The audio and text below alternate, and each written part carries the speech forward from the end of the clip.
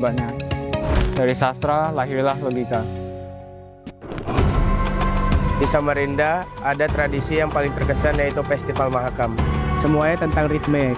Dayungnya itu nggak boleh terlalu cepat dan nggak boleh terlalu lambat, tapi harus tepat. Sama kayak nge-retrin lord dan nge-engage. 1 detik terlalu cepat, gagal. 1 detik terlambat, kalah. Timing adalah segalanya. Ya karena momen itu menentukan kemenangan.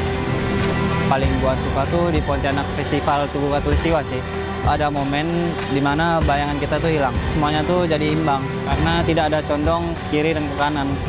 Sama kayak di game lah. Kalau misal terlalu agresif kalah, kalau terlalu defensif juga ya kalah. Jadi semuanya itu harus seimbang. Karena balance adalah kunci untuk mendominasi. Di Semarang tuh ada namanya Dokderan. Kayak kita nyambut bulan puasa nih dengan penuh sukacita, kayak ramai juga energinya. Dan gua di panggung MPL sih ngerasain yang sama sih, kayak energi penonton tuh kayak nyata, kayak mirip lah. Itu yang bikin gua nggak mau kalah sih. Semangat kebersamaannya jadi bahan bakar buat gua untuk berkompetisi di sport ini. Tradisi di Aceh yang paling teringat sama gue sih tari saman. Tari saman tidak memberi ruang untuk kesalahan. Ya kalau satu salah ya semuanya kelihatan salah. Ya jadi gue belajar hal yang sama lah yang ada di tari saman. Kita harus satu pikiran dan satu gerakan, ya itu yang membuat tim jadi improve. Jadi disiplin kolektif menciptakan kesempurnaan. Di dalam e-sport, sinkronisasi adalah dominasi. Pas di Makassar dulu, pas gue kecil, gue paling suka kapal finishing. Kerennya finishing itu dibangunnya tanpa gambar. Ya bisa dibilang blueprint ya. Jadi cuman pengalaman, insting, dan kepercayaan. Jadi pro player itu nggak ada petanya. Jadi yang ngajarin gue itu, ini pasti berhasil tuh. Nggak ada. Jadi dibangun kayak finishing, sedikit demi sedikit. Jadi tradisi ini mengajari gue melangkah tanpa kepastian. Percaya proses adalah kunci.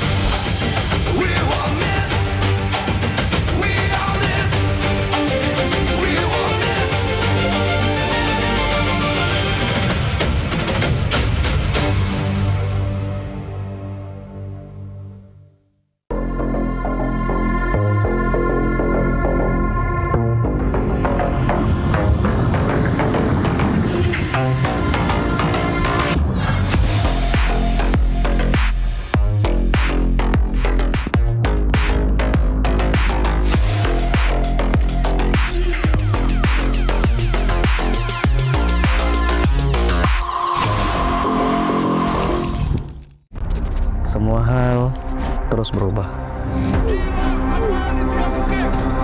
Dan kadang bikin gue pengen nyerah. Tapi banyak mimpi yang harus gue kejar. Gue butuh support yang konsisten. Biar gue bisa terus naik level, terus berlari tanpa henti. Skin gue banget nih, gue beli aja.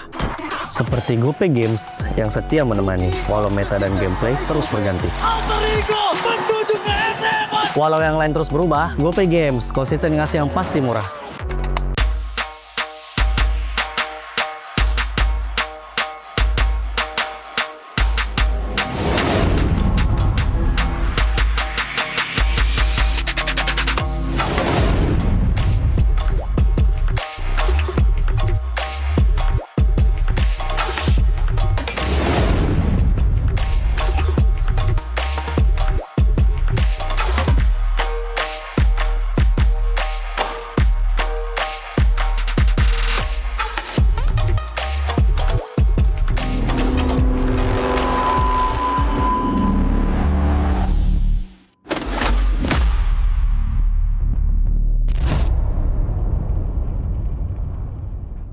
Garnier-Man. Keringat, minyak, dan kulit sensitif bikin jerawat susah dilawan. Lawan jerawat dengan nyaman bersama. Baru Garnier-Man Acnova Gentle Gel Cleanser dengan salisilik dan sika. Lawan 99,9% bakteri penyebab jerawat. Teruji pada kulit sensitif. Nyaman di kulit. Optimal lawan jerawat. Garnier-Man Acnova Gentle Gel Cleanser dari Garnier-Man. Tak ada hari tanpa mabar. Main nge-lag kerap buatku tak sabar. Gimana mau main sampai kelar? ini waktunya ku bersinar. Oke, let's do it. Game flash andalanku bikin mainku semakin hebat. Pin stabil main makin mulus, rankku fix naik terus. Tukar DG rings, diamond dan voucher game kau dapat. Cuma Games Max, makin no debat. Games Max Booster, kini dapat DG Rings. Beli paketnya dan aktifkan boosternya di aplikasi Dunia Games. Hah? Habis? Ya, kosong. Jauh lagi? Tenang, ada Klik Indomaret. Klik Indomaret, gratis ongkir 1 jam sampai. Klik Indomaret, belanja online seperti di toko. Klik Indomaret.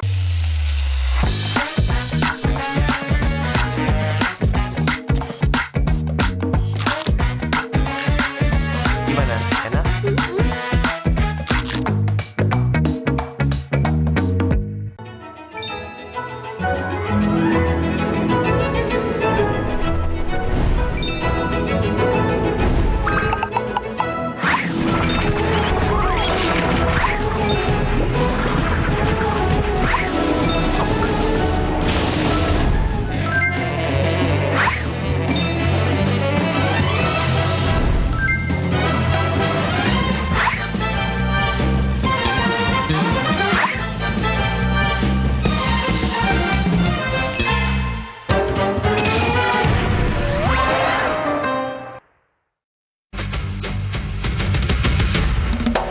Teman-teman super fans, sekarang MPL Indonesia berkolaborasi dengan Telx dan juga Aircraft.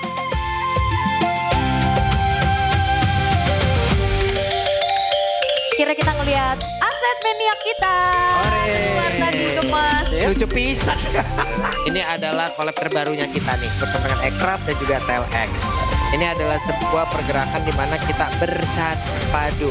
Kalau sekarang sih seru ya, soalnya ada budaya-budaya Indonesia juga ya, kita mengangkat semua budaya-budaya. Terus kayak kemarin player-playernya juga pas entrance-nya jadi ada permainan zaman-zaman kita kecil, jadi flashback aja seru sih. Jujur seru banget, soalnya kan activity-nya banyak kan, jadinya kayak yang bisa dilakuin gitu, kayak bisa main gasing, bisa main congklak, bisa main yoyo dan lain-lain lah. Kalau main terus dapat stem, jadi bisa dapat kayak hadiah, banyak lah istilahnya. Jadinya seru banget from my opinion. MPL sekarang sih udah mulai care sih sama budaya-budaya Indonesia. Gua rasa ini bisa jadi buat edukasi di generasi gua sih. Soalnya ini bisa buat tahu budaya dan tradisinya lah di Indonesia ini.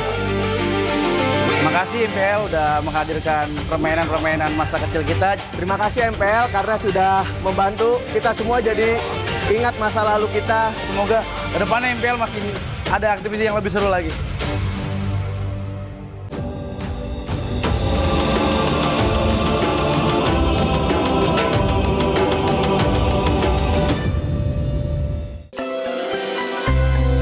Gua di Sukabumi, di Tanah Sunda, ada tradisi yang gue suka, namanya Seren Tahun. Dan Seren Tahun itu bukan sekedar pesta panen. Ini tentang menyerahkan hasil kerja 1 tahun kepada Tuhan Yang Maha Kuasa. Tentang bersyukur dan memulai dari nol lagi. Padi nggak tumbuh dalam 1 hari. Padi butuh waktu, perawatan, kesabaran, dan kerjasama. Ini sama dengan e-sport, mekanik, rank tinggi, makro, itu juga ditanam. Jadi, kalau lu nggak sabar, lu nggak bisa punya hasil panen. Di Seren Tahun itu, di diri gua terbentuklah mental proses. Jadi, konsistensi lebih penting dibanding hasil instan. Di gua, Sungai Mus itu bukan cuma sungai, tapi itu kehidupan. Di festival itu, semua perahu maju kencang, tapi bukan yang paling kuat yang menang. Tapi yang menang, yang paling kompak. 1 orang salah tempo, perahu oleng. 1 orang salah posisi, game selesai.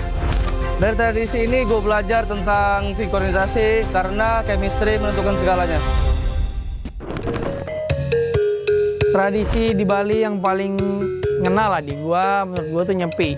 Karena nyepi tuh ngajarin kayak diam itu kuat. Jadi selama 24 jam gak ada aktivitas, lebih ke introspeksi diri lah. Di momen itu kita jadi lebih jujur sih sama diri sendiri. Kenapa kita kalah, apa yang salah. Di e-sport banyak orang berhenti karena kekalahan, tapi gua enggak. Karena nyepi ngajarin gua bukan buat berhenti, tapi buat memahami. Hingga sekarang, gua masih berjuang di liga ini. Dari kecil di daerah gua tumbuh dengan Gurindam 12 karya Raja Ali Haji. Gurindam 12 itu memiliki 2 baris, tapi maknanya dalam. Baris pertama sebab, baris kedua akibat. Di game juga sama, overextend mati, salah draft kalah.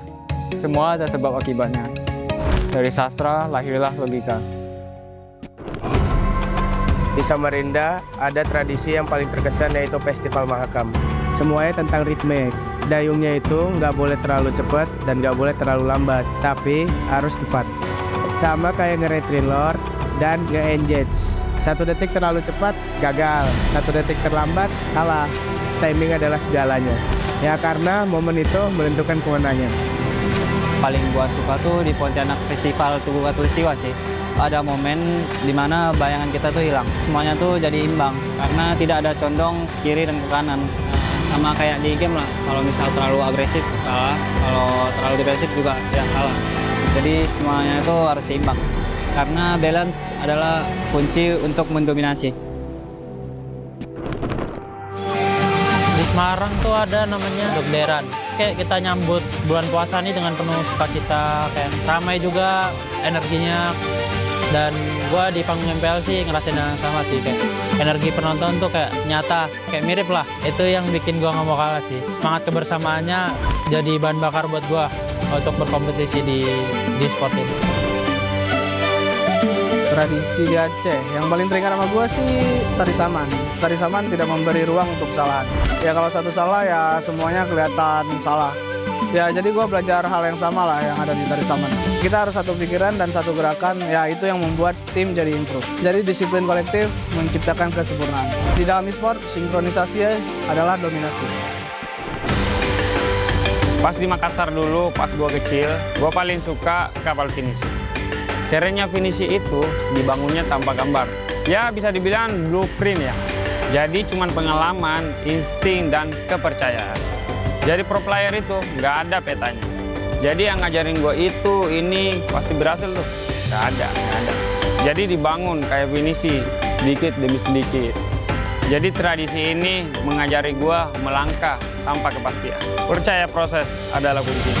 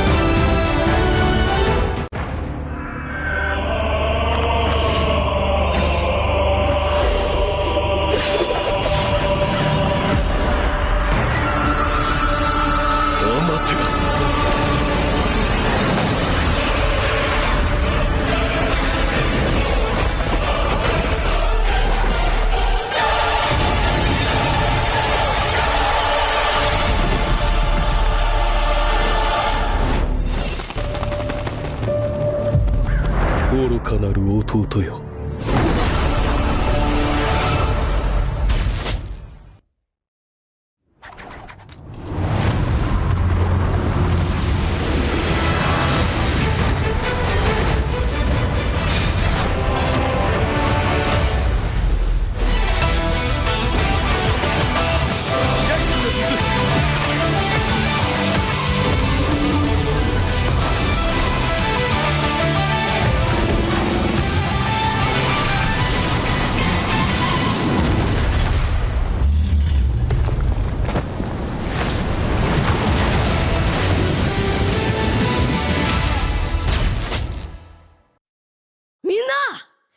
渦巻きナルトが帰ってきたぞ。飛来神の術。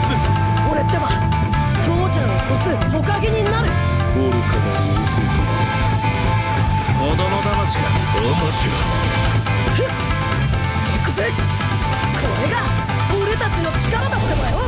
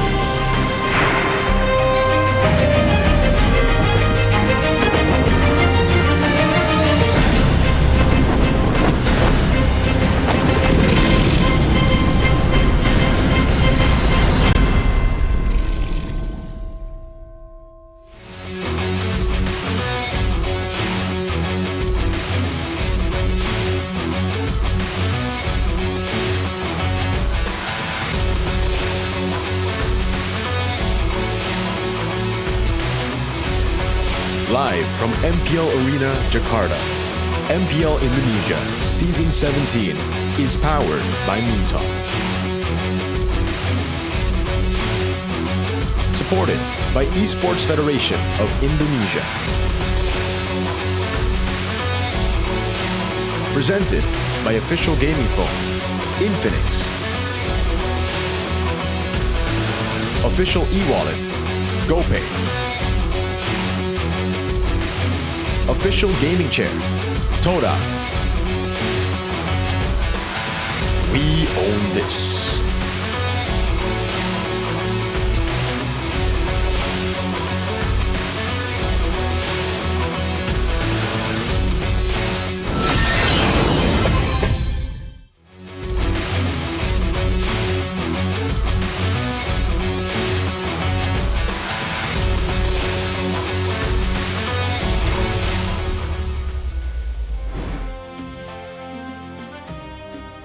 Selamat datang di MPL Indonesia Season 17 hari yang kedua, minggu yang ke-6. Luar biasa sekali, kita semakin dekat menuju ke babak playoff dan pastinya dari seluruh tim akan memberikan kejutan-kejutan serta formula-formula barunya yang akan bertanding khususnya di hari ini. Karena hari ini akan menjadi hari yang cukup panjang. Di malam minggu kita akan menyaksikan 3 match.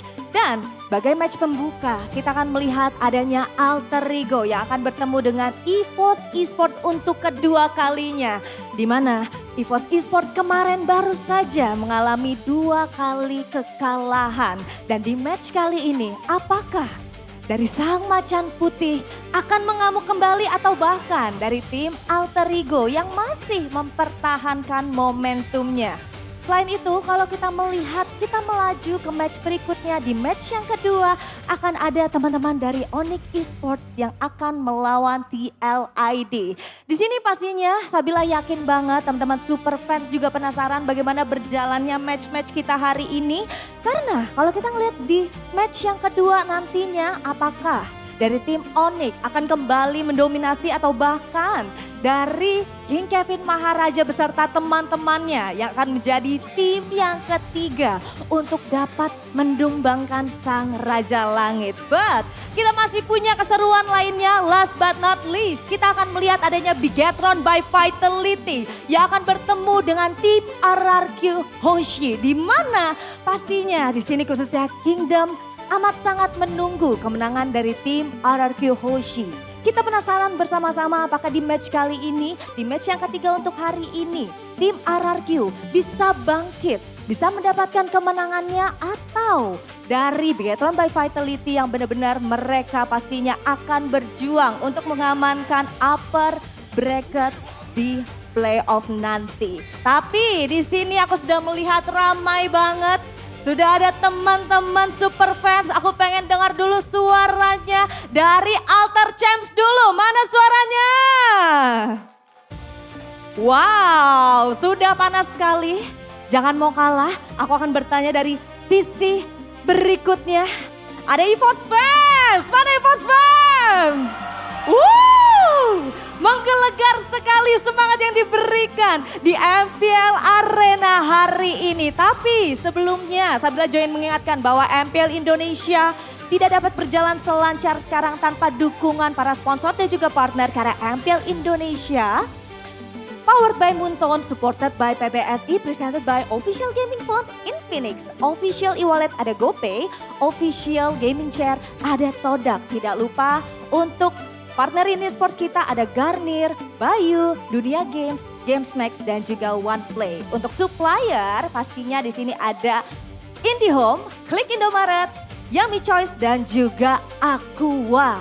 Baiklah, sekali lagi di sini ya, Sabila tuh pengen ingetin biar kalian nantinya nggak ketinggalan dan juga nggak kehabisan tiket.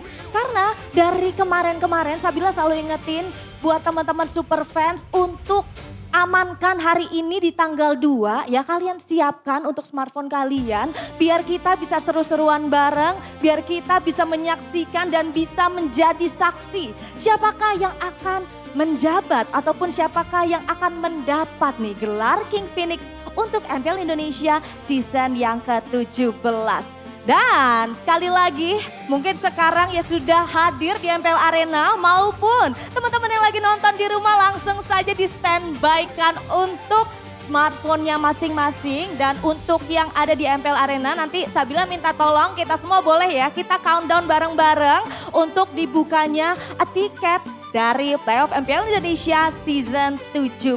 Dimana pastinya untuk di playoff ini kita bisa seru-seruan bersama, kita bisa semakin dekat satu sama lain atau bahkan bisa menemukan teman-teman dan juga komunikasinya yang luar biasa nantinya. Jadi dari nggak kenal bisa tiba-tiba jadi kenalan dan menambah teman juga. Nah, kita sudah memasuki 19 bahkan 17 detik lagi untuk pembelian tiket dari playoff MPL Indonesia season 17. Langsung saja dari 8, 7, 6, 5, 4, 3, 2, 1. Ini dia tiket playoff dari MPL Indonesia season 17.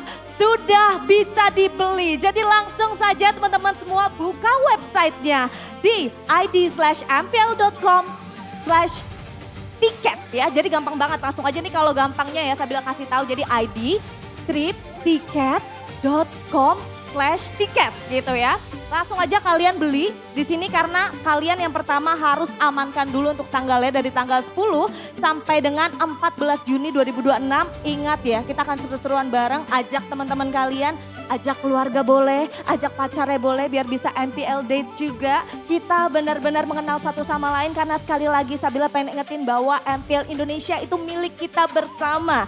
Dan Sabila pengen ingetin juga buat super fans yang ada di rumah, jangan lupa untuk tetap dukung tim favorit kalian yang akan bertanding khususnya di match yang pertama kita kali ini. Kita akan melihat bagaimana perjalanan dari tim Alter Ego ataupun dari tim esports berjalan di match pembuka kita kali ini di MPL Indonesia season 17.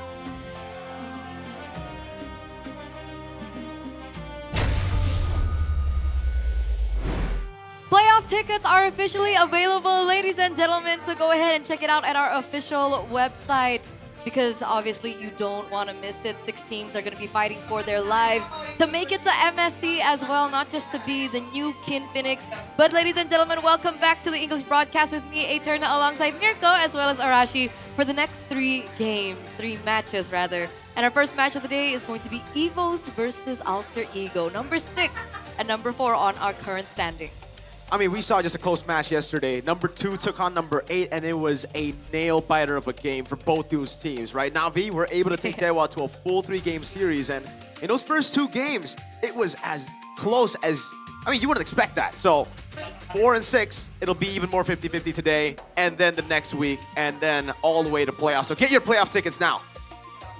Don't want to miss it, man. Especially because right now, again, like Mirko mentioned, even though teams are all the way down, if there's a difference in standings, it doesn't always guarantee that the matches are going to be stale. It's no longer that kind of time, you know? So make sure you take full advantage of it. Absolutely, absolutely. But of course, after Evos versus Alter Ego, we'll have our second match of the day later on. And that's going to be TLID versus Onyx. Not sure how I feel about that match. But our third match, we have BTR and RRQ. So things should shift, especially from the first match of the day as we take a look at the standings here, presented to you by the official gaming phone Infinix GT50 Pro.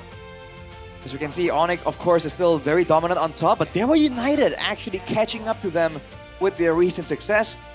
And again, all the way on the bottom, though, I think the team that has a lot of attention is the team that's still going strong in one way or another, RRQ. Is there still a chance? Yeah, of course. If we're talking statistics, there is still a chance for RRQ Hoshi, but if we're talking realistic, it's a bit different, right? Because what does a chance mean? With a 0.5%, I believe, chance to make it to playoffs, they will have to go on a ridiculous win streak, going 2-0 every single match. And also, that's not enough. They'll also have to hope for the teams on the 6th place, 7th place, 8th place to continue their lose streak to make way for them. So realistically, it's basically almost done, but we can never say it's done until statistically it's 0%. So you're saying there's a chance? There is a chance. There is a chance. There's a chance. But I feel like it's a tall order. I mean, if we look at the standings earlier on, it was Navi at number 8. And Navi's been performing really well, especially coming to the second leg of the season. And that's why it's really crazy. A lot of people have been really critiquing RRQ, saying that they are playing abysmally. And in some factors, they are. But honestly, the other teams are just getting so much better that it's kind of hard to really watch them make improvements and still fall short of the competition. Yeah, so we're going to see exactly how the next 3 matches are going to go. And considering like the patch changes and so on and so forth, do you think we might be expecting something interesting today? What, an upset? Oh, you think? I mean, BTR called the Robin Hoods of MPL ID, you know, they are the streak breakers as well. They broke the 100% win streak of Onyx in this season. They broke the 100% win streak of TLID. They broke the lose streak of Navi and GeekFam. And I was pretty surprised that they didn't break the lose streak of RRQ the first time around. It looked so close. Riza was playing game 1. Game 2, Moreno stepped in, and with an early game comp, they went late game. I was like, oh man, it's actually going to be a 2-0 loss for BTR. But then, there goes the problems again for RRQ, right? Which one's more depressing, Arashi? The fact that your team shows glimpses of brilliance, but throws the game through like those individual, very unintentional, very just random throws, or just being plain out bad. I mean, on paper, right? The fact that they were able to make it a bit more of a competition, you know, keep you on your toes is great. But sometimes you have to wonder, man. Like the false hope, let's say it. You know, it gets pretty draining at times. But hey, man, there's a chance. I can imagine. But let's focus back onto our first match of the day. What does EVOS need to do to avenge their Leg 1 loss against Alter Ego, considering if we take a little bit of a flashback to week 2, it was a 2-1 victory for Alter Ego against the White Tigers. Give Albert an assassin, A, B, win Erlan's lane, C, screening on Alex's move. Arashi, what man are you? I feel like I'm like an A man on that one. A man. I feel like, because honestly, especially number C is a bit vague, man. Like Alex does so many different things in the game. What do you mean when you want to screen him? Are you trying to keep his aggression down? Are you gonna try and, you know, get past him when he's playing defensive? It's such a vague statistic, but this isn't though. Climbing to be the greatest. MPL ID XP laners all-time data. We have Nino, Boots, Luke, and Pai actually. So Nino's up top there in total assists. Meanwhile, for the side of EVOS, we have Luke at number 3 for total damage taken. And Nino short thereafter. Yes, I'm not too surprised. It is very impressive though that Luke, after having a bit of a break in his professional career, is still up there in the numbers, man. Shows you again that win or lose, the guy is present in the game, right? If he's winning, that's where the damage comes through. If he's losing, he'll at least tank a lot of damage. So he's definitely someone to look out for in this current meta where every single role can have an impact, right? Yeah. I don't know if I'm being biased here, but hey, total assists, Luke is in number 3, and total damage taken, Luke's been number 3 as well. This guy was inactive last season. He joined MPL ID Season 10, and Nino as well.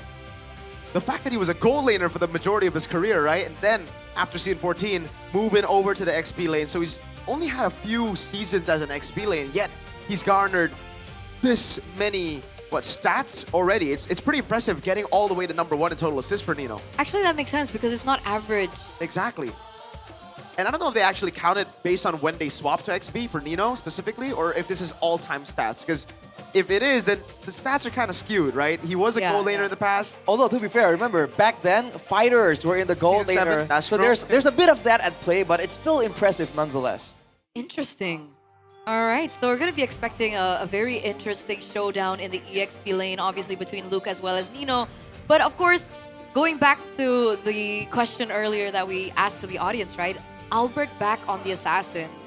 We've seen EVOS going for a particular strategy, especially lately. It seems like it's more Erlan focused. So will we be expecting them to shift that strategy again? Well, we have to hear from them themselves, actually. Okay. So with that, let's take a look at their ping test and hear what they have to say about their next matchup. pakai ini heart rate lu harus tinggi banget. Iya, tapi gue nggak tahu sih Meng gimana caranya Meng heart rate gue tinggi. Nah, gue punya saran no. Apa tuh? Kalau misalnya lu diantara lu yang ketahuan misalnya heart rate-nya tinggi, lu bakal dapet sertifikat GH baru no. Maksudnya kayak balap lari gitu? Ya kayak gitulah. Oh. Kalau misalnya yang kepergok kode win duluan ya, lu Ya, bakal. Kalau itu mah lu yang mau Meng. Ya. Itu mah lu yang mau. Emang lu nggak mau? Mau sih Meng. Ya yaudah. Kalau urusan sertifikat tanah mah gue mau sih Meng. Ya udah itu doang no, udah bisa dibicarakan Slow. XP sekarang tuh landing doang atau gimana no? Emang? Ya menurut gue sih, gue tipikal orang yang pengen nge-landing aja sih Meng. Nge-landing nge-web terus berarti ya? Apa? Nge-web Iya terus. enak. Enak soalnya nge-web. Enak soalnya Meng kalau nge-web. Iya XP kayak gitu ya karena mainnya. Iya. XP mah begitu Meng. Turtle kagak turtle. Buset dah, sakit hati gue kalau kagak turtle mah. Woi Dut. Boy, Heng. No hari ini boy, gimana boy? Iya bro, Jauki FS Heng, lu tahu. Jauki FS El Sabar. Lu tahu FS F-nya apa? Apa? Fighter. Woi, lu tahu S-nya apa? Sabar. No, lu kayak no ya. Lu lawan gua bro, Nino. Gimana lawan Nino? Nino Gua gak bakal sabar. suruh Nino pensi, aman aja. Emang siapa yang suruh Nino? Besti lu. Lu lawan Nino. Nino orangnya sabar. Lu suka perang. Ya. Gimana lu? Siap gak lu lawan Nino? Lu kalau mau dia jadi dewa gini. perang, lu jadi dah dewa perang hari ini dah. Dewa perang. Iya, yang Kan penting. dia orangnya sabar banget, Heng. Udah, jangan bahas itu dah. Enggak, lu dengar dulu. Kan dia orang sabar. Gua buat dia gak sabaran. Oke, jadi lu Gimana? harus jadi dewa perang sama dia ya. Ya. Lu harus perangin dia Ya, terus. aman banget, Lu aman mau main XP damage apa XP tank nanti hari ini? XP Demek. XP damage, gua kasih tahu lu harus targetnya ke core. Ya, tapi lu jangan mati. Lu juga jangan mati. Kita berdua jangan mati banyak. And that was the ping test for both of the teams, and we didn't really get any valuable info from that, but hey, at least they're in high spirits. I mean, technically, we got a bit of a leak there. Luke wants to play damage EXP I don't- laners. I mean, Sounds like him, man. yeah, true, but sometimes the players like to troll during their ping tests. that you is know? true. That is Their interviews as well. But it's safe to say that we're gonna see Hijume for Alter Ego, not Cyrus. Yeah, I don't know. Maybe sure about that. because yesterday they did play Hijume. I don't know if it's gonna be Cyrus or Hijume. That's a good question. Evos, though, I agree. Put Luke on damage.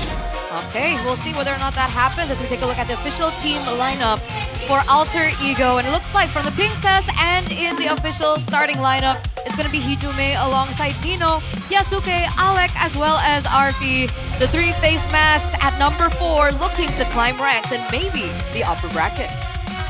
Can they rise back to their peak form at M7? The big question here today. Ladies and gentlemen, welcome on the stage, Alter Ego Esports.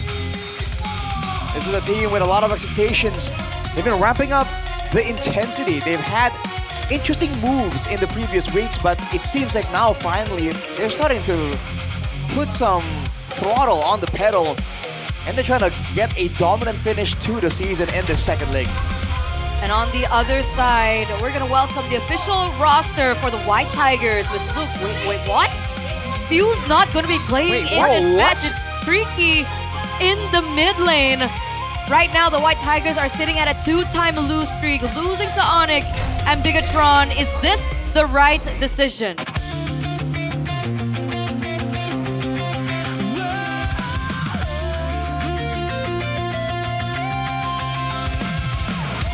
Only Evos have done the unachievable here in Indonesia, raising the World Championship trophy, the first of its kind. Getting a 2-time world champ in their lineup. I thought for sure, we thought for sure he beat the starter, but today, the newcomer Tricky comes back on stage to take his place. Will the White Tigers rise with this change? Will they find what is needed with this change? Welcome the legendary White Tigers. This is EVOS. This is EVOS trying to be a bit tricky, or they're gonna find themselves in a tricky situation. Let's see how this plays out. A bold move here to kick off the second leg. Oh man. I'm still actually quite stunned with this decision. I mean, despite Evos being on a 2-time lose streak, we can say that even through their losses against Onyx and BTR, who are currently very strong, especially here in this season, it was very close. It felt like only minor things needed to be done, but they completely swapped out Few, who everyone has actually been anticipating in terms of performance. What do you think is the idea behind this? Either they're really concerned that Zephyr has downloaded their information and they're trying to throw a curveball, or something is happening behind the scenes. But honestly, considering their performances and how they've looked, it's hard to believe that there is anything really serious happening, right? They seem to be in sync. They seem to be in high spirits as well. What do you think about this? It's a shocker. I don't know. Because if the changes of roster for the mid lane, Tricky or Few, if it happened early on in the week, then in the season, then it would make sense. You know, they would still be trying to experiment, trying to see what fits the roster best. But week 6, a change this late into the season may have a different meaning. It may be that Tricky is going to be the main starter for the rest of the season. And I guess this is where the trial begins. We asked you earlier, ladies and gentlemen, what does Evos need to do to avenge their leg 1 loss against Alter Ego? And it seems like 64% of you, so majority of you, think that they need to give Albert an assassin. We've seen him lately on, you know, the Baxias, the tanks in the jungle. So coming back to our topic from before the lineup started, what do you think about this? Do you think that Evos need to look for something different in terms of strategy, not just being Erlan focused? Well, see, the way I see it, right?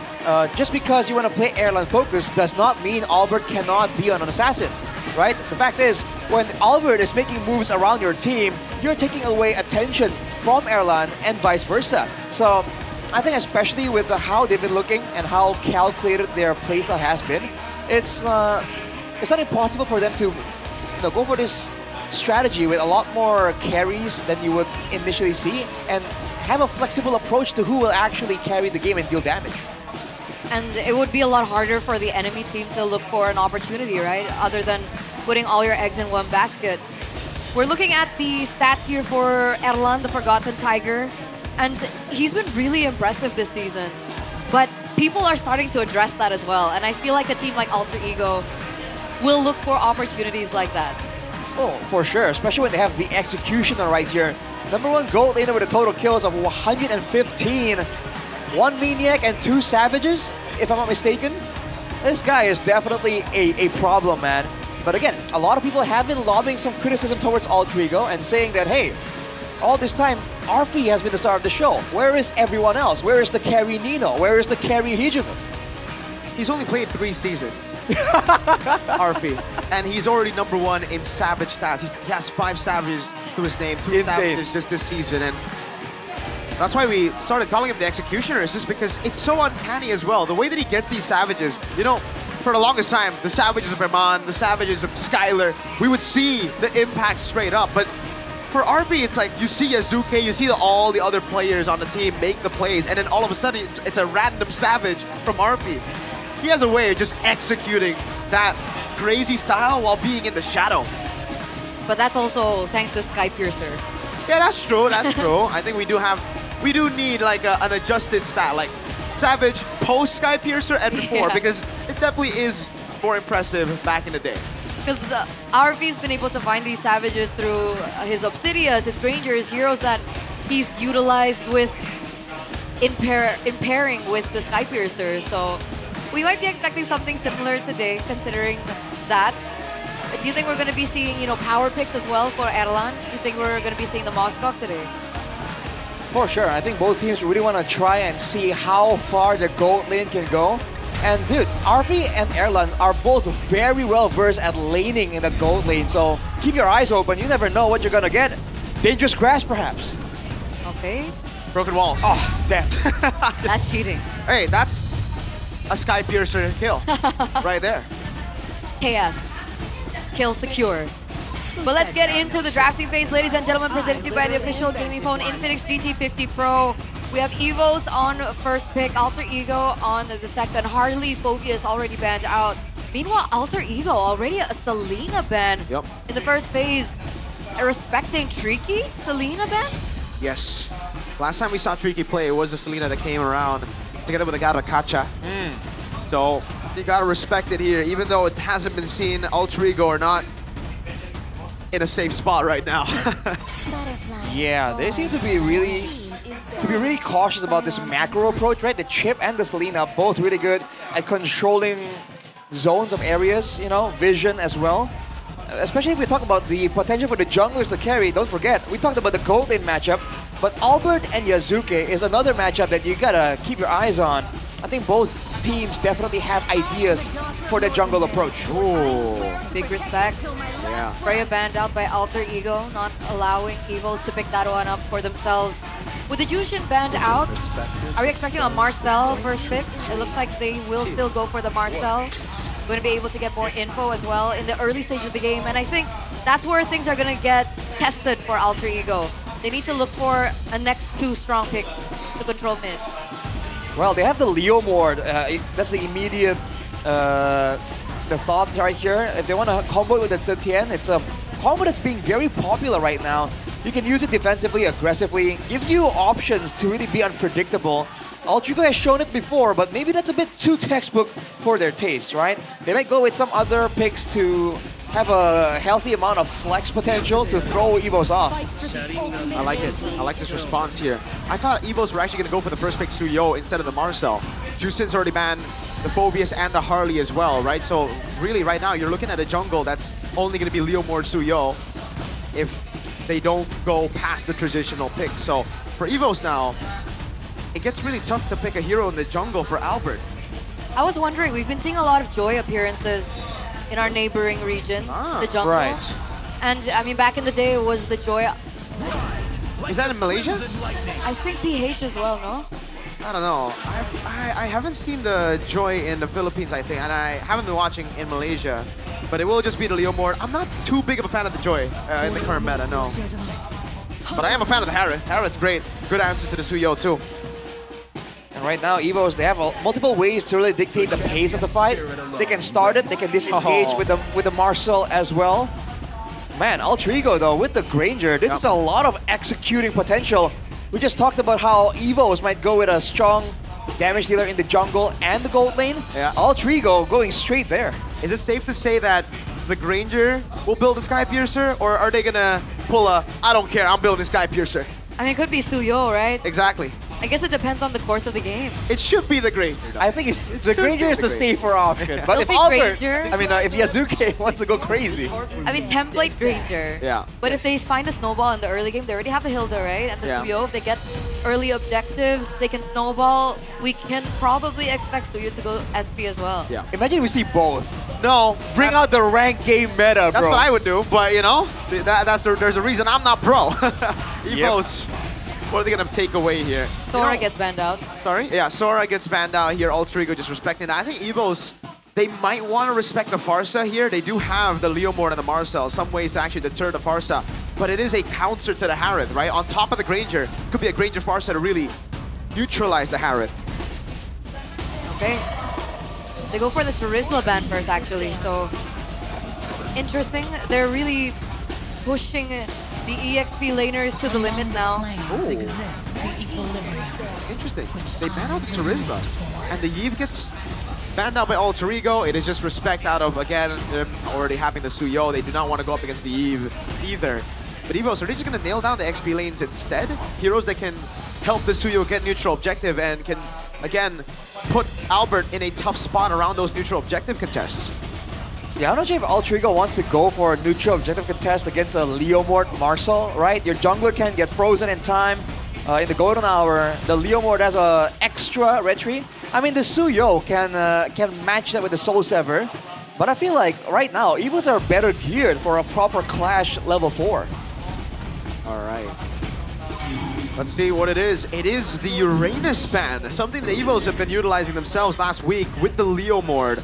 They ban out against Alter Ego. They know how annoying Nino is on that pick, but I think Nino has other plans, and certainly is another plan. Arlet instead of the Uranus. I think this was a little bit of an oversight unless Evos have a sudden hidden counter, because they banned out the Phobias themselves. I thought they would ban out the Arlet too here. To see what options they go for. Was that the Sora? I mean, they want to go for some kind of engager. They already have two very strong frontliners. I think it should be Lapu, right? Yeah, more utility and damage is the idea, I think, for Evos. And the Lapu really fits Luke. It fits in this composition in this game as well. And they snatch the far side. That's why they don't ban it out. All the right. Lapu has called Alter Ego. Do they take the Valentina to steal away some of these big ultimates? Or do they play the normal game? We haven't seen too many Valentina mids in MPL ID. Only a few players have actually played it. But if there is a player that I trust on a Valentina, it should be Hijume. Okay, Hijume has a wide hero pool as well, so he does have options. I mean, he picked up the Kagura yesterday, so... Okay, maybe none of that. It was a certain different case, right? He was up against the Faramis, I think. Yeah. Could it be the Lilia? I mean, we've seen it several times. Yeah, Not Lilia bad. worked. Not bad at all. Yeah, it kind of works, but against the... It's either Lilia or Zetian, right? Those are the two heroes that we commonly see. Or the Valentina. Those are the three options. Zetian, I'm not too big of a fan against Lapu. A bit vulnerable, by all means. The Lilia, you do a lot of damage to the others. Whoa! Wow. The Farsa outrageous here is what I was going to say. The Lo Yi becomes the option for Alter Ego. Man, they still want to go fast. Oh, Another wow. unique pick as well for our Hijume. That changes things though. Like initially, right? It's dangerous for Evos, but now with the diversion curveball available, if they're able to use it effectively before, they can get a huge advantage in the turtle fight before the fight actually breaks out. Yeah. They can get the advantage when it comes to setup as well. Oh man, now I'm really worried for Evos. I mean, the Alter Champs, they seem confident as well with that pick. They seem confident anyways. That's just the Alter Champs, man. Always supporting their team. Absolutely. With the super fans behind them right now, ladies and gentlemen, Evos and Alter Ego collide once again. Lineup rating is going to favor Alter Ego. So will Hijume's Luo Yi be the tip of the spear in order for them to begin this best of 3 on their terms? With that, let's head into game number 1 between Alter Ego and Evos. The sudden appearance of the Lo Yi, both teams competing for early game tempo. Stronger damage coming in from Evos, but there's some utility advantage for Alter Ego. It's going to be interesting when folks fasten your seatbelts. Let's see it, folks. Okay, there is a... Oh, Albert with a quick poke there, just shanking Alec real quick. Arfi, early on, level 1 is what you need to do as a Granger. You need to try to bypass the wave, get those shots on Erlan. But unfortunately, I think Arfi took a bad trade there. He walked in way too deep, and Erlan got the damage reduction from the turret in Tier 1. Albert already getting invaded. That's a lot of damage! Yasuke with a Soul Sever secures first blood on the baby alien. Oh boy, early game Hilda pressure. That's what that is. Key trying to match the Hilda, but you can't do that on the Marshall. No! Yasuke with 2! You know what? A-Turner might be right. Just give Yasuke the Sky Piercer. I mean, at this point, that has to be the approach. Man, you cannot underestimate the Hilda, dude. Key on the Marcel, a utility-based, shielding-based hero, tried to go up against Hilda level 1. That is not it, man. Arashi, the marksman emblem on the Suyo as well. I like this for Yasuke. He knows there are tanky dudes, but that double with the patch, right, from 5 to 10% adaptive penetration, you definitely felt it there. I mean, penetration is so effective right now. Bargain Hunter for 2 members of Evos as well. They are trying to snowball faster, and they are not really putting a lot of thought into how they're going to survive. So if Nino or Yasuke, as we just saw, really gets ahead right here, Tricky and Erlan are in absolute danger. There's a Purify for Erlan though, but oh, look at this. Key already getting forced away. The Marcel cannot be as annoying as he usually is. No chance to contest this, man. I mean, they're going to go straight from the turtle into the purple buff. Albert's done with the Blade Surge. Nino gets the final slash the flicker combo, and they take the purple away. And Arashi, this is why I said earlier, I thought Evos would prioritize the Suyo, because it's either that or the Leomord. Luke wants some smoke. Hijume gonna be bursted down. Now as Alec jumps into the back line. Tricky still there with the better airstrike as Yasuke charges the Blade Surge, but won't shoot it at Evos. Finally, a trade back. The kill is on Key, though, unfortunately for Evos. Oh my god. And they're losing heart and tempo, dude. There's so much clear, so much brawl potential. Nino. Tricky doing a bit of damage there. Albert gonna try to help out as well. Yasuke has to walk away. Nino still wants to lay as much as he can. And truly, this is a very frustrating game for Albert on the Leomord. This is the 3rd minute of the game, and he has no Barbiel. And look at the dynamic use here, the diversion used to send RP back to his lane. If you get creative with the diversion, it's so many things. Yasuke though, getting caught in the golden hour. Golden hour for the airstrike coming down as well, but Alex right there in the back line. There's no mana. Luke, really good stun on Yasuke, and finally they get the kill on him. It's Yasuke down. Hijime trying to cut away. Oh, Key with the flicker in, getting the stun, but now another mobilization. Almost getting the kill, Luke. Oh, he was one hit away, but Hijime took him down. Man, too close for comfort. Fortunately, RP wasn't part of that fight. He already has the Sky Piercer.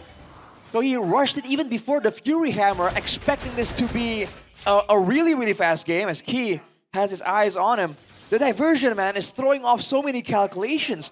I mean, the purple invade alone from Altrigo was so devastating to Albert's clear. Man, Albert's still level 5. Yes, Yasuke got killed, but the thing is, it wasn't even a shutdown, Arashi. So for Altrigo, I think they just take that. Oh, did Alec get the green cap? I don't think so. No, Albert got 6. He got it. Yeah, this is the issue, man. This is not even the dangerous grabs, and Alec is having so much room to maneuver. Not enough damage to spare to take out Alex and the other members. So Alex is going to take a sacrifice. Look at this, though. Yeah, they're going to jump in on Nino, bursting him down real quick.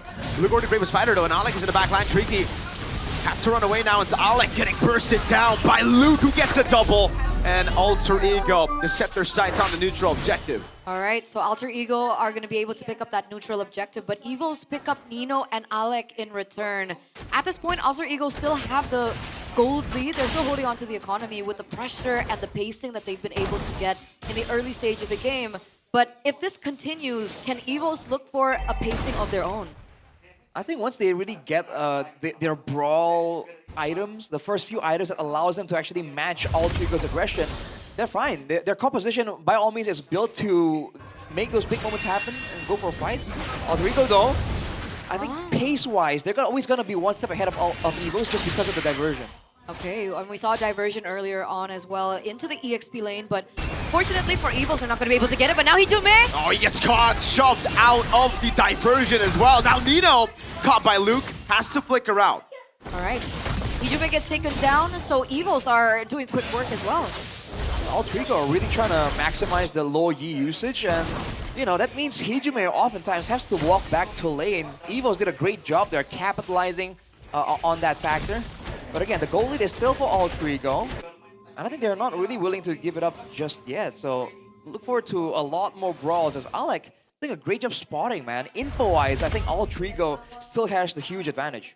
Despite going up against a Marcel, yeah? Yep. What a recovery, by the way, for Evos, right? Albert was 2 levels down at a certain point and 2 turtles down, yet he's only 1 level down now with all those brawls he took.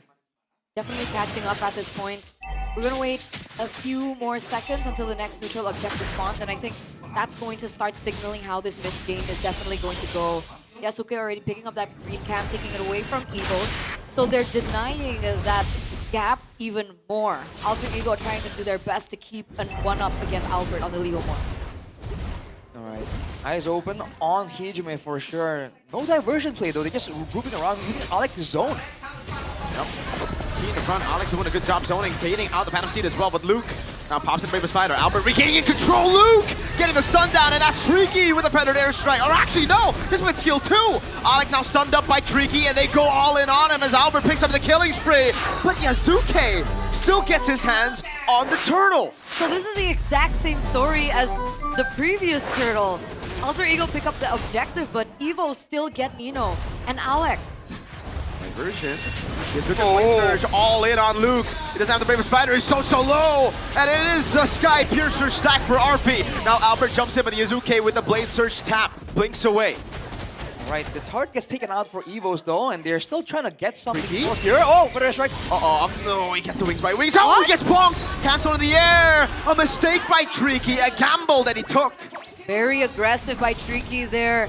And of course, there should be a little bit of pressure perhaps coming into this match, considering he is going in the hands and into the shoes of Hugh. Very reactive. He's been doing okay so far, but giving that kill over, I'm not sure about that. I mean, the pace and the tempo is where it gets difficult if you don't have experience, right? A lot of these moves are improv from both teams, and Tricky, you know, he's playing with some real experienced players here, and he's kind of a little bit outclassed. Look at this though. Good disengage by Key, gets pulled back by the rotation, RP! Oh, the body block by Erlan! And Key has to flick around, now Yazuki gets caught in the bond force of Erlan, but he won't be able to just chase him into that tri-bush. Ooh, man. That was a dangerous one. Yazuki immediately not wasting any time at all. Every single time there was some kind of fight, some kind of skirmish, he just finds time to steal away camps from Albert, which is why he is actually the same level despite, you know, despite trying their best to put Albert behind. He's actually keeping up. RP has to respect his Zaman force. Erlan is, again, getting forgotten. Alter Ego have forgotten about him the entire game. Yeah, still standing at 0-0-3, not punished, not anything just yet, not hindered as well. And he's not far behind of RP either against the Granger. So he already has that first item down. I think the second one is already built up as well. Oh, it's a bit different though. It's a Lord this time, right? I think Alter Ego are very happy to trade 1 or 2 members for a Lord at this point. Diversion to the mid lane though.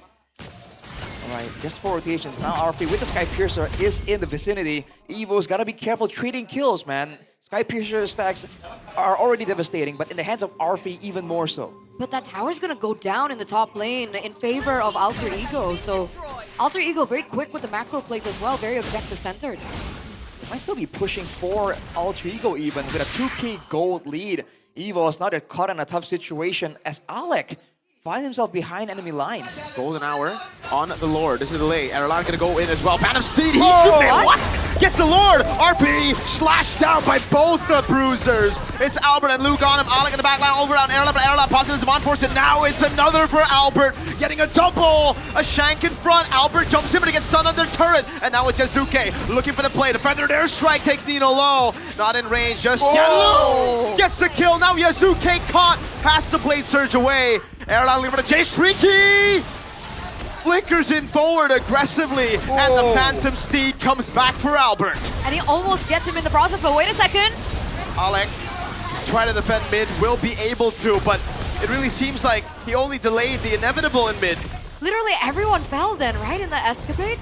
Except for Yasuke? I think so. RP was the immediate main target. They did get the Lord, and they will be able to use it macro-wise. But Evos, they understood what Alter Ego were trying to do, and they made sure that they paid heavily for that. And the Lightning Trench is completed for Tricky as well, so the pickup game very much is alive for Evos, and the Lord isn't really being escorted right now. Alter Ego might not be able to get there in time. I'm pretty sure they should be able to get that mid-tier turret. Oh! Their airstrike, Yasuke! Very aggressive as well. Gonna be able to cancel that further airstrike as well, but that's it. They've been able to clear that mid lane. That mid turret doesn't fall. The Lord is still pushing and crashing into the bottom side. We do see a diversion play. Gets spotted in the bush, Nino. Good read there. Alec. Wow, he actually baits out the Phantom Steed. I don't know about this, Evos.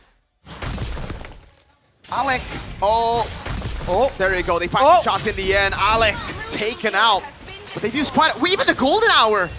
They're gonna get turrets off of this. I don't think that was worth it. Wait, hang on a second. Did you see that? The Lord kind of backtracked on the bottom, got pulled away by Erlan. So the protection in the bottom lane is still very much up. But the Holy Shield goes down anyways. Wow. Despite Erlan's best efforts. So Alter Ego taking away almost all the turrets, concealed from Key to try and trade back. Phantom Steed, Hijime, forced to flicker out. Erlan committed Zaman Force, dashes away from the final slash of Nino. Yeah, Nino doesn't get it, doesn't look for a trade as well. So at the end of the day, after everything and all that effort, who was it in favor of, Evos or Alter Ego? I think Alter Ego, man. Alter Ego has, both teams have okay scaling by all means, but I think Evos wanted to be a bit more dominant in the brawls, and Alter Ego have been able to maintain a gold advantage throughout the whole thing. They have a turret, they've had turret advantage for a while now. Now with the low Yi, they can rotate in a more confusing manner, and Evos don't really have an answer for it. But right now, even from the drafts, right, we were talking about Alter Ego and their snowballing, right? They technically haven't really built up a snowball because of the trades that Evos have been able to get up until this point in time, right? They get more trades and kills. They were able to get more team fights as well. And RP doesn't have his Sky Piercer stack anymore, right? He got killed after he got that first Sky Piercer stack. That's true. And he only had one anyway, so it wasn't really a significant amount. But the control is the same story here. Alec can zone everyone the same way he's been doing, and there's not much Evos can do about it unless they want to spend resources. Whoa! Goes in with the power of wildness. Luke, Raven Spider, Nino missing the final slash. Albert walks in with Phantom Seed, now brings Alec back, but Immortality is the only thing they get right now. They go for the kill, and it's Erlan who picks it up. 2 ultimates down, 3. Make it 3 with Tricky as well. The Lord gets reset. Nino's clearing in the mid lane. Oh, Nino's gotta be careful here. Walking into 3. Uh-oh. Feather Airstrike again, right as it's off cooldown. And Alter Ego! All this time, all the golden hour catches Albert right on the edge.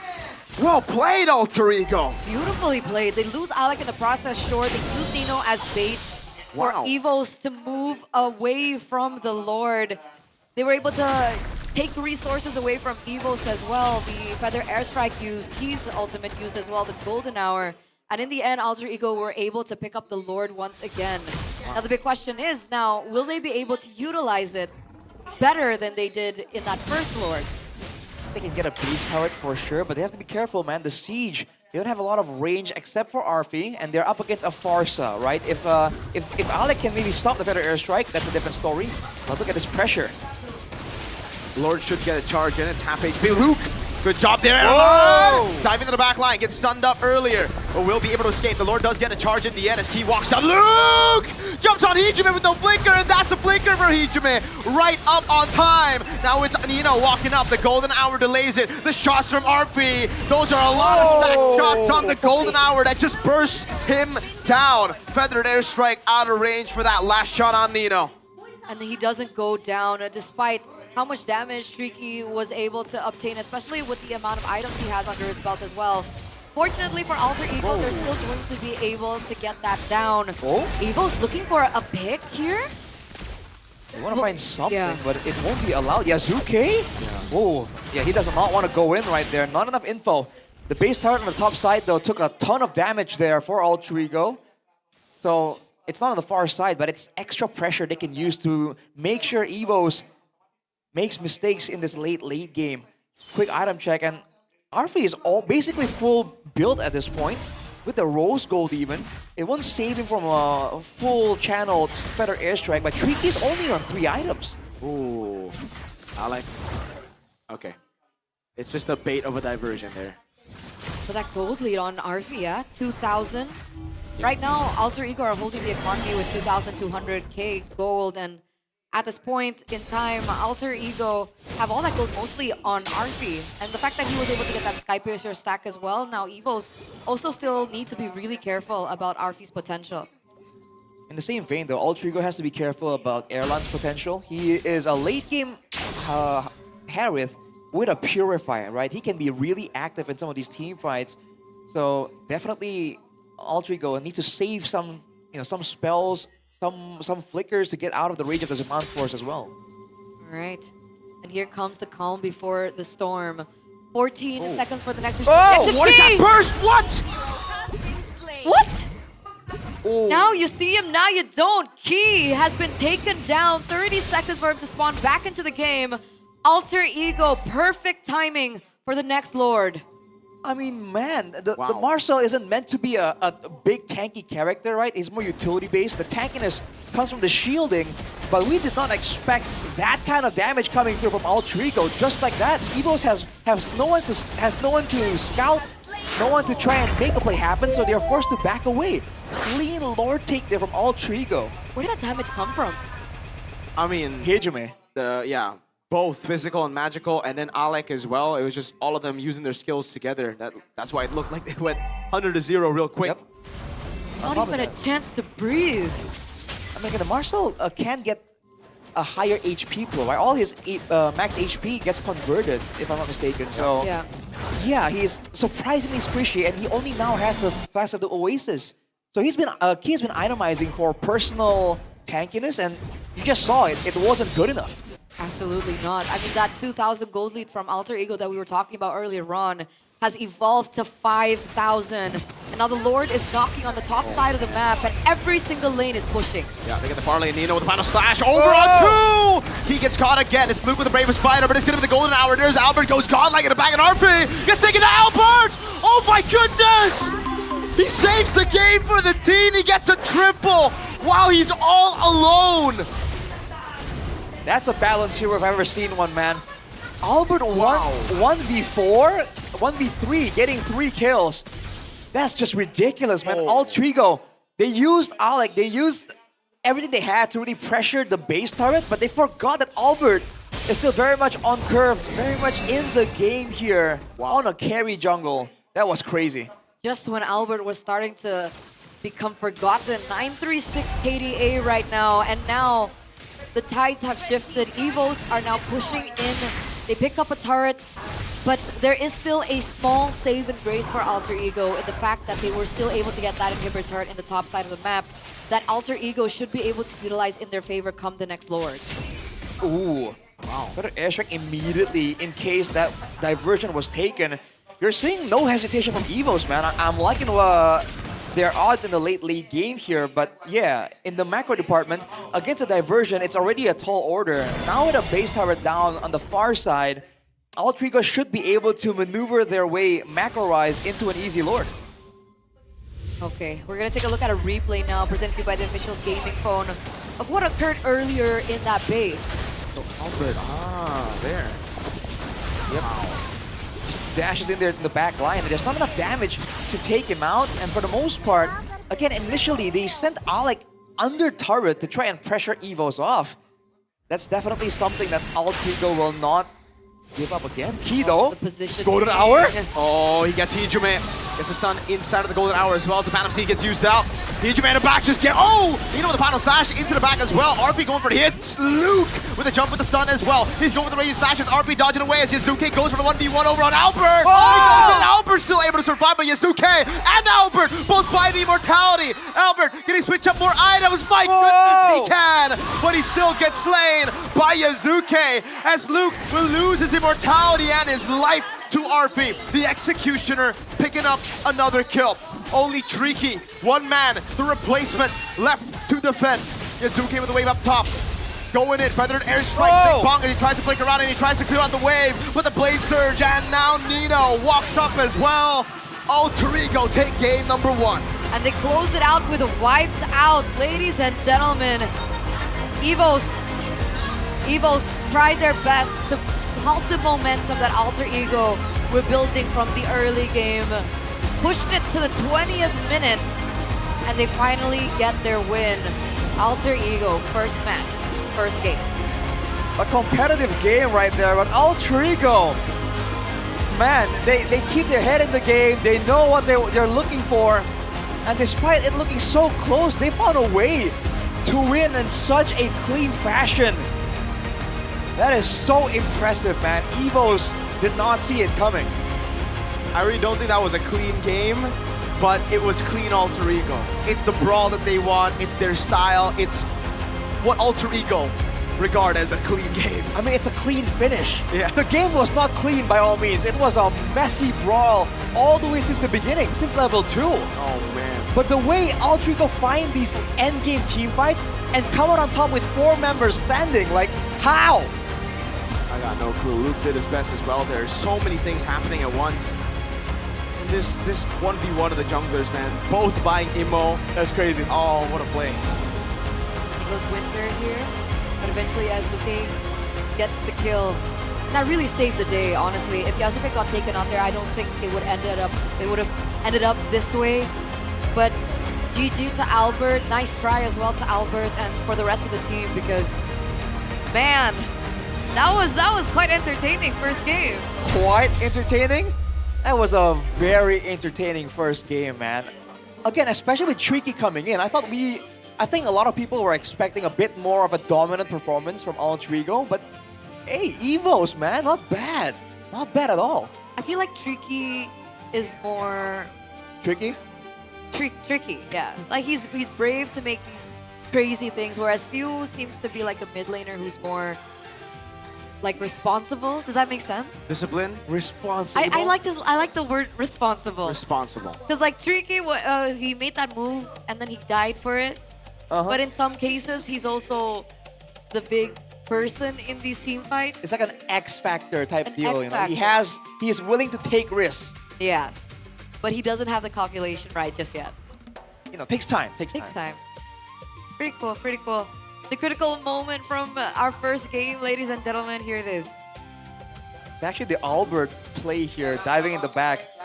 Man, this hero is just crazy, man. The Leomord in the right hands, I think it's very different. A basic Leomord and a really good Leomord. But this team fight, again, the way Altrigo were able to split the fights over, I think EVOS would have benefited from a big AoE, you know, clumped up type of team fight. And Altrigo recognized that. And so they're like, okay, cool, we're gonna put Hijime, Yazuke, and Arfi all different places. EVOS, take your pick, you know, we'll spread your numbers thin and win that way instead. But at the end of the day, the one that benefited was Yasuke, player of the game, presented to you by the official gaming phone Infinix GT50 Pro on the Suyo here.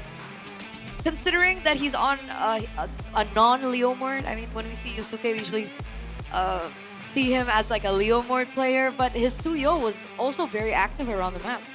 I mean, don't forget, this guy is a very dangerous assassin player as well. That was why he's so dangerous. Fighters, utility, assassins, he finds a way to be really impressive in all three types of junglers. This early play though, this was insane. The version usage by Altrigo was definitely on point. In the mid game though, I think the surprise factor coming in from EVOS, the fact that Luke is willing to go in and get some of these dives here, some of these trades, caught Altrigo just a little bit off guard. But overall, the game plan was still the same. Send Alec in, let Alec zone, right? Use his ultimate to stop the Feather Airstrike and go for neutral objective. And despite EVOS finding ways to at least punish Altrigo for going for these turtles, for the early Lord as well, you know, they lost 3 members for the first Lord, Altrigo, and they always had like at least 1,700 to 1,000 gold lead at all times. So it's hard to see it any other way except Altrigo having everything calculated, man. First clean, man. Like, oh, this moment. Oh, yeah, man. The build-up, bullets there, yeah. Luke, he just had to take it like a good boy with the golden hour there. It's crazy to me that Yazuke always got the neutral objectives when EVOS won the fights. Like, Alter Ego, usually it would be them who would give away neutral objectives to win the fight, right? But it's the opposite this time around. Man, it's like a macro-oriented Alter Ego. We've seen the brawl style a lot, you know, more than necessary almost. But this macro style where they don't care, they lose fights, but they get the objectives, they get the turret advantage, they get the pressure, the farm, you know? This is different, man. It's so impressive to see Alter Ego have this many like different looks. I feel like we saw glimpses of that type of gameplay from yesterday. Right. Against Geek in their second match. Yeah. Like where they're a little bit more macro focused instead of like prioritizing the brawls above everything else. So and now Alter Ego's gameplay is starting to evolve, and that gets a little scary. Gotta give a shout out to Hijime as well, though. The Lo Yi, again, it's a hero we haven't seen in a long time. He made it work, man. I'm curious to see the damage numbers, because Lo Yis are usually a bit more subtle with their damage dealing, especially in a team with an Arlet, Suyo, and Granger, and a Hilda even. You know, there's a lot of damage coming through from all the members. And I can't help but feel like for EVOS, they might have overestimated the potential for Marcel as a frontline. Because again, the golden hours are great. They change the game. Now your teammates can move in the golden hour as well, but you cannot use him as a frontline. So right here, there are 3 members from EVOS that are a bit tanky, but they can't really serve as a main frontline. The Leomord, the Lapu, and the Marcel. So they're kind of like jack of all trades, master of none. And unfortunately, in a proper front-to-back fight where Arfi was dealing damage, EVOS just couldn't match up. I don't know, for me, right? Just looking at the composition, the way that EVOS wanted to play, this is why mid-prio is so important, especially when you have a Suyo in the lineup on the enemy team. It's also very important when you have a Suyo in your own team, right? Yeah. The invades, especially with Leomord, especially with Suyo, if you fall behind early, it gets tough. And you saw how good Albert was despite falling early. Yeah. If he was able to get his hands on those neutral objectives, this could have been a snowball for EVOS instead, right? So for EVOS, I think that's something they need to learn in the next game. Here, they took away the Parsa, understandably so. They didn't want the Parsa to go to the hands of Alter Ego, who could counter the Harith. But you've already picked up Marcel. You need to combo the Marcels with something that can clear mid quick, or something that can at least go even with what Alter Ego built, because the Hilda was just rotating everywhere, and they had a low Yi to get all the damage in the mid in early game, clear the waves.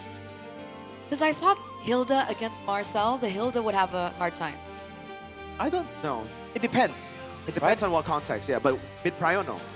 So it's still the Hilda. Yeah. For sure, for mid prio. For the small trades, the Marcel would win. For all-ins, the Hilda, I thought because you of saw Ki Marcel's get beat up. passive, right? Oh, the snapshot? Yeah, the snapshot. That would halt Hilda. Again, in the short trades, yes. In an all-in, Yeah. he was getting beat up by Alec, man. Level 2, that initial kill, I saw that like play in slow motion, like, oh no, man's in trouble. Yeah. Getting Wasn't the best of times, but coming into our 6th week, ladies and gentlemen, MPL ID. Once again, we want to remind you guys back at home that MPL ID is still active in collaboration with Ekraf as well as Tail. So we've been, seeing local IP characters from Indonesia and their stories and the impact of their stories to us as well. And we have another one to share about Tape Day, from Tape Day. Ah. Yes. Bimala? Yeah. Is that how you read it? Bimala? Bimala. Bimala. Bimala. So it's 2 E's. 2 E's. Yeah. But one's big, one's capital. Yeah. Interesting. So she's another anime kind of character, but with a different art style. More. And she's a Simmanian wanderer who perceives the world through vibrant color spectrums. And with this gift, she protects her new home, Numaya, by revealing hidden weaknesses of Luhyas and Yoni. And she was born as a guardian and a warm companion. And she likes to eat a lot, Arashi. Sounds like my kind of guy, my kind of person. Well, the Bimala comes from the Sanskrit Bimala, meaning pure. And I like that, dude. Sanskrit is a very fascinating language, honestly. Some people still know how to read it, by the way, which is mind-boggling to me. If you've seen the characters, it's confusing, man. Bimala reminds us it's okay to see things differently. Oh, there you go. Interesting. So for those of you guys out there with a different perspective, it's okay. It doesn't make you weird. Really? Yeah. Bimala. W Bimala, man. What do you think that other people won't agree with you on? Anything that regards facts and truths. Yeah, I think people are kind of allergic here in this country. Okay. I mean, the truth hurts, man. I was expecting something like a little more simple, like, oh, right. You like fries with ice cream or something. Oh, no. Okay, that maybe the people got my good. back on that. No. It's good, guys. How about chocolate chocolate milk in your instant noodles? Shout out Lafel. That's weird. Okay, Lafel. But hey, Bimala teaches us that it's okay to see things differently. And that's why we are not Bimala, right? Like, this is yeah. I like that, being so open, being so like Bimala, the character itself, it's so good, but also it's a fictional character because in real life, it's very rare to find this kind of person. But hey, W Bimala and Tabe, is it Tabe? Tabete? Because, hey, so creative. Look at the design. I really like the design, Arashi. I like Big that sword. I wonder why is there a bell on her tail? Oh. Wouldn't that be like, if she's actually trying to attack someone, wouldn't that be distracting? Wouldn't that give down cues? Is she a warrior? Oh, she's a wanderer, not a warrior, right? But she's a modern, because she has a phone, she has a smartphone, and she's playing MLBB. Wait, you're right, she has a phone. Wait. So it's like, now we get into deeper questions. The plot thickens a bit.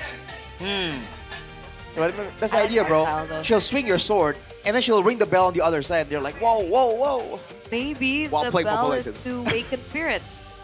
Because she's a guardian, right? Ah. He was born as a guardian. You're right. You're right. And a warm companion, bro. Yeah. A warm companion. Her new home is Nomaya. Yeah. She could be your warm companion. Do you need a warm companion, Arashi? I think she's meant to be everyone's warm companion. Oh. I don't think there's anything exclusive about Bimala. No, I just figured that maybe he would need one. I think he's more of a Starla guy. Oh, okay. Rashi, are you more of a Starla guy or a Bimala guy? Starla? Yeah, Starla's the girl other with one. pink hair, the girl with pink hair. Must have missed the details on that character. Yeah, behind you, look. The one with the pink hair, Ah, yeah. right? On the right Is side. that more? She reminds me of Beatrix. Yeah, Actually, Just a little bit. That's true. Interesting. Matrix. Yeah, So answer the question. She seems a bit more my speed, yeah. Ah. You know him well. You know him well. More of a Starla guy. You know my But- favorite? This little Gato Kacha guy. Look at him. He's so derpy. Look at that. Look at this guy.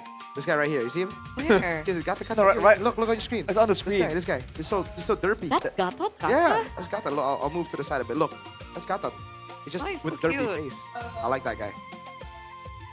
He's cute. If Gato was a pufferfish. Ooh, what would Arashi look like as a pufferfish? Like that. That's an interesting question. But without the mustache. Yeah, because I can't grow a proper mustache, bro. Oh, you can't? I grow one of those like Chinese seafood mustaches. Same, man. Oh, really? The catfish, the dragon. Wait, I can't see properly. Do I need to zoom in? Maybe you can just search it up. That works too, you know. But hey, if you want to zoom in on that amazing phone that also has liquid cooling inside, built in, officially unleashed as well, go and scan the QR code down below, because what Eterna's holding is the Infinix GT50 Pro. And you can see, it's not just a gaming phone. It's not just a phone. That's a zoom. Performance. It is a phone that captures everything. So if you're into content creation, you're into gaming, if you're into anything that requires a mobile phone, that's the best in the business. Infinix GT50 Pro, only rivaled by the other Infinix products. Dude, that's a bit too HD, man. Wow. That's actually insane. That's the video. That's the Bro, photo I showed the viewer. There's an uncomfortable amount of detail, dude. That's crazy. I don't want to look at that. I want to make it the wallpaper. Nah, delete that photo, man. Oh man, well, How do you make it the wallpaper? it's officially unleashed. Scan the QR code down there if you want the easy way. If you want the hard way, then just search it up. You know, you'll find it anyways. Infinix GT50 Pro, nothing's difficult with that though. What are you doing? I made it the wallpaper. Oh my goodness. Oh yeah. She made Arashi's facial hair the wallpaper. Whatever's left of it. Whatever's left of it. Amazing. W Infinix. Man. I'm still shook that there's a bit too much detail, honestly. It's actually crazy how detailed it is. Because it was a zoom. It was. Did you get closer or was it zoom? It was a zoom. It was zoom. Like, yeah, you can see the follicles and all that. Yeah. Oh. You don't get that kind of quality with other phones. I don't think you should. Point taken. If you're Specifically for Arashi's facial hair. for Arashi's facial hair. Gani would love that phone. To zoom in into what? Arashi. All the time. He would just zoom in into Arashi. I mean, Gani's a Not zoomer. Sheffin? He's a zoomer? Oh, Sheffin would love this phone.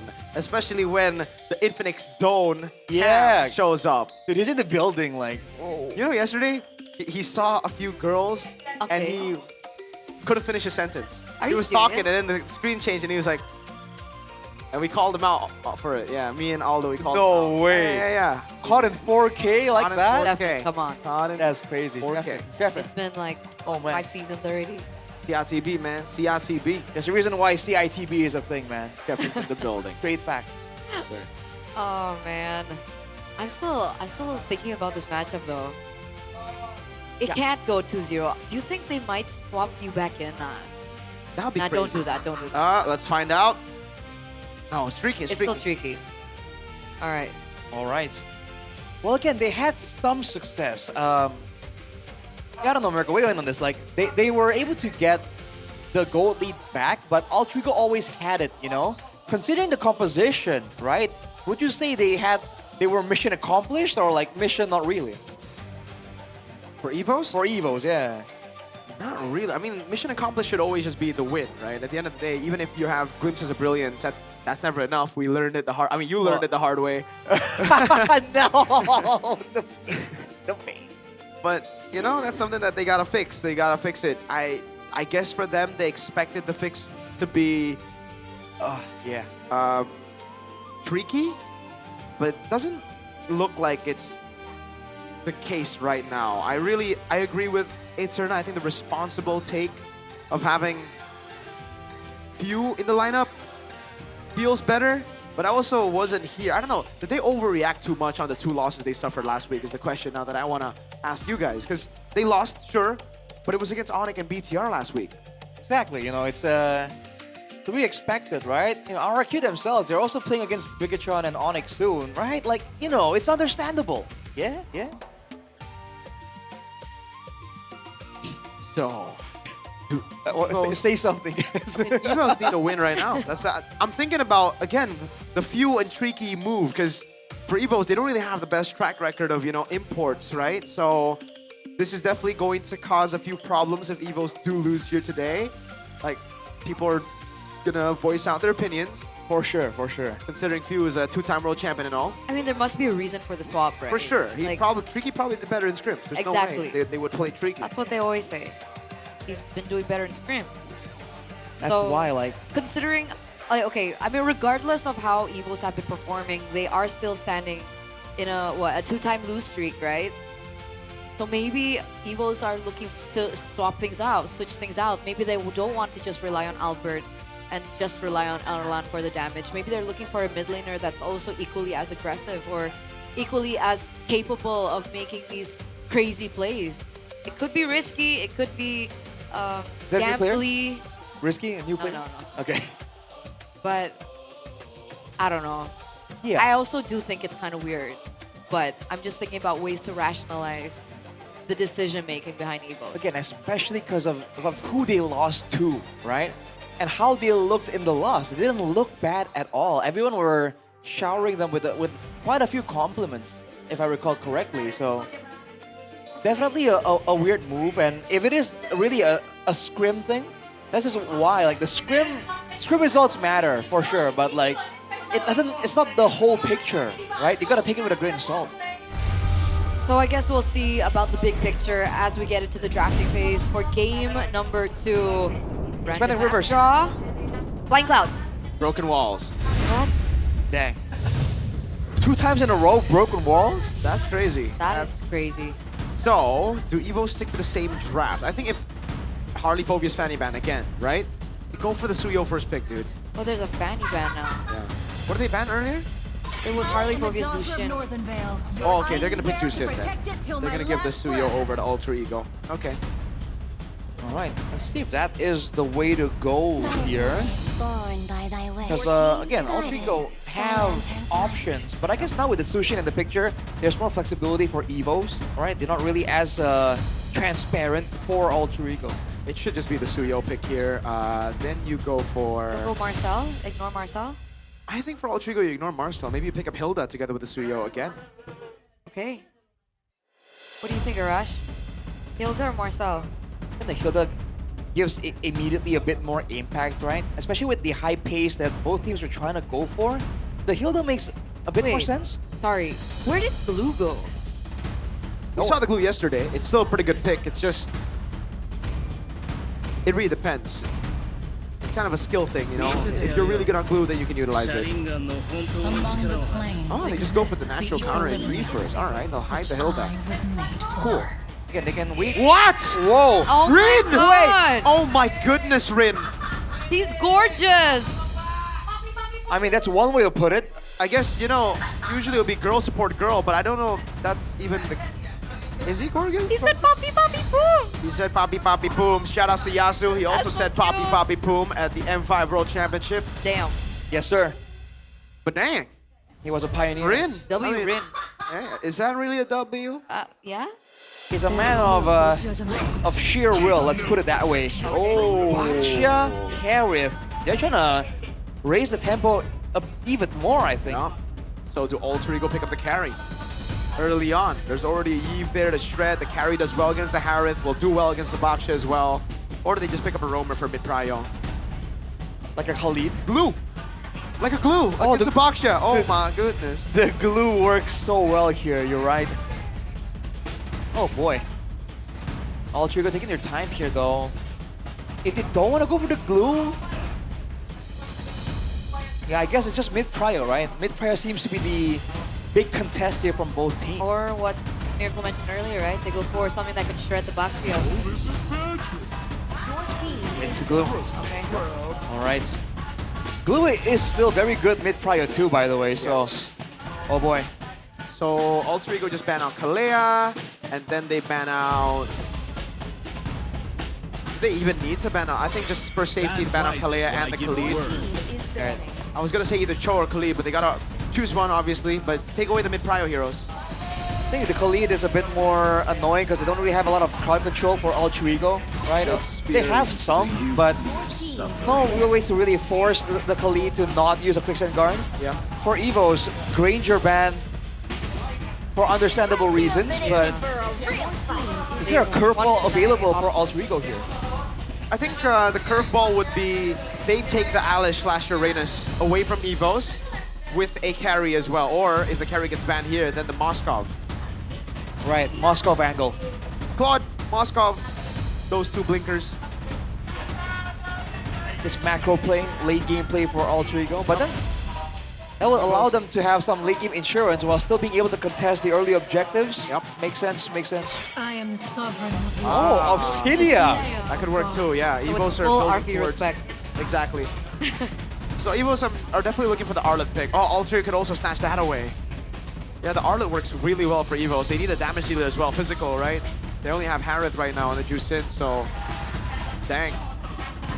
Can Alter Ego take it away?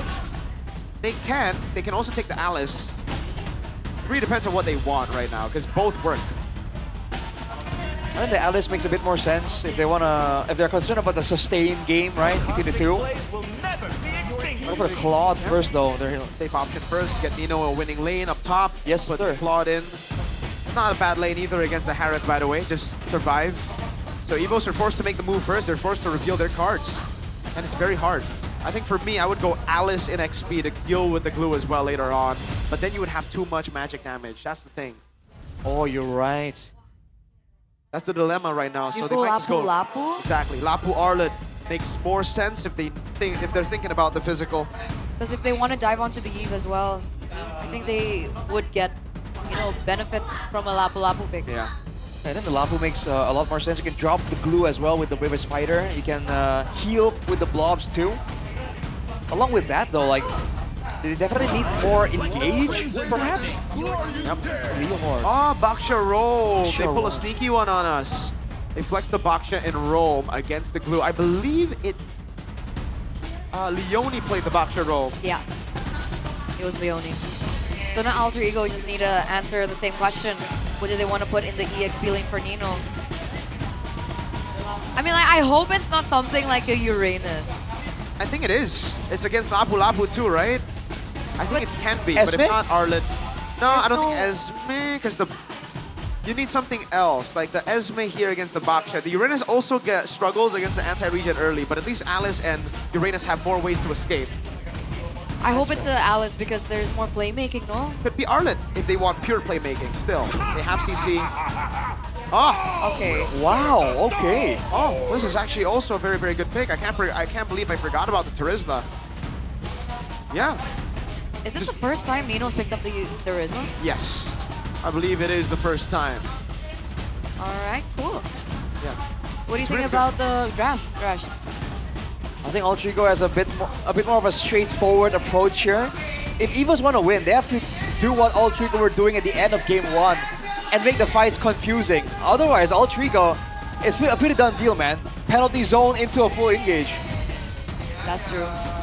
You agree? I agree. Alter Ego have what it takes. They have a very good composition. The Suyo against Leomord again, a winning matchup. And the build on top of that, Terizla can really stop the Leomord around these neutral objective fights. Okay, we'll see. Lineup rating looks like it's going to be favoring Alter Ego once again, just like in game number 1. And right now, the three face masks are looking to secure their third win streak in a row here in MPL ID Season 17, leg number 2. Can Evos be the answer to prevent that from happening? Let's see how this one plays out, man. Evos has to be double careful with the distance management. Against a Terizla, against a real-world manipulation. So many engaged tools, but they have forced out the flicker from Alex, so small victories there. Yeah. Erlan leashed earlier, so he's gonna be kind of late into the lane. RP tried to deny him that XP, that gold from the minion, but he just walked in. Early game, it's still very much possible. And again, I think for Evos, they have to be careful because, especially for Key on the Baksha, when they're on the when they're aggressing, that's fine. But when they want to escape, right, if that Baksha gets caught in a penalty zone in a real-world manipulation, you know, it's not really that straightforward for Key to get out. Which is why I guess he went for the Revitalize. But again, he's doubling down on being able to win in the early game. Might just work. Nino has to flicker. He does flicker, but it's off angle. Oh, not enough to get him away. A big shank by Albert, and this time it's Evos who capture first blood. This is a really good start for the White Tigers here in the early stage of the game. They're setting the tempo.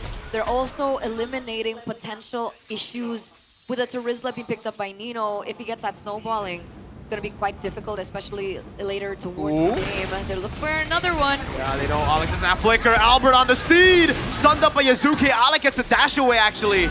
Good save by Yazuke. The foot's on the other shoe, man. Evos trying to get some payback for game number 1. Altrigo don't really seem to be in position to contest. But without a Revitalize on Key, this might be the moment, actually, for Altrigo to try and do something sneaky. But Alter Ego seems to be clearing a lot quicker, right? But it feels like he doesn't matter. It doesn't matter to him. Triki's going to be left in the lane. He's going to actually leave it. He's going to lose some gold there as they focus back on the new Skrull objective. Albert no ult. Phantom Steed, oh, it's back up already, but a penalty zone locks him down. Luke gets a kill, but now he's going to be caught inside of the RWM, man. He has to click around, and now Blazing Duet from RP with the Soul Sever of Yazuke, plus the orange buff as well. That's a level 4 power spike of Alter Ego, right? If Evos were able to control the early game, it's because most of the heroes don't really rely on it.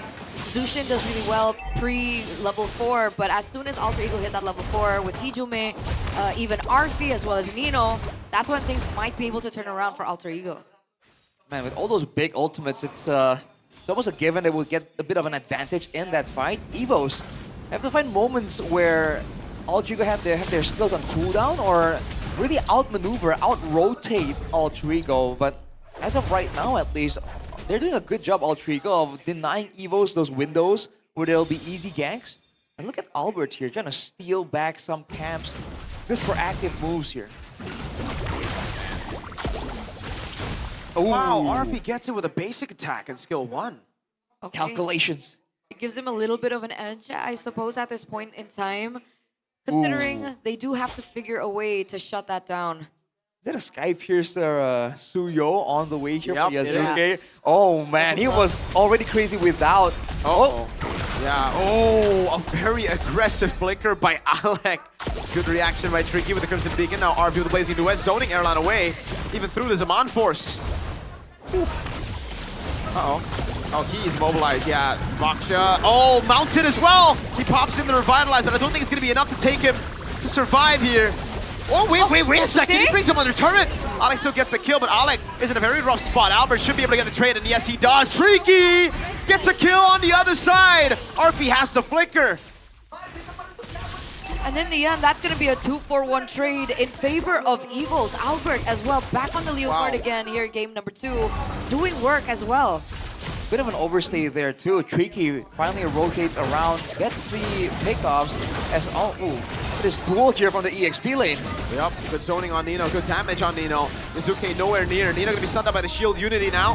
Free turtle over to Albert, penalty zone, locks him down inside of the RWM, and Key will be the soul sacrifice. But that's a 1-for-1 trade. Neutral objective for Key. I think it should be worth it for Evos, no? Yep, very much worth it for Evos. They recovered from the initial setback. They punish Alter Ego and they get the neutral objective as well. By all means, Alter Ego hasn't lost the tempo just yet. And again, despite having some setbacks, they've always found ways to stay in the lead just by a little bit. But this time, Evos are actually on a very little goal lead here, so maybe things are going better for them this time.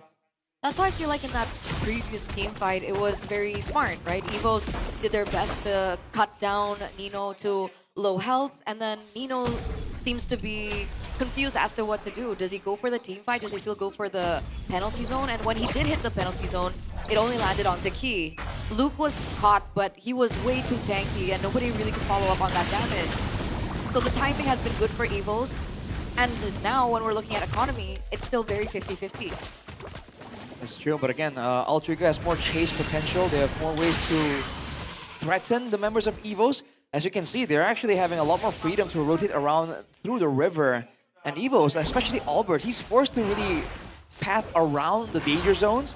which might give Yazuke slowly but surely just a little bit of an XP advantage. They're pushing once again. Things have quieted down quite a bit. Actually, both teams don't seem to be looking for any certain rotations. He seems to be still caught in the enemy jungle. Is he looking for a pick? Is he trying to prevent Erlan from getting picked off? I think that's mainly it. There's no real way for Key to be proactive right here. I think his real job is to just soak up damage with the Revitalize. So when things are slow like this, he just wants to make sure that the gold lane scales well. No cheeky dives are orchestrated by Alter Ego. Now that the turtle is up though, he's definitely looking for more ways to be annoying to Alter Ego. Oh. Oh. For Hijime. Good respect there. But this is a very good trade for Evos. We're gonna go straight for Key. Alec doesn't have to fully stack mount just yet. Penalty zone right inside of the RWM as Albert goes in over on the turtle. It's still a dash over. Albert winning it. In the end, the mount doesn't matter. Albert just rides as Erlan takes Glue down. Oh, off angles of Monforce, unfortunately, but it's still enough for Erlan to get a double. Key, Shield Unity RP? What? Yasuke gets a kill back, a trade at least. Okay, Yasuke picks up something in return, but all in all, it was still a 3-for-1 trade, and Evos still pick up the neutral objective. Evo's gonna utilize that momentum to try and take this mid-tier turret, and at this point in time, I don't think Alter Ego will be able to defend this one. We'll lose it, so that's a great avenue of rotations to match Alter Ego from Evos. But man, it seems like Alter Ego, they did the same play, but they lacked the damage. So Evos just walked through it and collected the kills. But that moment in the mid lane though, where Arfi just got shield unity, like that was definitely interesting. He might have underestimated the burst potential coming in from Evos. What was he doing? He just didn't. Oh, penalty zone. Luke, as a Bravest Fighter, will get away. Oh, he'll deny this wave. There's no way they take this turret. Oh, wait! Luke used his resource a bit too early. Yasuke, oh my goodness, Luke! He gets away with a flicker. Yasuke still gets the Sky Piercer stack in the end. He's on a killing spree. RP, oh man, Key's waiting for the BMI. RP uses it in the end, but Evos at least here, they'll be able to get a tier 2. RP walks up again, never mind. RP clears it out with Alec backing him up.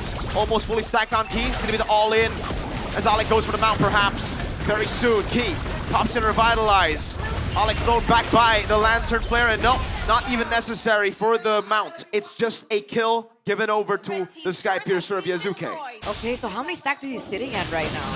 I mean, it should be racking up at this point, and all the while Evos were looking for that trade in the top side of the map, Alter Ego, they were able to push in that bottom side, so they get a turret out of that. Evos got a turret on the top side too, though. Yep. So overall, it's still somewhat equal, but right now, Alter Ego have prio. They saw Albert show up on the bottom lane here. They don't have enough damage, though, to burst down the Lord. Not without risking Evos catching them, especially with the Shield Unity coming through from Key. Yep. Shield Unity over on Alec, but oh, Alec flickers in, gets on Tricky! Forces the Crimson Beacon, forces him out of the fight. RP was blazing the win over on Key, now with the RBM as well, but RP is able to be and gets bursted down. Meanwhile, Alec's still alive, holding 3 members in the back. That was insane. Wow. That was insane. That was so brilliant by Alec. He's bought so much time. Alter Ego completely turned that around from just that point on, and they picked up the first Lord of the game. I think Tricky was really caught off guard because he had tools available to get away from Alec, but I think even he was like, whoa, what is this guy doing? Yeah. And it turns out it was way more than enough. It zoned everyone. And Alter Ego with a clean Lord take there and another stack for Yasuke even. This is getting out of hand for Evos. You gotta give props to Alec, man. Like, the way he played that team fight. He got full stack on the Baxia, but he decides to flicker in, taking the risk. He could have been picked off if the whole Evo saw that coming, right? He was so low as well. Exactly, but hey, he took the risk and it paid off. Didn't see it coming. And now Alter Ego playing the slow game. They should be able to get all the turrets, especially with their siege potential. The Hijime is going to be so annoying to deal with for Evos. That, and also finally Arthur gets the Swift Trinity, right? Earlier on, when he Blazing Duet, he didn't have the Swift Trinity yet, so I was afraid that the damage really wouldn't pull through. But now he has it, and that's something that Evos also need to be aware of. On the other side, though, we see a Holy Crystal for Harris, but that's Whoa. the momentum shift. I don't know about all-inning Nino. Yeah, they noticed too. They're like, okay, we're just gonna hit. But now he's gonna be caught. RWM in the penalty zone from Nino. Luke doesn't even have the Brave Spider. The Blazing Duet reeks through him all. Even airlock to mount from Alec. Albert tries his best to win the team fight for the team, but Yasuke gets him shut down. There is a trade, a small trade though for Evos. Alec gets taken down, but it's still a 2v4 at this stage in time. Arfi gonna be able to push this turret as well. The waves are still crashing. Arfi dives into the base. Uh-oh, Yasuke on Tricky. One last hit, he gets the Sky Piercer. He's godlike. And now he gets another 8-1 and 5 Yasuke. Success. He should be on full stacks right now. There was a valiant effort to defend from Evos, but all Trigo, the punish is so decisive and it's so clean, man. There was no angle there for Evos to try and get anything back. The turret in the bottom lane will fall as well. 80 stacks, baby. Confirmed. That's why he was rushing it, man. He knows he has what it takes. He has the backup and the ability to go and get full stacked. Now Evo's on the back foot. They can still play the macro game, but it's different now. They have to rely solely on Erlan. Erlan. Can he clear side lane? Can who? Can Key? Can Key do it on a Baxia? No. Not super well. Well, the thing is, he can, but he's the main guy to open up. If he's not with the team around Lords, Luke's gonna have to use Bravest Spatter to open. Albert's gonna have to use his ult to open, right? So then Ultrigo will just fight them after. So how to control the far lane? Because You look at this, look at Ultrigo and how they're playing it. Yeah, that's the risk Evos took with this comp. They gotta stick as 4, man. They can't really split apart like that. Maybe Luke can be the one in charge of clearing, because the Baxia, again, the skills only reset on like big jungle camps. So you can't even get the resets on your skill. That's a quick Lord take from Ultrigo. Oh man. Looking at the beginning of the end right here with a 6k gold lead. Just about enough to really crack open a 7k actually. They can go for a play and crack open the base. Albert though, oh no! They're trying to deal with the wave in the bottom lane. Penalty zone from Nino! Albert gets caught on the Blazing Duet and the RWM as well. Key cannot move. Oh no, immobilization! Alec was thrown into the gluelet by Tricky. Yikes. 2 men down right now with all the members ready. The Lord will still be quite a ways away, but it's looking tough, man. There isn't really a win angle for Evos. They have to get a pickoff onto RP or Hijume, something like that. Oh my lord. Base turn in the mid lane going down. Albert, 10 seconds still. Keith, 10 seconds as well. 3 base turrets all down. Only 3 Tigers left to defend here. Albert and Keith, they're back. Alec gets taken low. Yeah, good damage. Erlan putting the damage on them. But the Bravest Fighters already used as well. They've already used their cycles of skills here. And there's another wave that comes around. That's why Ultrigo are staying. They want to look for the end. The RWM comes down again with a penalty zone as well as Alec is in the backline and Albert tries to go for him. But again, it's Alec just surviving. RB with Blazing Duet. Erlan forced out of his own Zaman Force. Alec gets brought into the base. Poor Patrick.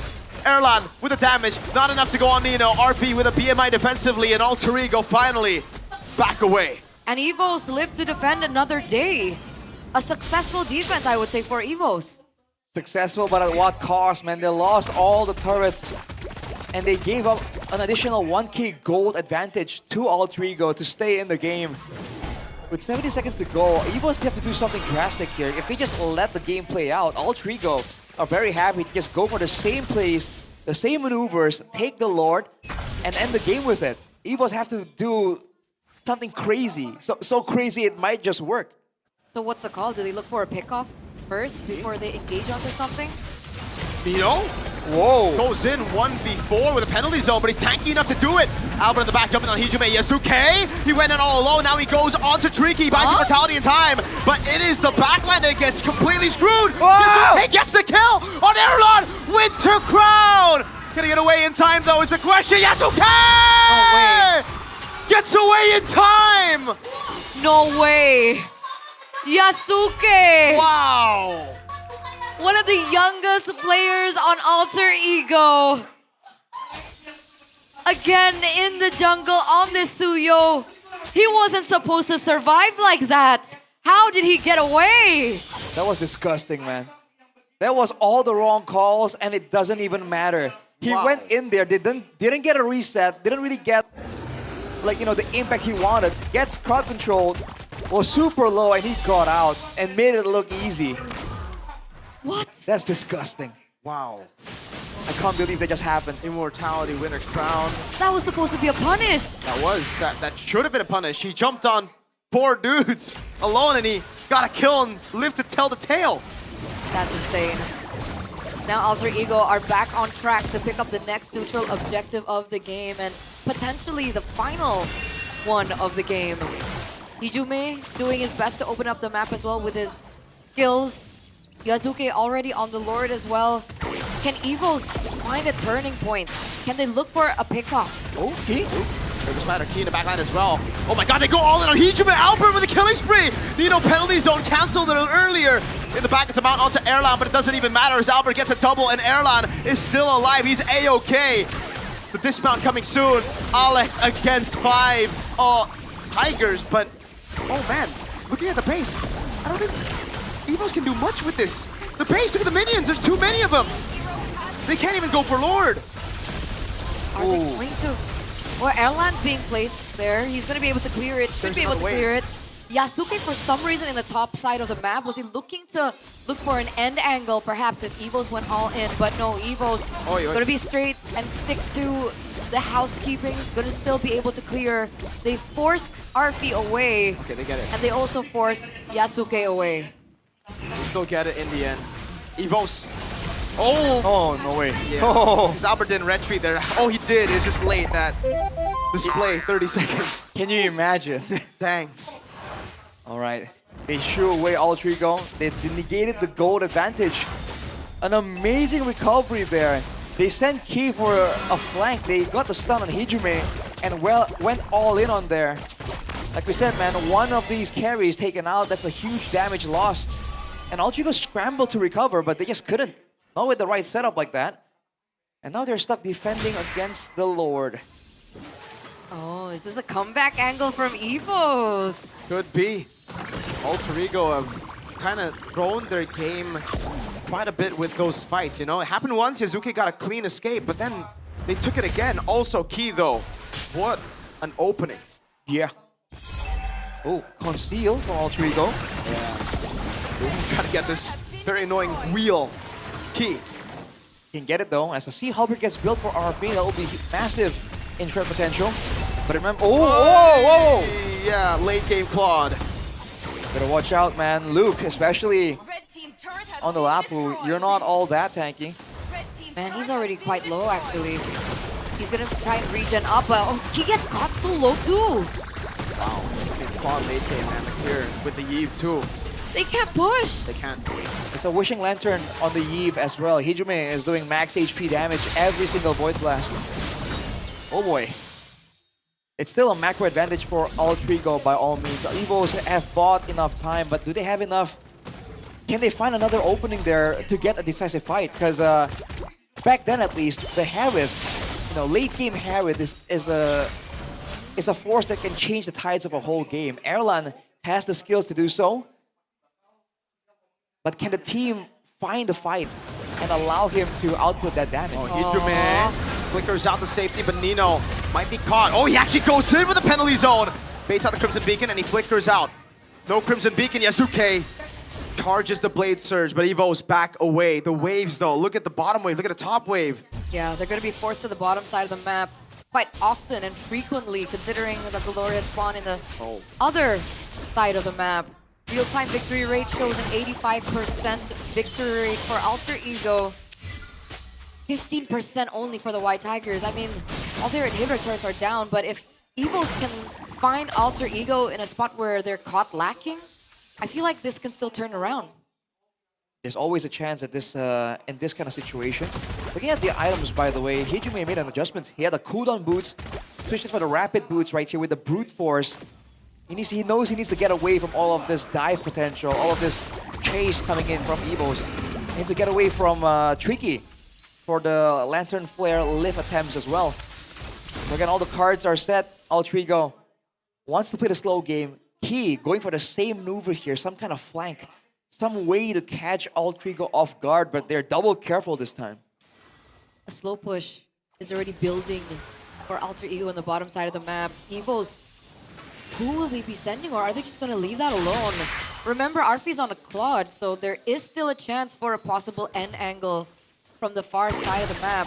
There's a lot of things that Evos need to think about, and Key might be looking for Conceal. something. Oh my god, right on Hijime again, Key! What a flank by Key! Yasuke shut down by Tricky! Alright, with lazy to it on Tricky. Now on Luke. 1v1. A stun comes in for Luke. He goes in for the damage. RP pops in to win a crown. He buys the immortality. Luke's already there as well as Albert buys the immortality as well as he goes in for the fight in the mid lane, but RP will get slain by Key. Uh-oh.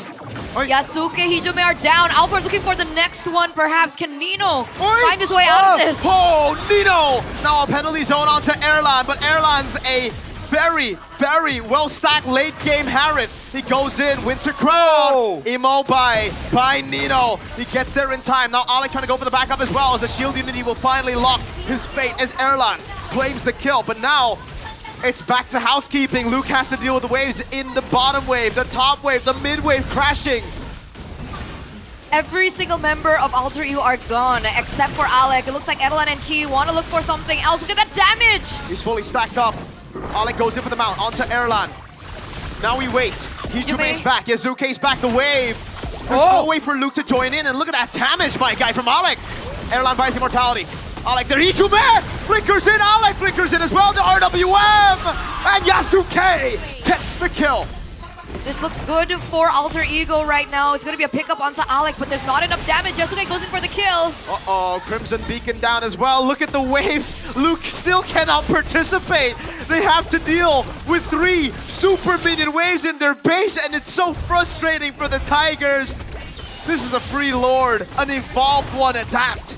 After all that, Alter Ego pick up the Lord in the 23rd minute of the game. Ladies and gentlemen, after all that effort, after that initial start from Key, being able to take down the main course from Alter Ego down, after that long drawn fight, just because of the lack of inhibitor turrets, Alter Ego still have the benefit. That's the early game investment that keeps on giving for Alter Ego. Now with this Lord, surely this is the end angle they're looking for. Key, once again, taking the scenic route, trying to get to the back lines of Alter Ego, but surely third time will not be the charm. Alter Ego are definitely on the lookout for him. The conceal's popped. Luke with a dash away.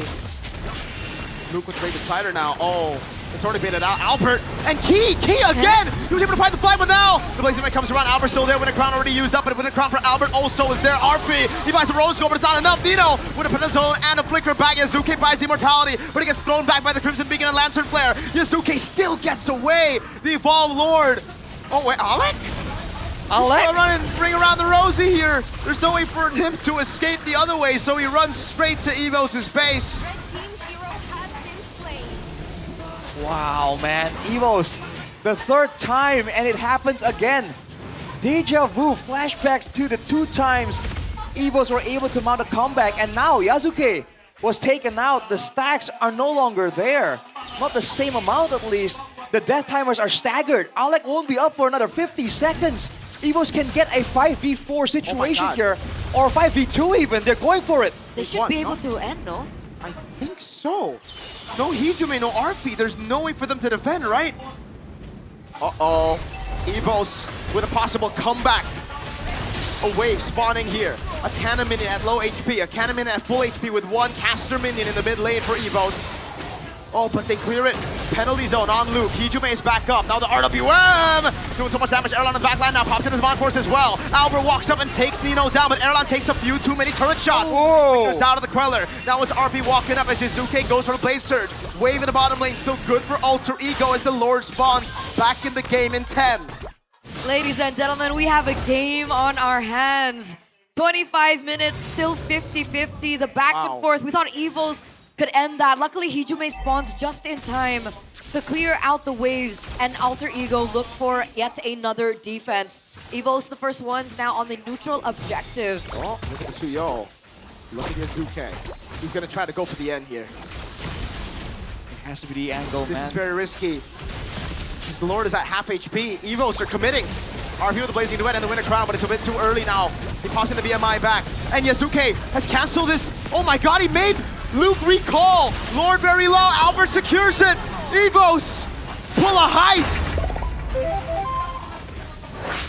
They've taken it now at a 7K gold lead. Wow. The Tiger that was on his last breath, on his last legs, have found ways to get back into the game, found the resources, and now with the Lord, finally, is this the super late angle they've been waiting for? They have the damage reduction. It's gonna be a 5v5. It will be in the base of Altrigo. They won't have the flank angle.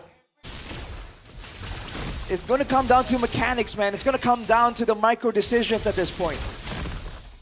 Man, this is gonna be a very difficult Lord to defend as well.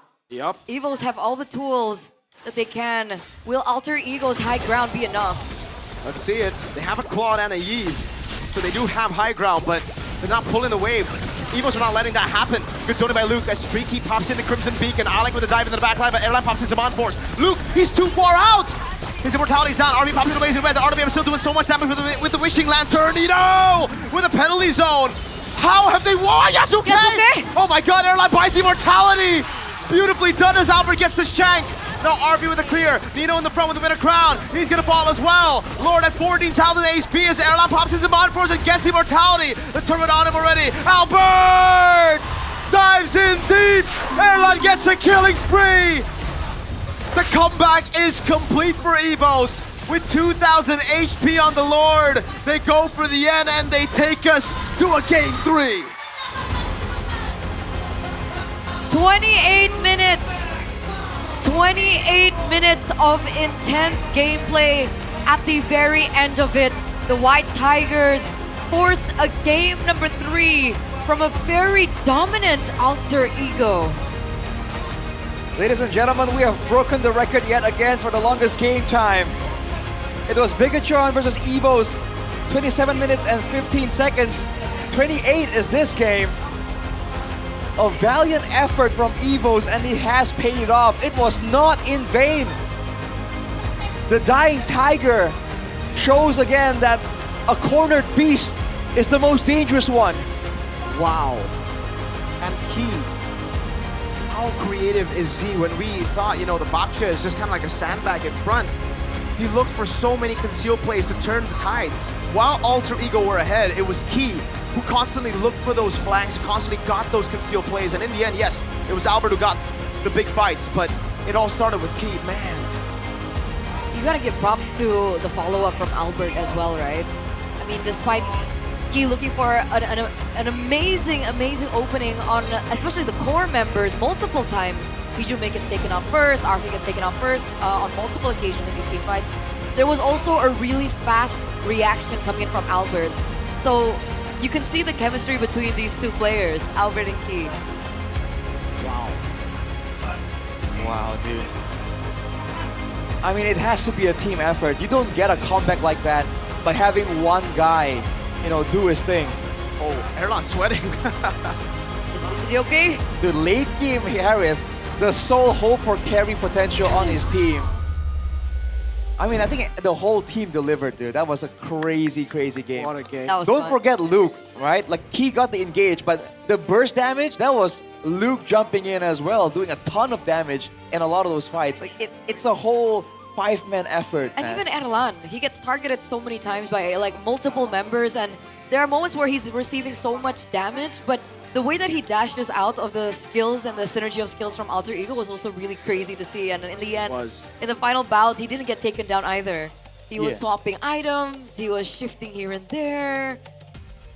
Erlan. I mean, that game had everything, dude. Like, you want to talk about item swaps? We saw the same type of highlight moment coming in from Alter Ego. Yeah. And we thought it was a done deal, dude. Like, surely, you know, Alter Ego with all the momentum, 7K gold lead, Lord in their backs, and somehow, some way, Evos has done it. I thought it was GG for Alter Ego, I don't know, honestly. man. Especially when we saw the Suyo hit, Yasuke hit 80 stacks on the Sky Hey. Piercer, I was like, it's GG, it's done. And It's that's over. why those flanks really hurt Hijume, man. Like every time, and it was always on point too for Key. Yeah. He always got Hijume. It happened 3 times. Like I was thinking like the 3rd time, surely, right? Yeah, Surely you I would heard your call. find a way, but man, Key was just that sneaky with it. Sneaky. Tricky? Sneaky. Oh, sneaky. Sneaky. I heard tricky. You heard Tricky. Tricky was in the game too. He was. And it is official. It looks like that was the longest game was. of MPL ID Season 17 at 28 minutes and 2 seconds. So I'm excited for Game 3. No, usually when we get like a really long game, the third game is usually like really short. Yeah. But hopefully not. Because Hopefully this is week 6, baby. Everybody's fighting for playoffs. Everybody's fighting. Both of them are not in a safe spot right now. Yeah, it's not even just fighting for upper brackets. It's literally Playoff. for playoffs. Just simply just playoffs. Because of how close everything is on the standings. I mean, the point system, It's very close. very close this season. And this is the highlight or the critical moment from that previous match. It was the fight. This is the one that started with Key, right? Yes. Seal? yes. Yeah, Hijume died first, yeah. Yep. Man, we saw it coming, but again, from a spectator perspective, it really isn't as crazy. I bet for Alter Ego, they're like, where did this guy come from? Like, this Baxia. It's not a... He didn't just roll around and took a detour, by the way. He slowly but surely found a position in the back to set up before he starts barreling straight towards Hijume. But we got to give the player what he deserves, man. Player of the game goes to Key, presented to you by the official gaming phone, Infinix GT50 Pro. Almost 500,000 in damage taken? What the heck? 460,274 damage taken. Looking at the highlights represented by the official gaming phone, the Infinix GT50 Pro. I mean, the early game was rough, dude. We're starting the highlights off at 11 minutes, by the way, right? It's a long game. The base defense was a great effort, but we thought that with the base cleared out, with no turrets left standing, surely Evos were on borrowed time, but that was not the case. I think there was a certain bit of underestimation coming in from Alter Ego. They were taking risks that really weren't necessary on some moments. And they were able to make the outplays happen. Credit to them. But at that point, you give Evos a fighting chance, and they surely, after being so far back, so far behind for so long, the moment they got a chance to strike back, they did not waste the opportunity, man. And here, this is the second time Hijume gets caught. Albert with the follow-up. They just going for the dive. The fact that Airline's on the Heron again, you're just a lot more survivable compared to a traditional marksman. And you, even though you're zoned out, you still have a chance to get in there, get your burst damage out, and back away, right? That's the advantage a Harriet has over the usual marksman. Afterwards, this was the... That's when they back away with the Lord here, and then they go for another fight in the base. And even here, I thought, surely with the base behind them, there won't be any tricks that Evos can pull off, but Airline kited back from Yazuke. And then abusing the Lord, I guess. Everyone was able to get a decisive teamfight win, even though RP and Hijume made it look like they almost were able to defend it for even longer. And remember, that kiting from Erlan was also in consideration that he was one-on-one against a Yasuke who had the Sky Piercer stacks. Like, okay, he got caught a few times, so the stacks weren't perfect 80, but he calculated to his best capabilities to make sure that the Sky Piercer stack wouldn't get, you know, triggered. Right. So that Erlan as well, man, in the damn Evo, so good. Man, I can't believe it. In a siege situation against a Yves Claude, you know, we were talking about late game Claude and how several times Evos, they had Luke, they had Albert overstep just a little bit and they get immediately shredded. But in the late game, it shows again the threat that Evos were able to bring to force RP to respect, you know, the incoming stun, the incoming extra burst of damage. Towards the end game there, Erlan was all over the place, and RP in comparison, you didn't see a lot of big blazing duets because it wasn't allowed. 50 total kills, Arashi. Eterna. Insane. 50, I think this is the most kills we've ever seen in Season 17. Oh my lord. That's true, man. Usually, like, slow games like this will have low kills, right? Yup.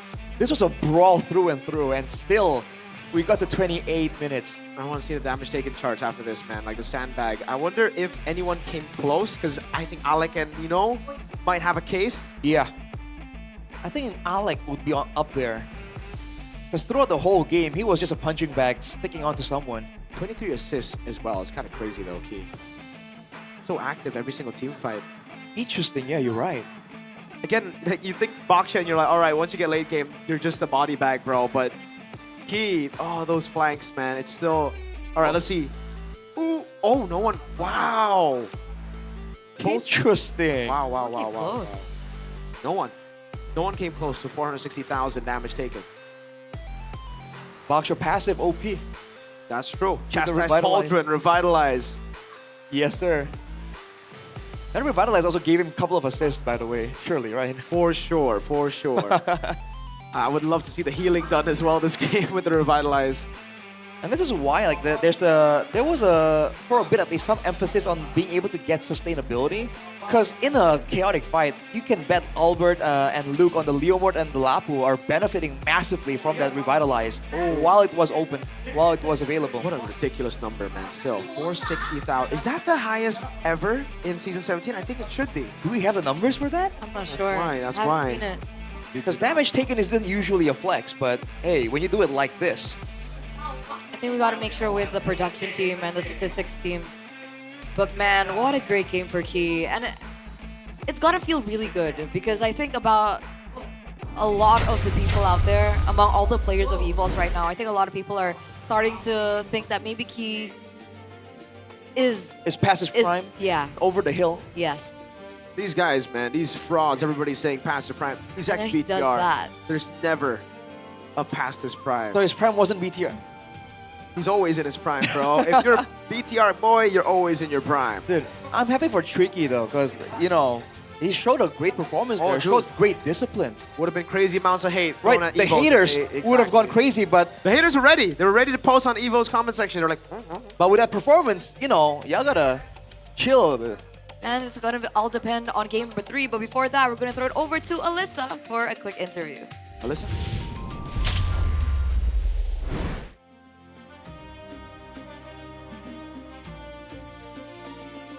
Halo semuanya.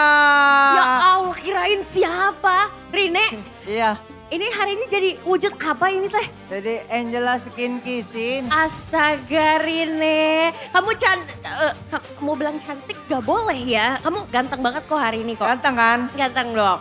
Muter dulu, V-check dulu, V-check. Nah, ini Alter James gila bangga banget loh ya hari ini, luar biasa. Kamu atas dasar apa ini hari ini menjadi Angela? Biasa ini mah permintaan viewers udah datang. Bang, coba dong datang ke MPL Arena cosplay Angela. Bosan gue ngeliat online terus gitu. Gitu. Jadi kamu wujudkan hari ini ya. Tuh. Luar biasa sekali hari ini. Boleh dong papi-papi pumnya dulu? 1, 2, 3. Papi pum. Sumpah kalah cantik ya, kalah pamor dengan Rine hari ini. Tapi Rine, Alisa pengen tanya-tanya dulu nih. Tadi soal kita bisa melihat match antara EVOS.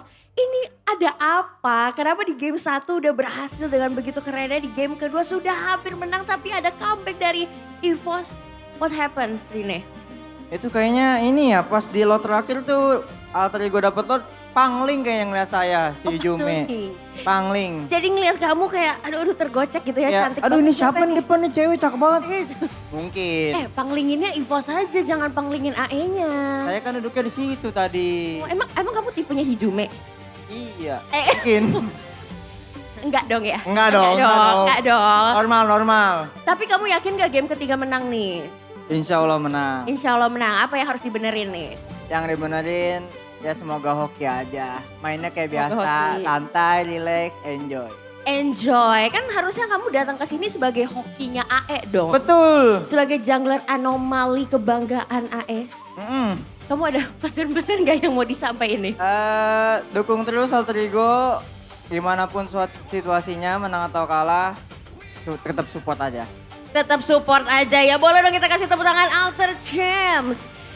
Tapi Alisa mau tanya, kalau menurut kamu sendiri nih prediksi kamu Alter Ego bakal masuk di playoff upper bracket atau lower bracket? Ya pengennya sih upper bracket ya, tapi yang penting lolos aja dulu dah. Yang penting lolos dulu.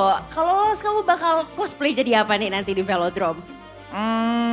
Tergantung viewer ya. Tergantung viewers. Jadi kalau mau request bisa request ya? Iya bisa request. Pengennya sih Harley. Pengennya Harley. Oke. Ada lagi yang lain? Kan Harley. playoff tuh ada 5 hari ya. Mungkin 5 harinya sampai grand final gitu. Harley. Aurora, Laila. Aurora, Florin, Vexana, semuanya Uranus. Semuanya ya. Semuanya, Oke ya. kita tunggu. Kalau gitu boleh pesan-pesan semangatnya buat Alter Ego. Silahkan. Semangat terus, Alter Ego buat kalian yang main. Gue bakal tetap support kalian. Semangat. Semangat Alter Ego. Dan kita akan melihat apakah EVOS atau Alter Ego. Kita closingnya harus papi-papi pum ya. Oke. 1, 2, 3. Papi-papi pum. Bye-bye. Kita akan lemparkan kembali kepada caster. Silakan caster.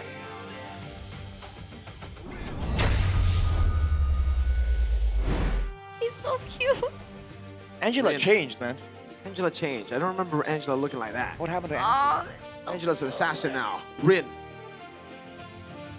He's a jungler. She's a jungler now. The jungle anomaly. The jungle now. Apparently is what he was being called. Jungle He went anomaly. from hot-blooded jungler to the anomaly. I mean, he's an absolute character, that's for sure. I love it. Hey, we miss your Rin on the Cosplay MPL. Huh? Cosplay more? Yeah. Well, okay. Give him a recommendation. I mean, what do you want to see I Rin want him cosplay next? in my cosplay. The Esmeralda Cleopatra. Ah, okay. Oh, that Rin? one. There you go. I Good think question. he'll be so much better. You gotta get the viewers to get it through to him. Hashtag justice for Rin. Yes. Justice for Rin. Yes. He's so cute. He deserves to be fabulous. He's so deserves to be fabulous. Aww. I wonder what he's gonna cosplay next. He has a thing for Angela, yeah? Whoa. Most of his cosplays are Angela. Yeah. Really? I think so. Maybe he just really likes the hero. And I really like this chair. I mean, we all do. The players too, man. Who doesn't? I don't think anyone doesn't. What? You don't have it at home? What? Who are you talking to? The viewers. The viewers? Some of them don't have it at home. You don't have this? Are you serious? Oh, The man. Kurak throne. But it's so comfortable. You might want to get the special MPL edition then, It features everything from gaming chairs to exclusive apparel as well. You can check it out directly at the Todak booth, man. It's right outside, man. It's so good. And again, for you guys, just go ahead and check out www.todak.id. If you're curious to explore the full collection, head over to their website, browse the catalog, and see the promotions. Because there are a lot of different colors. Look, there's the one that we have right here that is leather black. And then there's the one that looks kind of matte black, the gray one, and then the white one. I like the white one. I like the matte Of course black one. you do. Why? Oh. What? course No. Of course you do. I feel like the white one will get dirty often, though. That's true. I'm bad at keeping my things clean, man. It depends on how clean you are. If you're nice to, it'll never get dirty. Just don't be dirty. I'm not nice. You're not nice. That's What are you doing that makes you so dirty? I like putting my feet on the chair. You're yeah, I that do that type of too. gamer. Yeah. But you don't. Why are your feet dirty? Don't you wash your feet when you go home? Oh, but I have dogs. A dog and a cat. And then like their hair. A dog and a It's cat dirty. are dogs. I'm a dog and a cat. Okay, just clarifying, because like My cat's kind of like a dog though. Anomaly. is your dog perhaps a female dog? Yes. Okay, Interesting. we have a Yes. word for that. Yeah, a lot of people have been talking about those. Yeah. You mean talking about it during MPL talk? No, not MPL talk. Oh, not MPL talk MPL is talk. strictly for analysis, deep insights, and very heated discussions. Exciting stories straight from the people behind the scenes of MPL ID, like Professor KB, who's sitting right there, Coach Age, who's definitely showing his age right now, Coach Nafari, who looks a little bit too much like Kyrie nowadays, and Abang Lord. Yep. And they get together and they break down the new meta, they discuss crucial moments. Wow. And they even analyze not just MPL ID, but also MPL MY. Wow. So if Wait, you guys... even MPMY? Really? Yeah. So if you guys have a free time, especially on Tuesdays at 10 o'clock GMT plus 7, you can go ahead and mark your calendars, turn your notifications, and tune in to MPL Talk to get the exclusive details of MPL. Cool. Behind the scenes info is like it's the thing I look for when I tune in, honestly. Who's your favorite among the four? Professor KB, Oh. my guy. Okay. Who's your favorite? Just because he said KB, I can't say KB, right? Yeah. I gotta go. I mean, you for can. But the only guy there who's ex-BTR. Coach Age. Coach Age. Damn. Coach Age. I love Coach Age. Mr. Steven. Has he been Asian? Oh, he definitely has, man. What happened? That sounds like an insult. He doesn't No, look I'm good. joking. Wow, what the heck? You just straight up said he doesn't look good? No, he doesn't look it. No. I'm Doesn't look joking, like by the he way. He aged. doesn't look like he's aged. He's aged backwards. I He's think like old, but He's he doesn't aged look backwards. Yeah, because in season 7, he looked older than he looks I now. think it's the stress. It's the pressure, bro. of being a coach. Yeah. Yes. For sure. And you guys don't want to stress. And of course, you guys don't want to stress because of That's lag. crazy. That's crazy. All right. Out of all the things you can Lag. stress about, you guys don't want to stress about lag because 26? just it's such a simple problem to solve. Yeah. All right. Just go ahead, check out IndieHome, especially the IndieHome Internet Plus gaming package with a 1-to-1 upload and download speed. Your connection can stay stable, and the MLB matches become even more optimal. And it's super affordable, only starting from 385,000 rupiah. You guys can get internet to up to 150 Mbps, What? including various in-game benefits. Hold on now, Eterna. Look at the 150 Mbps. It got scratched. What do you... You get 200. 200. And I'm hearing you also get to enjoy a special speed boost promo. So you guys want to check that out. Limited time though, so don't waste any time trying to Yeah. get that.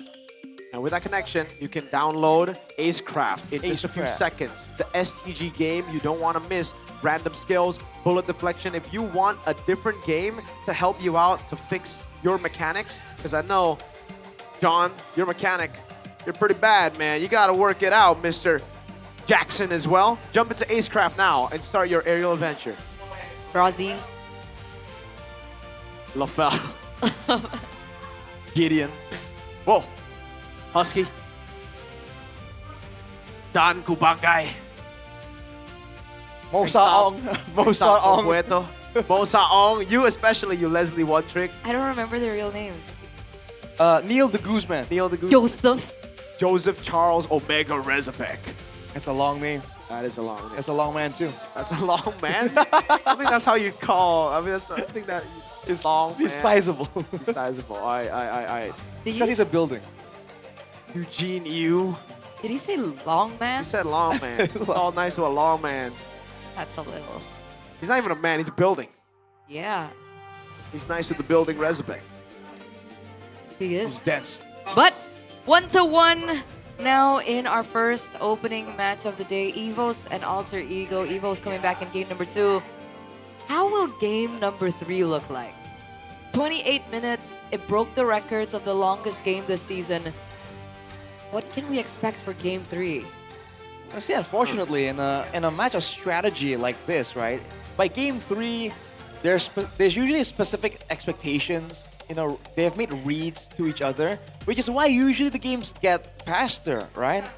But on the off chance they are both like really evenly matched, I don't think it's impossible at all to go for another long game, right? With the discipline that both have displayed, I think it's very, very possible.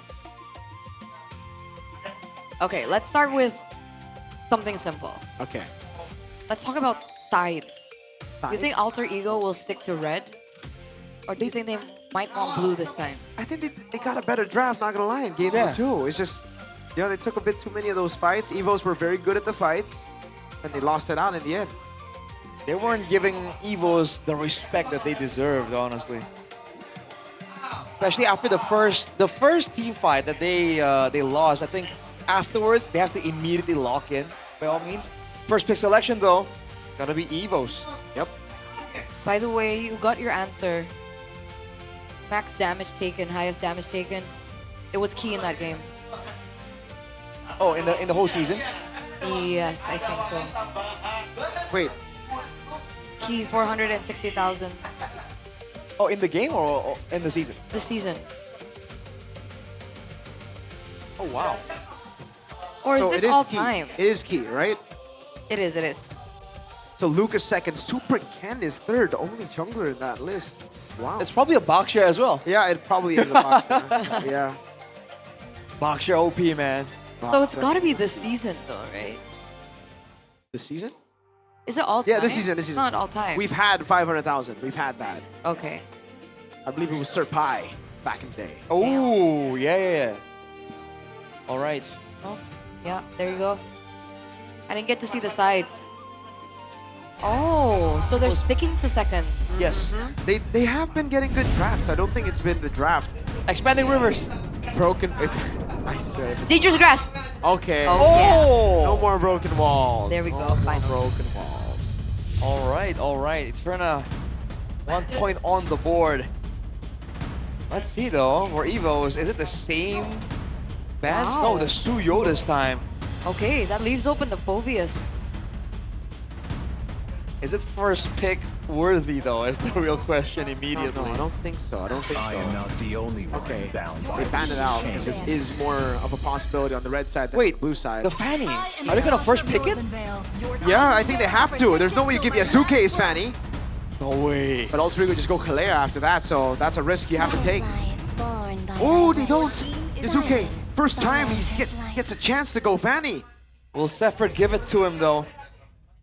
What, Fanny Kalia? Yeah. Oh, do you want to go Fanny Kalea? Because we were saying that the Kalia will be like the solution. Which is why I think there's some time here being expended by Sephard trying to figure out Did they go how he wants to play this. like Fanny Gold Lane instead? Fanny Gold Lane? What is this? No, I mean Kabuki? like Fanny and Gold Lane, like Fanny Bosco. Okay. Fanny. Oh, Fanny and a gold laner. Okay. Fanny Harris? I think that's okay actually. Well, we'll see in a few. They're taking their dear sweet time. It looks like Nope, they don't bite. They don't take it. They don't bite. They even show the Hilda, so it's as if they're challenging Evo. It's like, go for the Fanny then. They showed the Leo Mord as well, so. Yep, because there's no Suyo now, right? Right. No Harley even, so it gets tough. And if the Fanny falls behind, no purple buff, you don't play the game.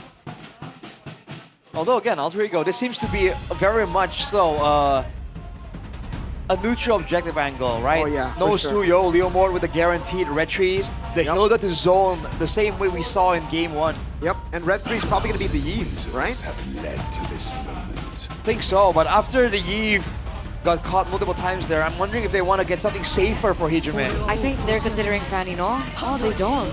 Could be the Farsa then. I thought choose that's the why they Farsa. picked up the Hylos. Yeah. But no, Imagine if they pick up the low Yi again. could work if they really want to play that side lane, but I think just pick up a Cloud or Moskov later to play with the side lanes and pick up a Farsa here to deal with Harris. The glue is open as well. That is true. But with the Hilda there, Yeah, exactly. Then it has to go. oh, Hilda XP. Yep. Eve, all right. So as Farsa or Yve, they chose the Yve conventional route. They choose to win out the lane against Jusin instead of the counter towards the Harith. It works well against the Hylos as well, by all means. It's okay. Fredrin ban, Guinevere ban, right? Guinevere, I think, yeah, for sure. It's crazy that we haven't seen Guinevere at all, by the way. Yeah, right. It's like the assassins that both these teams want to play, want to show out on. And I guess shows you again, like the red tree prio is just that important right now. Yep. I mean, technically, Evos can still pick up. Oh, but it's really risky, yeah. The what? The Fanny.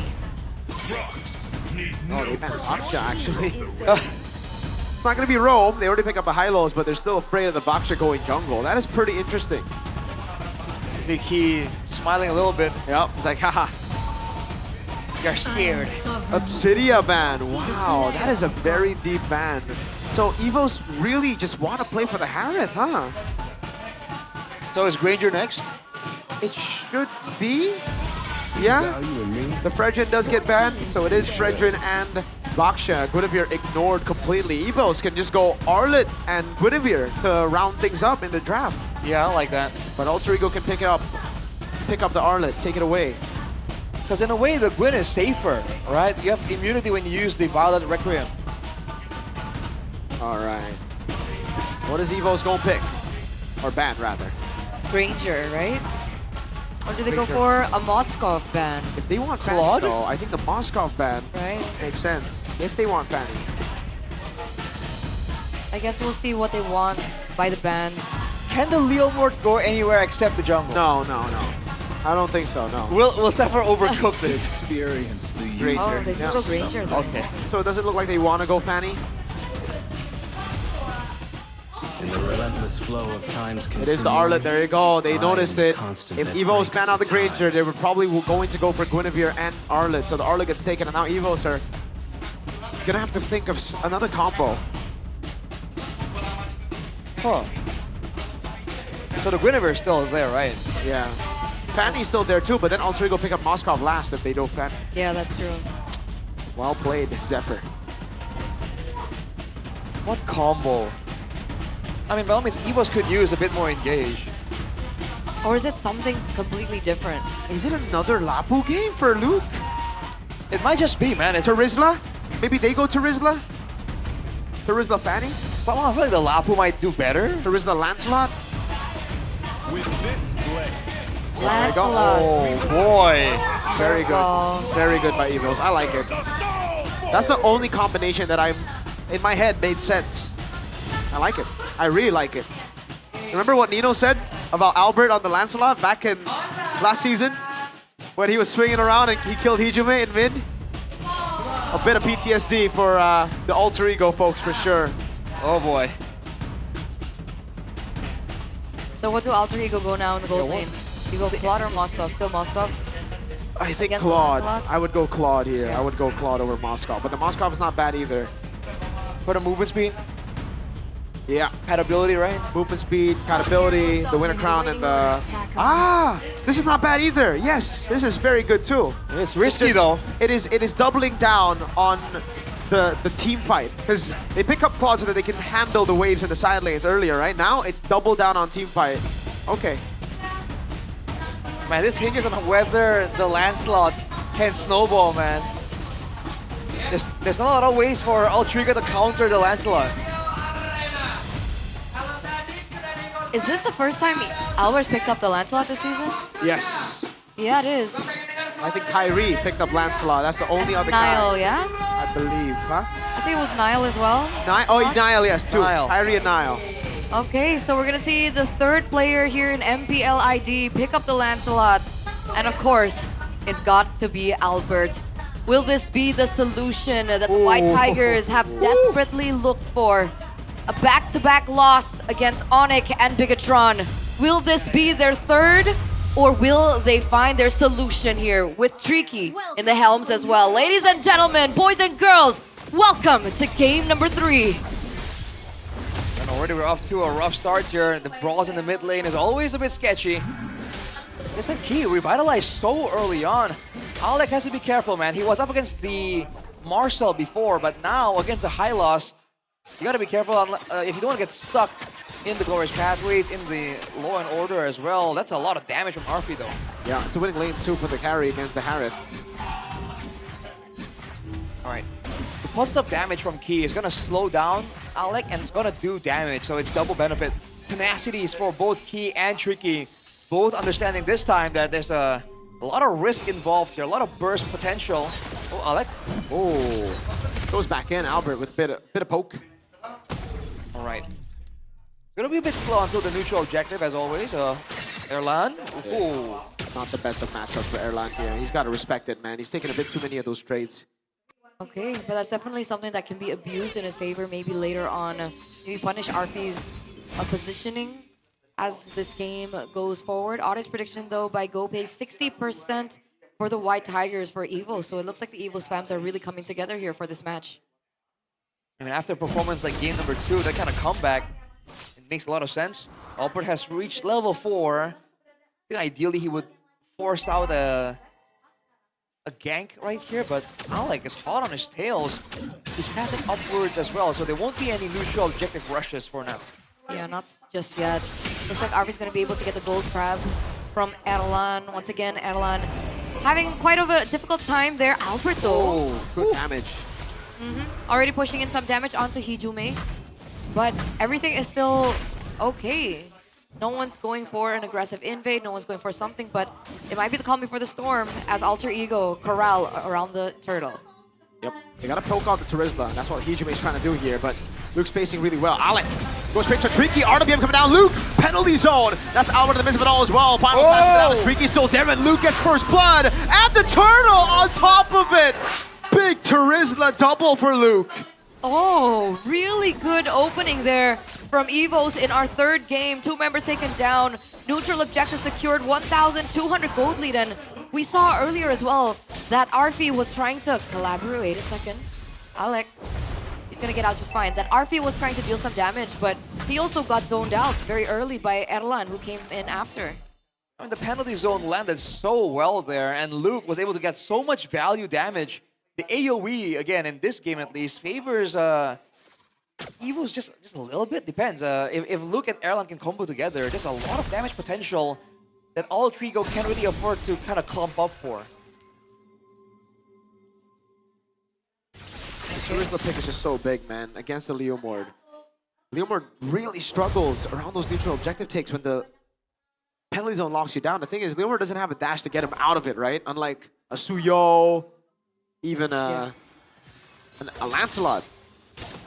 So how are they supposed to do the next neutral objective? What's the answer for Alter Ego? Do they look for a pick-off before they go for a full 5v5? I think ideally that will be the case, and they have a carry.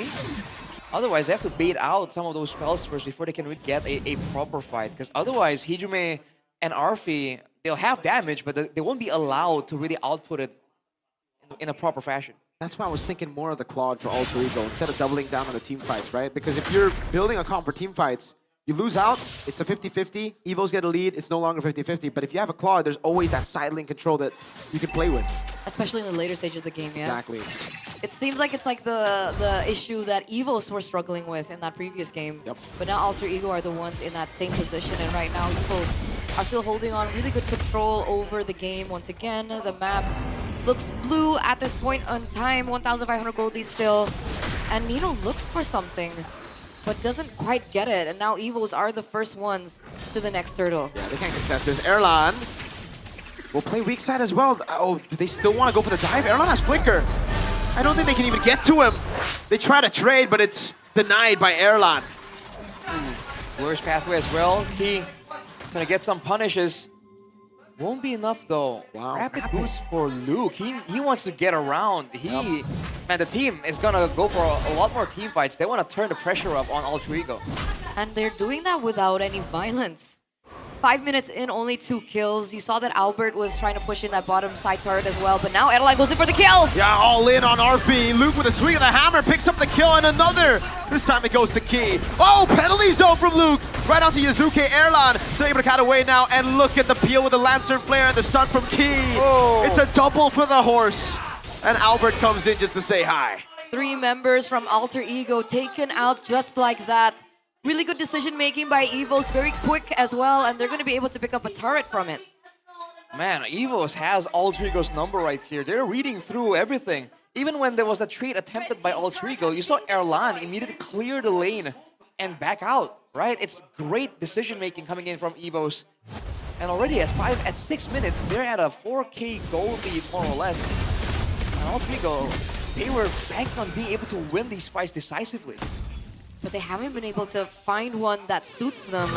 At this point, players gold, we're looking at the carry. Wait, what? Oh, okay, number 5 on the standings. It's showing that Garfi's getting caught a little bit behind here. Gonna have to wait a little bit more for him to get to that power spike and to have that impact that he was supposed to have in these team fights. All right, man, Evo's now pushing the pressure, but they can't really invade as efficiently.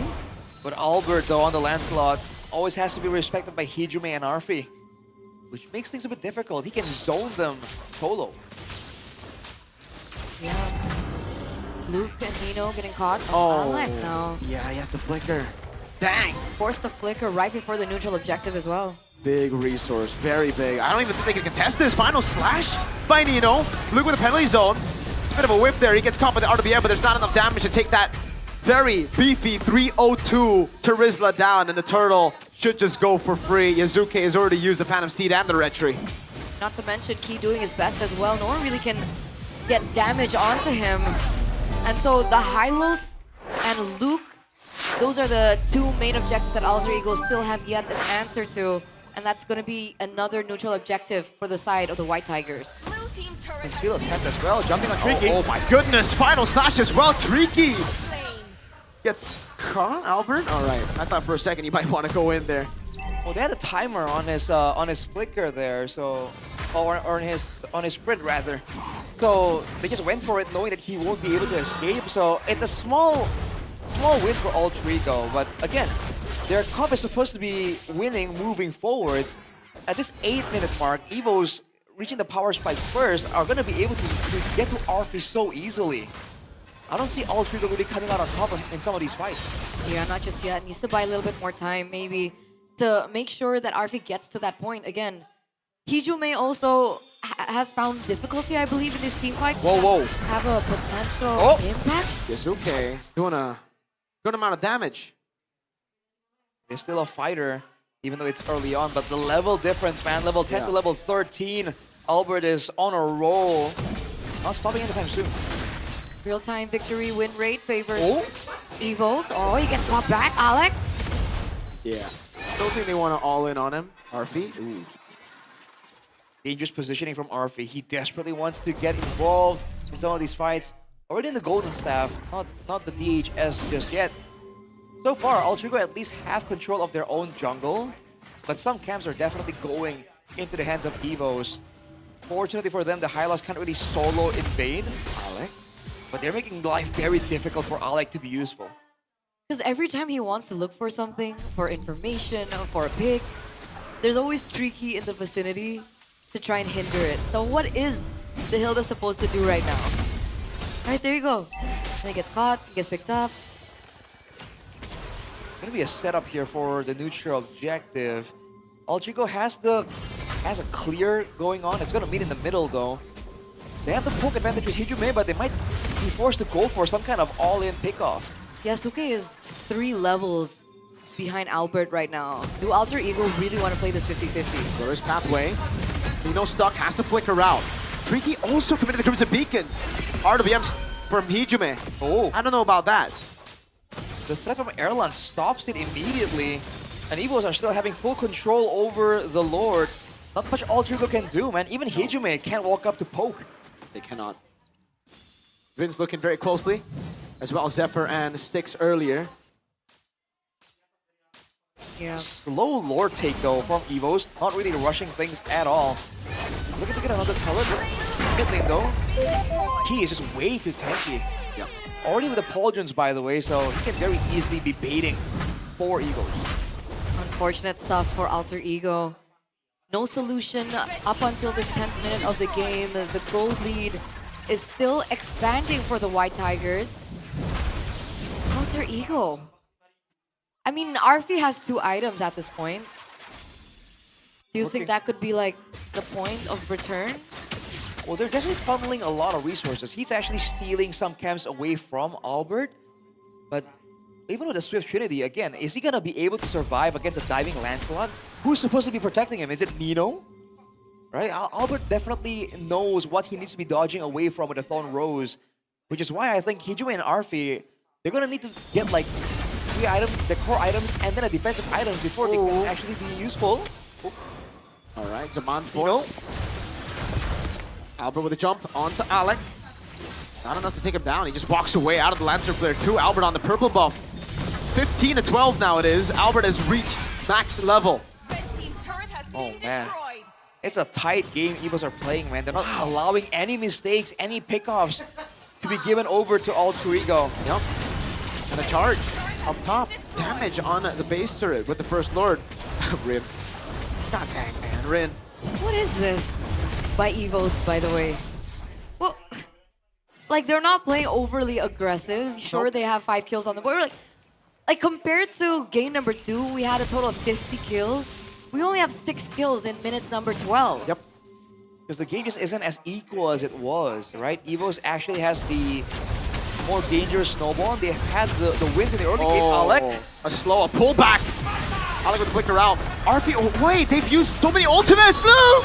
penalty zone! And now they decide to strike. Tricky falls, and there's actually no trade. Alter Ego. Wow. Huh. 1-for-0 there. They were forced to use like 3 flickers and all their ultimates, but they got something on the board for now. That's kind of crazy. That is. Can we see the replay? Because like, dang. Is this a slow climb back? I mean, in game 2, Alter Ego were leading by like this much, and then Evo's came back. That's true. Well, Arfrey has the Swift Trinity right now and a Fury Hammer, but I feel like he needs like a Wind of Nature before he can actually be a bit more aggressive. You have to remember, if he walks up, he risks getting bursted down by Albert and also Erlan, right? It's magical and physical damage, which makes things a bit difficult for him and Hijime. We're looking at the items right now, and it's exactly as you mentioned, the Fury Hammer already built in, and meanwhile, if we're looking on the other side of the map, Holy Crystal already built in for Erlan. Huge item power spike. And for Key as well, Radiant Armor on top of the Pauldrons, dude. Even with Hijime trying to burst it down. Wow, Erlan dodged away from the final stash earlier. Now he jumps in on Nino. Wow. Well played, Erlan. Now Key gonna be shredded down by Yazuke as he brings him down. Shut down by Yazuke on the horse. And that's a huge shutdown, no? To the horse, though. It's crazy that the horse has a shutdown, but yes. Yes. That's true, but Yasuke is still in the game. He is not in the vicinity. Alec! Erlan is jumping back and forth. Alec, no way to run this time around. He's stuck there. And he actually buys the immortality, so right as he gets it, it's down. Interesting move. That's going to be a resource wasted, I believe, for the side of Alfred. Wow. So Arfi goes in for another kill. Tricky gets caught out, actually. Oh, wow, this is so awkward. What? Yeah, these fights and skirmishes and pickoffs are happening when we're really not expecting it. Expecting it to. Slow push for Evo's on top, and they go straight for the Lord here. Alter Ego, can they spot it? They do, but do they have enough to actually go for the contest? Yazuke cannot enter. Albert securing the turtle. Or sorry, the Lord rather. Oh my Lord, that burst with the Yves and the carry. RP popping an ultimate Luke, trying to run away. Erlan doing a good job zoning them, and now it's Albert. Wow! RP pops him! He disappears. Just like that. Wow! After what Albert was able to do before on the Leomord, him diving in as a Lancelot instantly bursted out. 2 members traded back. Look at the gold lead slowly shift in favor of Alter Ego. Oh man. Dude, Albert came in there. I thought he was gonna get a highlight. No, he got ran over, got trampled by the horse. Wow. You know, the fact that Arfi got the Malefic gun right before that fight started definitely worked out for Alter Ego. You see like the immediate confidence boost that the extra range gives him. Now Evos has to be a bit careful. Again, they can send Albert in to take out Arfi, but with that kind of damage coming out of Yazuke, even though he was shut down a little bit in the early game, Albert can't be carelessly going in like that. Bro, Yasuke was 4 levels behind of Albert before. Yep. It's uncanny how both of these teams have successfully climbed back from such a huge disadvantage. Game number 2 for Evos, and now in this position for Alter Ego. And the patience is still there. You've seen both teams probably struggling to go for anything. Arfi with the Rose Gold will happen against Erlan, but again, he still needs to be careful. If he gets bursted down too fast, that Rose Gold won't matter. But I guess it is an answer, right? You were talking about the potential physical and magical damage that could penetrate onto Arfi, and so the Rose Gold does have an answer to both. This is the moment where he can actually walk up and be relevant. Hijime, on the other hand, when going for the Blood Wings here, a bit more aggressive of a build, but technically, again, he's been staying very far back, using the very edge of his real-world manipulation to really get value in these fights. He's still sitting at 104, right? He hasn't been taken down despite the lead that the White Tigers had in the early stage of the game up until this point. And what was the gold lead earlier for Evos? Was it 5K? 4.5? Yeah. 4.5K? 4 to 5K, wow, just about. It's left. Only 1.6K is left. And now it's looking dangerous because Alter Ego has the burst advantage, right? The Leomort and the carry can out of nowhere take one man out of the equation. Evos Albert and Erlen can do so, but again, at what cost, right? Ultrico has the safer pick-off attempt. It feels like the players of Evos have really high heart rates as well. Luke was like at 140 something. Erlan as well earlier, above 100. Oh? Like despite no action on the board, even the players are nervous. Well, now Ultrico has made the far side push, by the way. They're gonna have the macro advantage in this fight. Albert already trying to find something, but Ultrico are doing their due diligence, opening the bushes with Nino and Alec. Oh, Nino gets caught. He has to flicker out. Final slash of the Rose Gold meteor. Proc already there as Key gets bursted down, but a penalty zone from Luke. In the back, RP is still able to survive. Now he goes for the damage, but it's not enough as Albert cleans house. And now it's Hijume. Can he survive? Can he dodge away? Oh no! He pops the RWM. The Void Blast went away. Albert buys the ammo just in case. And Evo strike back. What it looked like Alter Ego could possibly come back.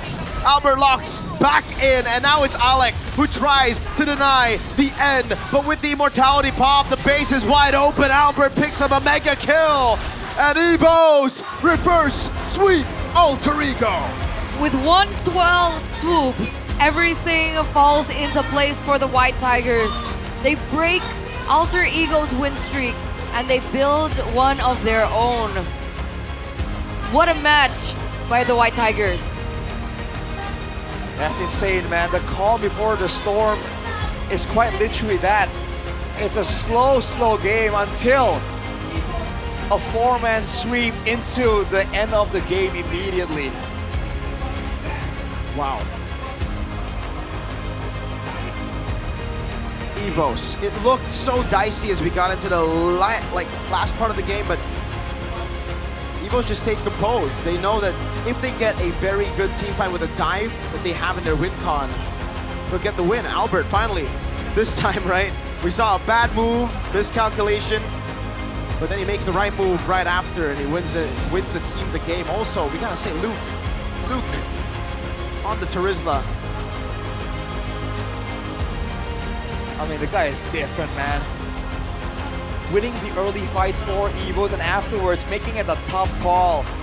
He used to be the guy that just goes in at every opportunity, but right now with a team like this, the communications must be really, really good because he is almost never caught out alone for no good reason. He always gives his life up for a good cause, and his team never wastes the opportunity. It's just so uncanny how game number 2 and game number 3 eventually unfolded. Like you were talking about the patience, the chemistry that was there, with Tricky coming in. Is this the answer? I guess we'll ask the victors right now up on stage. Evos Friend, marilah kita sambut ini dia, Evos! Permainan yang amat sangat intens diberikan oleh teman-teman dari Evos untuk di match pembuka kita kali ini. Tapi di sini aku pengen welcome back juga untuk Tricky. Match there for Evos. Hai. Iya, nggak apa-apa Tricky. Tricky gimana nih akhirnya kamu bermain lagi? How do you feel, Tricky, playing again in this 6th week and you get a victory? Alhamdulillah, senang masih dikasih kesempatan. Praise God, I'm happy I'm still given an opportunity. I'm happy that the team still believes in me. Apalagi hasilnya cukup memuaskan ya. Especially with this result. Alhamdulillah. Yes. Tapi Tricky aku pengen tanya dong, gimana sih kamu pada saat di game yang pertama ketempelan sama Hildanya Alex? How do you feel getting just shadowed by Alex Hilda in game 1? Belum sholat kayaknya, jadi ketempelan. It's fine. Maybe I haven't prayed, so something was sticking to me, if you know what I mean. Sepakat, aku sepakat. Jadi baiknya sholat dulu gitu ya next ya. Kurang sholat kayaknya. Oke, biar nggak ketempelan. So it's better to just have a prayer session before you enter the game. Melihat di game yang pertama khususnya gimana nih? Melihat di game yang pertama dari Tricky gimana? What is your opinion on the first game? Cuman kita sebenarnya udah nemu solusinya. Cuman it's difficult, but we found the solution. Jadi There were some mistakes though, unfortunately, so we were unable to get that victory. But we made it a lesson for the second game. Pelajaran apa yang bisa dipetik? Can you tell us what lessons you are able to learn from game number 1? Pelajarannya jangan kasih musuhnya masuk ke jungle Albert aja. No, the lesson is don't let the opponents get into Albert's jungle. Jungle-nya ya. Oke, setuju. Tapi di sini ada Alright. Erlan. Eman. Masih dibahas aja. Kamu masih personal ya? Enggak, udah dimaafin kan? Udah. This still personal with Eman? Kerlan kata maksudnya. Kerlan. Gitu ya. Erlan. Aku mau nanya dong kalau misalnya dari Erlan sendiri, di mana kita agak sedikit tarik mundur di leg yang pertama ya. Looking back to the first leg, bisa menangkan di leg yang pertama, tapi you were unable to win in the first leg, but in the second leg it's a different result. Pelajaran yang dari Erlan sendiri yang So you yourself, Erlan, membuat kalian dapatkan kemenangan. what lesson did you have to win this Karena match? kita menang 2-1 aja sih. Jadi kita Because we never won 2 and 1. Cara menang 2-1 akhirnya terjawab. So we're just curious and we wanted to find out how does it feel. Enak banget. Feels great. Feels very good. Rasanya enak banget. Tapi Erlan, kalau kita ngelihat nih, positioning kamu benar-benar luar biasa We banget. saw your positioning. It's really amazing. Bener loh, terlihat positioning kamu luar biasa banget. Ditambah lagi kan memang gameplaynya dari Alter Ego itu sendiri kan benar-benar cepat And banget Alter Ego's ya, gameplay is very benar-benar high agresif pace, sekali. aggressive as Gimana well. caranya kamu untuk bisa How are you menahan able diri kamu agar gak ke take down nih? Agar lo to gesit limit sekali. yourself to make sure that you don't get taken out? Tabah dan ikhlas aja sih. Tabah dan ikhlas. We'll have to just be patient Memang luar biasa and sekali ya, be Erlan ini ya. Tabah, ikhlas, and besar accept that that's gonna be hati, the gitu way juga. it goes. Apalagi boleh ditambahin? Tapi Ya percaya teammate aja lah. Jadi kayak tunggu mereka open map baru kita. Just believe in my teammates, wait for them to open the map up before I Jadi, move into the areas. mengetahui tugas masing-masing gitu ya. So it's about knowing each other's Tapi job Erlan boleh description. dikasih Yes. tahu nggak sih, untuk di match kali ini nih, kita kedatangannya kan, ataupun line up kalian ini kan bersama dengan Tricky, bukan sama View. So you Boleh guys nggak sih came in kita with tahu Tricky alasannya? right here. Can you tell us why that was the Alasannya case? balik lagi ke coaching staff sih. Kalau It comes kayak back to the gitu. coaching staff. Cuman mau siapapun yang main ya tetap kita percayalah. But whoever plays, we believe in them. Baik, siapapun yang main, tetap percaya satu sama lain, dan hasilnya EVOS akhirnya interview lagi. Setelah 2 match kemarin kan belum interview, sekarang interview lagi. Finally another interview with me after Tapi two Luke di sini. matches without an interview. But look, Luke, aku pengen nanya dulu nih. I wanna ask tahu first. dari pendukung Alter Ego, itu ada Alter Angela Ego's yang kawaii sekali. fans, there's a very cute, Kita a kedatangan kawaii salah satu pendukung Angela. Alter Ego yang kawaii sekali, bisa dilihat di sebelah sana. You can see, Iya. see udah keluar the ternyata. cosplayer Jadi over tadi there. ada Rin, Oh, kan? they left. Ada It's Rin. Ada Rin, dia kan cosplay. Nah itu was membuat kamu cosplaying. grogi gak sih Rine? Did it add to the nervousness? Kok Willy Salim kayaknya. Oh, not really. We have Boleh diadu dong. Boleh diadu Boleh ya. diadu. we have our own guys, so we're not nervous. Infinix. Infinix. Infinix. Infinix kok. Kok Willy Salim, jangan lupa ya. Infinix kasih ke Luke sekarang juga. Infinix sampai terbaik. Betul, karena itu Infinix the kunci best phone. kemenangan kamu kan? Apa? Kunci kemenangan kamu hari Secure ini the kan? victory, right? Infinix kan? Saya cinta Infinix. Oh, I love Infinix. Pantes. Tadi Luke Salah mainnya. denger ya? Iya, salah denger aku, maaf ya. Infinix ya. Infinix. Iya, tadi aku, Luke, pantes mainnya tuh tadi kamu jago banget pas pakai Infinix. Ya, Aku bodoh. aku udah. My fault. Maaf ya. Tadi kamu beneran jago banget, apalagi di game yang ketiga. Kok kamu lebih galak sih? Apakah itu You were adalah so salah aggressive satu in nih game 3. kesalahan kamu atas misi balas dendam? Is that a revenge mission for Iya you? juga sih, soalnya di leg pertama kan hampir menang juga. Yeah, because we almost won in the first leg. Jadi seru banget. And lawannya. right there, Seru banget lawan in the second hati. leg, we Tapi almost lost kemarin again, Nino so it was ngomong, very exciting. Jadi katanya Nino, kalau misalnya skill kamu tuh udah bener-bener kembali. Menurut Nino kamu says gimana, your Lu? skills are Bener, no. completely back Enggak 100%. sih, kayaknya What do you think? Tetap jagoan dia lah. Yakin? It's all right. I think he's better though. I don't know if I'm sure about that though. Lu jago Nino. Jagoan Nino. Jago Nino. Kalau gitu Yeah, boleh Nino's dong better. kasih satu kata buat Nino. Any words for Infinix Nino? kok hebat, Infinix. You know, Serius. Infinix is so good, man. Enak ya That's pakai great. Infinix kan? Jadi lebih gesit gitu ya. Ya. Oke. Tapi terima kasih Luke. Ya, Sekarang kita Thanks, bergeser Luke. ke KYY. KYY, Key. Wah, langsung heboh. Diem dulu yang di sana, diem oh, dulu iya, apa? baik. Diem dulu yang di sana. Tapi dari Ki sendiri, ini kamu benar-benar luar biasa banget. Kita You're sudah outstanding, menyiapkan Ki. satu highlight yang luar biasa untuk Ki. Nanti bisa dikasih ini ya, reaksi ya. Ini dia. I have this highlight for you, Key. Nah, Please react to it. ini di sini nih. Ki menggunakan Baxianya, melakukan flanking yang luar biasa sekali. Gimana Ki, kalau pendapat kamu, reaksi Great kamu? Baksha gameplay, flanking like this. What do you feel about that? Poin ya. I was randomly doing it. Gitu ya, Ki ya? Asal aja personal ke Hijumeng karena dia suka. Oh, it's personal with Hijume. Because he likes to insult me and Luke. Baik. Yeah. Tapi kalau misalnya melihat pergerakan dari Alek gimana Ki?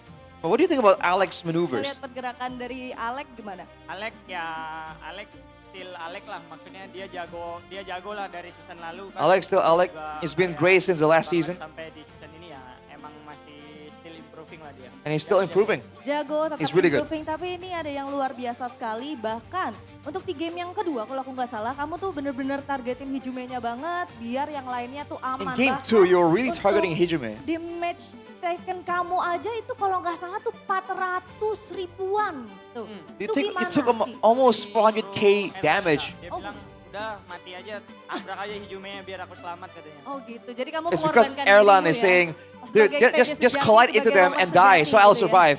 Erlan told him to do so. Luar biasa sekali pengorbanan seorang kaya ya, tapi Albert. Right, Albert. Akhirnya kita melihat adanya Lancelot dari Albert. Finally we saw Albert's Lancelot. 16 dan lawannya Let's use it Alter in Ego season juga. 16 against Alter Ego as well. Gimana Albert? Kita menanti loh hero-hero assassin dari Albert. We've been waiting for assassins from you, Albert. Lancelot doang, nanti ada yang lain lagi. Oh. That's just Lancelot. There's others in store. Kali. Maybe. Semoga ada. Hopefully. Lagi nggak? Tapi Albert, bukan cuma Ki aja yang ada highlight luar biasa, tapi Albert juga ada. So langsung aja kita lihat, ini dia. This is Albert's highlights. Oke. Albert, ini kita di game yang pertama. Gimana Albert? Kenapa? Don't watch this. I didn't win. Oh. Ini kenapa sih? Kamu tuh kayak dunia milik berdua, Albert. Highlightnya kok begitu sih? Just the two of you. Why are the highlights like that? Ini Lancelot deh kita Hey, here you go. This is a highlight. Ketiga. Gacor banget terisnya. Luar biasa ya. Dude, the terrorists are so good. Gimana dari Albert sendiri nih? Oke aja, oke. Oh, tetap hoki. Yeah, I just got lucky. Tetap hoki walaupun dari Albert mendapatkan triple kill di game yang ketiga menggunakan Lancelot-nya. Gimana Albert? Ya berkat teman-teman juga lah. It's all thanks to my friends. The Lancelot, the triple kills. Berkat teman-teman dan juga diri sendiri. Dan Oh, juga the friends and me myself and the prayers of the entire team. Baiklah kalau begitu. Gimana dari teman-teman EVOS, ada yang pengen disampaikan untuk match kali ini? Mungkin Luke, apa Luke yang pengen From Luke. disampaikan buat match kali ini? Tadi dulu buat Nino. Any words for this match? Because earlier it's for Nino. I love Infinix. Oh, Yeah, I love Infinix. sekali. Dan EVOS fans, marilah kita sambut. Ini dia, EVOS Esports.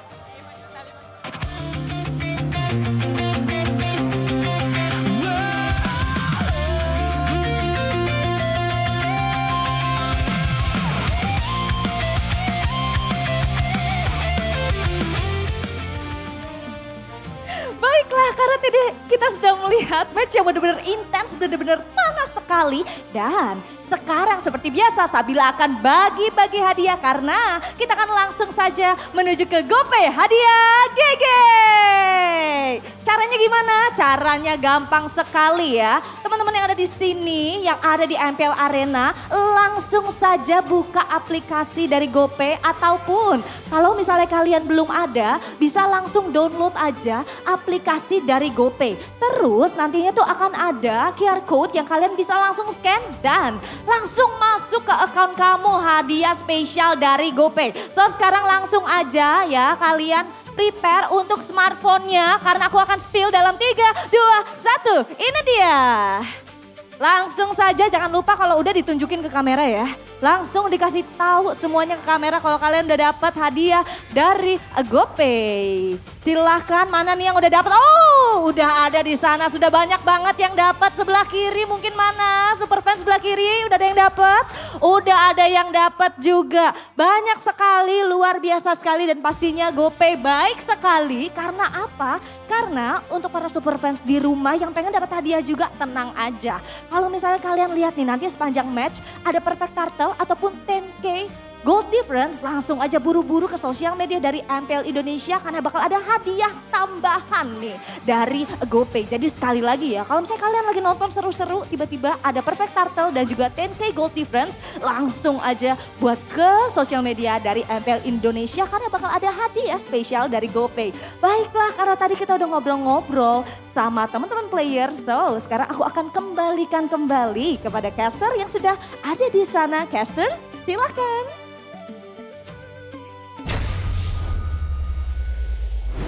Thank you so much, Sabila, and once again, congratulations to Evos, the White Tigers, for finding their revenge against Alter Ego here in leg number 2.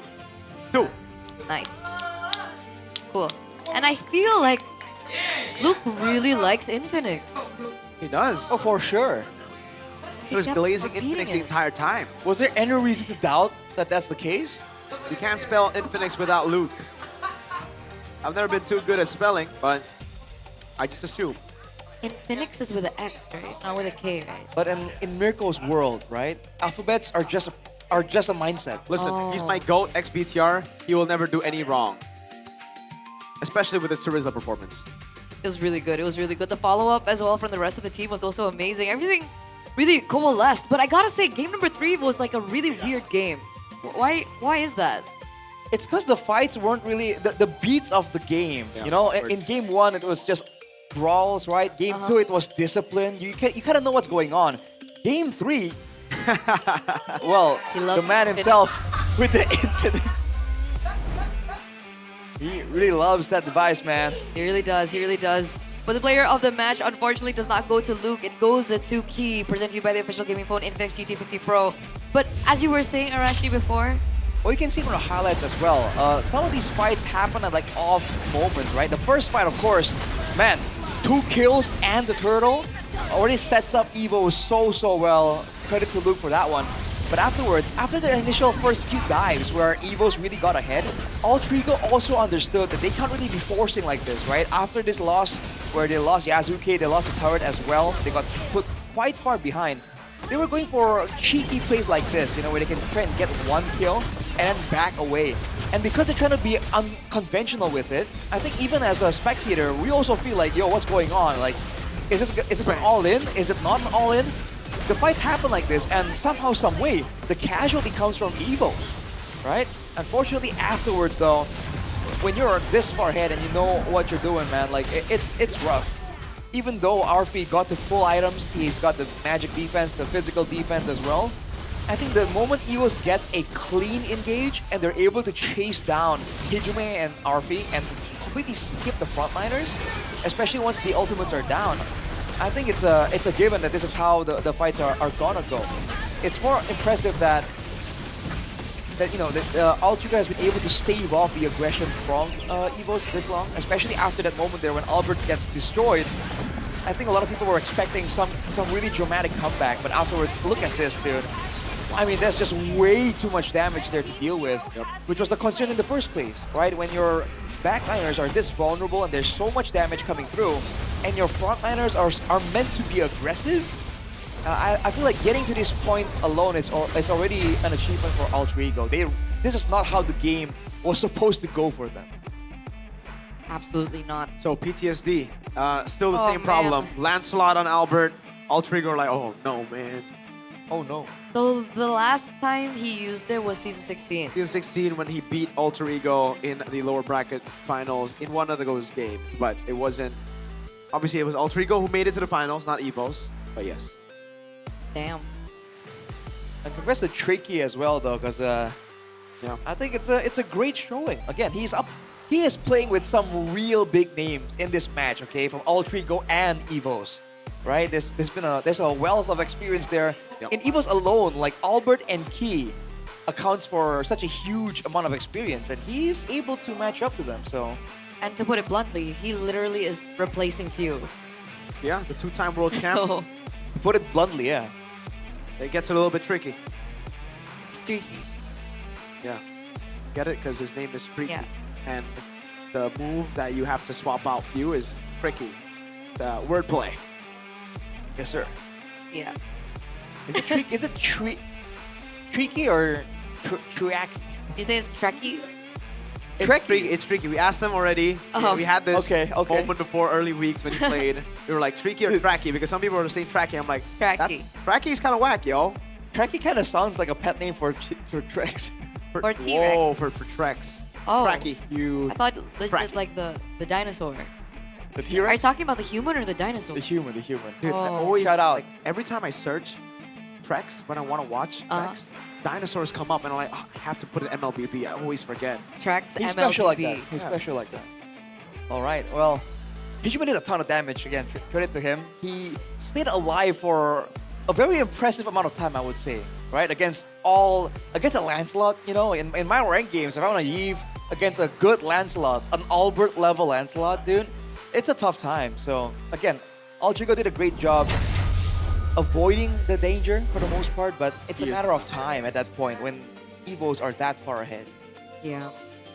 I really thought that Altrigo could come back though in game 3. Would be cool. Evos made things so Good. sporadic. Like he'd finish his play-by-play and I thought it would be done. And then they're like, nope. But wait, there's And more. then I throw it back again. Yep. And then it's done again. And then anyway. Gotta start like go to the docking mode. Yeah. Dock. The Gotta dock. the Gotta learn to dock. Dock. Maybe for the next match that is going to be coming very, very soon. But we do have to go to a short break. So it's been me, Ater, and Amir Kanarashi. We'll see you after.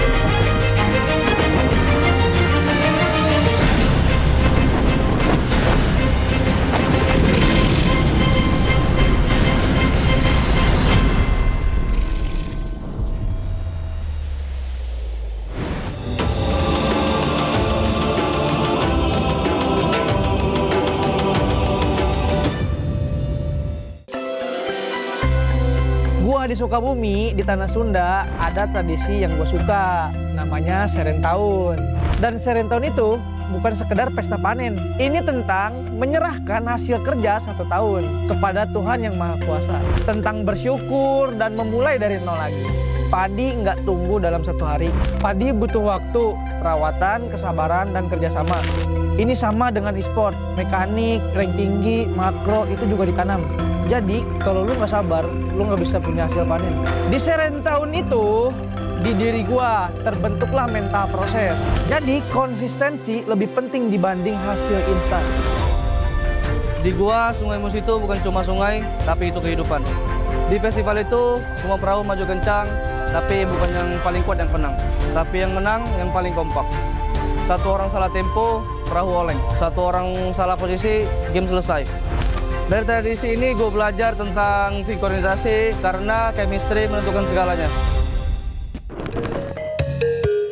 Tradisi di Bali yang paling ngena lah di gua, menurut gua tuh nyepi. Karena nyepi tuh ngajarin kayak diam itu kuat. Jadi selama 24 jam gak ada aktivitas, lebih ke introspeksi diri lah.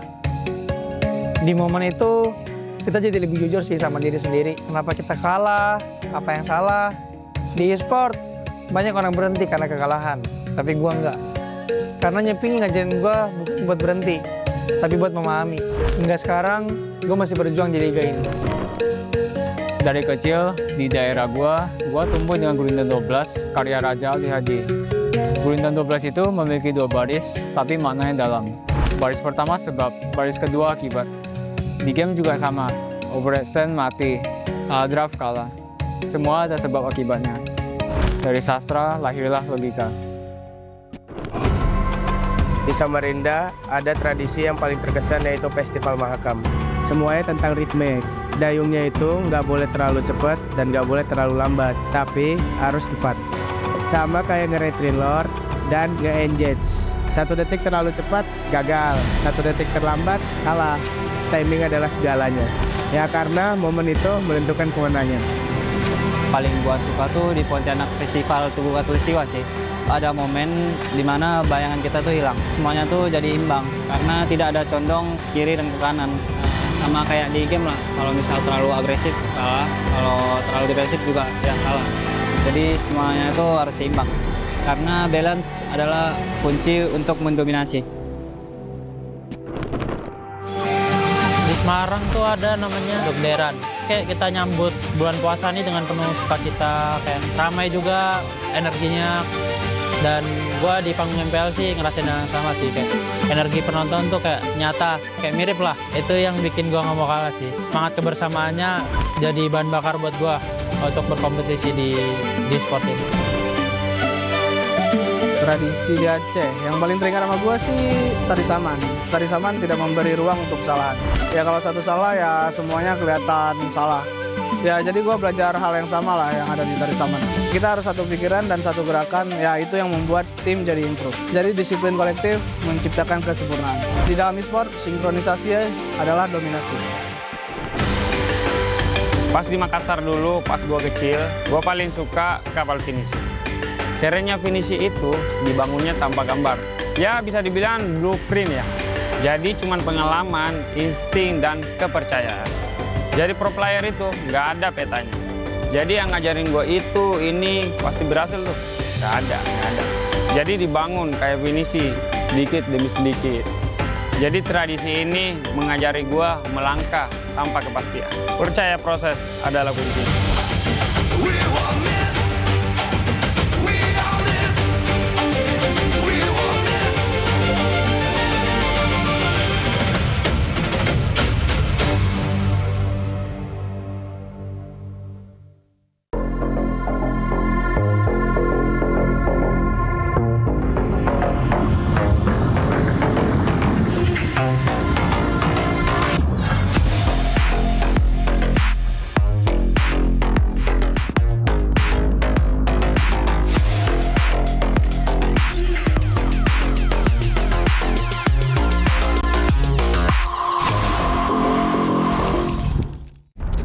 Semua hal terus berubah. Dan kadang bikin gue pengen nyerah. Tapi banyak mimpi yang harus gue kejar. Gue butuh support yang konsisten. Biar gue bisa terus naik level, terus berlari tanpa henti.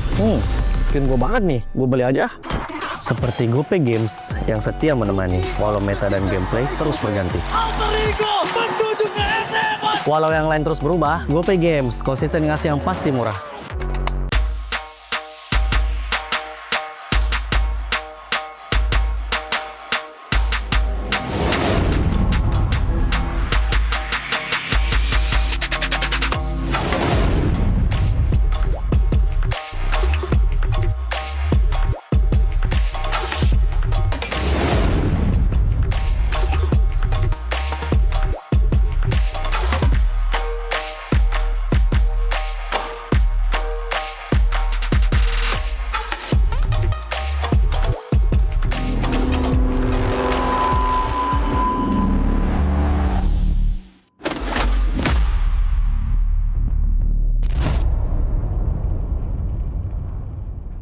Garnier Men. Keringat, minyak, dan kulit sensitif bikin jerawat susah dilawan. Lawan jerawat dengan nyaman bersama. Baru Garnier Men Acnova Gentle Gel Cleanser dengan salisilik dan sika. Lawan 99,9% bakteri penyebab jerawat. Teruji pada kulit sensitif. Nyaman di kulit. Optimal lawan jerawat. Garnier Men Acnova Gentle Gel Cleanser. dari Garnier Man. Tak ada hari tanpa mabar, main nge-lag, kerap buatku tak sabar. Gimana mau main sampai kelar? Ini waktunya ku bersinar. Okay, let's do it. Game flash andalanku bikin mainku semakin hebat. Pin stabil main makin mulus, rankku fix naik terus. Tukar DG rings, diamond dan voucher game kau dapat.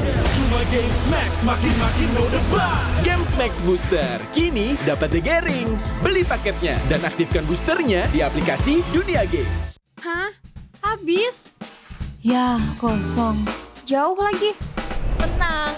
Ada Klik Indomaret. Klik Indomaret, gratis ongkir 1 jam sampai. Klik Indomaret, belanja online seperti di toko. Klik Indomaret.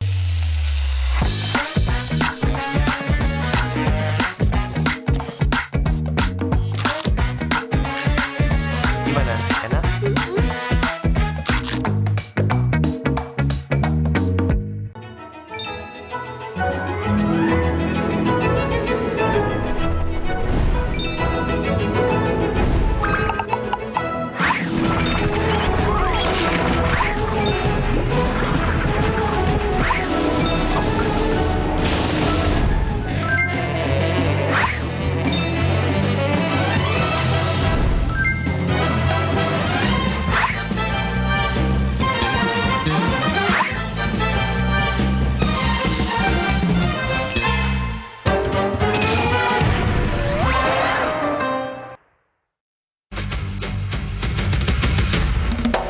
Teman-teman super fans, sekarang MPL Indonesia berkolaborasi dengan Telx dan juga Aircraft.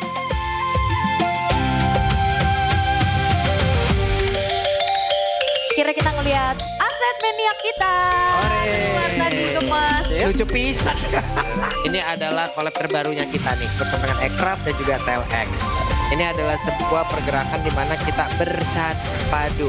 Kalau sekarang sih seru ya, soalnya ada budaya-budaya Indonesia juga ya, kita mengangkat semua budaya-budaya. Terus kayak kemarin player-playernya juga pas entrance-nya jadi ada permainan zaman-zaman kita kecil, jadi flashback aja seru sih. Jujur seru banget, soalnya kan activity-nya banyak kan, jadinya kayak yang bisa dilakuin gitu, kayak bisa main gasing, bisa main congklak, bisa main yoyo dan lain-lain lah. Kalau main terus dapet stem jadi bisa dapet kayak hadiah, banyak lah istilahnya, jadinya seru banget from my opinion. MPL sekarang sih udah mulai care sih sama budaya-budaya Indonesia. Gue rasa ini bisa jadi buat edukasi di generasi gue sih. Soalnya ini bisa buat tahu budaya dan tradisinya lah di Indonesia ini. Terima kasih MPL udah menghadirkan permainan-permainan masa kecil kita. Terima kasih MPL karena sudah membantu kita semua jadi ingat masa lalu kita. Semoga kedepannya MPL makin ada aktivitas yang lebih seru lagi.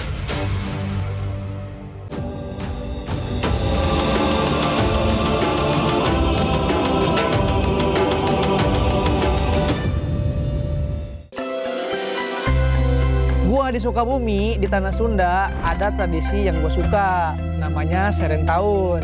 Dan Serentahun itu bukan sekedar pesta panen. Ini tentang menyerahkan hasil kerja 1 tahun kepada Tuhan Yang Maha Kuasa. Tentang bersyukur dan memulai dari nol lagi. Padi nggak tumbuh dalam 1 hari. Padi butuh waktu, perawatan, kesabaran, dan kerjasama. Ini sama dengan e-sport, mekanik, rank tinggi, makro, itu juga ditanam. Jadi kalau lu nggak sabar, lu nggak bisa punya hasil panen. Di Serentahun itu, di diri gua terbentuklah mental proses. Jadi konsistensi lebih penting dibanding hasil instan. Di gua, Sungai Musi itu bukan cuma sungai, tapi itu kehidupan. Di festival itu, semua perahu maju kencang, tapi bukan yang paling kuat yang menang. Tapi yang menang yang paling kompak.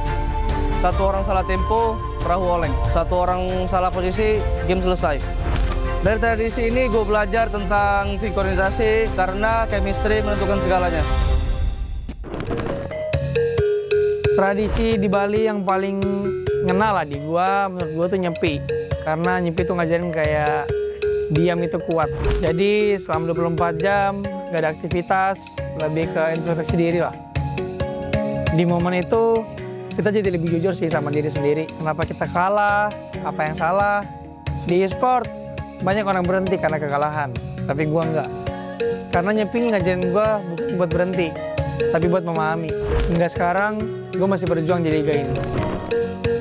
Dari kecil di daerah gua tumbuh dengan gurindam 12 karya Raja Ali Haji.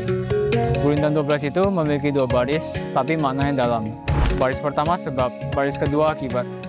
Di game juga sama, overextend mati, salah draft kalah. Semua ada sebab akibatnya. Dari sastra lahirlah logika. Di Samarinda ada tradisi yang paling terkesan yaitu Festival Mahakam. Semuanya tentang ritme.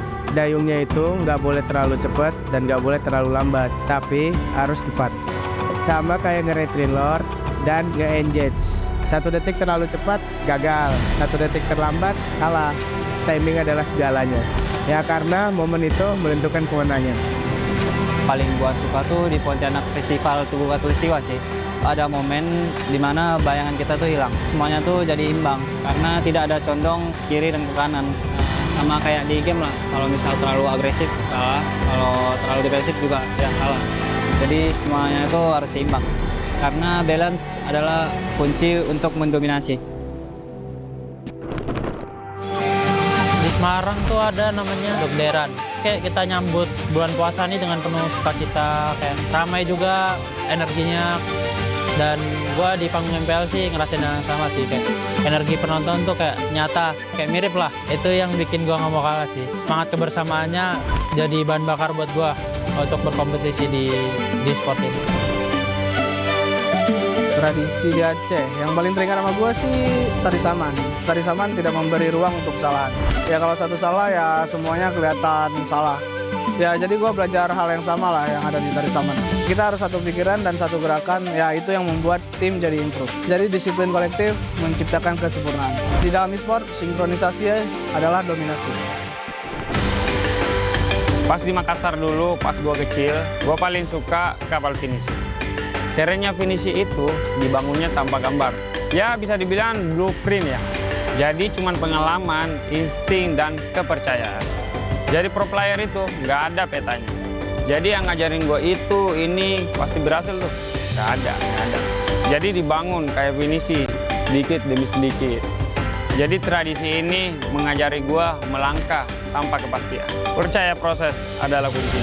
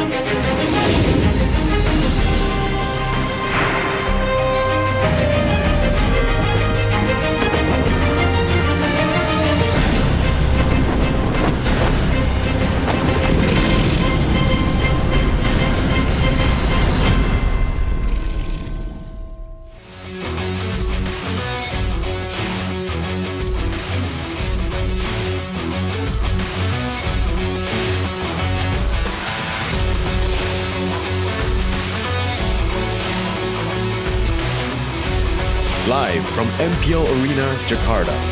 MPL Indonesia Season 17 is powered by Moontalk. Supported by Esports Federation of Indonesia. Presented by official gaming phone, Infinix. Official e-wallet, GoPay. Official gaming chair, Toda. We own this.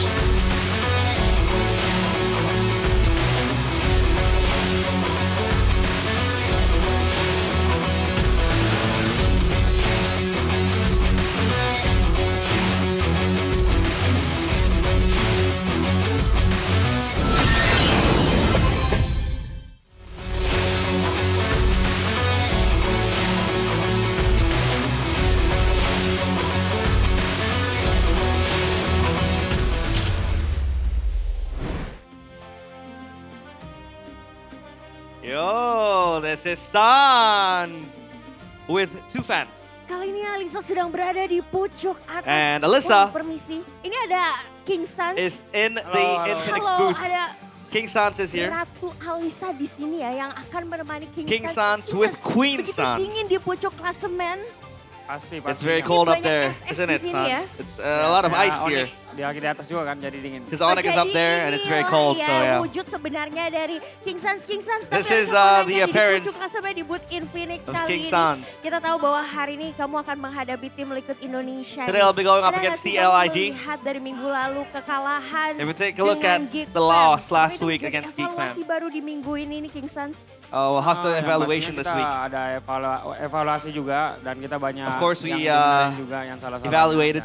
Ya, We minggu ini kita udah siap fixed our mistakes. untuk match-nya. And this Minggu week ini we're ready sudah for the siap match. ya. Tapi kalau kita melihat akan ada tim Liquid Indonesia nih. And dari mana there will be dua Team match Liquid kalau ID bisa tim Liquid in front of you. menangkan, akan berdampingan dengan Onyx If sendiri. TLID is able to win the Jadi match, apakah akan memberikan then you kesempatan guys will untuk be tim Liquid hand in hand Indonesia together, atau tetap sharing kamu that berjuang spot untuk up tim in kamu? the standings. Ya pastinya What do you feel? berjuang untuk tim sendiri sih. Kita nggak pengen kalah juga. Well, Nggak pengen my kalah focus ya is on my own tentunya team. ya. We Wow, don't want to di sini lose. Ada raja-raja. We want to win. Kita tapi di sana kayaknya ada yang bermain Well, over sudah here tidak we have adil a sepertinya king. ya. King Maharaja And over Kevin. there we also have a king. Wow. It's King Kevin, the Jote, the Coat, whatever you want to call him.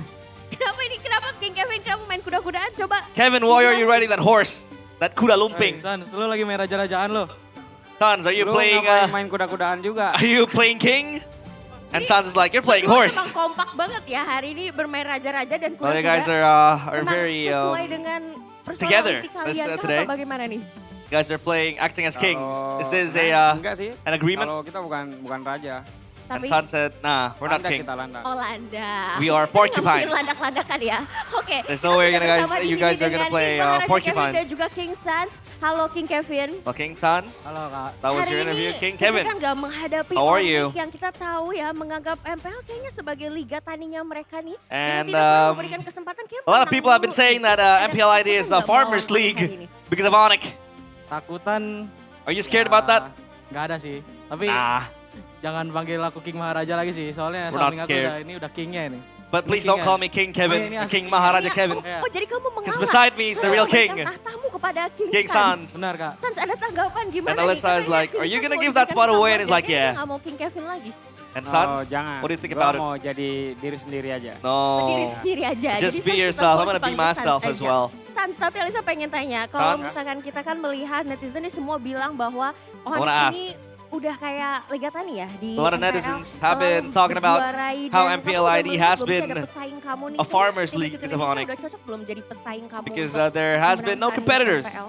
to Onyx. Sebenarnya Is semua tim TLID a jadi competitor pesaing to you kita guys? sih, dan itu pun kita semua tim bakal waspadain juga. Dan, Well, I don't think that it is a farmers league. ya, We kita are aware tetap of waspadain sih semua all the tim. teams. Oh, We tetap are waspada vigilant. untuk semua timnya. Facing up King against them. Maharaja Kevin. Well, Kevin? Kira-kira kamu akan mengeluarkan surprise apa nih untuk Onyx hari ini? Are there any surprises you wanna throw out Surprise sih. against Onyx?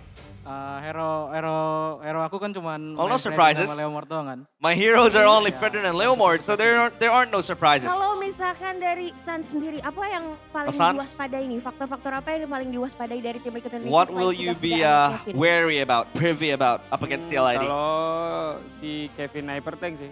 Ya, Oh. ya. Well, I'll be very Bagus aware later on Kevin, if ada Kevin tanggapan goes untuk Hypertank kamu? tank on jungle. Nggak ada sih. Gak ada. Nggak ada. And Kevin says, I have Jadi nothing to cukup say. pede aja ya. Iya, cukup pede aja. And Tapi he's like, kalau yeah, I'm just misalkan Alisa confident. tanya terakhir nih, apa sih yang kamu kelihatan dievaluasi dari minggu lalu? Well, what was melawan evaluated Japan from yang last sekiranya week hari ini kayaknya after that kesalahan loss sama against nggak boleh Geek Fam? diulang deh. And you can't Pasti karena repeat kita same udah mistakes. belajar yang kemarin-kemarin kan kesalahan kita Sun udah said, benerin. yeah, we jadi have been harusnya practicing untuk from minggu ini last lancar. week's losses. Harusnya untuk minggu ini Our lancar. Kalau mistakes. gitu langsung aja. Hopefully San, this week apa will be a pesan-pesan smooth week untuk for match us. hari ini kepada King Do you have Kevin? any messages to King Kevin? Permainan yang seru. Bermainan And yang Sun seru, said, Kevin? play a good Kevin, game. Ada punya pesan King Kevin? King Kevin? Sama sih permainan seru soalnya yang leg 1 soalnya nggak seru kan. Saya Well, dibantai let's- sama King Sans kan. Let's hope we have a good game because leg 1 wasn't any fun. I was slaughtered by King Sans. Enggak sih, buat main seru-seru aja kita. Oh, buat main seru. We're just gonna have some fun today. Kayaknya kuda-kudaan kamu lemes tuh kayak butuh dikasih makan gak sih? Yo, your horse seems very pale Lagi semangat-semangat. and very weak. Lagi semangat Let's give it banget ya. food. Ini udah mau dikasih ada asupan loh ya dari King And Sans ya. Sans Terima will kasih give loh ya, King Sans. wheat Oke, kamu boleh lanjutin kuda-kudaan to, kamu ya. to the Silakan horse. berpacu sampai bertemu King Maharaja, King Kevin. Well, Dan itulah King tadi Sans, bersama King Kevin. dengan Ratu Alisa We'll see you in the mewawancarai Land of dengan Dawn. King Kevin dan juga King Sans. Dan kita akan melihat dari kedua King ini siapakah yang akan menguasai tahta hari ini. So caster silakan take it over. Ayo boleh kuda-kudanya, ya.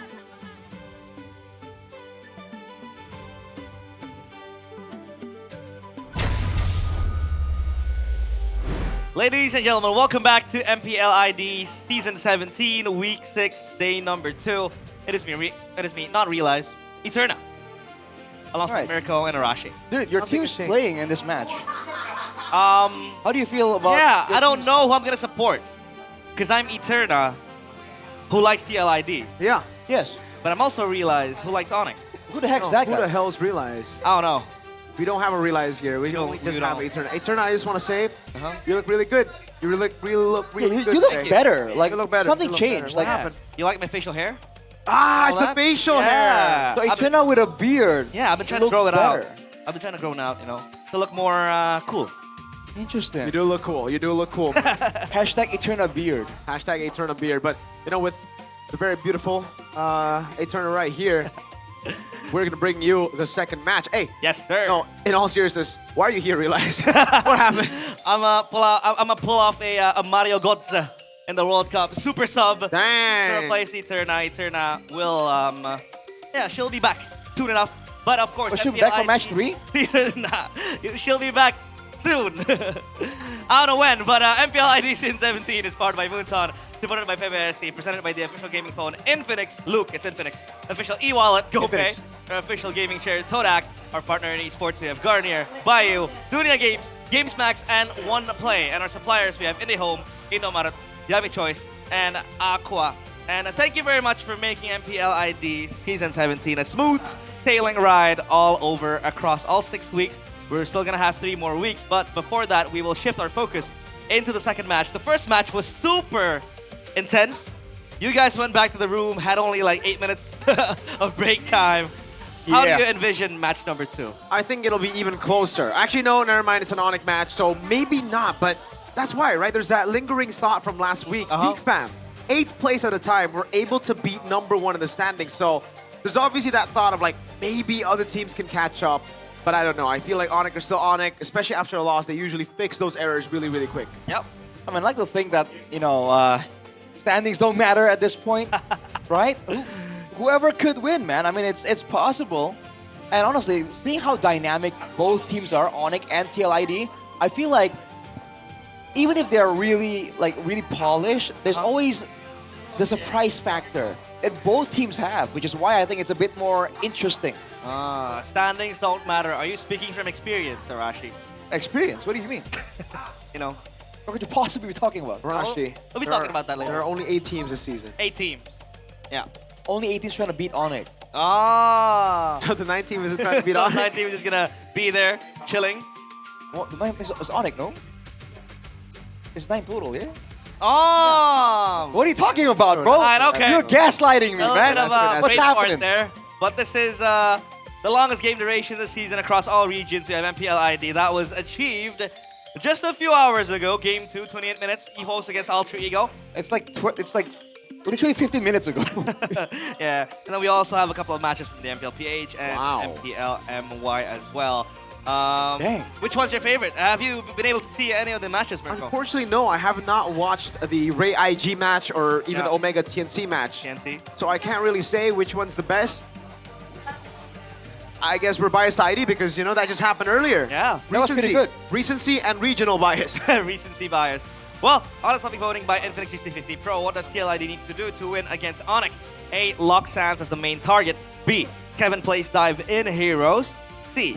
Give Iran an initiator hero. Which one comes to mind for you, Arashi? I feel like usually I would be a C man at this position. I would go for number C. But number C. TLID, they haven't really been playing, you know, utility Iran, I feel like, right? Iran has been doing other things from the EXP lane. After seeing match 1, I think that will be the assumption, number C. But I think, honestly, it's looking more like number B. All right. B. Oh, the man of the hour, though. Hey, Kelra. Oh, Yeb in the back.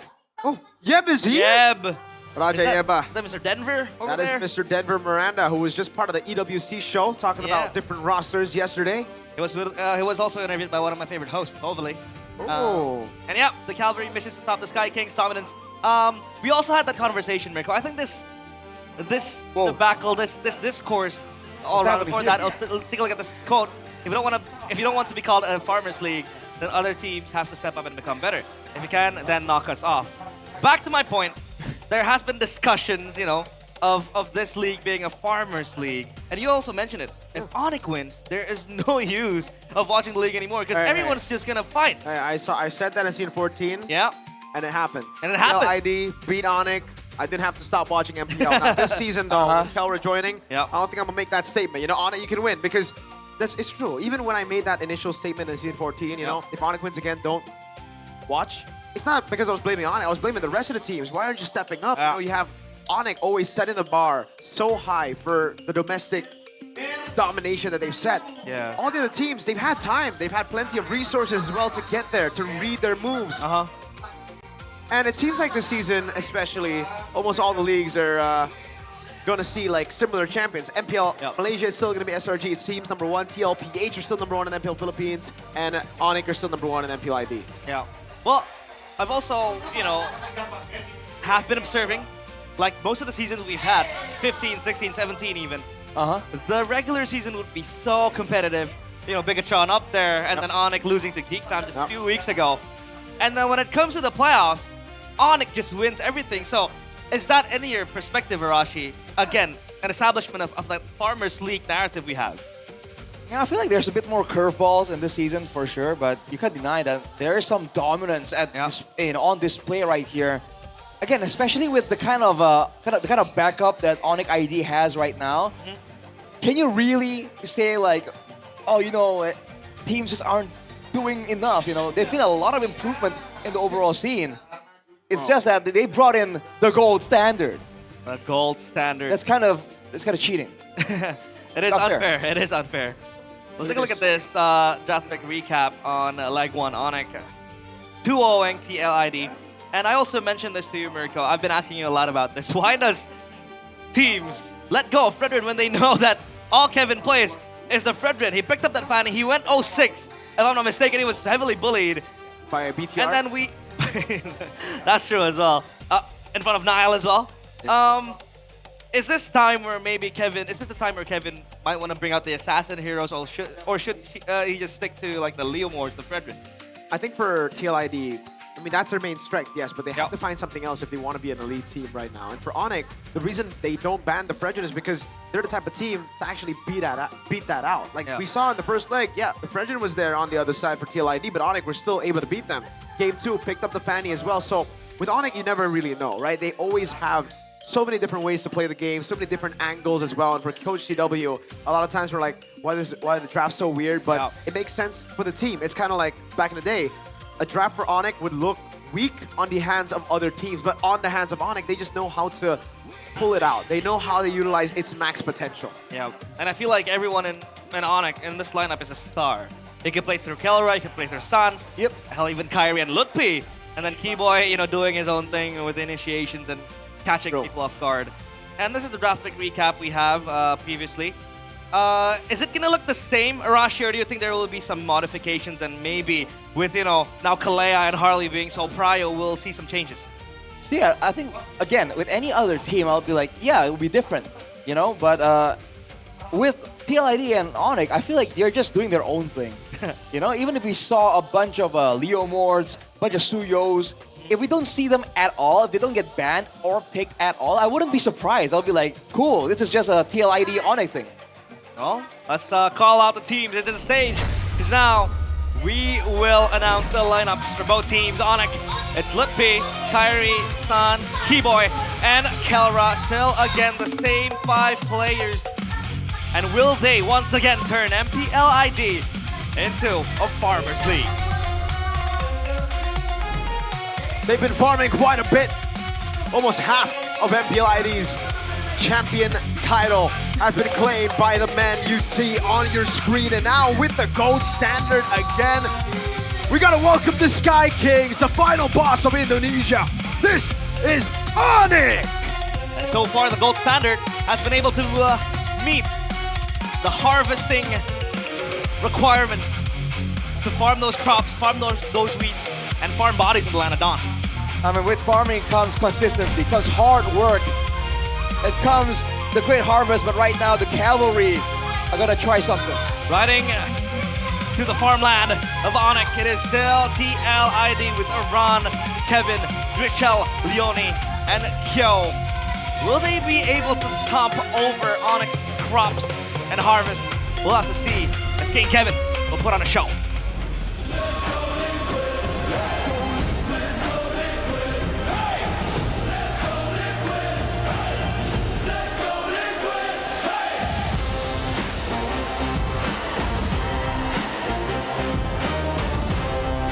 Their brethren have just fallen. Their streak over in the Philippines.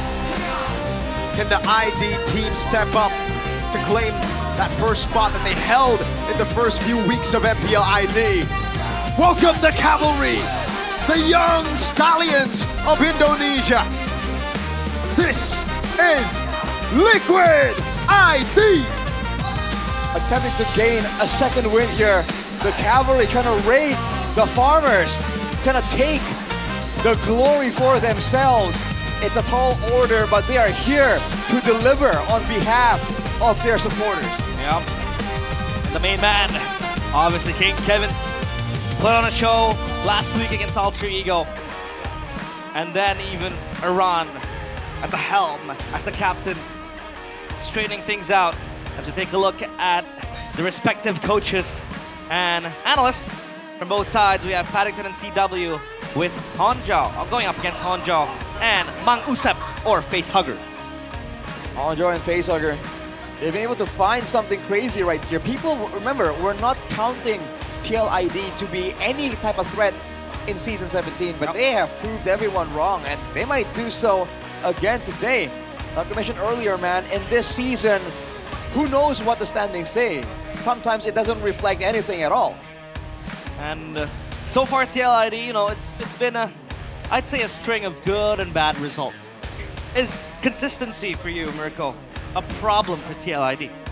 Ah, man, I think they've been consistent. It's just that they've been read out. Early on in the weeks, they played very, very simple compositions. They played those fronts and backs. They played compositions that just rely on neutral objectives, and they do it so well. But then the glues getting banned out. The chips as well from Leone. Then we see the Fredrin, Leomord get taken away from Kevin. And then they get read out. So now they have to find a new way. A new way. And this might be given by the honest topic voting by Infinix 50 Pro. A, lock Sans as the main target. You disagree? Yeah, I disagree with all three, honestly. Like A, B, and C, I don't think this is really how TLID win against Onyx. I really think it's, again, finding a new formula to win against Onyx. It's not locking Sans. We've seen so many teams trying to do that. You don't just lock a specific member on Onyx. It's better that you play your own game. Yeah. Right. It's better that you focus on your own players don't tunnel vision on one player because Onyx is not a one-player team. And they might be inspired by the first match where we saw again the comeback from Evos by targeting Hijime from Alter Ego. That could have inspired the voting a little bit. But yeah, with Onyx, it's just not a one-man game, man. You have to take into consideration the coach even, right? It's a six-man game, and try and beat them out in the drafting phase, and as well as the game plans in the Light of Dawn. Total kill rankings after week 5 for XP laners. It is Litpi with 56 kills, followed suit by Nino, 55. So it's a 56, 55, 54. Top 3, both Litpi and Aran is up there. I mean, is this after the previous game? Because there was a game realized that had 50 kills total. I don't know if earlier it is. matches. I don't think it is, Arashi. It could have skewed things hard for Nino. They prepared this after week 5. There, After week week 5, yeah. No, only Okay. week 5, not week 6 yet. Because Nino I think is number 1 right now. I agree. And to be fair, Lutpi can catch up too, right? Looking at his accolades right here from season 13 to 17. I mean, man, 16 and 17 in particular, that's 16, 17. Understandably. 16, 17. Yeah. Season 14, they bombed off earlier, right? Season what? Season 14. Yes. They bowed out early. And you Against mentioned it, play their own game. Geek Fam played their own game. Yeah. Geekable. Yeah. And they were able to hold the base. It's always that. And then season 15, season 16, we see them dominate MPL. But in the inner... Oh, actually, 15 wasn't a domination. It was them starting at 9th place. Yeah, that's true. Nile on the XP lane. Yeah, that was actually... wow. With Ryota as well. I still can't believe it. Oh, wait. Yeah. The whole Yeb, Tolong Yeb. Yeah, and then Yeb came in. See, it never... No one really cares about what happens.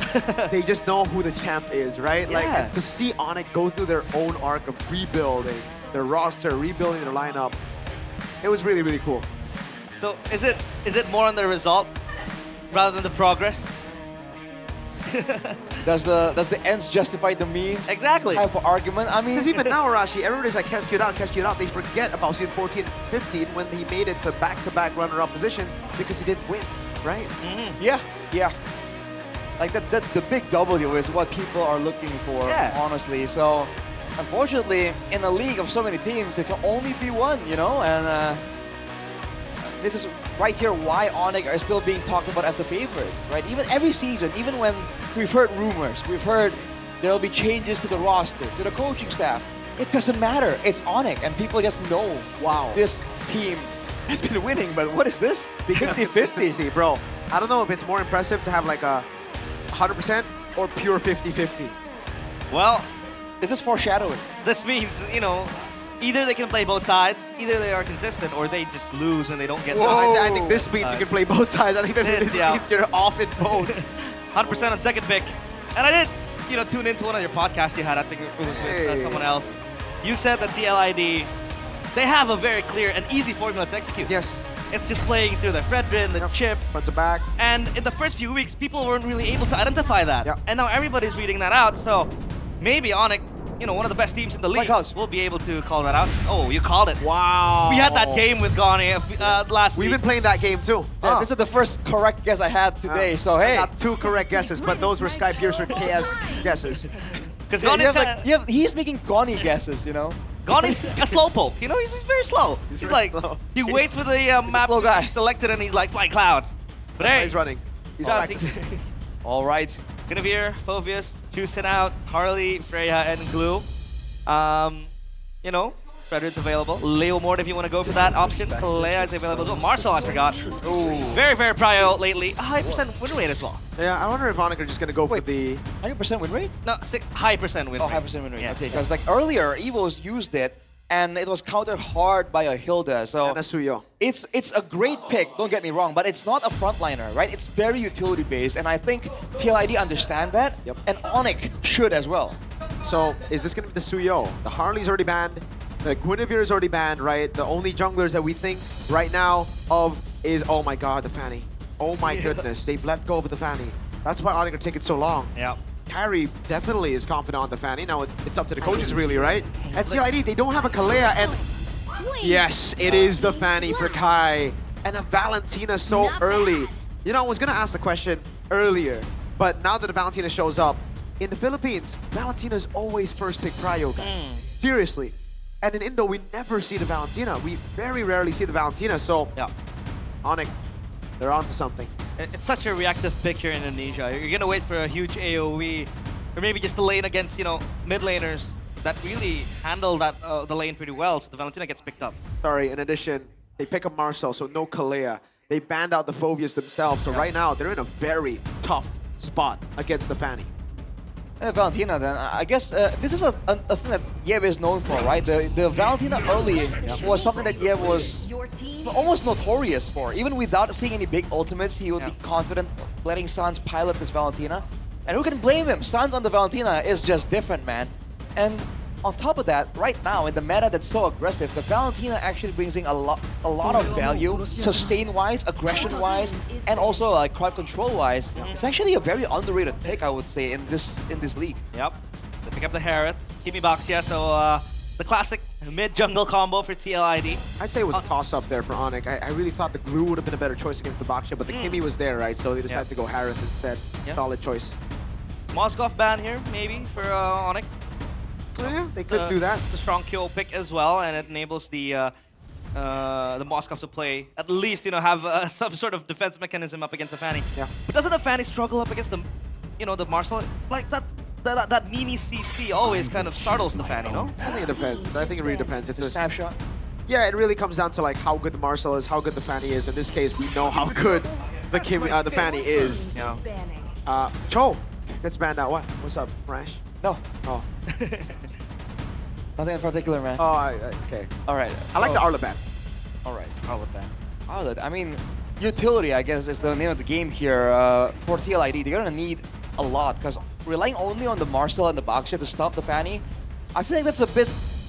It's a lot of wishful thinking, man. The Marcel can stop you for 0.4 seconds? Not enough to really lock down a full-on Fanny. Wow. And with that, Uranus as well for Onyx. I think they want Lapu. I think that's what it's signal. Or Terizla, right? Lapu or Terizla, just stop the Boxia. They can also still go glue, so I'm really wondering now if TLID want to ban it out or if they think the Kimi is already enough to stop the glue from coming out here. Yeah, that glue would be very strong for Onyx. The Uranus kind of also gives TLID a solid front to back. You know, they can really funnel the Kimi, the box ban front. Wait, Khalid, oh yeah. The glue's banned, right? Oh yeah, it is banned. Yeah, it's on the side. Yeah, I just realized as well. I'm like, wait, he's right there. It's very dark. He's hiding in plain sight. I can't quite see that. Khalid will be the answer for TLID. Again, prio in the mid lane is something that we've been piping on for a while now. Terizla. Oh boy. Do you go Granger here for TLID? Because lately I think Granger level 1 has been very strong up against the Harry. Oh yeah. The Granger has been a very, very good laner. I mean, he's always been a very good laner. They go Badang to the counter on Fanny and the Moskov as expected when it's not banned. And Onyx now, last pick in row. No Khalid, no Cho. Hylos? They can go Kalea themselves. Oh, Kalea. The Hylos is not bad. I don't know. Against Kimi and Moskov, I'm not too sure about that, right?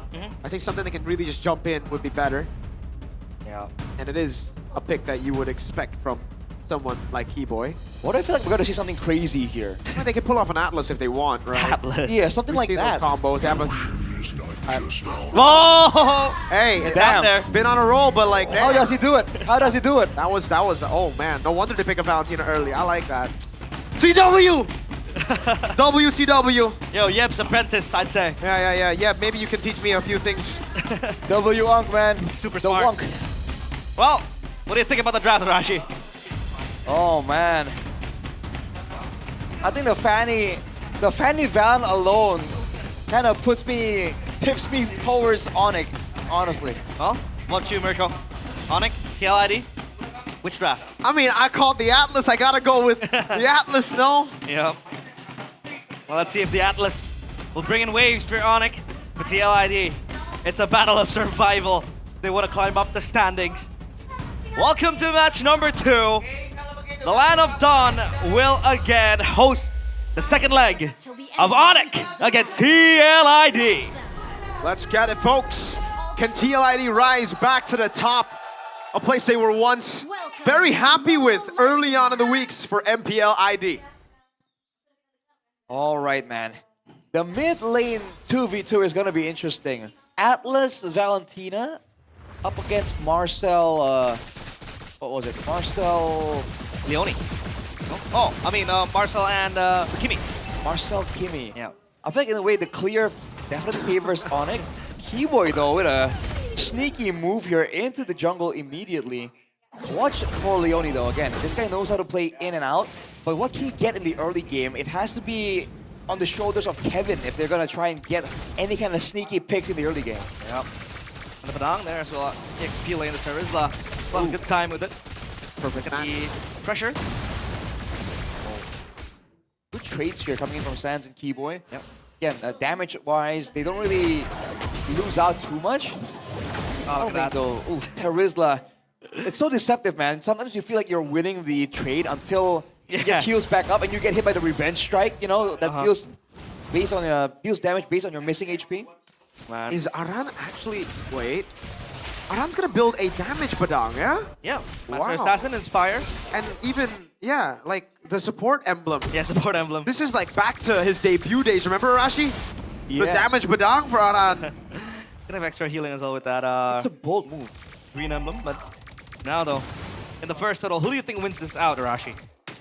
Oh boy, I think right now TLID still has the pressure, but after that trade though, I don't know. Leone might be a bit too low, and Onyx are playing around the Terizla, right? The damage Badang is a concern, but he's not really itemized that much right now. You know, the Terizla is a much bigger threat early. Oh, Kyrie with the cutthroat in the mid lane. First blood, the turret. Oh, the last shot doesn't land. Kevin's already on it, but Keyboy's actually poking him down all alone. Sans with the golden hour catches Kevin in 4K. Now Lutpi with the penalty zone. Oh, Moscow lands his SOD. Sans gets the kill. Turtle's still alive now as they go for it, but Kyrie's gonna walk up as well. Red tree from Kai. And now the rest of the team coming down with Kyrie still able to get the cable in time as Keyboy pops in a perfect match. Now jumps over, but he gets pinned down and he's able to flicker out as Leone is unable to get the kill. A long fight on the first turtle, and you can see the pressure that the Marcel brings to the Fanny, but at least Kyrie's still able to get that. Sans will be able to dash out from that. Free gold for Kelra. That's super value for Onyx, man. They get the kills, they get the neutral objective. What is that, Kevin the Jote? What is that? What is it doing there? That is a picture of Kevin. Can you do that? I didn't know you could do that. Me neither, man. Me neither. You can do anything you want. Look, realize playing True Eterna. I'm Eterna today. Uh-oh, Kyrie gets the kill in the mid lane, the second on Dritchel. Yikes, dude. This Fanny is out of control. There's nothing stopping Kyrie right now. He can just keep doing this. I think the only real threat is Aran. And unless Aran roams away from the EXP lane, there's not much TLID can do. And now questions will be asked, why? Why is it so easy for Kyrie to pick up Dritchel? It's because he's forced on Purify. Usually you have to go Flicker against the Fanny. But Aran picks Keyboy up right there. Good kill by TLID. Fanny having a field day. Aran's getting bullied, Kyrie. Uh-oh. He gets pinned up. What? He goes through it. Oh, he even dodges away. Limpy gets a penalty zone. Dritchel unable to get the kill. Now Kevin jumps in with a shield unity and pops into Poissons. Limpy with the flicker out. Dritchel gets the kill. It cannot be this easy as the Fanny, Arashi. I mean, it really can be. All you have to do is watch out for the snapshot from Leone and the Spear of Misery and Aran, and that's about it. Dritchel is completely defenseless, man. This is early game, so there's so many more windows for Kyrie to just go for a solo play. Yeah. And look at that. There have been so much action. The turtle is almost back up. The tempo right now is kind of crazy from Onyx. Yeah, high tempo. And then you're gonna see the Kimi or Dritchel having to build that Sky Piercer to be as effective. Especially with the Kimi, you want to farm up those stacks for late game. But now the turtle down bottom. Up top, it's just gonna be that farming lane, as we do see, as usual. Turtle next up on the menu. Ooh. SOD prepared. Lutpi has the War Axe. And the Sans has the Fist Crack too, by the way. Watch out. Wow. Yeah. All right. Big ultimate, shield unity, coming down, combo with it. Oh my goodness, Kevin with the right tree, golden hour catches all of them as Dritchel's right there. And look at the shots from Dritchel! Oh, the burst! That's a beautiful fatal links.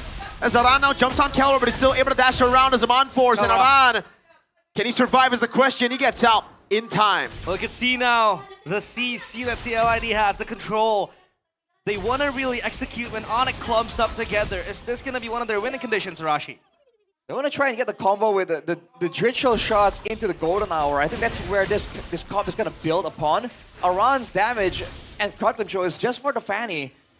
Again though, that requires Onyx to play clumped up. They don't have to, right? Sans, Kyrie, Keyboy, Lucky can just play separate.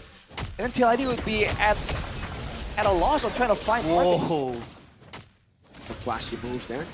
Yeah, very, very flashy. Calbra, 1v2 becomes a 2v2. Yeah. Oh. And Keyboy's looking for a play, but just can't find it. Yeah. This Atlas will have a field day fishing for those Fatal Links.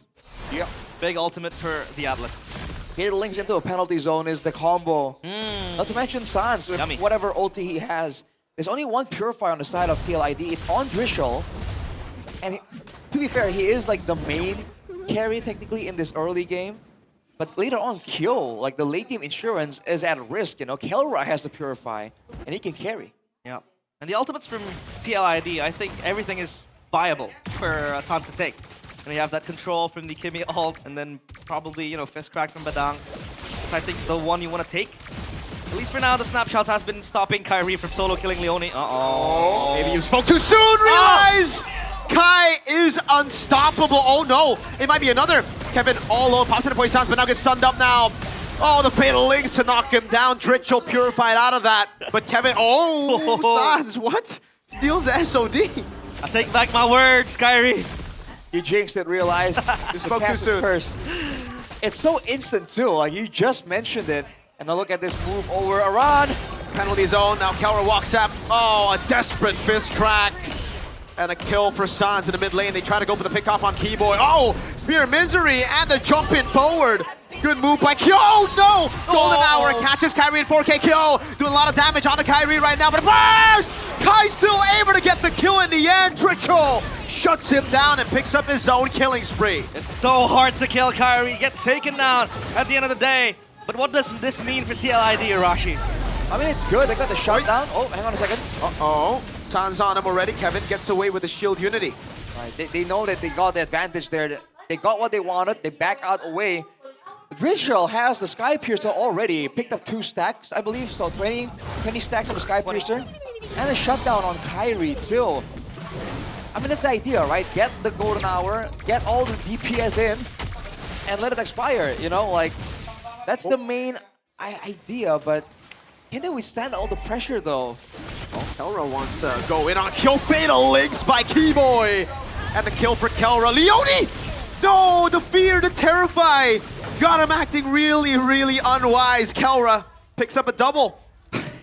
Dude, the tempo is insane right now. Insane. Again, we've already said it, but while this is going on, they're going for dives with 2 members. They cleared the mid lane. They sent Kyrie off on a mission to clear the side lane still. And now, look at this. TLID stuck on the turret. No. It's so annoying. Kevin's trying to hold it down right now. He's going to delay it for a bit, but now it's just a kill over to Kelra, who's 4-0-3 now. That was also without Kyrie coming in. And now Onyx, 2.1k gold lead isn't really the biggest we've seen so far, but they have a firm grip on the early game. And now this begs the question, will Leone be saving that golden hour for Kyrie? Because this Fanny needs to be stopped, and that Fanny will be, you know, on cleanup duty. I think the golden hour is a bit too unreliable. It has to be a run, but if you saw what Kyrie was doing there, he was throwing weird cables. Oh, baiting out the reactions from Aran. So now he's keeping Aran guessing. He's never shown a straightforward maneuver on this Fanny. Earlier, he baited the pushback from Aran just earlier. So Aran's gonna be very careful in like when he thinks and decides Kyrie is gonna go in and commit. Yep. Comes to the late game, at least they have kill to function on the side lanes, but then again, Kyrie can match that. Fatal Links by Keyboy, the burst from Kai. Now Kevin tries to get something back, a bit of compensation, but they just can't find anything. In a way, the perfect match actually is a great tool to disengage from this composition. From TLID, there's no way for them to catch Keyboy. No chance. Once he's on the way out, once again, the SOD is taken by Sans. We're going to use it to scout, to pressure before the Lord take. Look at the zoning though. I mean, Kelra has been farming up a storm. Everyone's a problem at this point. It's only a 3k gold lead. It's looking so desperate for TLID though. Can go in. Shield Unity, Leone, oh my lord, he's getting chunked. Demobilization over from Twitchell. Kevin's looking for the angle, but Onyx will not oblige.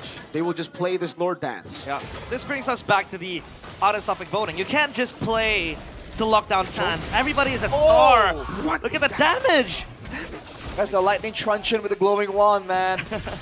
Oh man, half HP immediately. Actually falls. Uh-oh, Sans gets caught, but has the flicker. The SOD onto Dritchell, around with the punch. Kai jumps into the back fight. Dritchell, the golden hour stops him in time. And now Ron's gonna be looking for the play. Pops in a fist crack, but Kai jumps around. He's still gonna be locked down as Kill shuts him down with a penalty zone from Lippy. Locks them all down for Kelra to get the free hits on Leone. Kill going for Lippy. That's so much damage in the end, even with the flicker. It's not enough. Around all alone. Kelra gets the double. And Onyx lose Kyrie. It's harvesting season in Atlanta Dawn. Onyx farming bodies left and right. TLID, our horse meat. It's a 3K gold lead. How is this happening, man? TLID has no control whatsoever in the fight. He just read like an open book by Onyx. Richard's gotta be careful, man. There's way too much danger. It's a free Lord. Whoa. That fight, even down to the revenge strike calculation. On under turret there. Onyx, how did they do this? Yep. It's unfair. It's so unfair. I just realized they completed the Lord without Kyrie being present. They have the damage. Replay. Arashi, break it down for us. I mean, again, Sans outplays this, right? Flickers out of the engage. SODs. SODs. Takes it. On top of that, Kyrie comes in there. Golden Hour setup, as discussed, is exactly what they want. Fist crack onto the carries. And then penalty zone onto 4. My lord. That late penalty zone just demolishes them. Kyo gets hit with a revenge strike. Sans adds some damage, and that's it. They're on the same page in every single second. And now it's a base cracking situation. 6K gold lead. Look at the zoning from Keyboy as he pops in a perfect match. Now he gets pinned down to the wall, but it doesn't even matter as Kevin's gonna be very shredded as well. Keyboy falls to Kevin. Golden hour for a bit. They don't crack this base turret. Still with a Moskov and a Kimmy. TLID. They keep their turrets alive. Good wave clear, good higher ground. At least for a brief moment that Kimmy and that Moskov will stem the bleeding. And maybe Onyx can operate in the side lanes too. With the Fanny being present, they can stop the pressure from the Moskov. But for TLID, what's gonna be their main objective? What's gonna be their main winning condition now? This has to be a macro angle here. They need Kyo to step up, to go for the side pushes, maybe 1v1 Kyrie. It's a tall order, but it's a must at this point. They can use Leone to disengage. Oh! What? He cannot walk up like that. Again, the Marcel is not a tank. He's so trigger happy, but every time it's up, it seems like this is what I've seen as well from a lot of Marcels. They get too complacent. They know they can mini stun. You can run around, but you're not a tank. You know, you get taken down as well, you get bursted down, especially now Onyx. With 18 kills, everybody's online. Kelra is 6-0, Kyrie is 6-2. Sans is also a problem. Pick your poison. Yeah. It's rough, man. Leone can't really show. It has to be Kevin because he's the only real tank, right? Aran is going damage as discussed with the DHS and the Heptoses. I think it's really meant to take out Kyrie, but there's just not enough control right here. Oh, look at this. Oh, yeah, it's so tough because, like, well, they can commit on Keyboy, but also the question is, do they want to use their resources on the Atlas, right? Yeah. That's the thing, and they bait out the poisons from Kevin. That's a very, very important ult. Well, I think Roar completed by Aran. Well, yeah, full damage, and then you just want to pin down the Fanny.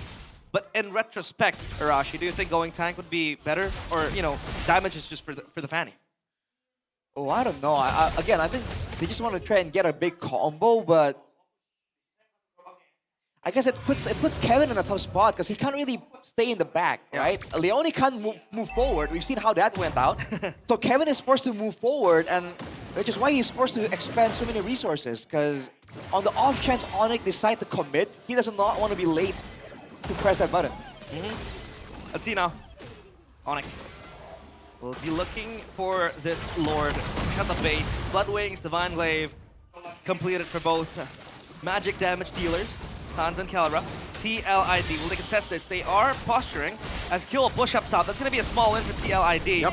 He was going to look for a flank, but this Lord, I think it is going to be imminent. Trying to ring around the Rosie here, trying to look for an angle, but he doesn't have shield unity anymore. Kyo's still up top though. Yeah. So Onyx wants to make a move. Let's see it. TLID actually very, very well ahead. Oh, the golden hour as well, delaying the pick. Kyrie gets caught in the golden hour, now goes into the back line, but Kevin's gonna be shredded down before he can even retry. Now it's Kai wreaking havoc, picking up a kill on Dritcho, now looking for Leone as he goes for the conceal SOD from Sans!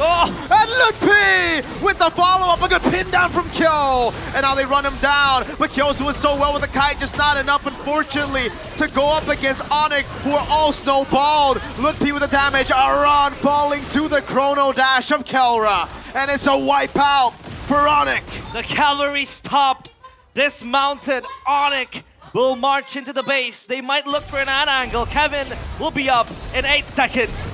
I think it's over. There's no time. Oh, maybe. They didn't feel... Okay, it's over. Yep. Ladies and gentlemen, Arashi and Realize. That's game number 1 to Onyx. Completed, done and dusted. Onyx dismantled TLID in such a dominant fashion. The Fanny went online, the Harith wreck havoc. And this Valentina was also insane. Everybody stepped up. TLID couldn't do nothing about it. Can't doubt Sans on the Valentina, man. This guy is just too different. Overall, though, as a team, that was unreal. I don't understand. TLID tried all kinds of combinations, all kinds of engage methods, and Onyx just danced around them. They made it look easy. For real. The amount of horse meat they consumed, it's almost like Onyx or Prime Alistar Overeem. Alistar Overeem. That match against Brock Lesnar. I mean, they were... I did Brock Lesnar. Definitely unnatural there from Onyx. The farmers here just withstanding the assault of the cavalry with ease. It's like these are not normal farmers, man. Yeah. Welcome to the rice fields, bro. Welcome to the rice field. This is welcome to the farm. Yeah. Harvest season is up. TLID is ripe, and they take it all for themselves.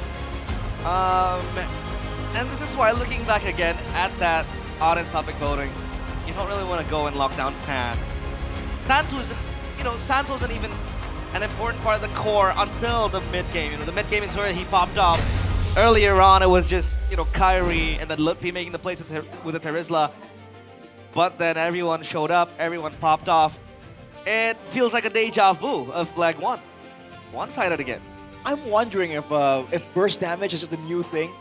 Because like teams are getting so good at maneuvering back and forth, right? Yeah. DPS just seems so much lackluster. I'm feeling, right? It's my personal opinion, but I'm feeling like the Hariths, the Valentinas, all these like burst, get in, get out heroes that have that liberty are just doing so much more compared to these people who have to like sit there, and do damage and risk getting countered, This be the reason why Valentina is very proud of PH too. Dude, when you have a player that's just so good, the Valentina, Sanji, right? And in MPL Philippines, you got Sanji, you got Haji, you got the boys. Dude, almost all the mid laners in MPL Philippines are just like that good. So that's why you pick up the Valentina. And then here it's Sans, right? So Moreno is the other guy who's played the Valentina as well. Yeah. I think we're going to see a lot more Valentinas, man. And what's crazy is me, Mr. Dan Kubangay in the Philippines, we usually dislike a Valentina blind. But when you're that good, you can go Valentina blind. Doesn't matter if there's no big AoE tool, you get an SOD, bro. Because it stops the enemy team as well from going for those big ults, right? Yep. It's kind of like a preemptive pick, I would say. It's like a way to discourage big ultimates, and then you pick an Atlas. Yeah, that was a very, very that's dirty, man. Crazy pick, but hey, W Keyboy, he played it very well. Man, the Atlas. The Atlas really reminds me of Season 7, dude. Because like back then it was El Momento always on the Atlas. It was amazing. Yeah, key. Right. It's a different time right now. I thought that was almost, about to be a turning point for TLID. Yeah, it really was, right? And then you realize the penalty zone was not used. The heck? Yep. The resource layering was so good. But hey, your MVP, the player of the game, presented by the official gaming phone, Infinix 350 Pro. It is Sans. Well, I voted for Kyrie, but yeah, this guy also deserves it. This is my number 2 vote, if that is a thing. Very, very great gameplay with the Valentina. super aggressive. We know that he likes to be in these positions. And he just knows when you know all the heroes, he has an insane hero pool, right? When you know the heroes, you just know how to play around them. I think Sun's a great example of that.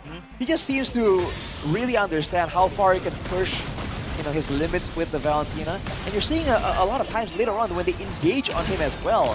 He just knows like, oh, if I'm gonna get engaged on, it has to be using this combination. So he just seems always prepared. And the timing on the Terrify, bro, it's rough. And in the mid game here, when everyone's already snowballing, there's not much that TLID can do, right? But if they want to take it to the late game, Kelra himself is also bringing up a storm right here. He cancels the engage. Yeah, because they didn't have enough damage to get Ritual. It was Sans boom right there before the golden hour, right? Takes it and gets out as well. Able to dodge from that golden hour. Very, very elusive with the Valentina. We're talking about how TLID needs to go for a comp that's really them, their kind of style. I think that was the idea here. The attempt is to go for this, this ritual-centric playstyle, having Aran as like an X factor. But unfortunately, against a team like Onyx, like they've just seen it all. That SOD, man. SOD out of nowhere. Penalty zone as well. Like they're just so in sync, it's ridiculous. The dive in the bottom lane we saw earlier is proof of that. I feel like they're all talking, like how they were able to make sure that the Revenge Strike took out the last member there from TLID. These are like some really tiny margins, and Onyx are making it look like normal. That's why when it's a draft for Onyx and it looks weird, you just got to give them the benefit of the doubt, because they've just proven so many times that unorthodox drafts, unorthodox ways to play the game, they know how to utilize it. How are they so good at video games? Maybe because good gaming chair from Torak. Yeah. That definitely helps. Great gaming device as well. Yeah. Ooh, shout out Infinix. Shout out Infinix. Yeah, TLID tried their best. I mean, we did see a glimpse of what they were able to achieve in the late game. When the game gets going with the Sky Piercer stacks, you have the items completed, it'll hit like a truck. Same goes for Kill. Kill up top, that final fight, he was able to kite brilliantly. Took down Sans in the process, but still, Onyx were just too far gone with all the scaling they had, and everyone just popped off. By all means, I think Onyx did get a huge advantage in the drafting phase already, right? They got the Fanny against the Kimmy. It's already a tough time. I think TLID had this vision. We want a Kimmy carry with potentially the Golden Hour, with a marksman, right? Could be a Granger. Moscow works as well because it's against an assassin. But I feel like they tunneled way too hard to try and go for this Kimmy strategy, especially after seeing that the Fanny was already picked up. You know what I mean? Because I feel like if this wasn't a Fanny, the idea isn't bad, right? We've seen Onyx actually pull off this similar composition, Baksha Kimmy, right? Have a very tanky frontliner, and then have this continuous source of damage. But Onyx just has ways to get to Drishel and ignore everyone else. So I think that's where the game plan falls apart. Yeah. Well, solid performance against from Onyx. Something we expect as well. And the Valentina in the hands of Sans. I've always seen, Valentina sometimes, it's a playmaking hero, but at the same time, it's kind of also very utility when you want to go from behind and then you have the ultimates ready. But in the hands of Sans, it could be both. It could be all he wants it to be. It could be the playmaker, it could be the one playing from behind with the utility, total ultimates. And the ultimates from here, I think, isn't even that, that kind of massive. I mean, I would say the Fist Crack is very, very good to take. Stopping people in the tracks, the Golden Hour too. But we saw him.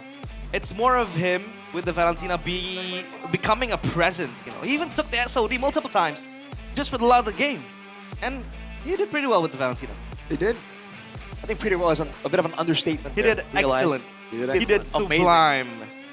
What else? I feel phenomenal, fantastic, phenomenal, fantastic, superb. Yoraila.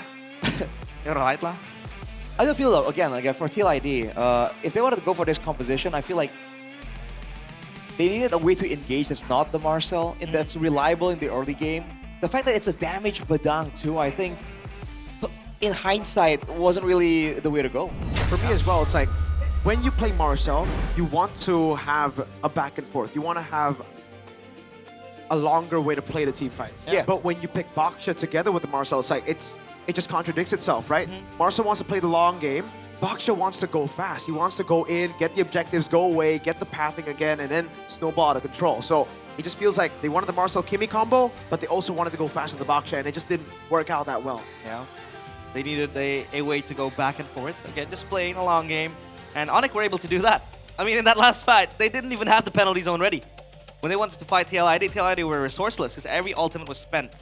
I wonder if it's a sign that like TLID are unwilling to go for assassins because you know the Joe, right? The Joe. Predjin, Baksha, Leomord. He's been on fighters a lot. There were some options available right here, but maybe we'll see some of that later on. Later on, because right now I wanna join in on the GoPay MPL GG party. Me too. Because we do have a few winners.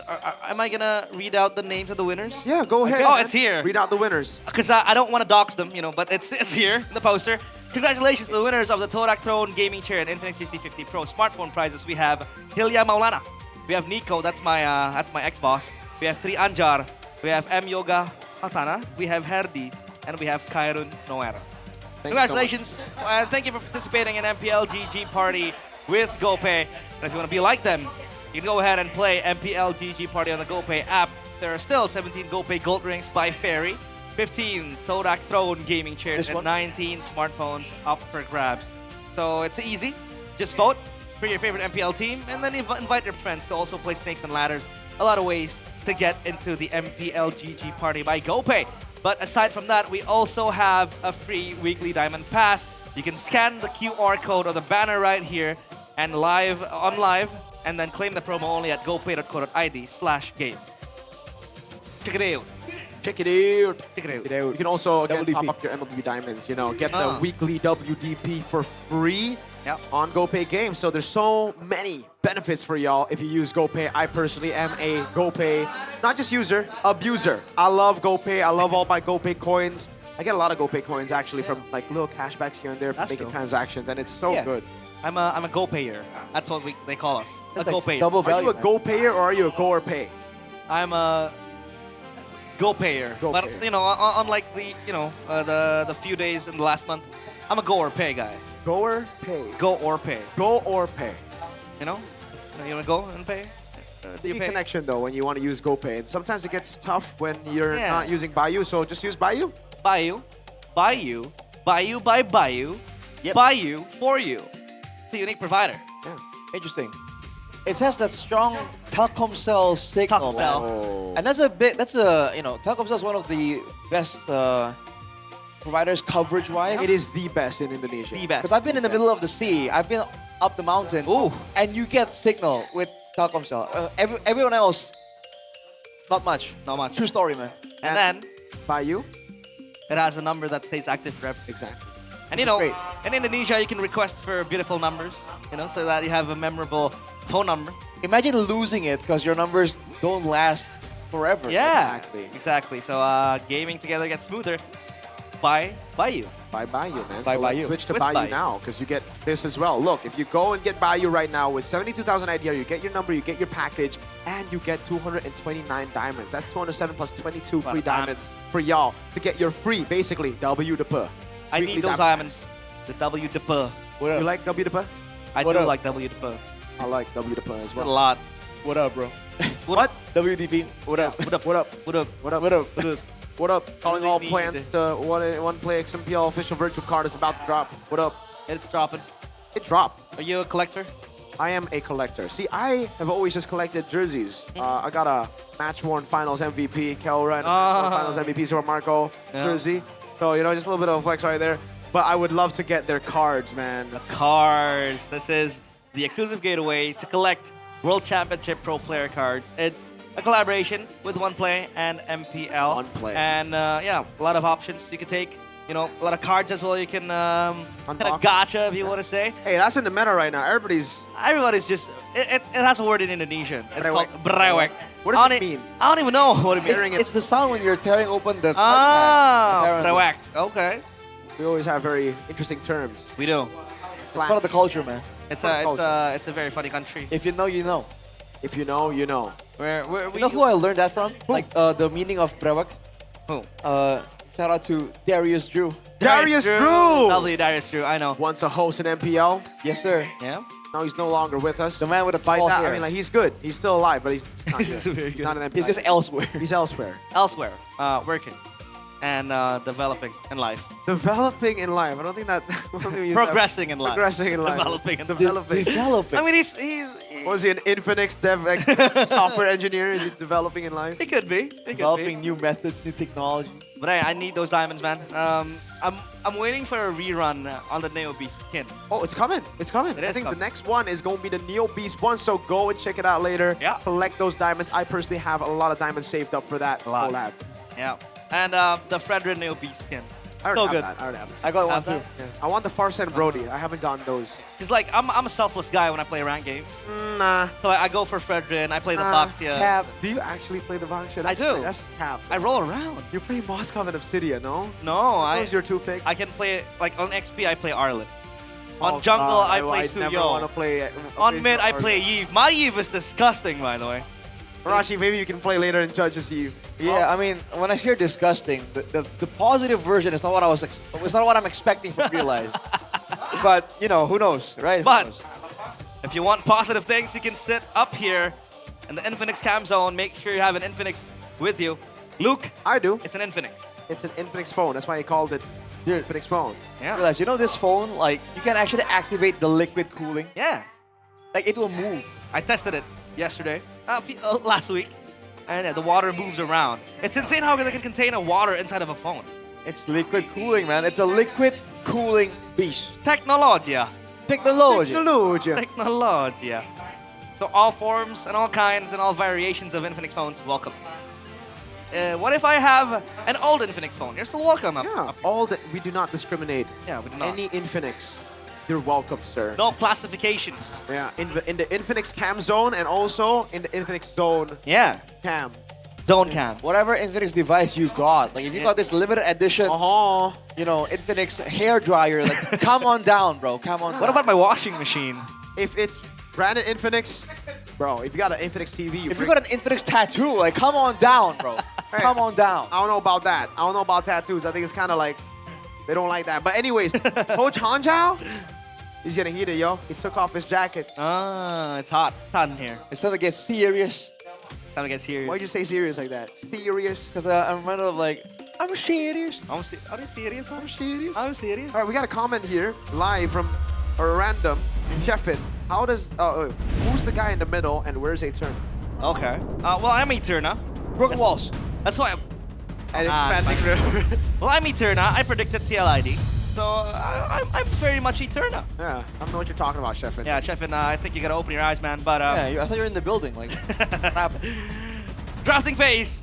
Different Presented by the perspectives. official gaming phone, Infinix. Oh, now they are the ones to ban out the Marcel. They want to pick up Fanny, but I don't know because Onyx is gonna get the Kalea. No, yeah. do they really want to play this game against Onyx? Oh, what do they pick up? It has to be a Fanny, right? There's no way they give Fanny over again. Or maybe actually they do, but they pick up Kalea themselves. But then you're kind of like trying to read it to that. You're trying to hope that the Fanny gets picked up by Onyx. Said there are no shortcuts. Yeah, in that was life. what Yeah. Oh, They wait, go wait, for wait, the wait, yeah. you're right. It's open.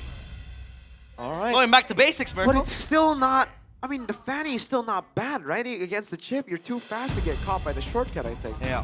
Well, you can get hit with the skills do hit you, right? Like, Yeah. I don't know, they did more though, for sure, but this is more in line with what they've been wanting to do. But the Suyo pick though, the adjustment here, along with the Harris, both very good at brawling. If Kadi wants to brawl, Onyx are willing to oblige. But they got the Fredrin Masha combo too. Now this is scary. They pull it out. This is kind of sketchy for Onyx now. Yeah, so Onyx, what do they want to go for to deal with the Masha? We've seen Geek Fam's answer was the export early on this week. I guess for Onyx, it's more bodies. Yep, Terizla will be there. The body of Smith kind of helps you, you know, stay in the lane longer. By the way, this is still a very good game for Atlas against a chip. Yeah. They want to clump up together right after that shortcut. So the Fatal Links will be I wonder if fatal. Onyx even wants to go for Atlas. Maybe they want to go like something like Carmilla, right? Carmilla is an old counter to the chip. Yeah, for the longest time back then when Chip was very highly popular. We talked about the Carmilla multiple times and it got picked up And then you combo it with the AoE of what you already have to Rizla, Suyo, and Harith. Rizla. I mean, back then there was a God on the mix as well. The AOG right on the portal. Could also still be the Kalea, by the way. But KLID, what do they couple the chip with, right? They have the Masha, a battle-ready hero. They need another one. Mainly the Masha, though. Yeah. Like a Masha dive in the back type of deal. For the gold lane. The gold lane, yeah. Do you want to go Granger? Do you want to just try to win out early against the Harith? Yeah, that makes Or sense. do you want more global presence with the Moskov, right? I think it's a fair shot with the Granger. You can also poke down the Terizla too, you know? Because bursting down a Terizla is tough work, man. Yeah. Body of Smith reduces your damage by what, 30% something? Yep. The Rizzler. The Rizzler. The Rizzler. I think for Onyx as well, they could just go Lilia. I think LID needs to respect the Lilia, no? Oh, yeah. Because right now, the target you can go for is Suyo Harith. You want to usually target the mid lane as well. Oh, you're still available as well for TLID. Oh my god, what if Onyx go Valir? Valir? Yeah. Fredrin, Masha. Ah, yeah. Right? It's very easy to dissuade them. Oh, man. Oh, yeah, you're right. Good last pick that. If TLID just go for like short range. TLID gonna want to chase as well. Yeah. And Valir is very good at stopping that. At least alleviating it. I guess you have to just time the pushback to the Masha, right? If you use it too early, then the Masha, you know, removes that debuff, that cut control, and then gets you anyways. But unless that happens, you get kept at bay for quite a while. Oh, they ban out the Atlas. Yeah, it's really good against a Fredrin Masha chair, right? Oh man. We did see, in theory, that Valir pick. I think it was Moreno against the Leo Mord, I forgot who. Didn't turn out very well. Yeah. But yeah, I think this one, it's easier. What is We're it? feeling crazy. My mission is to protect They go high-low, so the last pick will be the crazy one. It's either Valir or Lilia, I think. Is there anything else, knowing that we're talking about Sans here? I was thinking maybe Carmilla and Cecilia on Valiant. That's a bit too. Oh! There's no Carmilla now, right? Just high-lows. Leon. All right. Thinking of something else. I think even Zentiana's not bad here, no? Ah, yeah. Yeah, I agree. Very, very good. At least safest option would be Lunox? I mean, if you want to shred, I guess you already have enough damage. It shred and kite away from the Masha, I'm thinking. There's so many different options. I agree. I think the Lunox not bad either. Yeah. It's just... Watch him go Valentina again. Like, nah. Can, yeah, exactly. Nah. Kadita. Ooh, Kadita. There's so many picks open if it's Sans, right? The Valentina gets snatched away, so they do go for the Granger as expected against the Harith. So for Sans, is it going to be the Kadita? Oh, Will it be imagine the if it is. Valir? Oh wow, the Krita is very good. What's it going to be? I don't know about very good, but Lilia. in the hands of Sans, you never know, man. Yeah, that's why. Get a Law and Order stun from Hylos into the breath of the ocean. I wouldn't even be... Okay. Yeah, I was going to say, like, maybe if you want to go crazy... No. Watch them go gourd. Oh. Valir. Yeah. Good shout. Valir's great. Valir's great. Oh man, this is very good. This is so painful. I saw a lot of Valirs, by the way, when I was casting with Midnight for Mr. PL. What? Mr. MPL Midnight. MPL Midnight. Well, yeah, but over in Thailand, this is a pick that comes up, at least on my day, very often. So it is brutal, man. If you're the Fredrin, if you're the Masha, it sucks. Plain and simple. It just sucks. Well, yeah. I mean, speaking of MSL, a lot of very fun picks over there. The Hanabi. Yeah. Multiple times as well. I want to see that, but I don't think it'll pop out here in ID because, you know. Never say never, man. Never say never. Yeah. My favorite Thailand MSL team is ACT with the twins. The twins. Oh. I like Bacon Time, dude. Bacon Time are very good. Yes, they got an amazing name as well. Amazing I name. love me some bacon. They're pretty good too, man. They're very good. They're very good. Yes. The day I was casting, they How's were Buriram? clean. Did Buriram win or did they lose? On the day I was casting, they lost to Full Sense. Full Sense. Wow, to Full Sense. Me and Midnight were like, whoa. Wow. Never know, man. That region is kind of crazy. Are you full of sense? Well, Sheffen's in the building. CITB. TV. TC. Kevin's in the chat. It was in the chat. He's Bob. everywhere. He is everywhere. Mr. Worldwide, I would say. I don't know about worldwide. I mean, he's everywhere, teleporting. Mr. Wide world. Mr. Country. Wide world, that's me. You know. bit wide. Whoa. All right. Trying to get skinny here, but Manadon, here we go. Game 2. Will this be a 2-0? The first of today? Or will we be pushed back to game 3? Oh, we will see a pause first. I was about to hype up the game. I'm glad we have this, you know. I was standing up. Yeah, I was about to stand up too. I was ready to shout, are you ready? Is it going to be a clean sweep or game 3? Gary, please, Gary. Are you ready to rumble? Yo, man. Shout out to Michael Buffer. He doesn't need a shout out, but shout out to Michael Buffer. Shout outs to Frederick Handy, my favorite ring announcer. Hey, I know that guy. You know that pretty guy? Good. He's pretty good. Pretty good. He's aight. He was in Malaysia. I was in Malaysia. He was in Malaysia, yeah. Any beaches in Malaysia? I think, yeah, they do have a lot of beaches there. I would think so. They're in Southeast Asia. I know. Even in Singapore, you know. Oh. Sentosa, always a great Sentosa, place yeah. to visit. Shout out Langkawi. to Singaporean, Bo Saong and Eugene Yu. And I texted him. Vertigo.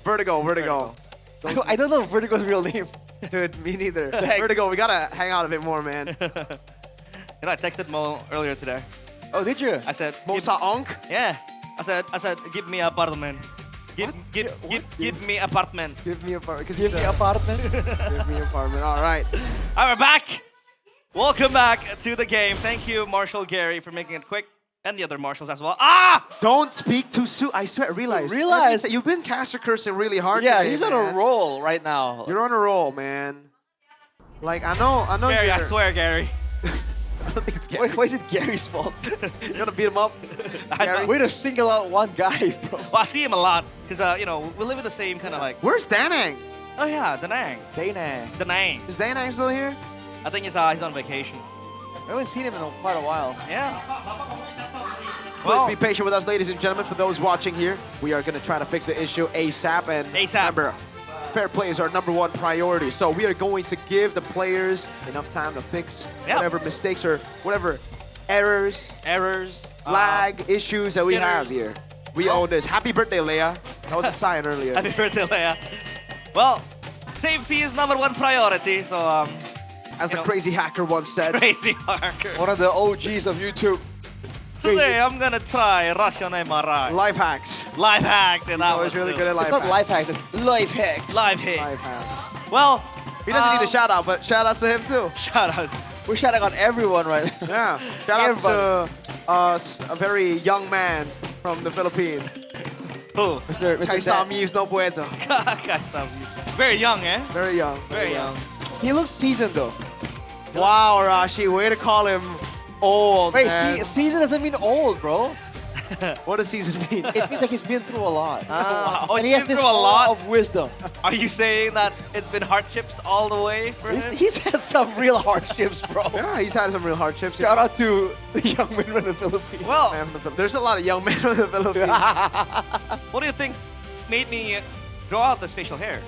What? It's for Mr. Kaisang. Why would you grow out your facial hair? Did he ask you to? No, I mean like I saw him and it looks cool, so I'm gonna try it as well. Doesn't Kaisam have a goatee? I don't know. Because he's the GOAT. The GOAT. He's the GOAT. He's the guy. He's the one person I know who looks absolutely different with and without facial hair. Dude, I met both without facial hair once, and I didn't know. I was like, yo, what's up, Gideon?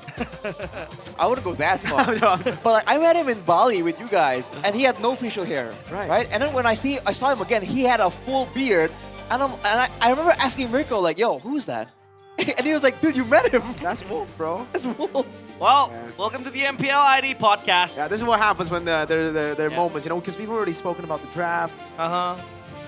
We've spoken about Cheffin as well, and I don't want to jinx. I've been saying, yo, I think Leone. You said Teal ID. You predicted Teal ID to win. predicted Teal ID. Guess what's happening right now? This well, is all you, bro. Leone snapshot. Hey, that's Jesslyn, my friend. Hey. Shout out Jesslyn and Ling Ling as well. CRTB. Ling Ling. Yeah, Ling Ling and Jesslyn and Jessian. yeah. Kind of forgot. The cavalry. The cavalry. Cavalry for the sure, cavalry. man. Yeah. The cavalry.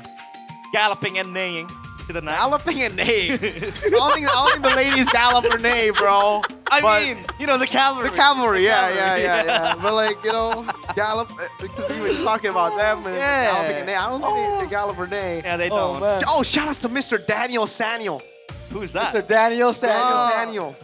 Great guy. He hates the nickname though. He hates the Daniel Saniel moniker. bad. Daniel Too bad. He asked us when he was on call on the English desk, guys, what did you get Daniel Samuel? Please, can we not do that? And we're like, no, it's happening. You don't have a choice. He's a very cool guy. He is very, very cool. Very chill as well. You don't pick your nickname, right? Yeah. No. You earn it. Yeah. Yehesio didn't come up with Ghost of Jakarta. Exactly. Yeah. I don't even do anything. I get called Relis, so, you know. All right.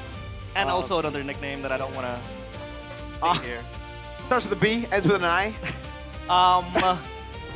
The G-Lie B-Lie. What the heck? That was an old meme. Pete Radgu, my can die. Dude, that's such an obscure meme. No one would know. No man. one knows. I think people would know more of the E meme. Yeah. That's the important videos playlist. For If you those- know, you know. Yeah, for those people in the chat, please spam caster start the game because Yeah. we will start the game just when you ask for it. Please do.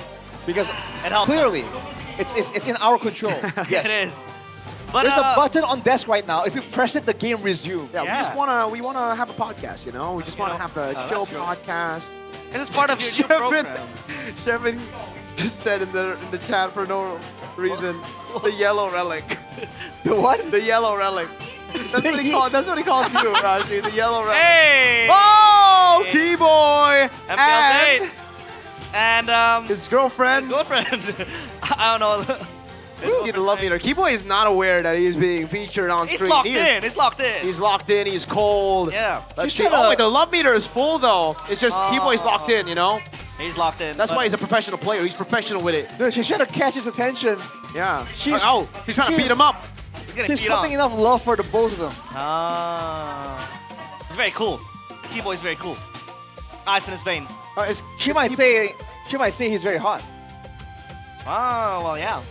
Especially after his teammate picked Valir. Yeah. Valir has flames. We Fire gotta be hot in that mid lane. Eternal fire. Super hot. Super hot fire. Yeah. Man, you guys, he got schooled by. You know why? Because he's not a rapper. He's not a rapper. Oh, I know that one. It's like, I want to make this beer disappear. That one. Brother. Realize. Oh.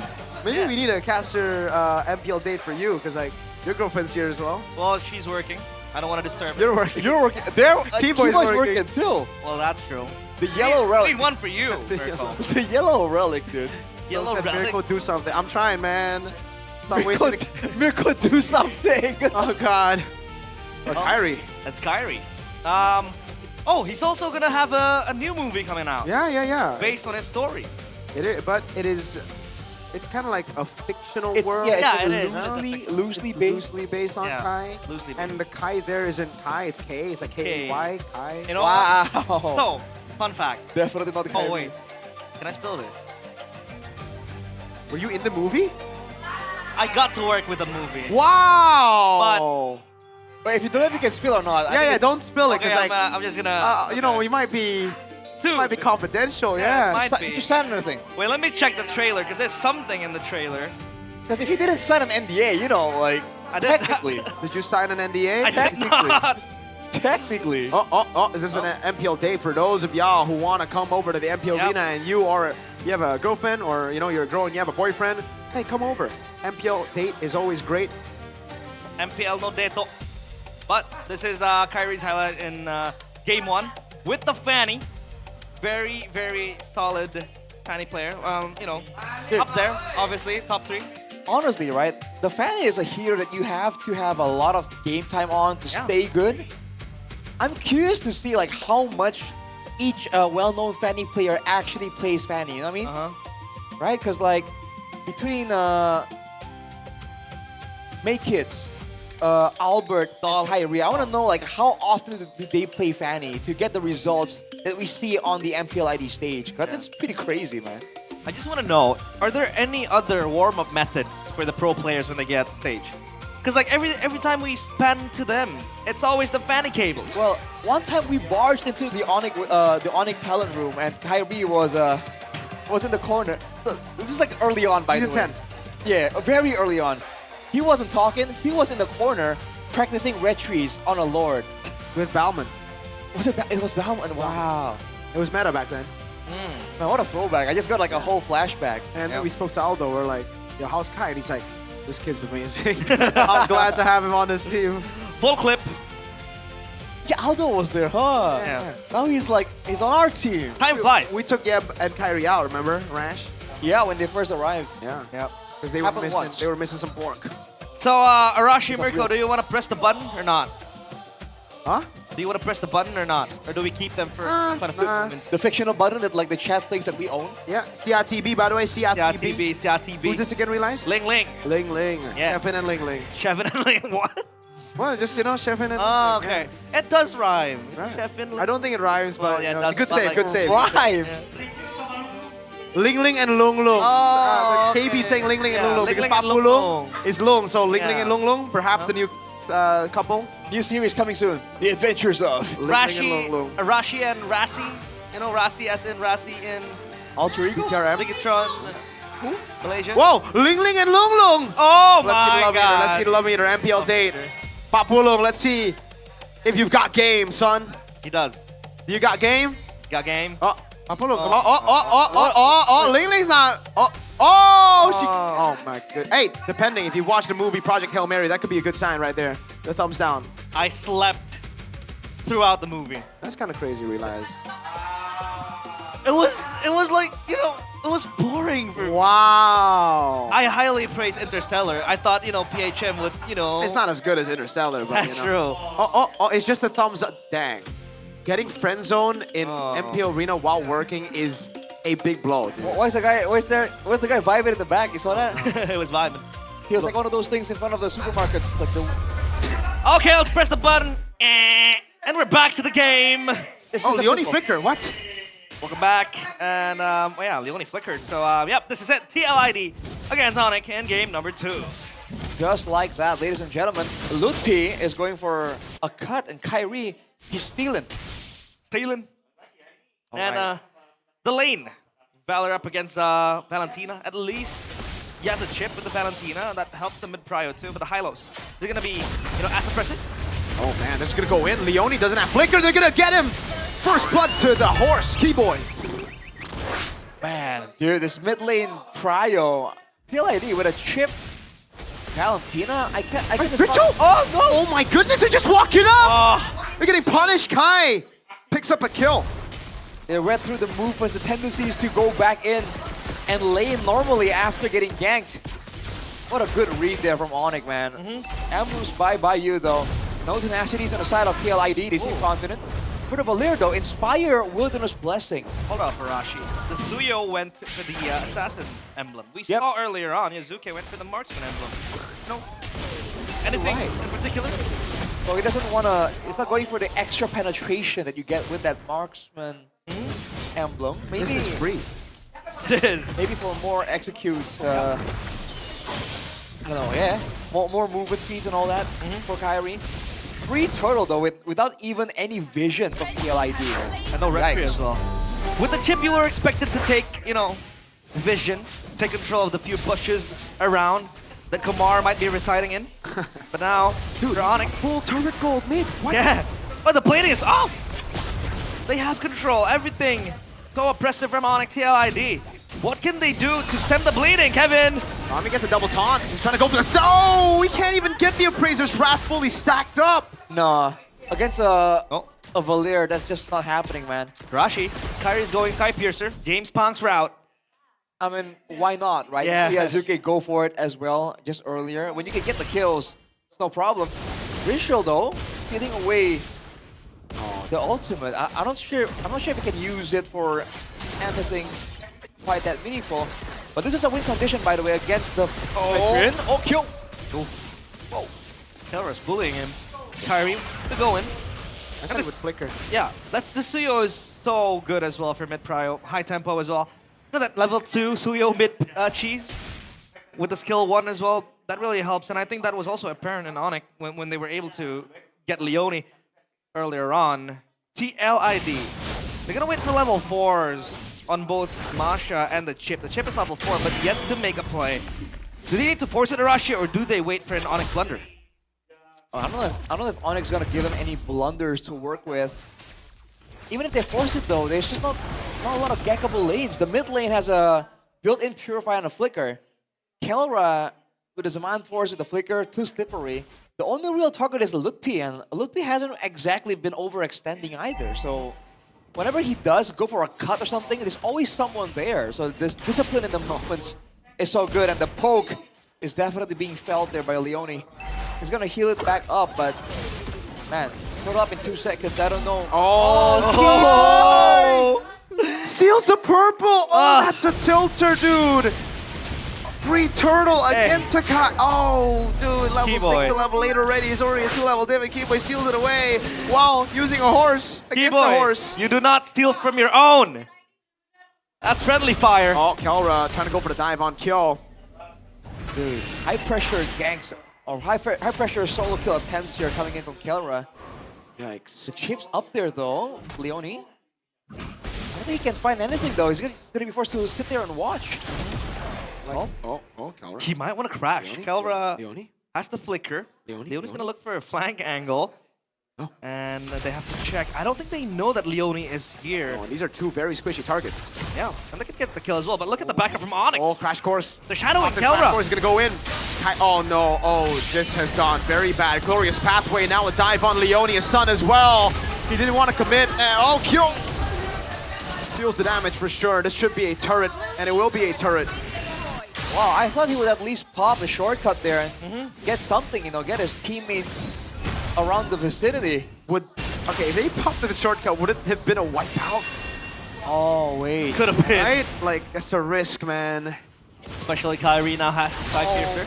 My god, it's so annoying on a Fredrin against this Faleer. Yeah, you get kited a lot, you get poked, you can't move, you're very slow! Kelra with a solo kill up top. Now he jumps on Leone. Shortcut coming down as Kelra is going to be definitely dive on. But Aran's going in. Now the HP bars are resets as well. Kelra will fall to Aran. Leone jumps in the back line and praises Scrap. Aran is able to flick around as Kai picks up a killing spree while already having a Sky Piercer. Kai on a double. That's 2 stacks for Kyrie.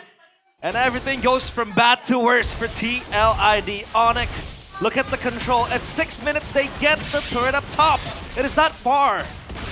Dang. It's so tough, man. TLID, they showed that they can at least go for a dive there, get 1 member, but it's not enough. The issue is that Onyx isn't playing a protect the president strategy. Anyone left alone, even Lutpi, right? If there isn't enough damage to deal with Lutpi will be able to take down members of TLID. Oh, look at this. Oh, Kelra. Kelra just gonna dive? Leone with a Crash Course. Kelra jumps back in, baits him out of the turret. Now Aran. He has 3 health bars. Now he's down to 2. San's trying to cut him out. Virgil steals the Queller. He goes for the arrow that does no damage. Sasuke with the Kage Bunshi Jutsu. 2 Sasukes. And the real Sasuke is dude. Kyrie. Kelra just wants to keep going in. He never wants to stop. Yeah, very high tempo from Onyx. Kelra just has no reason to stop, man. He can just keep going with this demand force, super aggressive at every single turn. It's ridiculous, because you would think that against a chip, against a Masha, you want to be a bit more careful, but that's the kind of pressure that Onyx has right now, Kevin. Oh, he's going to get checked. Oh, no. Does he be calling? Oh, okay, he just gets retried.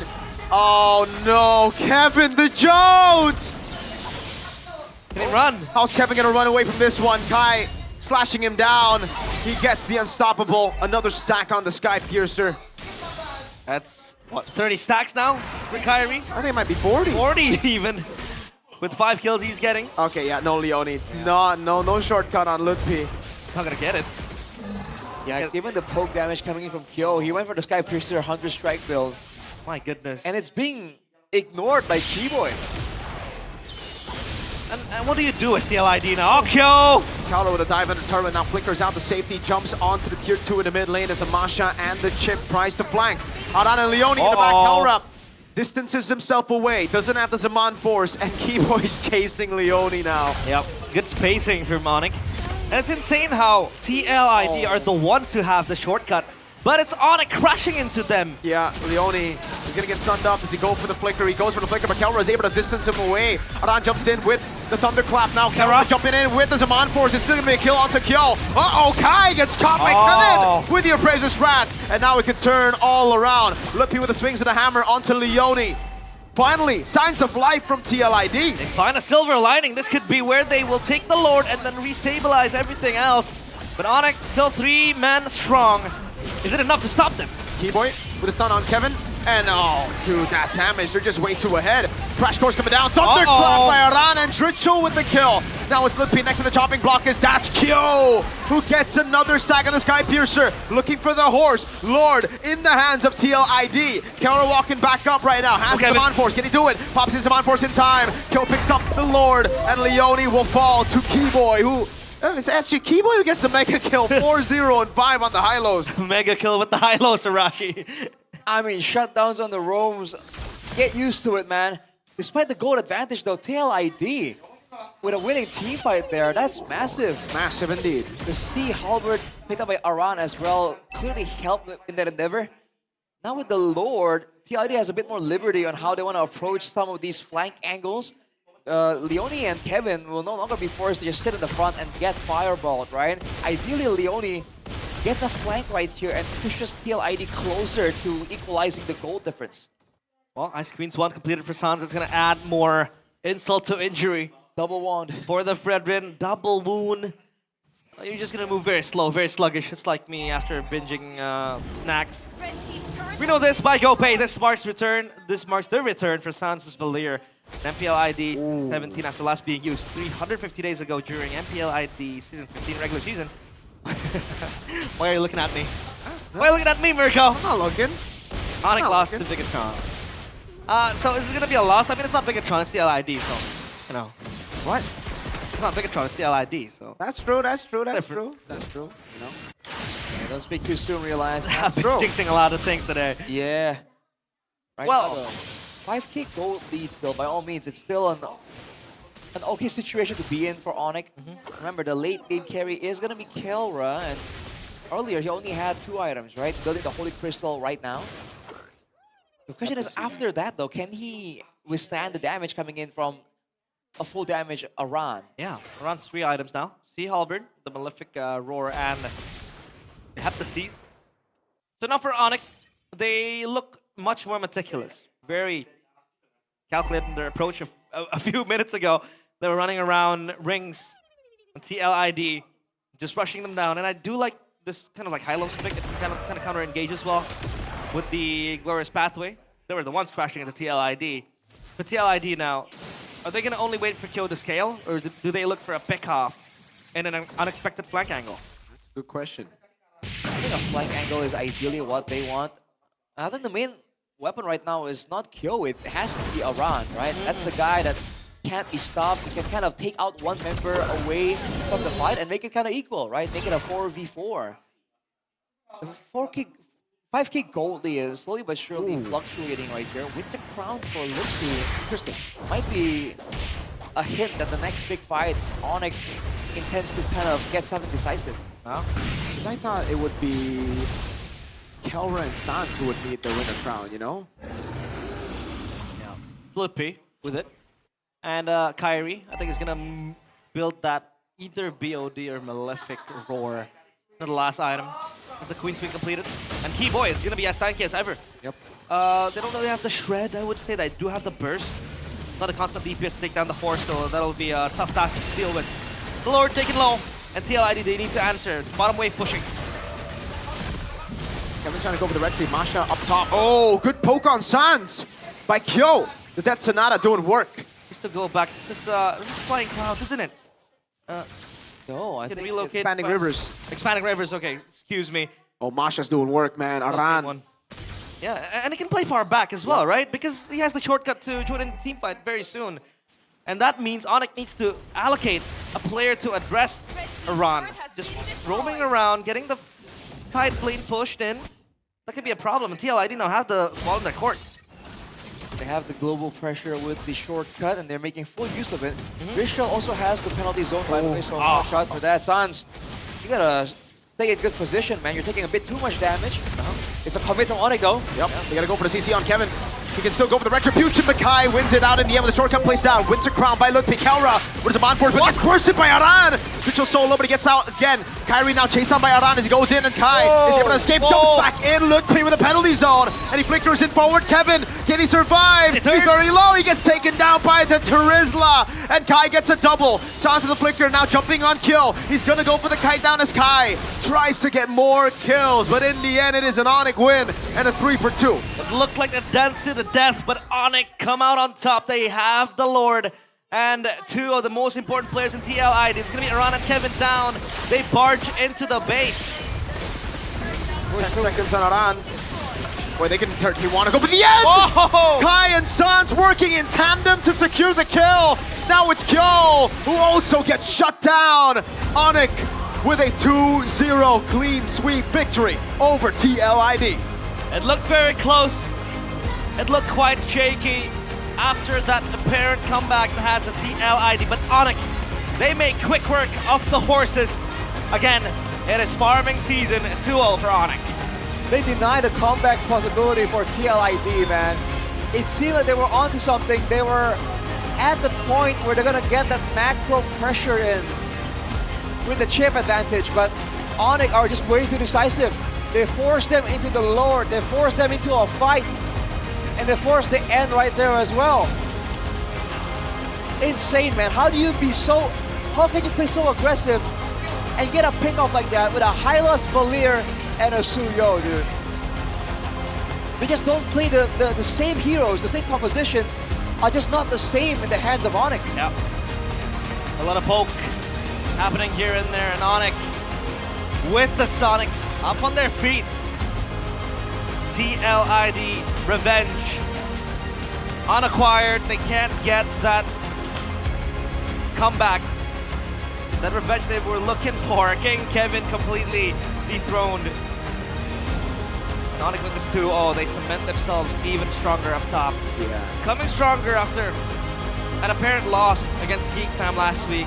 A very tough loss to deal with as well, but Onyx, this was a very beautiful game played by them.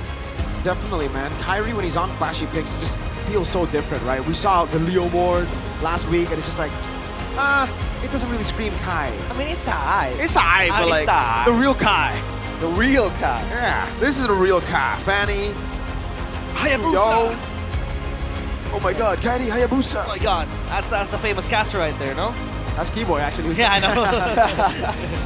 Kairi Hayabusa. Oh, purple buff. Speaking of Keyboy. Yeah, Keyboy stole that purple buff. That was criminal. It's funny because before the actual big team fights, right? It was just the individual performances. Yeah. And then in the team fights, it seems like TLID had the advantage, but Kyrie, like the way you played with the back and forth, just shows you the level of skill this guy has, dude. And I gotta say, man, that win a crown in the end by Ludwig. Well played, brother. Good job. Oh, man. Fair knew his limits as well. He skilled 3 back to the Masha after apparently escaping. But up top, on the stage, interview with Tabila.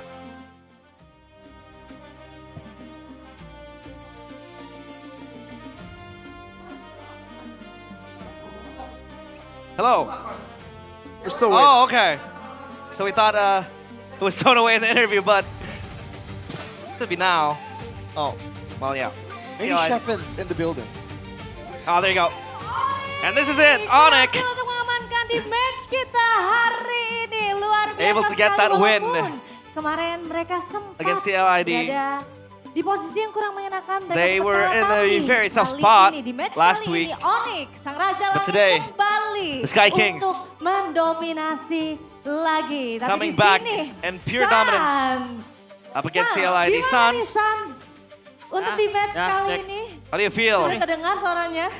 The match today. Gimana untuk di match kali ini, San?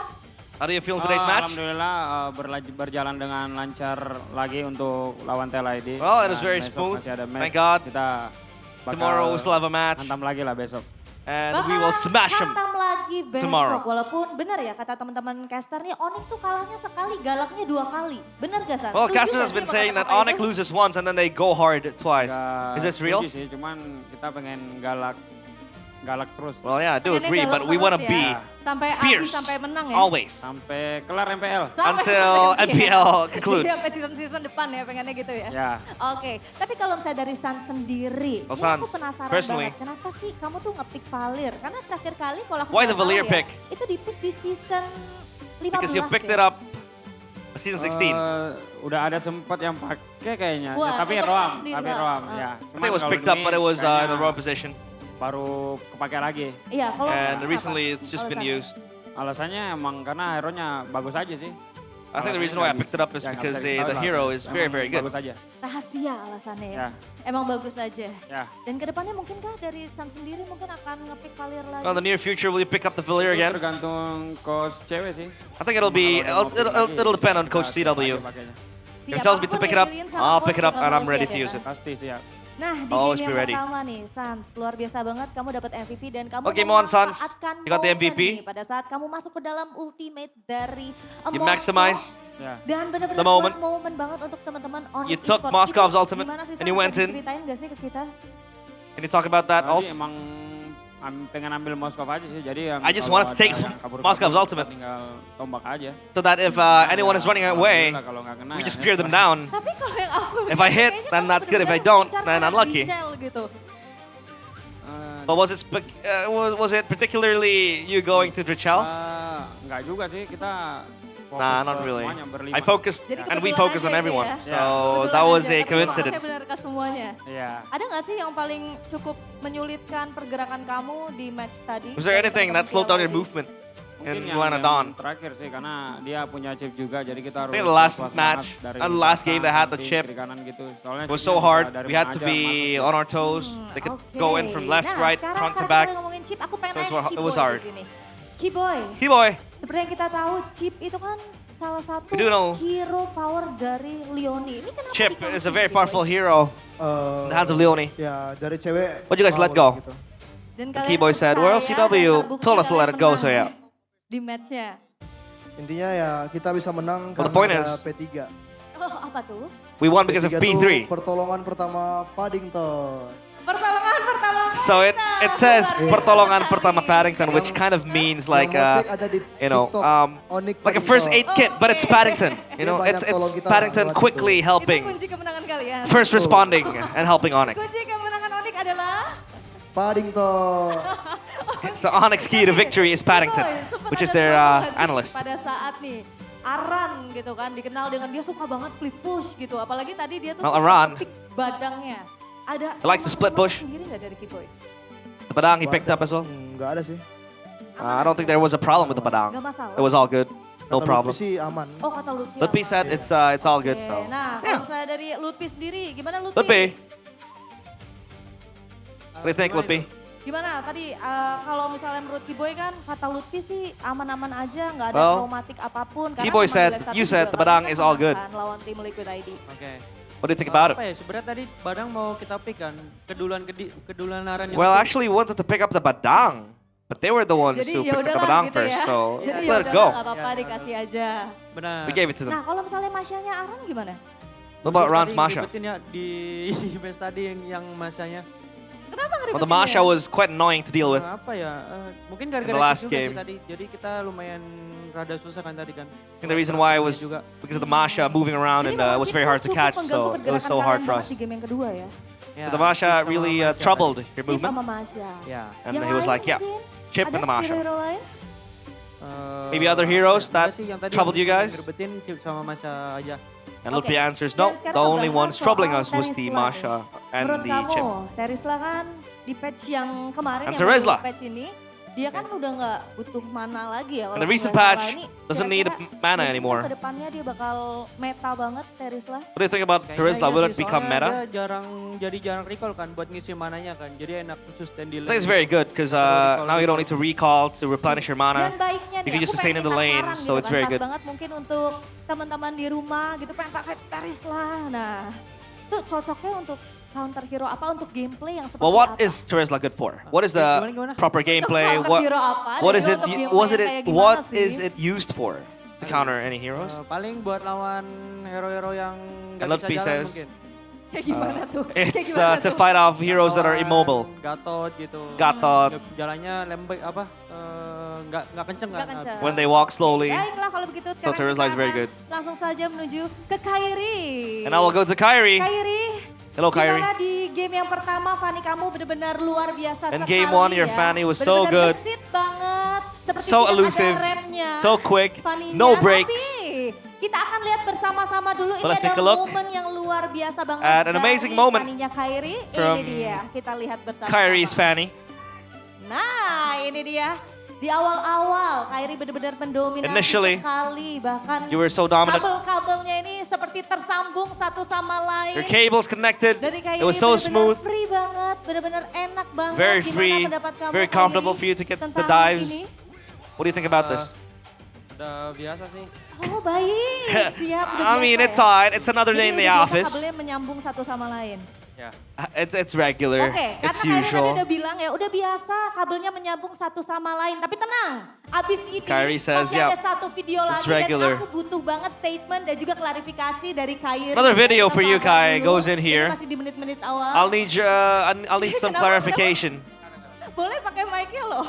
Karena di VT yang kedua, nantinya kita The second, melihat ada beberapa clip. kabel seperti disconnect. Itu kenapa Kyrie?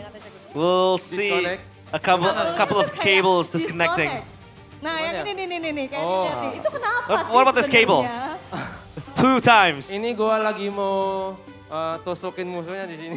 This one I wanted to pierce Gak lihat. the enemy. Buat cek rumput kan. Oh, buat Udah cek. trauma kan. Oh, I wanted to Udah check trauma, the cek bush. rumput, mati. Mati. Ya. Tapi 2 kali ya. I want to check the bush with the Coba cable. klarifikasi coba.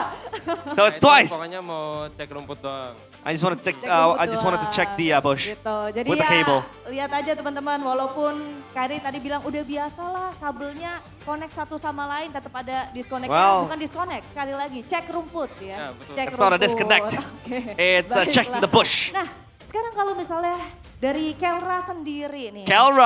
Kelra. Perjalanan Onyx bisa dibilang nih kurang lebih udah kalah beberapa kali. Onyx walaupun journey. tetap mendominasi, tetap berada A bit di rocky, match but still satu. dominant. Gimana Kelra sejauh ini? From like 1 to now. What do you feel? How do you feel so far? Gimana perjalananmu? What your journey in MPL Indonesia season 17? What's your journey in MPL ID since 17 look like? Baik. Baik. Very good. Walaupun kamu sempat ada kalah, Even if you lost. even though you have a lose on the previous match, Ya itu Even though you lost.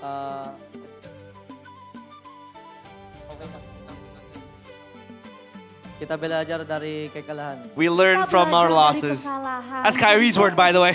Apa pembelajarannya? What's the lesson you picked up? Belajar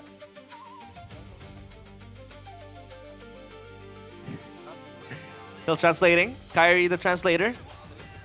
yang ngajarin kita si Paddington lagi. Tetap ya, tetap Paddington The one lagi. teaching us is Paddington. Tetap Paddington lagi. It's all Paddington. Nah, kalau misalnya melihat tadi dari Kyo, Moskovnya Kyo, gimana menurut Kyo? Oh, Kios Moscow, what do you think about it? Moskovnya Kyo. Kios Moscow. Jago. Very good. Jago. It's very good with the Semua Moscow. gold lane sama-sama jago. Oh, All the gold laners here, setuju. very, very good. Nah, next match dari teman-teman Onyx Next akan match. bertemu dengan tim RQ Hoshi. Go up against RQ Hoshi. Pengennya ketemu Royal Derby. sama Toy atau Kelra. sama Kurok- Oh, oke. Langsung Do you want to dijawab meet sama Toy or Kuroki? Last question. Abis And Kelra ini, just straight RQ akan away bermain answers melawan Kuroki. tim Bigatron by Vitality. Boleh dong Kelra dikasih sedikit aja nih prediction. Well, next up, we have Bigatron playing as well. RRQ versus Bigatron RQ by against Vitality. Bigatron Vitality. Do you have any predictions? 2-1 BTR. 2-1 Bigatron by Vitality. Itu dia prediksi dari Kelra. Kita akan Kelra melihat nanti predicts pada that match Bigatron will win in kita the untuk hari second ini. match, Tapi third match, sorry, today. Marilah kita sambut. That is Ini it. dia, Onyx Esports. Onyx Esports with the interview.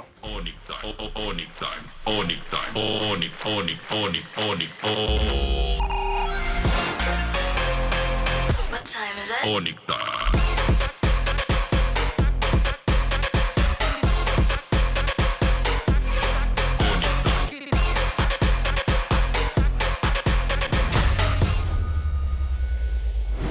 GG. That's Sonic. A very, very good game up against TLID. A lot of things I picked up from the interview. Number 1, P3 or P3. 3 Ps. Pertolongan pertama Paddington, which literally means Paddington as like the first responder. You know, First responder. helping out. And then second is that Kelra is a bigger trooper. I am inclined to say that you actually influenced him to predict Bigatron. No, what do you mean? That comes from the heart?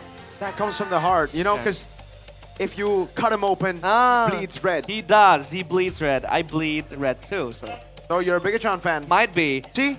Everybody's a Bigatron. Are you though, Miracle? Are you gonna... Okay, if Kelra has a chance to play for Bigatron, would you replace him on? Oh. Kelra, you're amazing, but Iman's my goal. Oh, no, Iman, damn. all day. Okay. And before we go to the He's the replay, GOAT, man. he is the GOAT. In game 1, with the Fanny cable, Kyrie said that he, you know, mistakenly puts out the cable to check the bushes. That's a mechanic. Mistakenly? You know, intentionally. I mean, it kind of works, but at the same time, you know, it can land you in some tough situations. So I think, you know, it's interesting, yes, but at the same time, it still shows a high level of skill. Kyrie! Yeah. Player of the match, presented by the official gaming phone Infinix GT50 Pro. This Kyrie with the Suyo. Kyrie with the Suyo. Yeah. 913. Got the best player in the world. We got the best looking player in the world. We got Kyrie. Is his moment still like that Kyrie Thorn Rose? Is that still your favorite moment of him? Of course, dude. That escape against Prime Echo. I mean, Yeah, okay. yeah, dude. Considering the context as well, right? Yeah. But yeah, looking at the highlights presented by the official gaming phone, the Infinix GT50 Pro. And the early game, this game, you know, earlier we saw a bit of a back and forth. This game from the get-go was rough, dude. Only afterwards, soon after, we saw here Kelra getting taken out. But we mentioned in the game, it's only Kelra, right? Everyone else is still out there swinging, still doing damage. And I gotta say, the macro play, how they were rotating and setting up the dives, it's just always so cool to watch. Even until ID tried to do an unusual maneuver like this, you know, to try and throw them off, they just keep finding something. Yeah, they did. And this is the close to last fight where TLID looked like they were about to turn things around, and from here it got a bit rocky for Onyx. And even Sans got picked off here and they were able to secure the Lord. But did you see a window where TLID could have turned things around, you know, completely? Well, that's a very vague description of completely. But again, I think in the middle, right before the decisive fight, like the fights here, it seems like, you know what, they're gonna do it, right? They're gonna get something. But right after this fight, I think everyone knew, like, dang, never mind. You know? Before this fight, there were still a couple of moments where you're like, okay, the next fight, right? When Aran, when Leone, when they're coming in together, they're gonna get it done. You know, they're gonna at least get a winning fight, but it's just not meant to be, man. Leone. With the chip, it was, it brought a lot of pressure towards Onyx. But somehow we didn't really see that, you know, one shortcut play where it could really turn things around. But itemization, anything you want to highlight, Arashi? Well, for Lutfi, the Queen's Wings into the Winter Crown, it just works so well, right? You get extra damage reduction onto your already very strong damage built-in passive, the Body of Smith. Then with the Winter Crown, we just have so much of a window to really bait TLID in, which makes it difficult for them to commit, right? And knowing that he is the one guy that can't really escape, we didn't see a lot of big, you know, penalty zone escapes for Lutfi. He wants to make sure he keeps it for the offensive options. So when he has plan Bs like that itemized into his kit, I think it's great decisions, honestly. Yep. I don't know, for TLID, now, like, this is a worse spot than they were before, because previously, at least, you would understand, okay, when Leone gets the chip, when Leone gets the glue, they can still win games. When they don't get that, then we see the struggle for TLID. Now that the fact that they lost on the chip, this is going to be a big morale blow to TLID. Like, TLID might actually not recover from this because look at their composition, right? This is prime TLID. This is what they were winning with in the early weeks. Even the Fredrin. Now, the Fredrin is lost. The Baksha lost earlier. Yeah. We got the chip, and the chip is lost. The Masha of Aran, the Badang of Aran. they really gotta try to look for something new in scrims, because right now they're just showing what we know of TLID, something that we have seen from them before, but it's the same thing. That's why we gotta reiterate, it's read out already. The elite teams in MPLID, which we have a lot of elite teams now, have already read them out. This could be a genuine scare for TLID. They might not make it to playoffs. No one's safe. No one. Maybe Onyx. That's the and Dewa. Onyx and Dewa, they're pretty safe. But even then, if they go on a lose streak, they can still they can still not make it. And they'll still fight for the seeding as well, so that could be another focus of theirs. But maybe it could also be the case of them facing Onyx, because Onyx is the team to beat. Right. By all means, it's understandable still, like, oh, it is Onyx. But yeah, man, they have to find a new formula, a new strategy, and this is the limitation when you come in with a new roster, right? They don't have that many options baked in. They haven't played through multiple seasons of different kinds of meta. You look at Onyx roster and you're like, oh, they've played pickoff before. They've played front to back. They've played, I don't know. It's harder to name things they haven't played. It's easy to name, you know what I mean?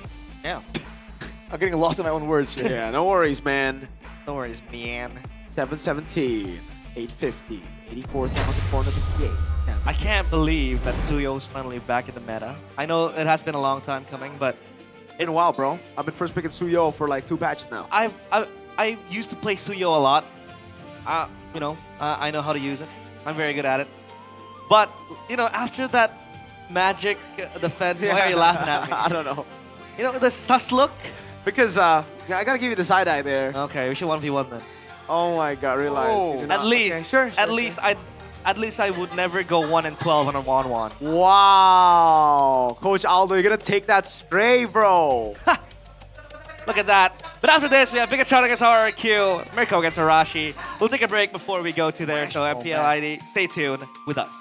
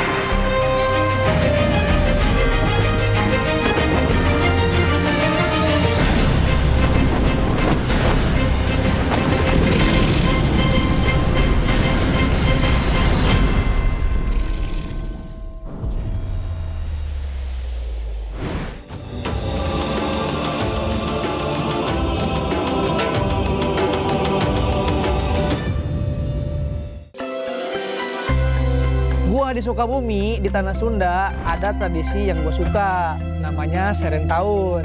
Dan Seren Tahun itu bukan sekedar pesta panen. Ini tentang menyerahkan hasil kerja 1 tahun kepada Tuhan Yang Maha Kuasa. Tentang bersyukur dan memulai dari nol lagi. Padi nggak tumbuh dalam 1 hari. Padi butuh waktu, perawatan, kesabaran, dan kerjasama. Ini sama dengan e-sport, mekanik, rank tinggi, makro, itu juga ditanam.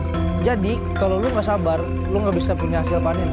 Di Seren Tahun itu, di diri gua terbentuklah mental proses. Jadi konsistensi lebih penting dibanding hasil instan. Di gua, Sungai Mus itu bukan cuma sungai, tapi itu kehidupan. Di festival itu, semua perahu maju kencang, tapi bukan yang paling kuat yang menang. Tapi yang menang, yang paling kompak. 1 orang salah tempo, perahu oleng. 1 orang salah posisi, game selesai. Dari tradisi ini gue belajar tentang sinkronisasi karena chemistry menentukan segalanya. Tradisi di Bali yang paling ngena lah di gua, menurut gua tuh nyepi. Karena nyepi tuh ngajarin kayak diam itu kuat. Jadi selama 24 jam gak ada aktivitas, lebih ke introspeksi diri lah.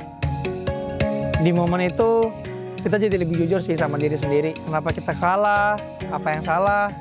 Di e-sport banyak orang berhenti karena kekalahan, tapi gua enggak. Karena nyepi ngajarin gua bukan buat berhenti, tapi buat memahami. Hingga sekarang, gua masih berjuang di liga ini. Dari kecil di daerah gua tumbuh dengan Gurindam 12 karya Raja Ali Haji. Gurindam 12 itu memiliki 2 baris, tapi maknanya dalam. Baris pertama sebab, baris kedua akibat. Di game juga sama, overextend mati, salah draft kalah. Semua ada sebab akibatnya. Dari sastra lahirlah logika. Di Samarinda ada tradisi yang paling terkesan yaitu Festival Mahakam. Semuanya tentang ritme. Dayungnya itu nggak boleh terlalu cepat dan nggak boleh terlalu lambat, tapi harus tepat. Sama kayak nge-red reload dan nge-engage. 1 detik terlalu cepat, gagal. 1 detik terlambat, kalah. Timing adalah segalanya. Ya karena momen itu menentukan kemenangan. Paling gua suka tuh di Pontianak Festival Tugu Katulistiwa sih. Ada momen di mana bayangan kita tuh hilang. Semuanya tuh jadi imbang karena tidak ada condong kiri dan ke kanan. Sama kayak di game lah, kalau misal terlalu agresif kalah, kalau terlalu defensif juga ya kalah. Jadi semuanya itu harus seimbang, karena balance adalah kunci untuk mendominasi. Di Semarang tuh ada namanya Dokderan. Kayak kita nyambut bulan puasa nih dengan penuh sukacita, kayak ramai juga energinya. Dan gua di panggung MPL sih ngerasain yang sama sih, kayak energi penonton tuh kayak nyata, kayak mirip lah. Itu yang bikin gua nggak mau kalah sih. Semangat kebersamaannya jadi bahan bakar buat gua untuk berkompetisi di sport ini. Tradisi di Aceh yang paling teringat sama gue sih tari saman. Tari saman tidak memberi ruang untuk kesalahan. Ya kalau satu salah ya semuanya kelihatan salah. Ya jadi gue belajar hal yang sama lah yang ada di tari saman. Kita harus satu pikiran dan satu gerakan, ya itu yang membuat tim jadi improve. Jadi disiplin kolektif menciptakan kesempurnaan. Di dalam e-sport, sinkronisasi adalah dominasi. Pas di Makassar dulu, pas gue kecil, gue paling suka kapal finisi. Kerennya finisi itu dibangunnya tanpa gambar. Ya bisa dibilang blueprint ya. Jadi cuman pengalaman, insting, dan kepercayaan.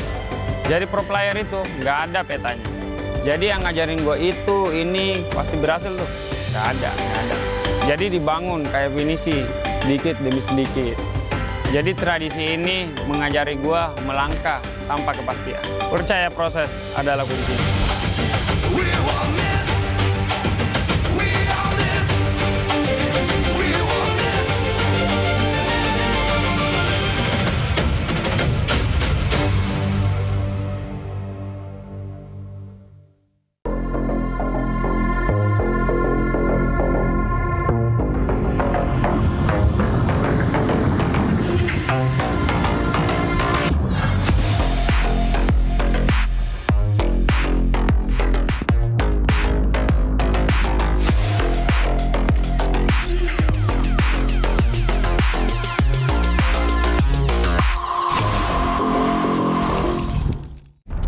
Semua hal terus berubah. Dan kadang bikin gue pengen nyerah. Tapi banyak mimpi yang harus gue kejar. Gue butuh support yang konsisten. Biar gue bisa terus naik level, terus berlari tanpa henti. Skin gue banget nih, gue beli aja. Seperti GoPay Games yang setia menemani, walau meta dan gameplay terus berganti. Walau yang lain terus berubah, GoPay Games konsisten ngasih yang pasti murah.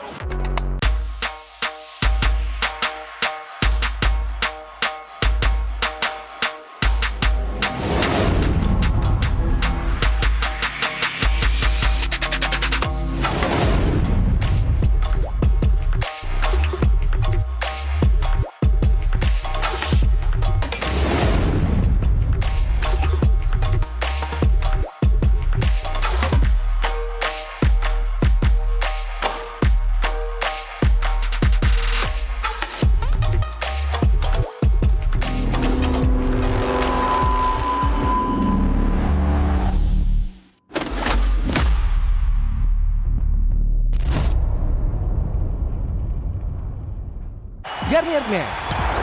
Keringat, minyak, dan kulit sensitif bikin jerawat susah dilawan. Lawan jerawat dengan nyaman bersama. Baru Garnier Men Acno Fight Gentle Gel Cleanser dengan salisilik dan sika. Lawan 99,9% bakteri penyebab jerawat. Teruji pada kulit sensitif. Nyaman di kulit. Optimal lawan jerawat. Garnier Men Acno Fight Gentle Gel Cleanser. dari Garnier Man. Tak ada hari tanpa mabar, main nge-lag, kerap buatku tak sabar. Gimana mau main sampai kelar? Ini waktunya ku bersinar. Oke, let's do it. Game smash andalanku bikin mainku semakin hebat. Tim stabil main makin mulus, rankku fix naik terus. Tukar DG rings, diamond dan voucher game kau dapat. Cuma Game Smash makin no debat. Game Max Booster, kini dapat DG Rings. Beli paketnya dan aktifkan boosternya di aplikasi Dunia Games. Hah? Habis? Ya, kosong. Jauh lagi. Tenang. Ada Klik Indomaret. Klik Indomaret, gratis ongkir 1 jam sampai. Klik Indomaret, belanja online seperti di toko. Klik Indomaret.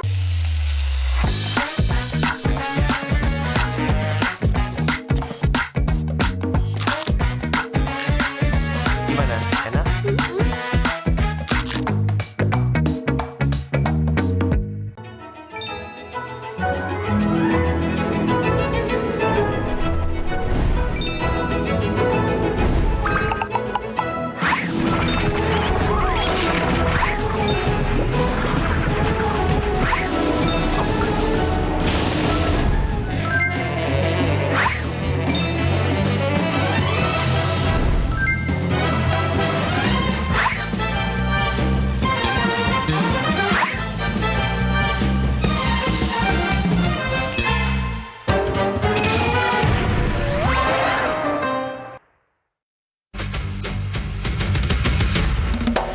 Teman-teman super fans, sekarang MPL Indonesia berkolaborasi dengan Telx dan juga Aircraft.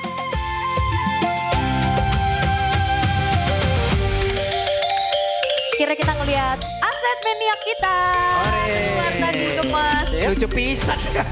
Ini adalah collab terbarunya kita nih bersama dengan Aircraft dan juga Telx. Ini adalah sebuah pergerakan di mana kita bersatu padu. Kalau sekarang sih seru ya, soalnya ada budaya-budaya Indonesia juga ya, kita mengangkat semua budaya-budaya. Terus kayak kemarin player-playernya juga pas entrance-nya jadi ada permainan zaman-zaman kita kecil, jadi flashback aja seru sih. Jujur seru banget, soalnya kan activity-nya banyak kan, jadinya kayak yang bisa dilakuin gitu, kayak bisa main gasing, bisa main congklak, bisa main yoyo dan lain-lain lah. Kalau main terus dapet stem, jadi kayak kita dapet kayak hadiah, banyak lah istilahnya. Jadinya seru banget from my opinion. MPL sekarang sih udah mulai care sih sama budaya-budaya Indonesia. Gua rasa ini bisa jadi buat edukasi di generasi gua sih. Soalnya ini bisa buat tahu budaya dan tradisinya lah di Indonesia ini. Terima kasih MPL udah menghadirkan permainan-permainan masa kecil kita. Terima kasih MPL karena sudah membantu kita semua jadi ingat masa lalu kita. Semoga kedepannya MPL makin ada aktivitas yang lebih seru lagi.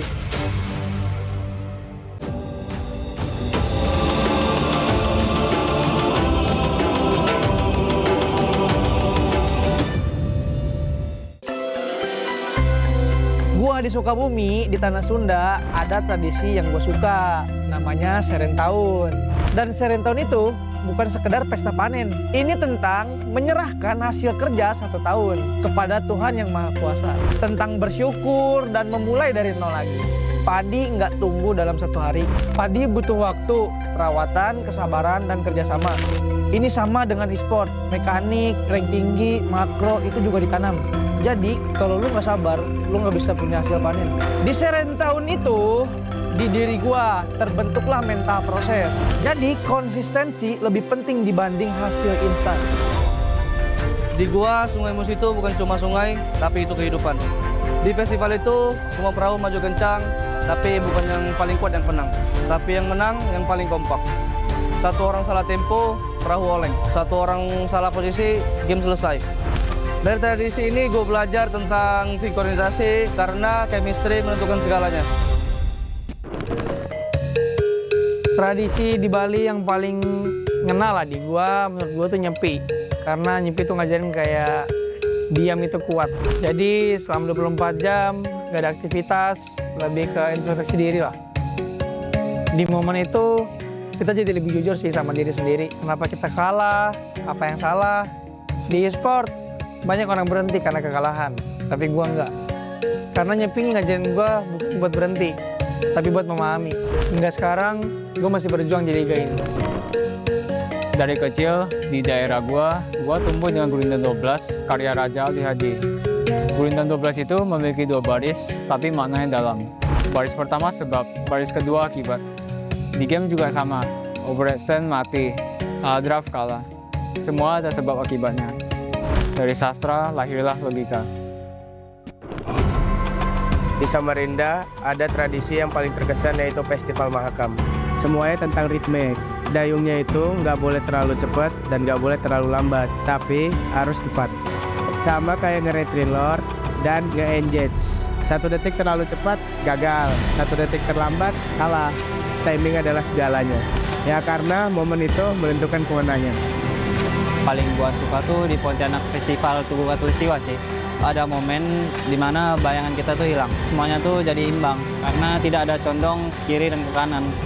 Sama kayak di game lah, kalau misal terlalu agresif salah, kalau terlalu agresif juga ya salah. Jadi semuanya itu harus seimbang. Karena balance adalah kunci untuk mendominasi. Di Semarang tuh ada namanya Dokderan. Kayak kita nyambut bulan puasa ini dengan penuh sukacita, kayak ramai juga energinya. Dan gua di panggung MPL sih ngerasain yang sama sih, kayak energi penonton tuh kayak nyata, kayak mirip lah. Itu yang bikin gua nggak mau kalah sih. Semangat kebersamaannya jadi bahan bakar buat gua untuk berkompetisi di sport ini. Tradisi di Aceh yang paling teringat sama gue sih tari saman. Tari saman tidak memberi ruang untuk kesalahan. Ya kalau satu salah ya semuanya kelihatan salah. Ya jadi gue belajar hal yang sama lah yang ada di tari saman. Kita harus satu pikiran dan satu gerakan, ya itu yang membuat tim jadi improve. Jadi disiplin kolektif menciptakan kesempurnaan. Di dalam e-sport, sinkronisasi adalah dominasi. Pas di Makassar dulu, pas gue kecil, gue paling suka kapal finisi. Kerennya finisi itu dibangunnya tanpa gambar. Ya bisa dibilang blueprint ya. Jadi cuman pengalaman, insting, dan kepercayaan. Jadi pro player itu nggak ada petanya. Jadi yang ngajarin gue itu, ini pasti berhasil tuh. Nggak ada. Jadi dibangun kayak finisi, sedikit demi sedikit. Jadi tradisi ini mengajari gue melangkah tanpa kepastian. Percaya proses adalah kunci.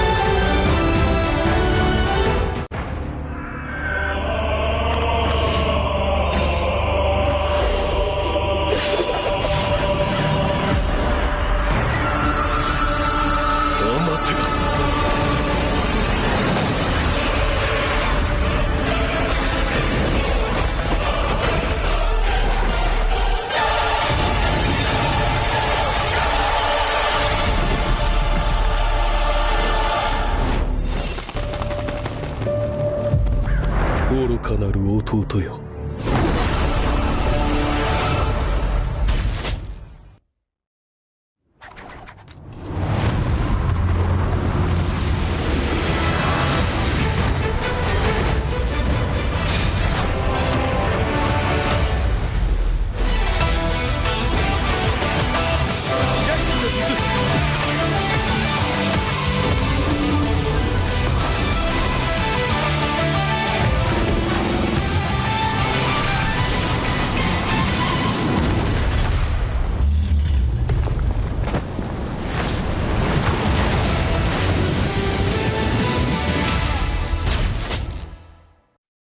みんな、渦巻きナルトが帰ってきたぞ。飛来神の術。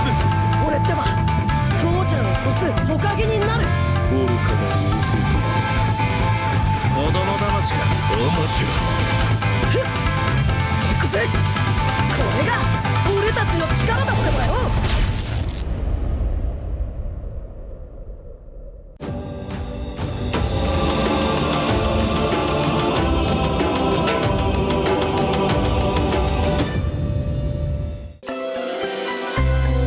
Gua di Sukabumi, di tanah Sunda, ada tradisi yang gue suka, namanya Serentahun.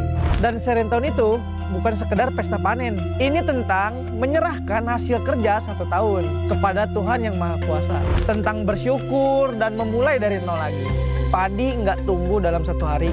Padi butuh waktu, perawatan, kesabaran, dan kerjasama. Ini sama dengan e-sport, mekanik, rank tinggi, makro, itu juga ditanam. Jadi kalau lu nggak sabar, lu nggak bisa punya hasil panen. Di Serentahun itu, di diri gua terbentuklah mental proses. Jadi konsistensi lebih penting dibanding hasil instan. Di gua, Sungai Musi itu bukan cuma sungai, tapi itu kehidupan. Di festival itu, semua perahu maju kencang, tapi bukan yang paling kuat yang menang. Tapi yang menang yang paling kompak. 1 orang salah tempo, perahu oleng. 1 orang salah posisi, game selesai. Dari tradisi ini gue belajar tentang sinkronisasi karena chemistry menentukan segalanya. Tradisi di Bali yang paling ngena lah di gua, menurut gua tuh nyepi.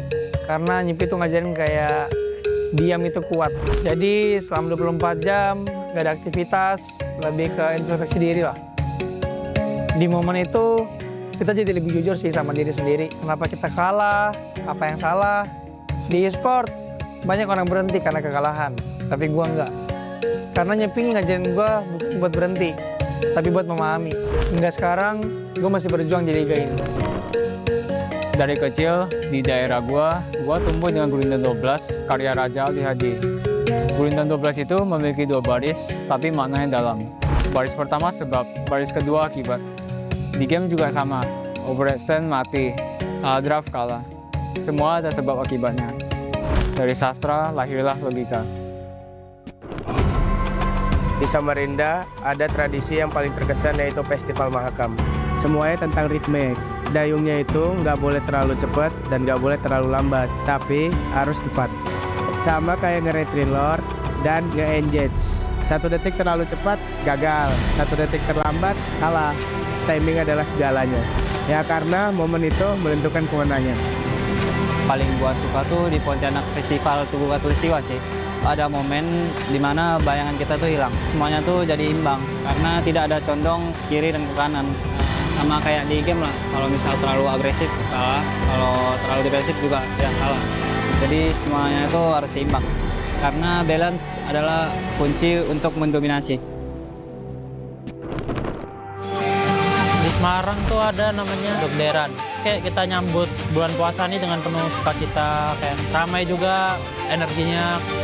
Dan gua di panggung MPL sih ngerasain yang sama sih, kayak energi penonton tuh kayak nyata, kayak mirip lah. Itu yang bikin gua nggak mau kalah sih. Semangat kebersamaannya jadi bahan bakar buat gua untuk berkompetisi di sport ini. Tradisi di Aceh, yang paling teringat sama gue sih tari saman. Tari saman tidak memberi ruang untuk kesalahan. Ya kalau satu salah ya semuanya kelihatan salah. Ya jadi gue belajar hal yang sama lah yang ada di tari saman. Kita harus satu pikiran dan satu gerakan, ya itu yang membuat tim jadi improve. Jadi disiplin kolektif menciptakan kesempurnaan. Di dalam e-sport, sinkronisasi adalah dominasi. Pas di Makassar dulu, pas gue kecil, gue paling suka kapal finisi. Kerennya finisi itu dibangunnya tanpa gambar. Ya bisa dibilang blueprint ya. Jadi cuman pengalaman, insting, dan kepercayaan. Jadi pro player itu nggak ada petanya. Jadi yang ngajarin gue itu, ini pasti berhasil tuh. Nggak ada. Jadi dibangun kayak finisi, sedikit demi sedikit. Jadi tradisi ini mengajari gue melangkah tanpa kepastian. Percaya proses adalah kunci.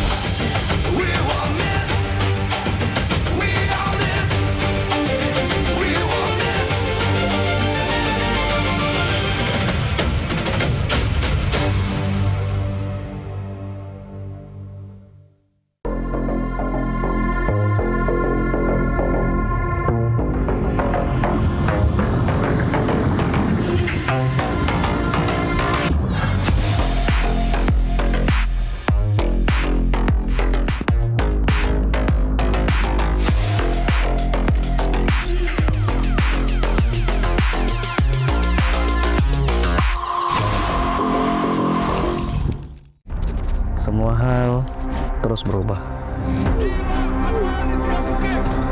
Dan kadang bikin gue pengen nyerah. Tapi banyak mimpi yang harus gue kejar. Gue butuh support yang konsisten. Biar gue bisa terus naik level, terus berlari tanpa henti. Skin gue banget nih, gue beli aja. Seperti GoPay Games yang setia menemani, walau meta dan gameplay terus berganti. Walau yang lain terus berubah, GoPay Games konsisten ngasih yang pasti murah.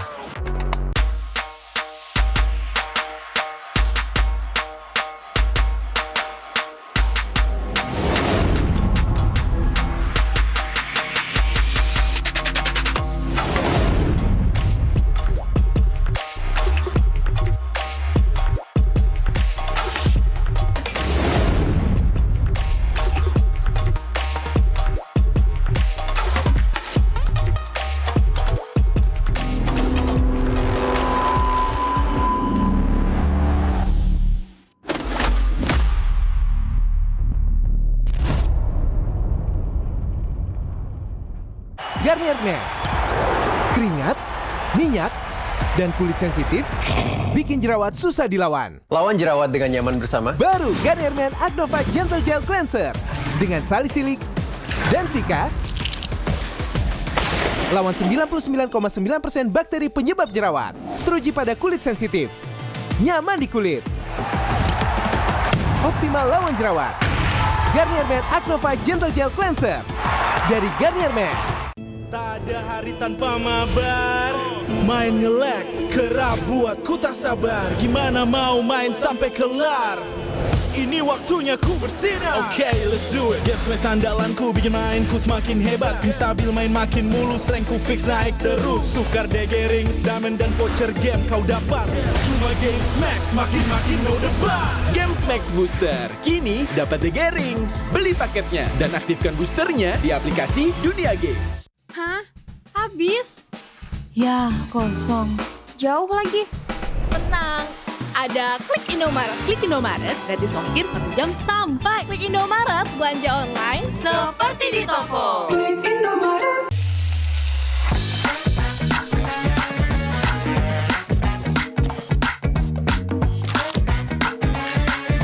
Gimana? Enak?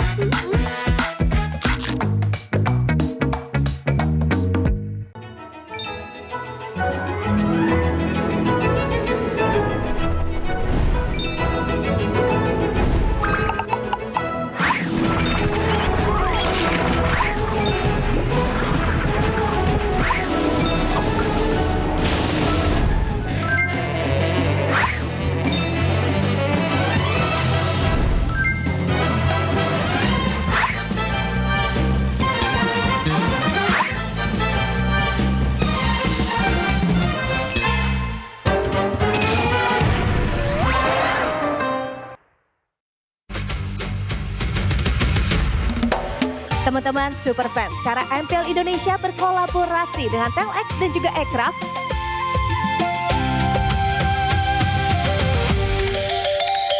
Kira kita ngelihat AC set maniak kita. Keluar tadi gemas. Lucu pisan. Ini adalah collab terbarunya kita nih bersama dengan Ekraf dan juga TLX. Ini adalah sebuah pergerakan di mana kita bersatu padu. Kalau sekarang sih seru ya, soalnya ada budaya-budaya Indonesia juga ya, kita mengangkat semua budaya-budaya. Terus kayak kemarin player-playernya juga pas entrance-nya jadi ada permainan zaman-zaman kita kecil, jadi flashback aja seru sih. Jujur seru banget soalnya kan activity-nya banyak kan, jadinya kayak yang bisa dilakuin gitu, kayak bisa main gasing, bisa main congklak, bisa main yoyo dan lain-lain lah. Kalau main terus dapat stem jadi bisa dapat kayak hadiah, banyak lah istilahnya. Jadinya seru banget from my opinion. MPL sekarang sih udah mulai care sih sama budaya-budaya Indonesia. Gua rasa ini bisa jadi buat edukasi di generasi gua sih. Soalnya ini bisa buat tahu budaya dan tradisinya lah di Indonesia ini. Makasih MPL udah menghadirkan permainan-permainan masa kecil kita. Terima kasih MPL karena sudah membantu kita semua jadi ingat masa lalu kita. Semoga kedepannya MPL makin ada aktivitas yang lebih seru lagi.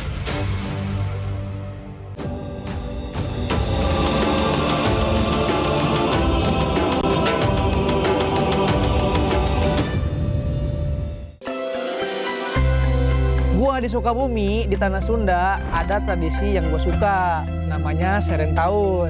Dan Seren Tahun itu bukan sekedar pesta panen. Ini tentang menyerahkan hasil kerja 1 tahun kepada Tuhan Yang Maha Kuasa. Tentang bersyukur dan memulai dari nol lagi. Padi nggak tumbuh dalam 1 hari.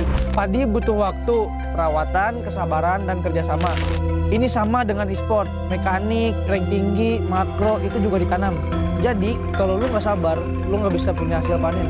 Di Seren Tahun itu, di diri gua terbentuklah mental proses. Jadi konsistensi lebih penting dibanding hasil instan.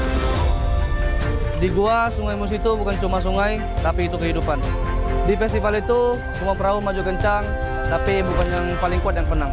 Tapi yang menang yang paling kompak. 1 orang salah tempo, perahu oleng. 1 orang salah posisi, game selesai.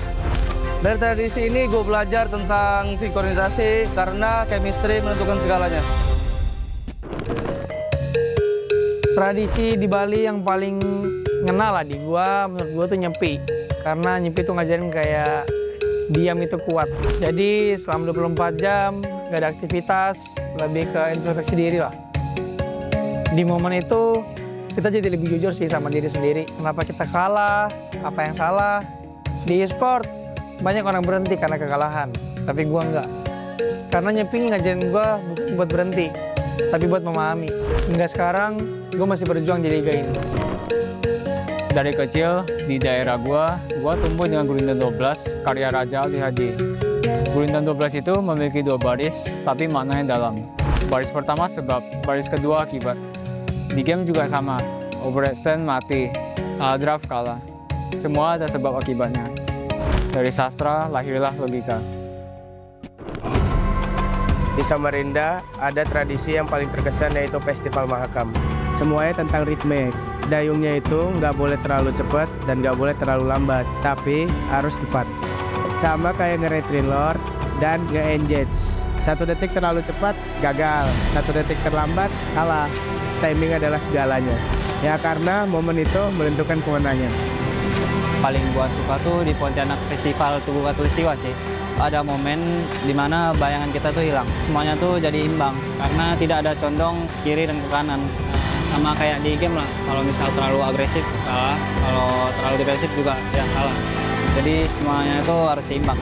Karena balance adalah kunci untuk mendominasi. Di Semarang tuh ada namanya Dokderan. Kayak kita nyambut bulan puasa nih dengan penuh sukacita, kayak ramai juga energinya. Dan gue di panggung MPL sih ngerasain yang sama sih, kayak energi penonton tuh kayak nyata, kayak mirip lah. Itu yang bikin gue nggak mau kalah sih. Semangat kebersamaannya jadi bahan bakar buat gue untuk berkompetisi di sport ini. Tradisi di Aceh yang paling teringat sama gue sih tari saman. Tari saman tidak memberi ruang untuk kesalahan. Ya kalau satu salah ya semuanya kelihatan salah. Ya jadi gue belajar hal yang sama lah yang ada di Tarisaman. Kita harus satu pikiran dan satu gerakan, ya itu yang membuat tim jadi improve. Jadi disiplin kolektif menciptakan kesempurnaan. Di dalam e-sport, sinkronisasi adalah dominasi.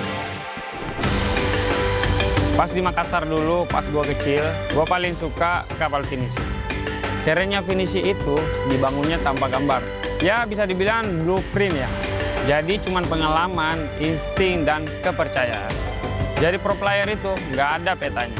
Jadi yang ngajarin gue itu, ini pasti berhasil tuh. Nggak ada. Jadi dibangun kayak finisi, sedikit demi sedikit. Jadi tradisi ini mengajari gue melangkah tanpa kepastian. Percaya proses adalah kunci.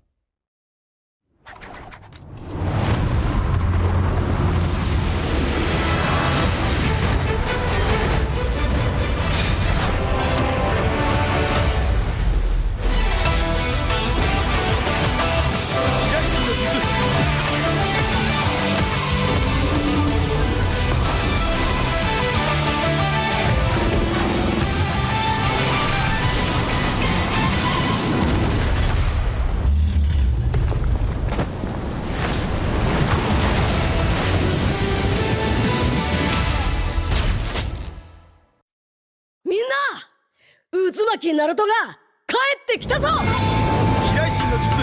俺ってば父ちゃんを越す火影になる。愚かな子供騙しか。お待てろ。せ。これが俺たちの力だってばよ。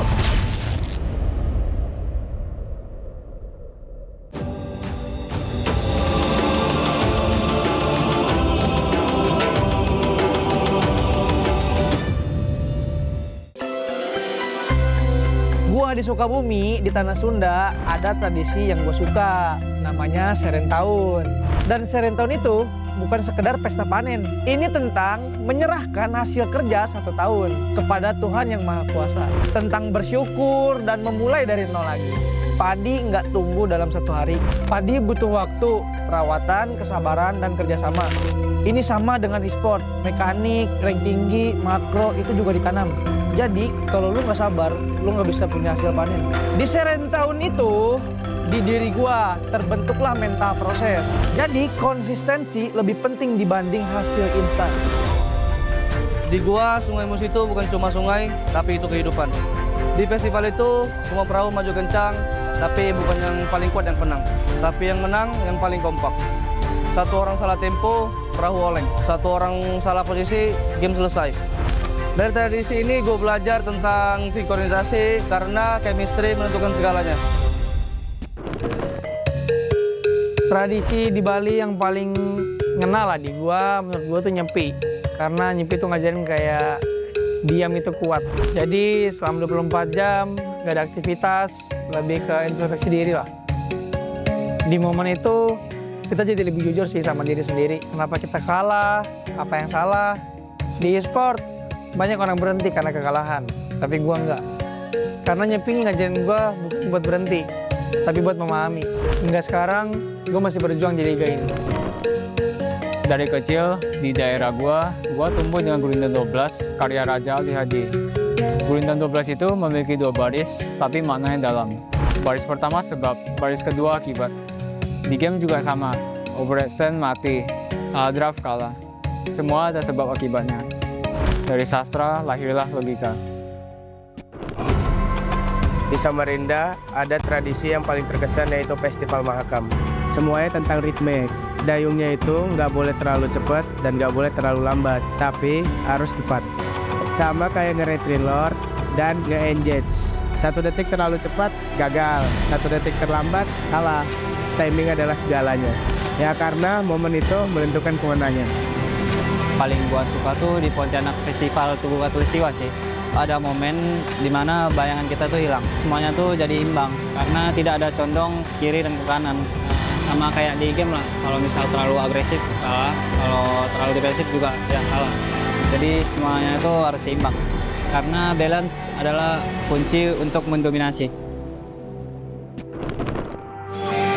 Di Semarang tuh ada namanya Dokderan. Kayak kita nyambut bulan puasa nih dengan penuh sukacita, kayak ramai juga energinya. Dan gua di panggung MPL sih ngerasain yang sama sih, kayak energi penonton tuh kayak nyata, kayak mirip lah. Itu yang bikin gua nggak mau kalah sih. Semangat kebersamaannya jadi bahan bakar buat gua untuk berkompetisi di sport ini. Tradisi di Aceh yang paling teringat sama gue sih tari saman. Tari saman tidak memberi ruang untuk kesalahan. Ya kalau satu salah ya semuanya kelihatan salah. Ya jadi gue belajar hal yang sama lah yang ada di tari saman. Kita harus satu pikiran dan satu gerakan, ya itu yang membuat tim jadi improve. Jadi disiplin kolektif menciptakan kesempurnaan. Di dalam e-sport, sinkronisasi adalah dominasi. Pas di Makassar dulu, pas gue kecil, gue paling suka kapal finisi. Kerennya finisi itu dibangunnya tanpa gambar. Ya bisa dibilang blueprint ya. Jadi cuman pengalaman, insting, dan kepercayaan. Jadi pro player itu nggak ada petanya.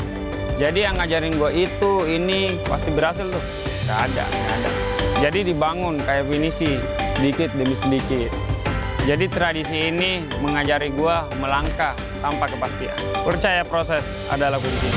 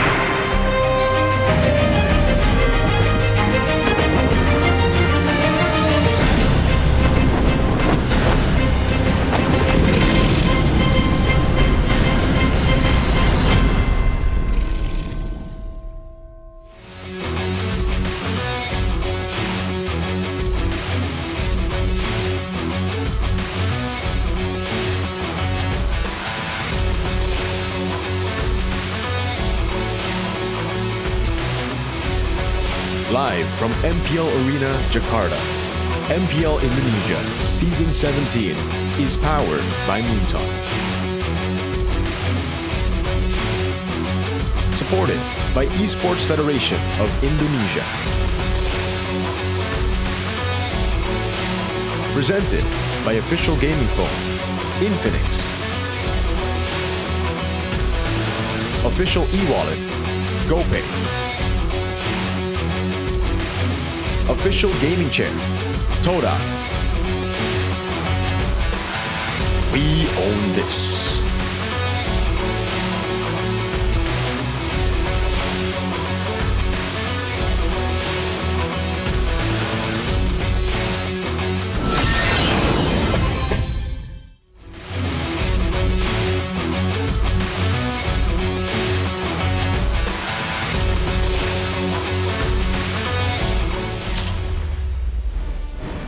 Kembali lagi bersama Alisa dan kali ini Alisa sudah berada di depan ruangan player. Kali ini kita akan grebek pemain dari Bigetron. Kira-kira mereka lagi ada Pak di dalam ya. Jadi kita Assalamualaikum.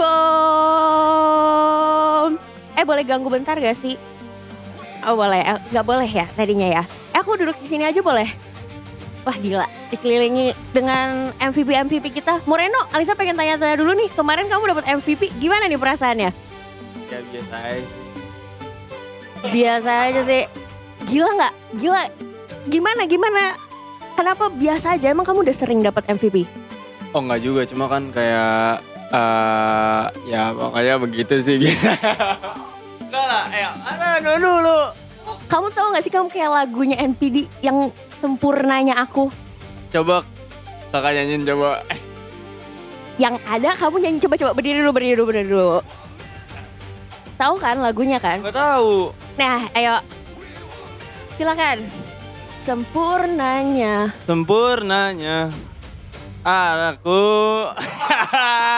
We on this. Untuk Bigetron. Aku jadi MVP. Walau Aku ayo apa lagi ayo. Terserah Moreno deh kalau gitu. Moreno, kita mau korbanin siapa sih, Nael apa Vin nih? Buat match ini. Buat interview ini dulu. Nael dong. Nael. Rambutnya udah kayak Mikasa. Welcome, Nael. Katanya kamu baru potong rambut, Nael. Siapa itu? Enggak. Oh enggak. Enggak ada sih yang bilang sebenarnya. Kalau kamu, Nael, apa yang kamu persiapin buat match kali ini? Kesuporannya Moreno doang sih. Oh gitu. Jadi semua bergantung sama Moreno nih. Oh iya. Ini oper-oper lagi nih. Ini kamu juga sebenarnya digadang-gadang sebagai player yang luar biasa loh selama season ini. Siapa yang gak dengar? Dan kira-kira hari ini winning streak yang udah kamu kumpulin selama dari week 4, week 5 kemarin bakal tetap berlanjut gak nih, Nael? Berlanjut lah. Semoga kita Bigetron 2-0 terus sampai akhir season. Dan berakhir mungkin #1. #1 nih targetnya, Vin. Gabung juga dong. Kalau Vin, menurut kamu gimana nih hari ini? Nggak gimana-mana sih. Wah, mereka ternyata begitu percaya diri ya. Ini kamu #1 juga nggak nih kira-kira upper bracket nggak nih playoff? Upper bracket udah pasti ya di akhir, jadi kita lawan Dewa jadi penentuannya di situ. Benar. Hari ini ada deg-degan nggak lawan RRQ? Nggak ada. Begitu pede ya. Kalau begitu boleh dong pesan-pesan buat Big Troopers yang nonton di rumah. Buat Big Troopers yang nonton di rumah, yang gak apa-apa nonton di rumah, tapi tetap dukung kita terus, walaupun online ya udah. Tetap dukung terus dari Nael silakan buat Naelisius apa lagi tuh? Naelisius. Mungkin fans-fansnya aku atau fans Bigetron, makasih supportnya dan tetap support kita terus. Semoga kita bisa perform sampai playoff. Last but not least, Moreno ya, buat silakan. Moreno Holik ya. Holik ternyata, Moreno ya, Holik. Buat Moreno Holik ya, semangat kok. Makanya semangatin saya terus sama tim saya, jadi kayak kita bisa menang hari ini gitu. Amin. Dan itu dia tadi buat Moreno Holik, Naelisius dan juga apa Vin apa? Hikmatullah. Fantastic. Jangan lupa dukung terus ya mereka semua. Boleh dong kasih tepuk tangan dulu buat ketiga teman kalian. Kita akan lihat apakah mereka akan memenangkan match ini bersama RRQ. Silakan take it over.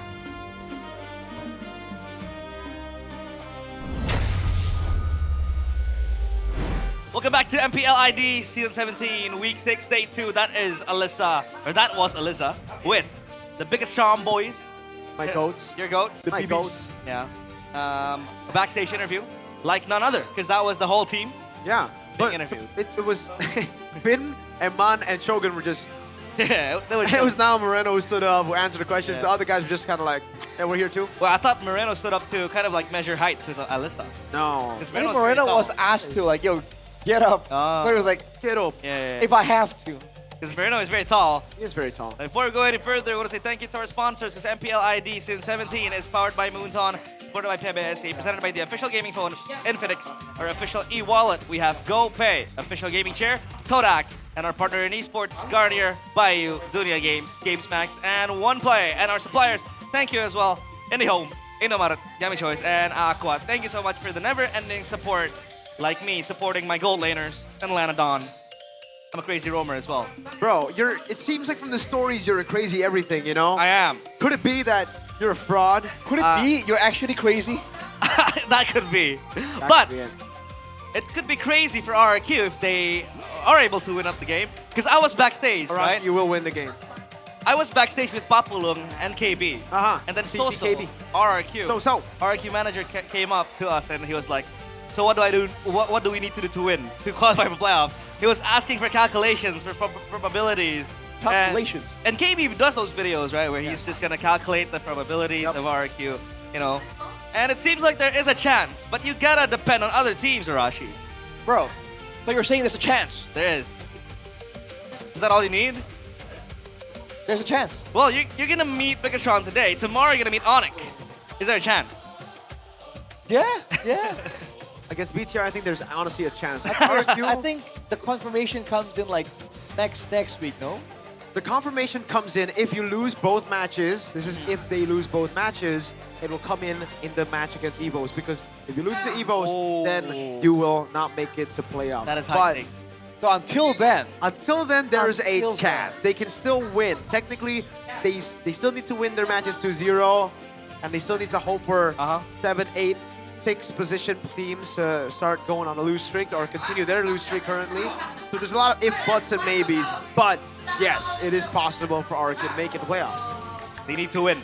They need to win every single match that they will be facing from here. I mean, Onyx started 9th place, season 14. But they were 0-2 or 0-3. They were 0-8. Okay. What do you think, Arashi? Got a difference, but I gotta say the consistency of RRQ has to be commended. Commended. Oh, so it's better to you.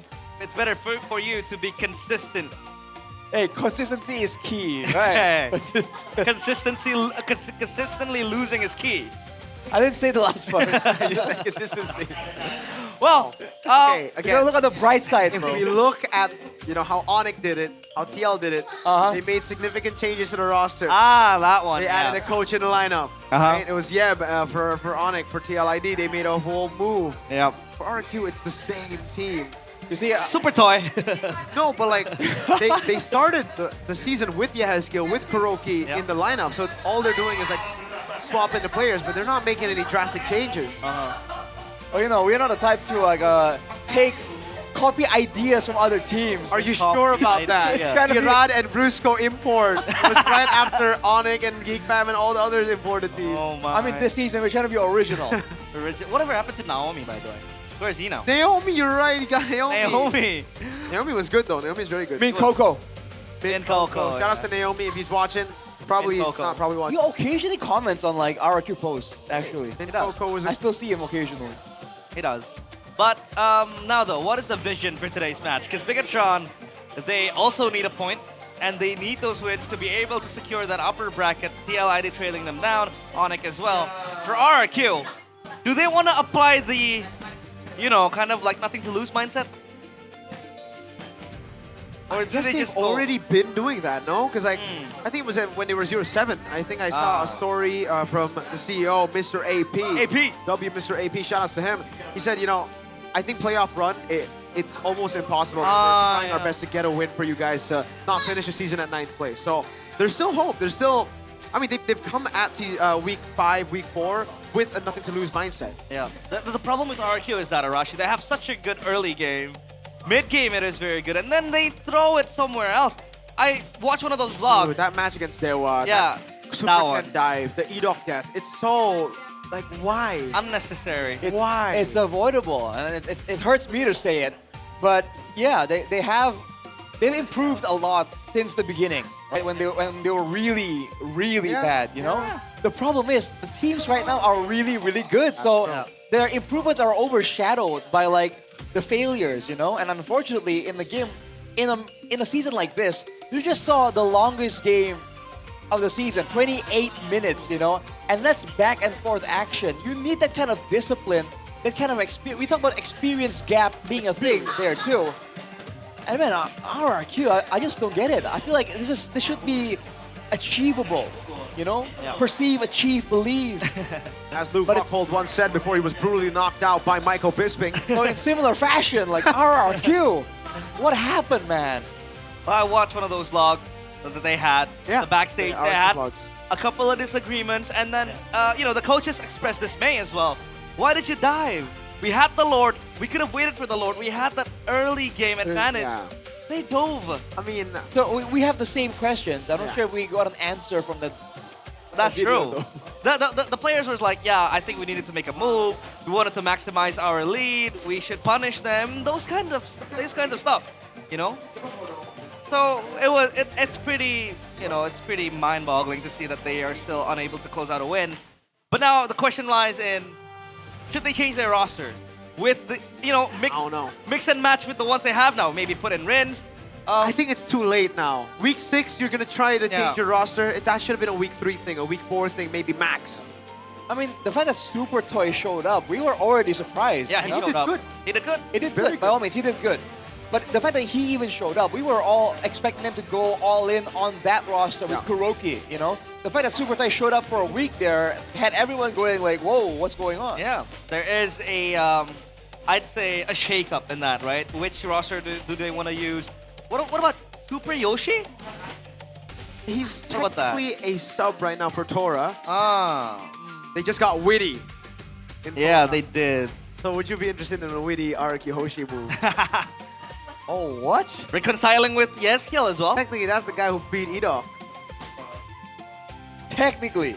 Yeah, imagine. It's not Finals only, MVP. It's not just him. Finals MVP. It's not just him though. But Finals MVP. My finals MVP was that Xia pick. Wow. But draft pick recap, we did see a couple of Leo Morns here and there. They do like it, the Harley as well, the hands of Super Ken. He also likes the Guinevere. And lately the Guinevere has been let go quite a few times, so yeah. Let's see if Super Toy is able to step up to the plate as well with that carry, that match against Dewa. Yeah. We thought it was going to be a misplay. He, turned his back and he got the kill. 2 kills if I'm not mistaken, and he was able to snowball into full control. But it was still not enough. So RQ, they need more than just Super Toy leading. They need more than just Super Ken winning out the lane as well. So do we assume that if they don't throw, they can get games? Is that the assumption? I think they can, but let's just see if there will be changes in the lineup. Bigatron by Vitality. They have Shogun, Niall, Moreno, Finn, and Eman. Again, it is the red robots we're familiar with, ready to pulverize the kingdom. And it's time to turn on the machines. While RQ is going to be a tall task ahead of him.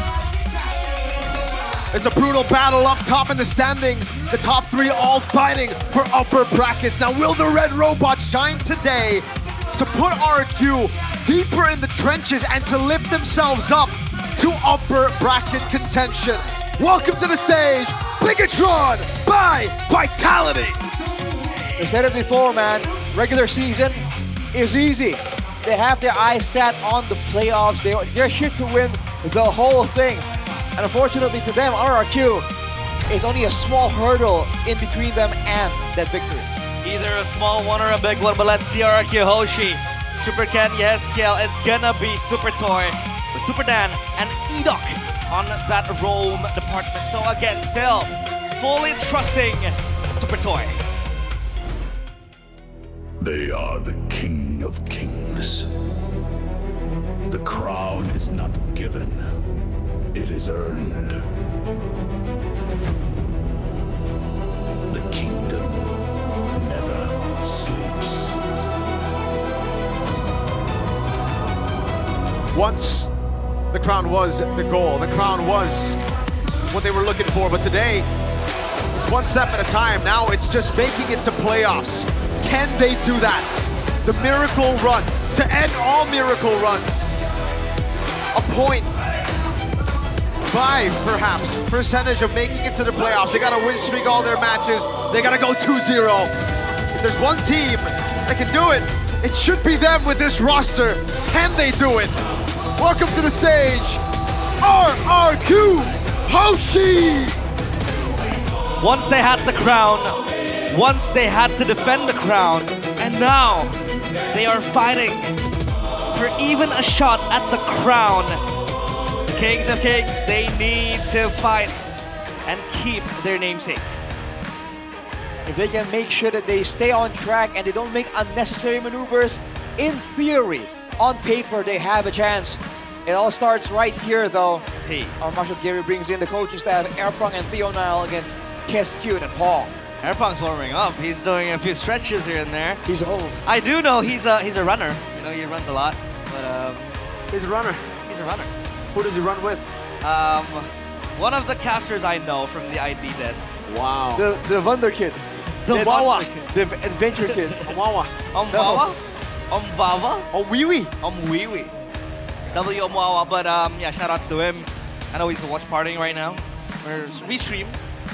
But let's see if RQ Hoshi is able to pick up a win. Bigatron by Vitality, this is not going to be another walk in the park. None of the matches that RQ played has been a walk in the park. And even if it has been a walk in the park in the early game, they managed to find a way to throw it away.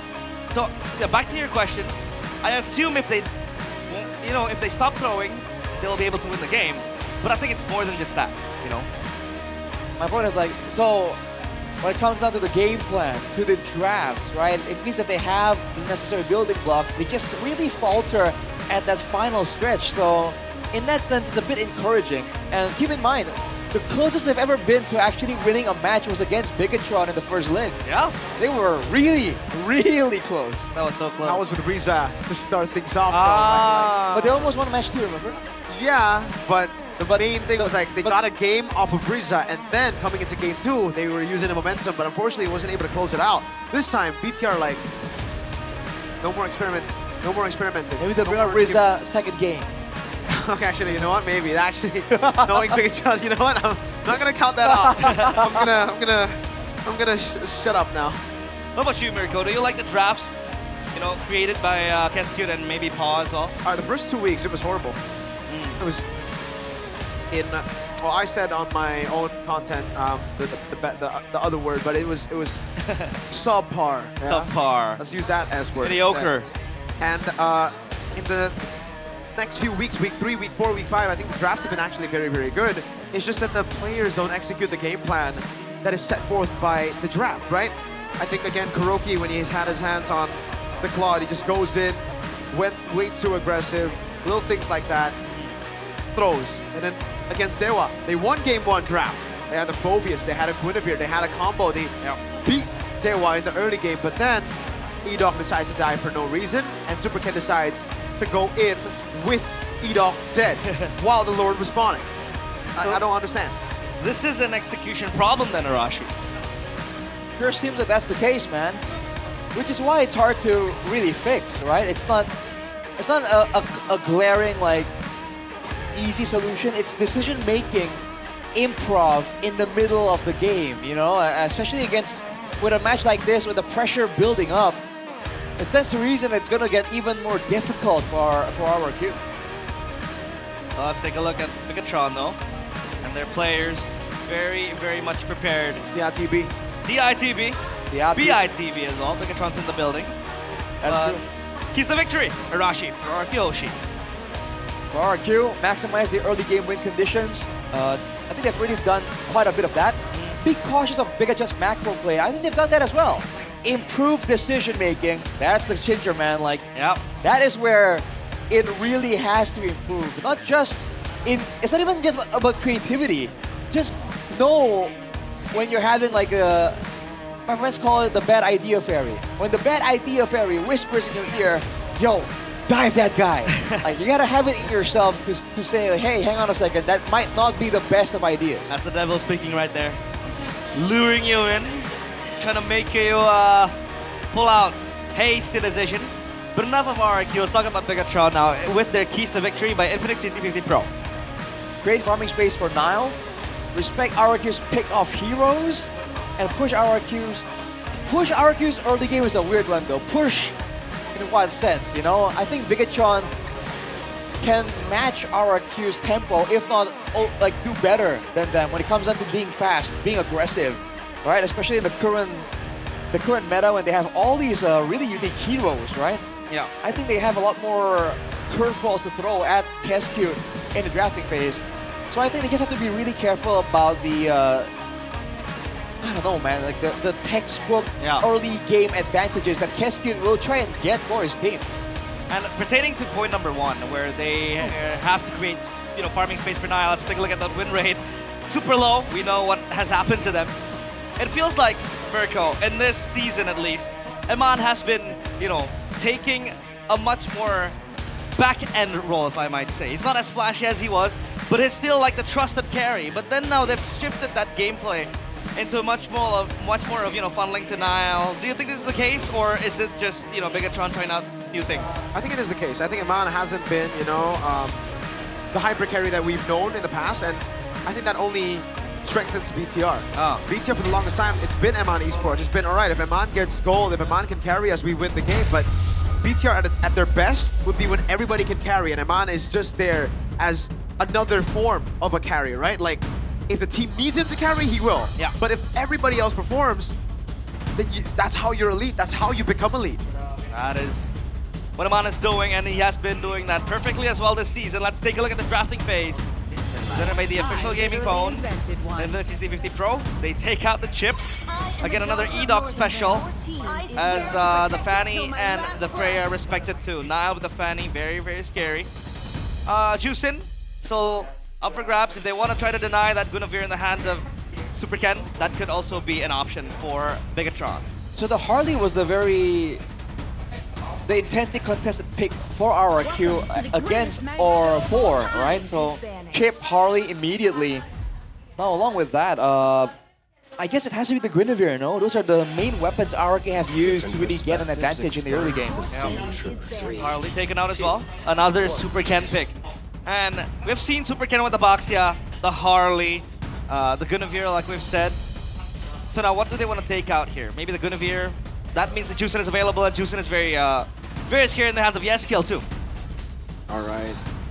I mean, what if BTR gonna ban? It's interesting that RIQ ban out the Freya. Is it because Toy isn't comfortable on the Freya, Rashi? Because usually on blue side, it's up to the red side team to ban out the Freya. Right, certainly is unusual. Super Toy isn't well known for playing the fighters that well. That may very well be the case. Even the Fanny on blue side. Usually with Ken especially, right, you would expect them to pick up something like the Fanny. So it should just be the juice in here. Yep. Then BTR get a Suyo. And with Fanny, Guinevere, Harley banned out. Yeah. That means the only response is Leomord. Do they go Suyo Yves here, or Leomord as well still available? I think it's just Suyo. They pick up Suyo, then if they want a pure counter Yves, they want to set up for a red 3 winning matchup. I would usually go for that route, but maybe they want to be a step ahead. Right, man. For RRQ, the Sushin. I wonder what it's gonna be, because the Sushin's always good, yeah, but there are some combos that really work much better. The Harith, though, so good actually, has been very popular. Harith Suyo combo, right? Yeah. Physical damage in the jungle, magical from the gold lane. Yep. Again, that gold lane is gonna be safer. It's gonna be able to be more survivable and aggressive for Eman too. This should be the Phobius, right? Ah, Phobius. But do you go the Granger here, Mirko, directly? I think so. I think Phobius Granger is not a bad option to go for right now. A lot of dashes as well to play against the Harith, so that Phobius. It's either that or Fredrin Baksha show it up here, right? Because it's going to be banned out later. Yeah, I wonder what the jungle angle is for Super Ken. Might just be Leomord if they just want to all in. If it's all in on neutral objectives, Leomord and Phobius. And it is Leomord Phobius. Oh, it's Hylos. Another horse. It's still in the horse group, so that's all fine. Doesn't this just give a glue free? Oh yeah, the Phobius and a Hylos, and the glue is still open. And the glue will work really well here. And there's not a lot of other heroes that can capitalize on the glue. They can even go Kalea if it's not glue. Yeah. Oh. It's gonna be the glue. Wow. Alright, so in the early game pressure at least, the glue alone is gonna allow Bigatron to fight back significantly. Yeah. They can still, they have so many options for Moreno, right? This is why it gets a bit sketchy. Yeah. You can go with the Valen like we mentioned earlier in the previous match. The Yves as well. Yeah. RRQ, who do they ban out? I think they banned Yves and Farsa, just respecting the Maestro here. Could be respect to XP as well, but they will go Yves first. BTR ban out the Leomord as expected, and I think here it would be more threatening to go up against. Oh, actually, they just deal with the Moskov. I was assuming it's going to be another jungle ban, but all the jungles left are utility, and Glue gets a lot of value against the utility. Yep. Oh yeah. Will there? Farsa. Oh yeah. They dig deep. I think Lilia. Yeah. There'd be an angle where, you know, if you want to go the assassin route for Super Ken, even deeper. Valor. You know, like a Lancelot popping out. Lancelot ain't bad against the Glue as well. It's pretty good, but BTR right now, mid and XP. Up against the Phobius. What, The Farsa's not bad at all. Oh yeah, If Farsa. they want, you know, but if not Lilia, I say it's a pretty good pick. You get the pressure in mid, you basically hit the Phobies and Hylos real hard, and you're expecting a utility jungle from RRQ here. They can hide it too if they want and like pick the EXP lane first. Yeah. But I guess getting a favorable matchup for Shogun might be a better idea. I mean, right now they can already pick a favorable matchup against the Phobius. There's not really too many, but if you want to just go for the team fight, Lapu Lapu is fine. The Stora doesn't do well against Phobius, but it is a pick that BTR really like to go for. Ended with a poison. Oh, Vexana! What? This is a very good answer to the Phobius. Oh yeah. Technically, it's well, technically it's a counter against the glue, you know. But with the Sushin already shown that there was no chance unless RRQ were planning some weird, like Sushin roam shenanigans. Yeah. Vexana roam. If I were RRQ, I agree with you. You said Lancelot, right? Realize? Yep. The Granger comes in as expected, and it is the Lancelot. Okay. Oh boy. Last pick, I don't like the Lapu Lapu against the Lancelot. I think it has to be something like. Maybe What it's about a just Sora. Yuzong? Uranus? I don't like Yuzong against Lancelot. Uranus is not bad. Yes, Uranus is a pretty good pick, Arash. Yeah, I like Uranus. Because there's gonna be pull coming in from the Sushin and the Granger. Yeah. Let's see. Megatron. Could be Terizla. Against the Phobies is good, but the Lancelot, yeah, I think the Uranus, or if they want, maybe the Sora is all right. Up against the Phobius though, the lane would be quite hard for the Sora, no? Man, Bigatron are taking their time with this one. Yeah, because it's not as easy as you would think. It's not really a winning match. They do go for the Terizla. I think I would have preferred the Uranus over the Riz.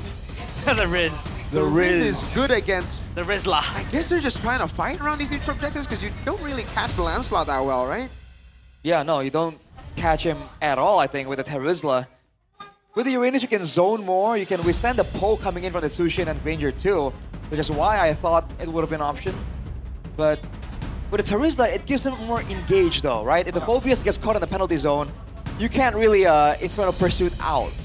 Yeah. So it's a definite, you know, teamfight guarantee almost if Shogun goes for it. Let's see. RRQ Hoshi still winless. Been 6 weeks.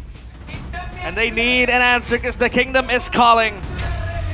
And for Bigatron, it's all about making it to the top 3. Let's see, it's game 1. RRQ Hoshi against Bigatron by Vitality. Let's see it, folks. The last match of day number 2. Super Dan on the concussive blast with Phobius looking for Prio. Yep. Looking for clear. It's gonna be high tempo, that's for sure. You cannot deny though, there's a bit of experimentation going on for Bigatron. Vexana out of nowhere. Let's see if this works out, because it's going to be a bit of an all-in situation that that summon of the Vexana might swing things in favor of Bigatron. How does it lane against the Chusin, though?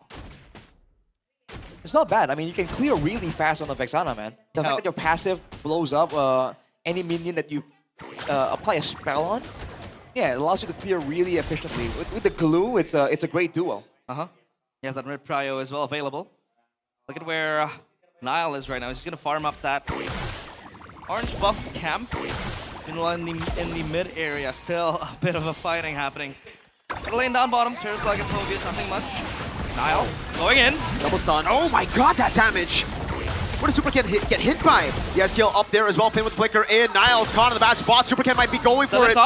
Finn's not gonna get. Oh yeah, his skill! With the Flicker in, gets caught by the Curse Blast, and now it's Ken who jumps in with the Thorn Rose. Oh, it's a treat of the eye to see Super Ken with the Lancelot.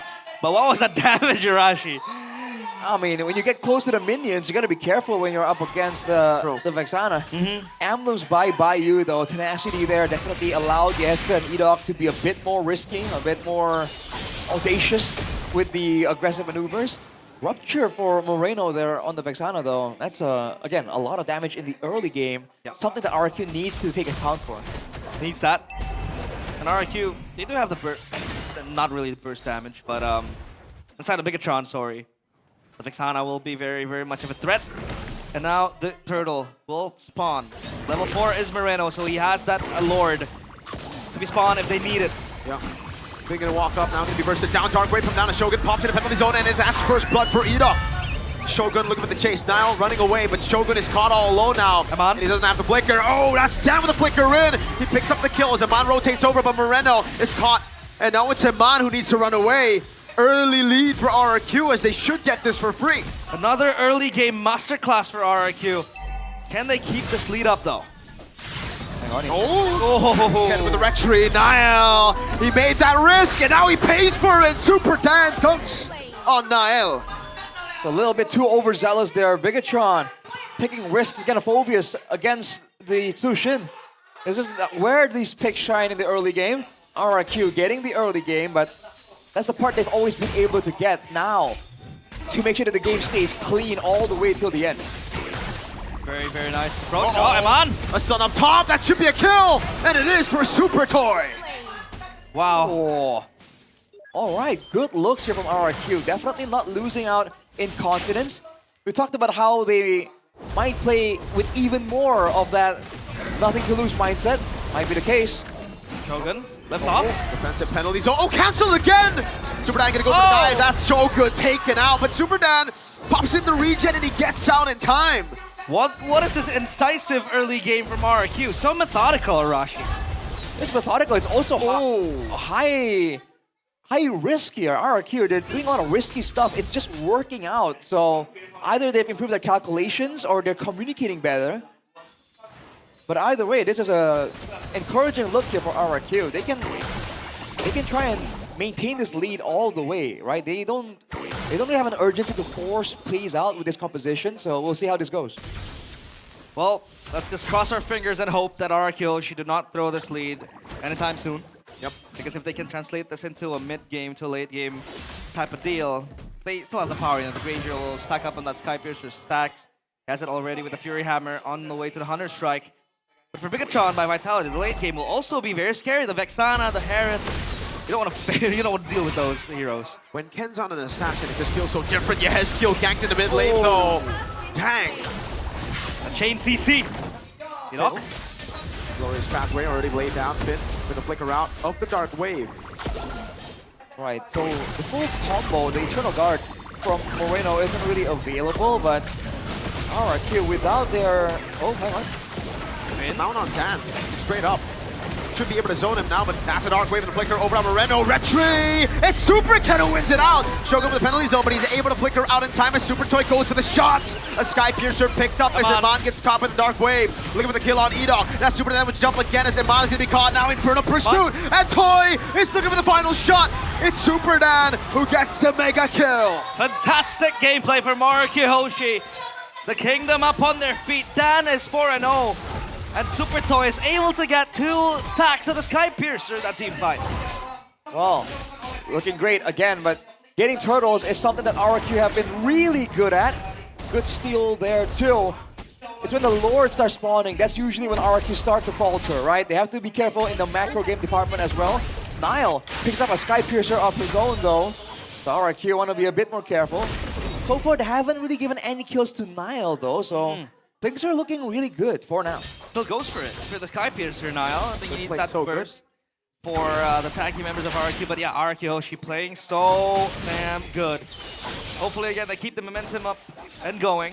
For Bigatron, I feel like one team fight with a, chain CC combo that can catch either, Super Toy or even Ken. That could really end and shift the tides around for them. For sure. Combo is there, the burst damage is there as well. Is this the biggest lead we've seen from RRQ this season? I don't think so. I think they had the higher for a little bit. Yeah. I forgot which match though. I think they got up to like 5K something. But at 6 minutes though. That's true. If you consider how early in the game it is. The speed. That might be. Again, Super Den has popped off on the Phobius before, which is why I feel like this is a familiar scene, right? Fortunately, hasn't really been able to translate that to a clean late game though, but so far it's looking encouraging. With 8 seconds to go here, already playing a bit of the far side, probably rotating soon. Unless they have a different idea. Finn's already gonna get chunked there. Oh, Moreno tried it. Super Toy dashed away out of the guard. Yeah. Spidey senses from Super Toy. Good flicker burn. So that means this objective is all free for taking for RRQ Hoshi. Ooh. And that river, they still want to fight. And Bigatron by Vitality, they have a strong team fighting competition. Perfect turtle for Cooper Ken and RRQ. Yeah. Remember, Ken has one of the highest turtle rates. At least he did, at least like last week. By last week or 2 weeks ago. So, yeah, so far so good. Now they have to try and press the advantage, go into the jungle, go for turret dives. The fact that Super Toy is also relatively untouched is looking very good for RRQ. Look at where they're plundering. They want to push down bottom and then up top. There's going to be a wave for Bigatron by Vitality.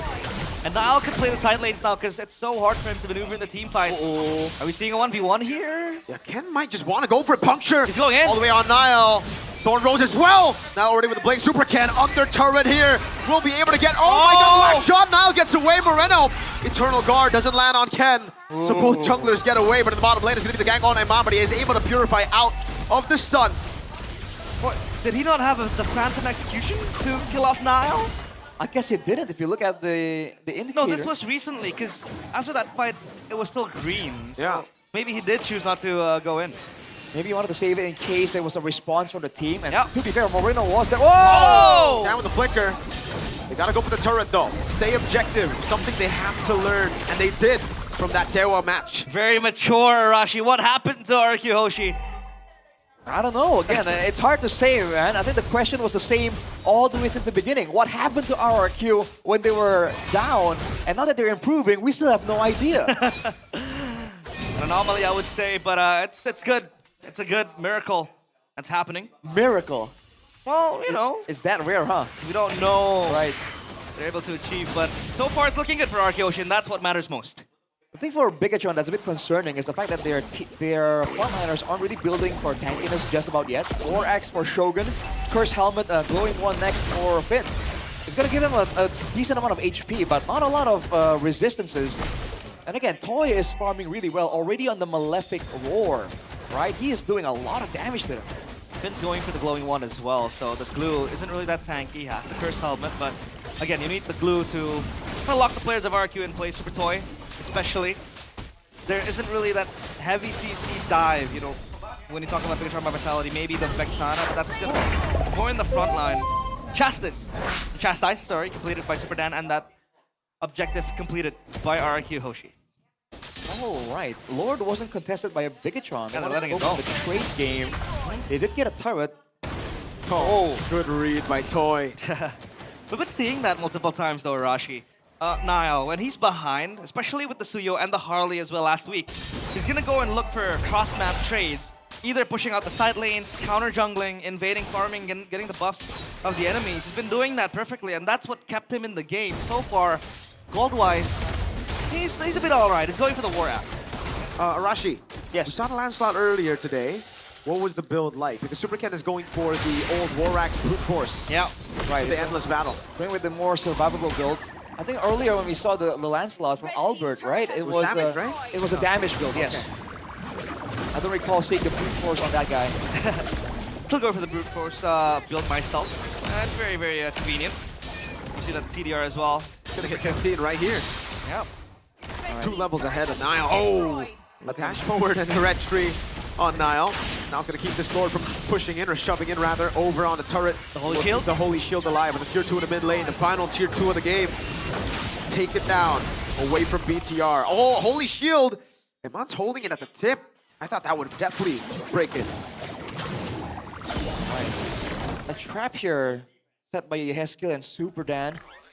Won't amount too much just about yet, but they're keeping their eyes on the choke points of the map, trying to spot Bigatron when they're trying to make maneuvers.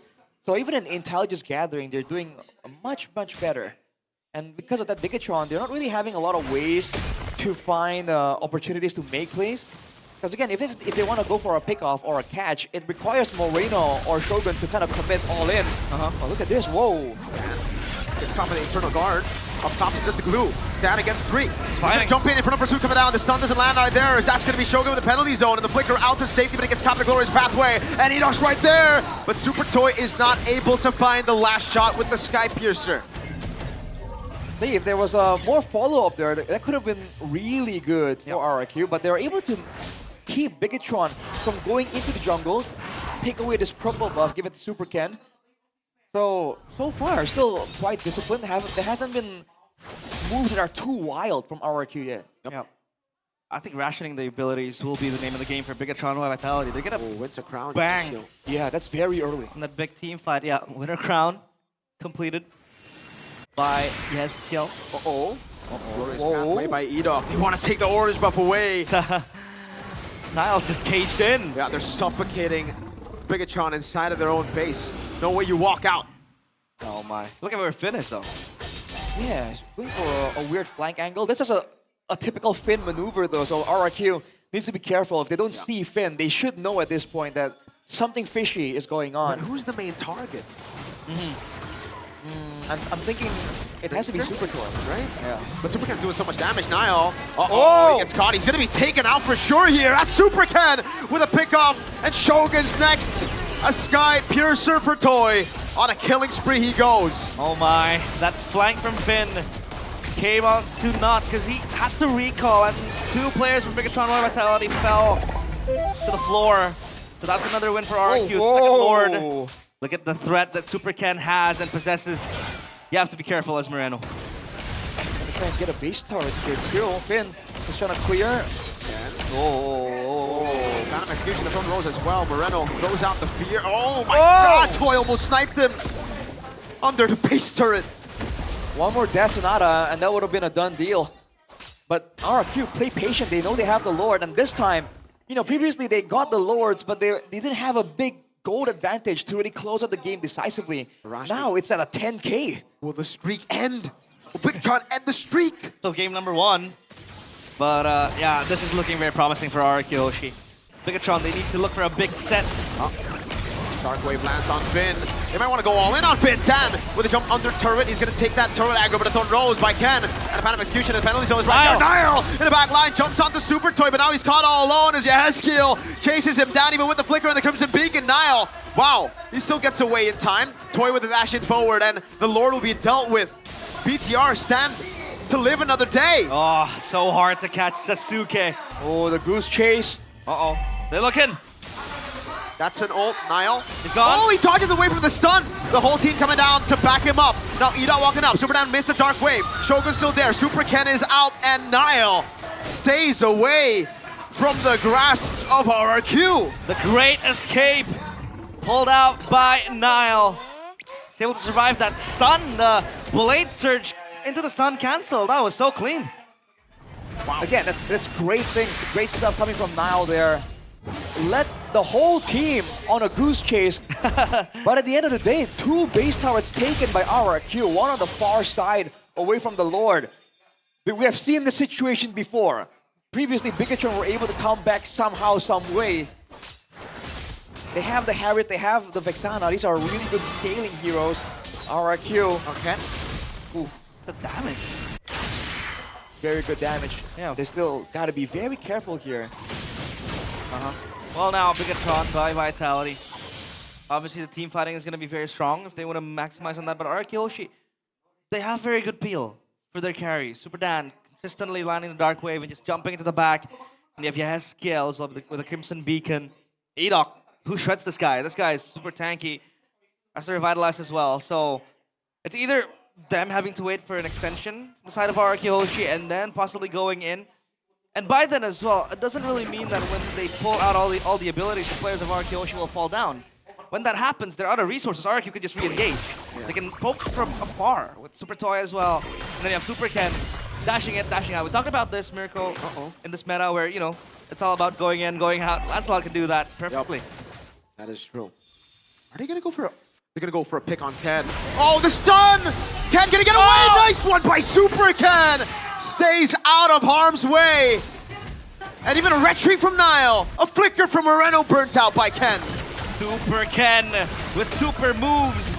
And now Arkeyoshi will target the Lord. Bigatron can only watch from afar. Will they contest this? There's no way. Wait.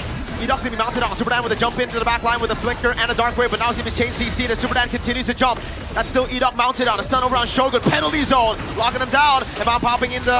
Whoa, it's a Mon for Super Dan still alive. Super Dan in the back, just wreaking havoc.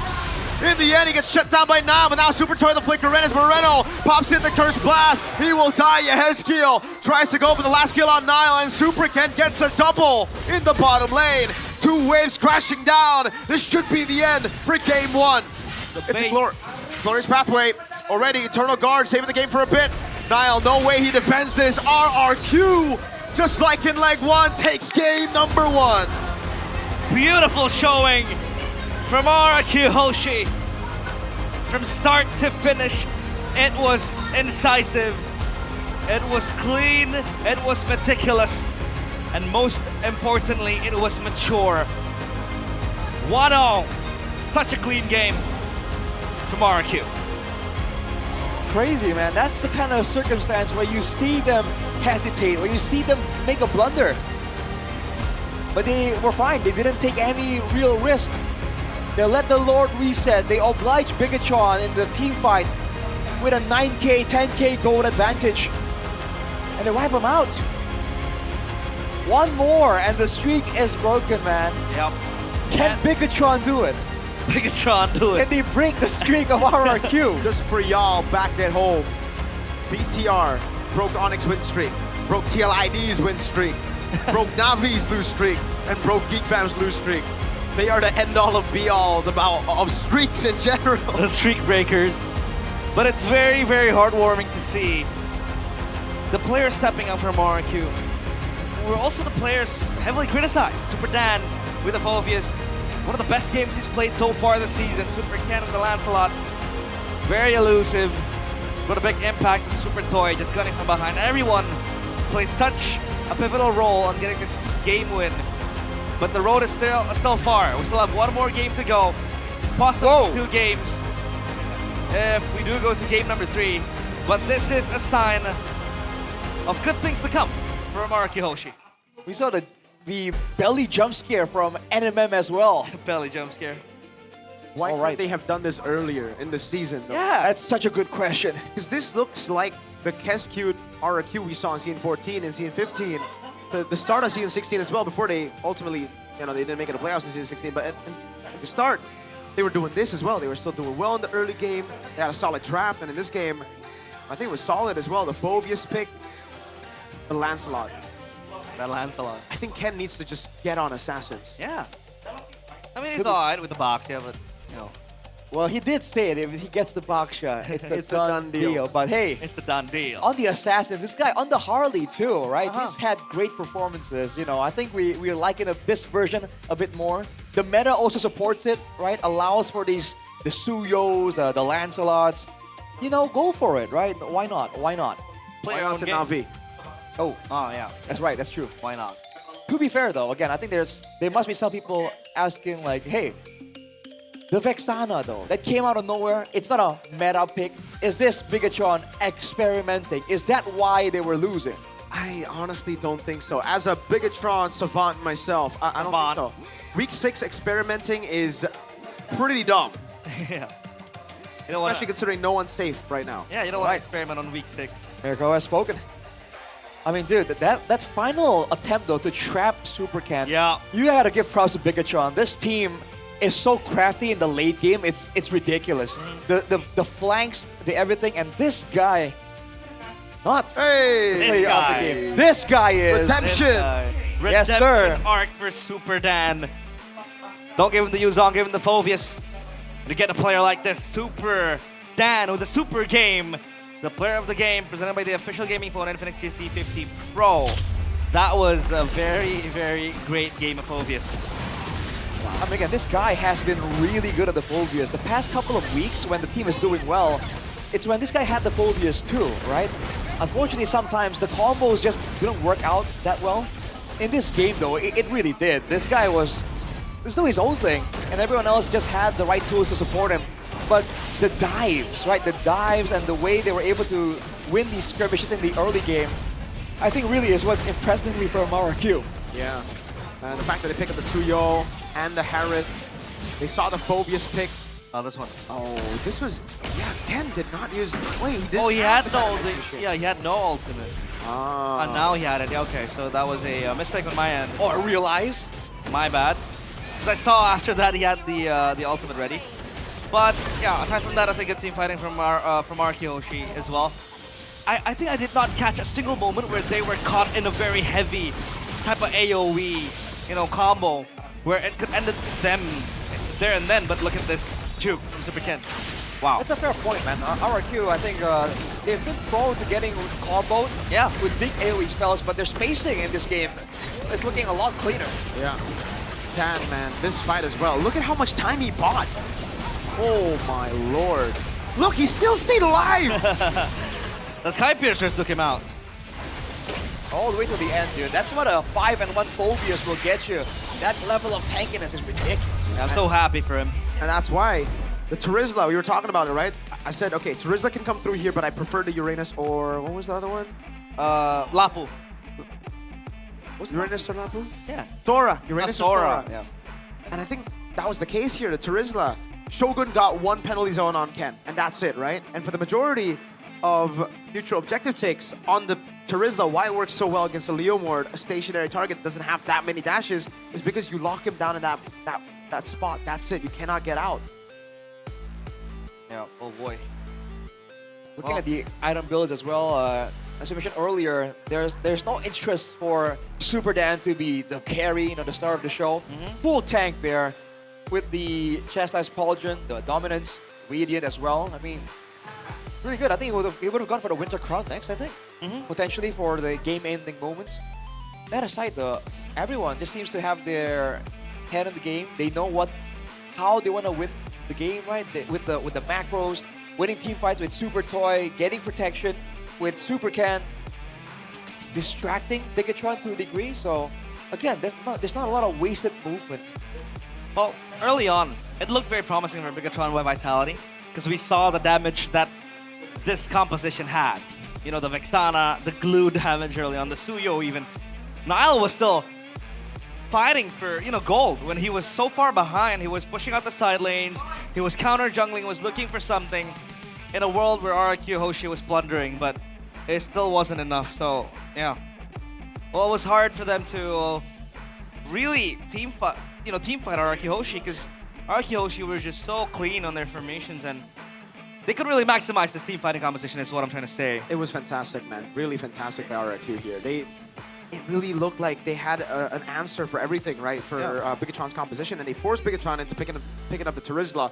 I really think the Terizla pick didn't really fit well with the rest of the team. This composition looks like it's good when you're up against stationary targets, when you're up against targets who just don't move too much. So the Phoveus and the Hylo, sure, but the Lancelot, the Sin, they just get all the ways to do whatever they want, right?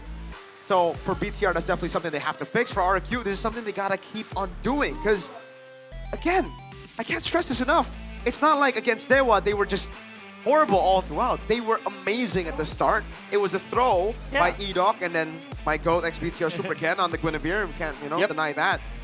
But when he's on a Lancelot, say, an Assassin, those throws just don't happen because he can utilize his individual skill to get him out of those sticky situations like we saw earlier in this game with the Blade Surge. Yeah. Of Niall. Are you pumped up? Oh, I'm nervous, man. I'm nervous, man. What about you? Are you nervous? I mean, I came to this day expecting an upset, perhaps. An upset? What about you, Arashi? That's like the BTR way, no? The Bigger Trooper way. Bigger Trooper way. My team is gonna win, but it depends on where the team is in the standing. And it depends if you snack or not. Are you a snacker? I am not a snacker. The guy on your left is a snacker, though. He is a snacker. I haven't been for a while, though, but I love myself some peanuts. Hey, come on, man. Yeah, tell him where you got your peanuts. Well, I got them from Click Indomaret, and it's an application by Indomaret where you can just buy a lot of things: daily needs, snacks, drinks, game vouchers. You can get them all directly from the Click Indomaret app, and it's online shopping. It's just like in store, It's like a pocket version of Indomaret. It is the best version of Indomaret because you don't need to go to the store. You can just get it delivered to you, man. And on top of that, there's Yummy Choice too. Every time I think about this, there's this product right here, Yummy Choice. It is. It makes me hungry because there's a ready-to-eat set of meals that is delicious, very quick, practical. If you want to go to Japan, you have bentos. If you want to have the Indonesian route, you have those boxed rendang. Yeah. There's rices. There's a lot of very good. Man. If you want to have a quick bite, you have onigiri. Yeah. My personal favorite is the onigiri, bro. Okay, but I think onigiris are overrated, so I don't really like onigiris. What? I don't like onigiris. You cannot go wrong with rice balls, bro. What? Rice balls. It's rice. It is rice, but like, I prefer my rice with Indonesian seasoning. You know what I mean? I need like berempah. I need flavor. They might be on or something. They'll make like a Indonesian style onigiri. Ah, okay, Right. that. But like local flavors. That I might want Speaking to of rempah, Rempah. there's too many Ingredients. spoil the broth. Yeah. Will it spoil the broth? That's my question. This is the question now that we have to answer. Whoa! The new Red Robot system. Robbie Panjoro. What is Robbie doing there?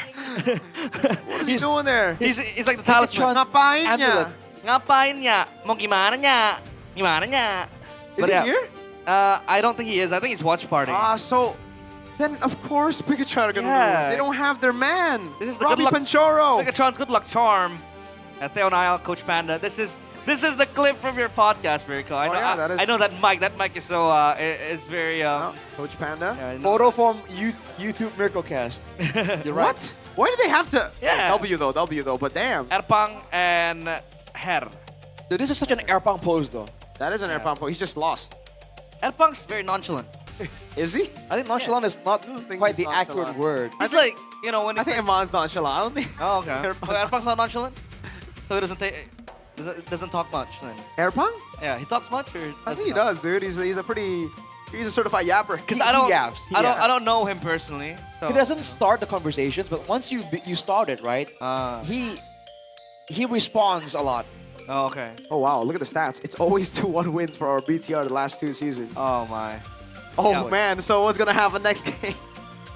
Will Bigatron be able to break their own pattern? Dude, The I swear, question. Their own streak. I swear, if they like win 2-1, it's just like, why can't you win 2-0? You know what I mean? Because like you look at their net game win compared to Dewa and Onyx, and they're so far down, even though they're like same match point, dude. Well, his co-ed is there. Co-ed is there. Mr. CEO. He's usually the curse if it's not this guy right The here. curse, and you. So that's like two powers bonded Maybe together. cancel each other out. Hey, if that were the case, they would have won By a long now. time ago. Yeah. A long time ago. What, the trophy? I think playoffs came early for Bigatron. I think they're already starting to show those the little chokes, the little chokey chokes, you little cute chokers, you. Were they choking there though? Were they choke? I think they were. I don't the think they choke were. isn't really choke usually for BTR. The choke for them is like they just don't play well in playoffs. Yeah. That's what we call the choke. They don't actually like win early and then choke in playoffs. They just lose. And I believe in that match, they didn't even play the game. Yeah. Right? They didn't play the game. 7-1? Yeah, 7-1. For a long time? we weren't able to see what the composition is. Meant to do. What it is meant to achieve. So drawing your attention a bit to Finn though, because the last time they were in that tough situation, I recall Finn was the human made the play, right? Went for the big flank, almost like what Key was doing just in today's earliest matches. With the Khalid, that was with the Khalid, I think. On the glue though, that's it's fine. so limited, right? Yeah. So gets you wondering, like maybe it's a great pick, just not for Finn, Or you need to win out early. It becomes 250-50, right? Because I think Finn is a good glue. It's just in this game they were shut down so early. That first turtle went very wrong. Yeah. It went south. I mean, was it the first or second turtle fight where Iman participated and he got taken out as well? It was second turtle, Second turtle, yeah. So And he just got bashed by Dan. So they brought everything, including Iman, to the fight, and they lost there. That's a tough one. Yeah, and I'll look for a play, right?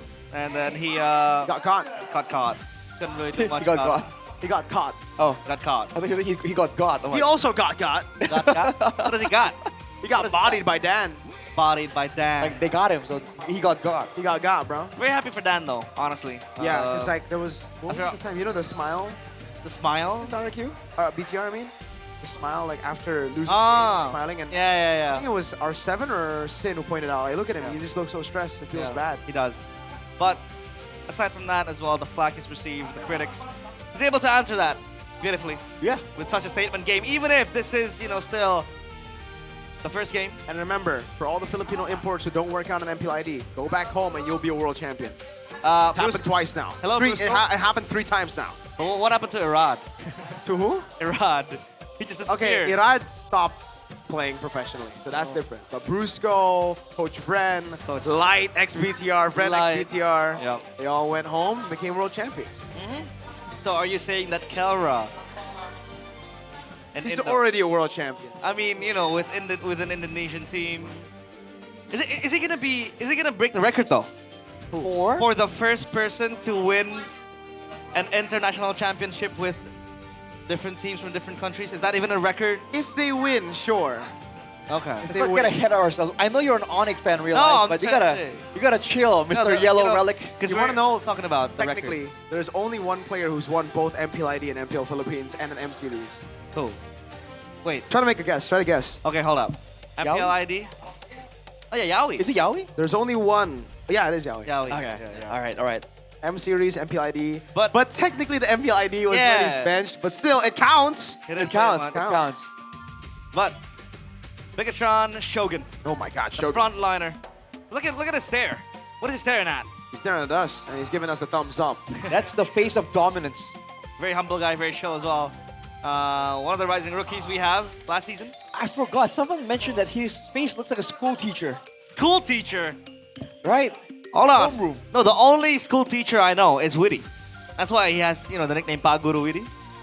Well, I don't know. Maybe He speaks like a teacher in interviews. Well, RQ Super Dan, frontliner as well for RQ. Look at that. Number 2. Man, people were just hating on Dan. Yeah. Dan's been pretty solid the last 3 weeks.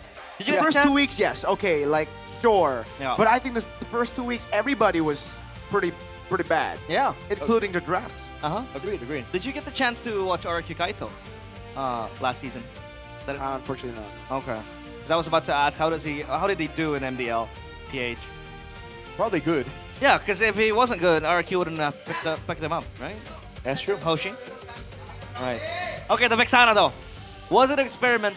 Or Wait, was wait, it? wait. He's here. He's here. Robbie! Oh, yeah, wait. Oh, what's Robbie! he doing there? Yo! Robbie's there! Robbie! Robbie, What's up, that- Robbie? Robbie? That spooked me. I looked up from like my notes. I'm like, whoa, what is that? He does look like, he does look pretty scary if he comes out of nowhere, you know? It looks like something I know. So is that supposed to buff BTR? Is that like, Yeah. he's not here in person, he just comes here randomly from the side of the Is screen? that their talisman? I have no idea, man. Because technically, even when he wasn't here, they lost the game against RQ. That was game 1 with Riza, and then he arrived, and then they suddenly won. It was the same thing with Onyx too. It's like, actually, this is some mystical occurrence. Or the players Voodoo. just believe in it. Oh. You know, perceive, achieve, believe. Or There's no such thing as mystical and supernatural things. Well, I'm You just think saying it's just we should consider the placebo. the placebo. Are you a Rashi. superstitious guy? You don't believe I in am. supernatural stuff? I actually do. Oh, okay. Okay. Nice. I was about to say I agree. I agree. There's no such thing. Well, Mirko is very hard to scare. So this guy is very brave. Dangerous grass. Dangerous grass. Broken Dangerous walls. grass, Dang. broken walls. See? I got it again, bro. Yeah. Come on, it's that easy, man. So who's the superstitious guy here then? You and wait, I don't know. Are you superstitious? I don't know. I believe what I see. I'm not superstitious. I'm just a bit stitious. A bit stitious. Alright. I'm standard-stitious. Standard-stitious. Oh man. Wow. Okay. Fanny, Freya, Marcel, Talent is picking. and then we have the Guinevere, the Harley, the Chip. Yeah, has to be the Juicin, no? Yeah. I mean, if it ain't broke, don't fix it. Especially because you've got 3 supers. Might as well make it a 3. Make it superstitious. Hey, I like that. Juicin, BTR, Tsuyo Yves. Just make it easy. Tsuyo Yves, Simple yeah. answer, right? Just simple answer. Then you'll have to give the Harith away. Yes. Is true. letting go of the Phobius okay? That is a good question, man, actually. Do they want to take the Phobius here? Tsuyo Phobius, but then the Kalea shows up for RQ, right? Yeah. But then they can pick up Gotham Red 3 if... Yeah, I think Bigatron don't mind. I think the Phobius alone is just forces them to play so differently, right? Yeah. It might be a better idea to just take it away. Oh, like a Leo. Phobius Leo? Leo more than Hylos. Wow. 2 horses. The Pony Patrol. That is so different, but it is something that we have seen from Niall. When they lose out games, this is something that Niall likes to go for, right? It's the Leomore, back to just neutral objective control. Is this with the Setian though? Because that's the combo we see often, right? I think it's better with the Eve, Brand. Double path. I mean, the double path into the Wrath of the Phoenix, pretty devastating, but I guess the Eve is a lot more flexible. RQ, Terizla Suyo. Terizla Suyo? Win it out, bro. Kill the Leomord. I think that's the way to go. Yeah. Terizla Suyo. I think they go 2-0 if they get Terizla Suyo. I'll try. I can... Well, at least then they'll have the same win count. Are those Bigatron socks? Those are Bigatron socks. You know why? Because Wolf gave it to me. He said, here, this is for you. Bigatron socks. Get it? Yeah. It's Bigatron socks. So does and Bigatron socks? I mean, they socked pretty bad in game 1. They go Khalid carry. Mid prio. Interesting. And the carry though. But you could have like just cooked the Leomord with a Terizla there, no? Yeah. Alright. Do they have a surprise for us in the EXP lane? I think it's the Phobius here, no? Yeah, they have to pick it up. Let's be, RQ let go and get the Phobius. But they want to go for that option. Because there's a carry too. The Harith gets countered by the carry in lane. You can just go and play for a winning lane later for Iman. Preemptive pick. Ooh, man. Well, now that there's a Khalid in the picture, though, I wonder if Super Ken is going to be on a fighter. Divine retribution is at hand. Valentina. Okay. Oh, boy. Not too big of a fan of this pick, honestly. But it is Moreno. So I'll give him the benefit of the doubt, right? The playmaker for Bigatron by Vitality. I remember a few weeks ago, that was, I think, the stressful Mirko's has been. He saw Bigatron straight up 3 games, first pick Yusin Shin. That was like week 2. God dang, BTR, always. What was that? I have no idea what that was. But it wasn't great, that's what I'll tell you. Yeah, still works. Box, yeah. So Bigatron really feels it might be a fighter angle here. And again, without someone tanky enough, either RQ go for a fighter in the jungle, right? Wow. Or they put Super Dan on a tank hero that can't really make plays, Either way, I don't think it works well for RQ. Good ban on the Suyo, yeah. Ah, man. I think the Terizla still works here for RQ, but you are going to give that ult away to Valentina. I think it's okay, though. RQ should ban another gold lane here, right? Or do they ban XP? A Sora ban, perhaps? No, but they still have Phobius. They don't need to... Yeah. A Claude ban? Maybe RQ ban the Phobius, because BTR can pick it up first. Oh. Well. Let's see. Or they ban a Moskov and then they go for an assassin. That could be an option as well. But if the Moskov does kind of sustain itself. Up against the carry, not bad, but Phobius. The clouds are ever Main attention, they banned Sora. So Bigatron can just go for the Phobius here, no? I think so. I would go for the Phobius here if I were BTR. And they'll reserve the last pick for Iman, for him to shine. Perhaps a Moskov pick. Imagine if they go YSS. Oh, I don't like that. I don't like that. I mean, YSS has fallen out of the meta. Yeah, right? it's out. We haven't seen a single YSS last week, right? We haven't. Since last week. They slaughtered my boy. Oh, Yuzong is not bad actually. Like if they want to just control neutral objectives. No, Yuzong. But I really think the Phobius is still solid. It's better. It's far more direct. at your service. Ranger. Oh, Ranger. All right. It's a bit all over the place, don't you think? I don't think so. I think they are building towards almost a front to back comp, but they have dive as well. Front to back burst type of competition. They want to get on top of you and stomp on your head as you're unconscious. They are lacking magic damage though, so I think the XP lane with the carry there. I was thinking maybe Alice, Uranus, I don't know. Doesn't really win that well anymore. Phobius again. I love it. I love it. Stick to that, man. It's been working. Comfort over meta, or is it actually Hylos just meta? XP, they flex it, Wait. This is an old counter to the Phobius. The Hylos XP. Yeah, but putting Shogun on a like stationary hero, non-playmaker. Yeah, but they get Finn on a Kalea. Yeah. And it stops the Lancelot. That works. I see the vision. It's an unorthodox pick though, because you haven't seen Hylos XP in ages. In ages. What, CN15 was the last time? Yeah. Somewhere there, yeah. We'll get a fun fact later on explaining. All right. Draft, Hirashi? I like RRQ, seeing what they can do on it. I agree. RRQ? I think RRQ. Will this be another night where Bigatron breaks yet another streak? It's either gonna be this or them forcing a game 3. The Kingdom is listening as they watch the Kings of Kings march the battlefield in this game 2. Lenodon, Arkihoshi against Bigatron by Vitality. Will the Kings end their streak? 0-8. Week 6. Will they finally be able to get on the board, to get that interview on stage, the one they've been longing for a while now? That's Steve, man. Interview. It's crazy to think they haven't been on the interviews at all. Well, Navi has done that once. All right.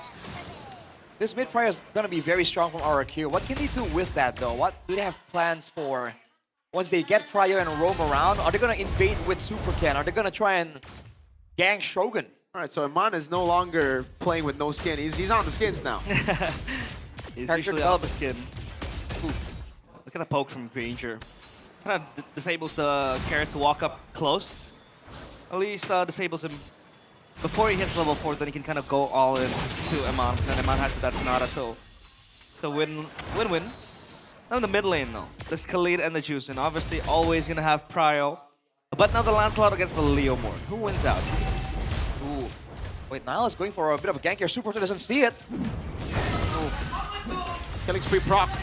No flicker, no burn, resource. Gets Purify, so it's all good for Super Toy.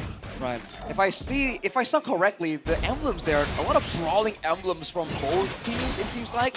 So they want to go action from the beginning. With 50 seconds to go for the neutral objective, Super Dan already level 4. Ooh. Quite a significant advantage. Yeah. Shogun is level 3. They should leverage this and try and get something. This should be a take. Up to something, maybe Moreno, but Moreno is quite sleek with it. Yep. And they might want to force the turtle. The Hylos are still level 3, close to level 4. Might be able to get something, but Super Dan goes in. Yep, gets stunned up. Shogun doing DOT. Dan jumping on him. Now on the back line, now jumping in as well. Super Ken with the Retribution win, as that's going to be Super Dan jumping around with a Dark Wave as well. Raging Sandstorm to the back as Super Ken claims first blood, and now it's Nile caught all alone with the Lantern Flare. A win for RRQ at the start of the game. Another good start for the Kings of Kings. But let's see if they can keep this momentum going. Bigatron losing 2 of their core members. I mean, man, there was even a flicker there from Super Dan to try and catch another extra body from Bigatron. So far, so good. And again, in the respect department, 2 Purifies on RRQ means that they won't be able to reposition all that well, but with the Phobius in the front disrupting everything, they might not even need to, right? The Purify is going to give them so much value to deny Finn his targets. Now, so far, with the movement that Bigatron has, they are expected to kind of contest the objective. Especially now Moreno hits level 5. He has the ultimate stolen. Oh, wait, Tsunami Slam on Edok. Wow, he just... Well, that was pretty quick. I did not expect Edok to just get popped like that. Iman going full on straight for the Hunter Strike, skipping the boots, skipping the Sky Piercer. What is it looking for here, Rashi? just brawling prowess, I guess, to try and really get a lead in the fight. 2-level advantage for Super Dan, for now at least. Oh boy, again, Bigatron were able to get a pick up onto Edok, but all things considered, that's the roamer, right? They're okay making sure that no one else gets taken out as a result. Moreno's still hanging on to this Raging Sandstorm though, so that's a little bit peculiar.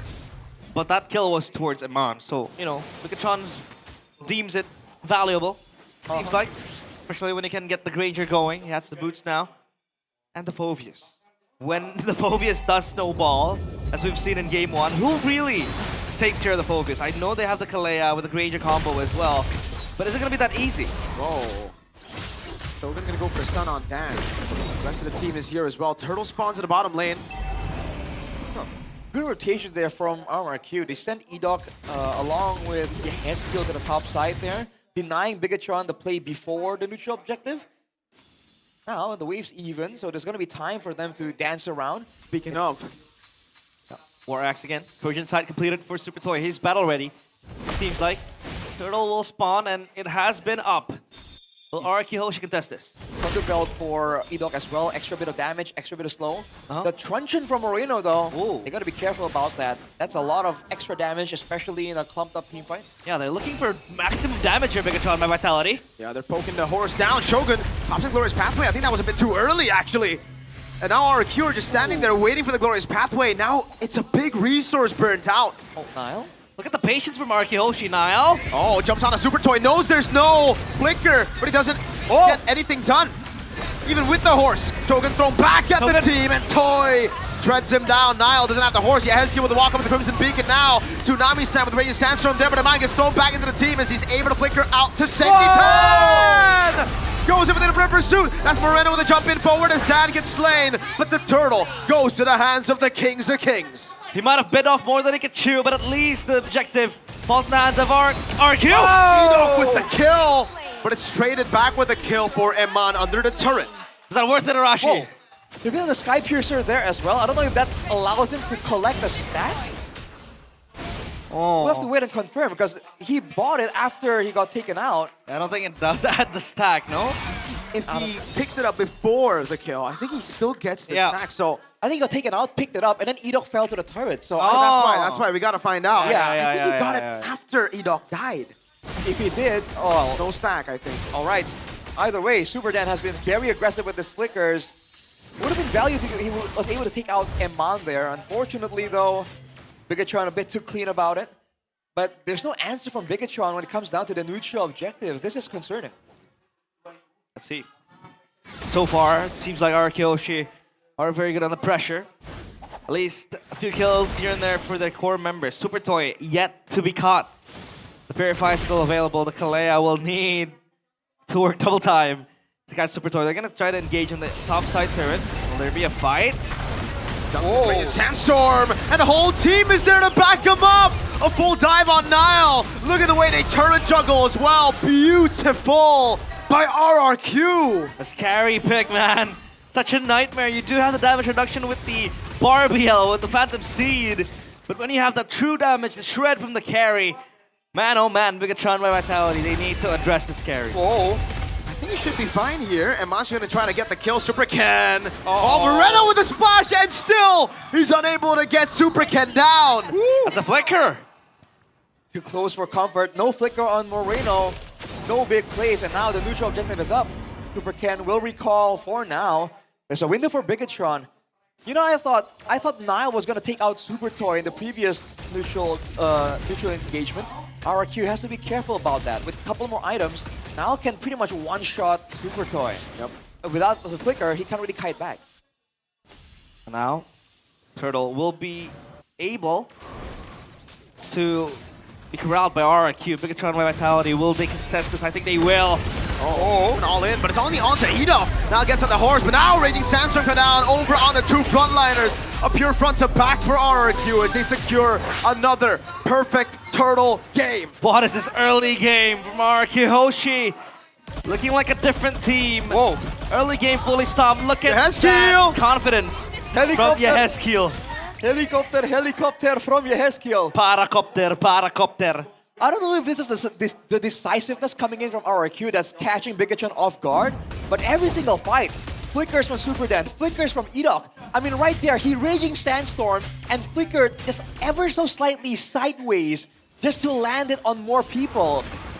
That's a kind of decisiveness we haven't seen from RRQ in a while. Yeah, the decision making has been very, very good. And look at them just munching on that bottom side turret alongside Super Toy. They have control of the jungle as well. They're gonna let it go because Bigatron will be moving in units. So the question is, what does Bigatron need to do? Again, you said it. They have the dive, they have the front to back. What are they gonna wait for here? Well, now I don't know. It has to be Finn making a play, right? If Finn can maybe catch Super Dan, you know, in the late game where Eman has damage, where Moreno has damage, right? If they can catch Super Dan before his team can back him up, that will be the window. Okay. Because as long as Super Dan is in the picture, they cannot get to Yehezkiel and Super Toy. They need to go for Super Dan as well. Just go for the target in front. Maybe if they catch Super Ken in a neutral objective situation. Yeah. That would be it. If they tried to do so in the previous game, so that's definitely in the cards for Bigatron. The problem is that Super Toy, I haven't seen him oftenly pop his Purify. He's been very, very safe about it. He's been able to escape such close calls. Oh. And Eman. Wait, Eman dash forward. Oh! That's it all in. Eman with the flicker out of safety. Now he kites away. Oh, what? Nile gets a shutdown over, but Edok's still there to pop him. Dark Wave lands in front of him, coming down as well. As Eman goes over to kite and is able to find another kill. Super Ken jumps to the back line, but doesn't find the kill. Oh, my goodness. Super Ken with the miss on the puncture. Phantom execution out, but BTR somehow win the fight. Is that a misplay, or was that Bigatron just pouncing on Super Toy? I think, again, they underestimated the Leomor's damage. Like we said, if the Leomor can get to Super Toy, it's basically almost a one-shot. And without any defensive items, with only, not even the Malefic Gun, by the way, for the extra range and safety, they can't really win a fight as decisively as they have been. That's the window, man. Bigatron going for broke. Yeah, they're just going to go for the Lord straight off now. Super Ken, he goes go for the steal. Eman picks it up now as Shogun goes to the front. It's an all-in over on Shogun. The rest of the team will leave him. That's a sacrifice they're willing to take as Ken picks Shogun up. The trade. But at least the Lord will be taken by Bigatron by Vitality. That's going to try to swing them back into the game. But the gold lead still mounts for RRQ Hoshi. They can clean the waves quickly as well. And especially the Lord with the carry in your team, that Lord is going to go down quick. That's the first Lord as well. Fortunately, it's a quick clear from RRQ. They got to manage the waves on the side lane still. But again, that's a weakness exposed by Bigatron. On one hand, it's a bad showing from RRQ. On the other hand, though, has Bigatron exposed their cards a bit too early? Now, for sure, Super Toy is going to be extra aware of that Leomor threat. Very slow. Bigatron's going to take Shogun's heart rate, 144. He's always high cortisol, man. Oh, Super Ken as well, 130. Super Ken. I think Keyboy as well. Keyboy's high or low? Oh, yes, high. Wow. High heart rate. I think it's the adrenaline from the game you get, especially high stakes like this. High stakes for both. I think for Bigatron, again, they need those wins. For RRQ, it's about breaking the streak and ending it. And now RRQ, it seems like Bigatron now has an avenue to go in. They need Nile to get to the back line. But you always have, Edok just shadowing for Super Toys, stopping the engages. Super Dan as well with the Phobias. Not as clean as game one. Yeah. This game, far harder, but at least he's doing his job pretty well. Well, don't forget, in a teamfight setting, the Revitalize is an extra resource that Bigatron can use, right? Yeah. The slow and the healing, more importantly. That combined with Finn's passive, the Kalea healing, right? Can swing the balance in favor of Bigatron, because Eman has a Sea Halberd now, right? He's actually ahead in gold compared to Super Toy. That's a dangerous situation. Win of nature, though, I think the Leomort angle is not as valid as it was. Now it's Eman. Oh, I just realized. Shogun's item are all components. Basically. None of them have been completed. Wow. Yeah. That's how desperate he is to, just get Yeah. everything to deal with the damage of RRQ. Elegant Gem. I really think he should finish the Chastise Pauldron first, though, no, Rashi, against this carry? Yeah. Surely, I think so. It has to be the way to go. He's been playing from far behind. I think game one, he also tried to put the War Axe to Rizla in hopes of going ahead, but he had to use much for utility. Now that he's on the high lows, obviously it's going to be the punching bag. Players gold by Torak. Super Ken still up there with Eman and Super Toy following suit. That's gonna be the brute force breastplate completed. That's gonna be for Nile. So this Leomord will be a problem. Someone needs to hold the Leomord. Yeah, and Ark, needs to be careful about the far lane situation. It kind of like influenced it a little bit, but Eman is still in the area. They have the sneak angle by all means, but Nile is already in the vicinity. No, but both teams are taking it slow. It's gonna push for Biggatron, by the way, I think, the lane on the bottom side. Yeah. The fleet's on their side of the map, so... Yeah. Unless this minion hits the turret, then... Oh. Oh no, wait, it's gonna push for RRQ, wow. It's gonna bounce back. I don't think so. I think it'll... if this... There you go. If meets there... Yeah, RRQ's minutes will come faster, I think. Not there, I think. It depends on the HP. Oh. No, okay, the turret will hit it again, then it'll move back. Yeah. Exactly, alright. And regardless, there's gonna be some time before you can really see the wave build up, so both teams are gonna play very patient. Yeah. And Man will be able to poke a lot though in this Lord Dance situation. Ooh. Those bullets sting, man. Yeah, they do. Skill has regen, don't all G. And the Lord. Shogun can just burst this down. And the wave in the mid lane. Shogun held on. They're doing a good job playing with the Lord Dance, but they actually let go of the aggro now and they go all in on the fight. That's gonna be the kill over, but that's gonna be S-Kill falling down to Nile. I really think they should have just 50-50 the Lord. Now walks up to the E-Dog and Superdan jumping onto Nile as well. He's gonna be jumped back again as Mom picks up the Sky Piercer stack on Lord. Dan's gonna fall as well. Toy is able to secure the neutral objective, but now Moreno! Crimson Beacon and Finn jumps in. He's able to pick up the kill, and as Moreno gets another. Toy under the turret, pops into with a nature. And Mon gonna go for the kill right now. Under turret is Super Toy. He's doing a good job at dodging. Moreno splashes him and gets the double. Now it's Nile on the mid lane. It's a wipeout for Biggatron. He's gonna try to push the base and the structures as well, but that was a close call for both teams. Biggatron come out on top. It won't be one straight push, but that's the gold lead eliminated. A base turret even. Yeheskiel can't defend it alone. Oh, it's the one in the mid lane. The Lord is still available to be used. Yep. But can RRQ regroup in time as we take a look at the instant replay by the Infinix GT50 Pro? It starts with the pickup onto Shogun. They dropped the aggro on the Lord. Why did they fight? And then they went for the fight and the Lord at the same time. Look at this. I don't understand why they would fight. Yeah. They just pushed it mid. They had the prio. They could just play the Lord Dance. They were able to burst it down as well. They could have gotten it and then get out. But Biggatron were back on the chase. They knew that now had the damage. Yeheskiel was bursted down to pieces. And yeah, that's going to be the gold lead gone. The early game we talked about, completely non-existent. I don't get it. There was no reason to fight. The bottom wave, as Arashi pointed out, it was on the turret. They will push back. Mid lane, they had the prio. B tier would have had to deal with it. The mid turret almost died to minions. Yep. They had everything. They didn't need to 50-50. It's B tier that needed to force it. Even topside, it was pushing for them. I don't get it. I think they saw that they didn't like the trade. Shogun for Yeheskiel, so they felt like they should go for something. You know? But again, as long as Super Toy is in the picture, right? It doesn't matter. You know, that's true damage. The carrier's going to be able to carry the team fight.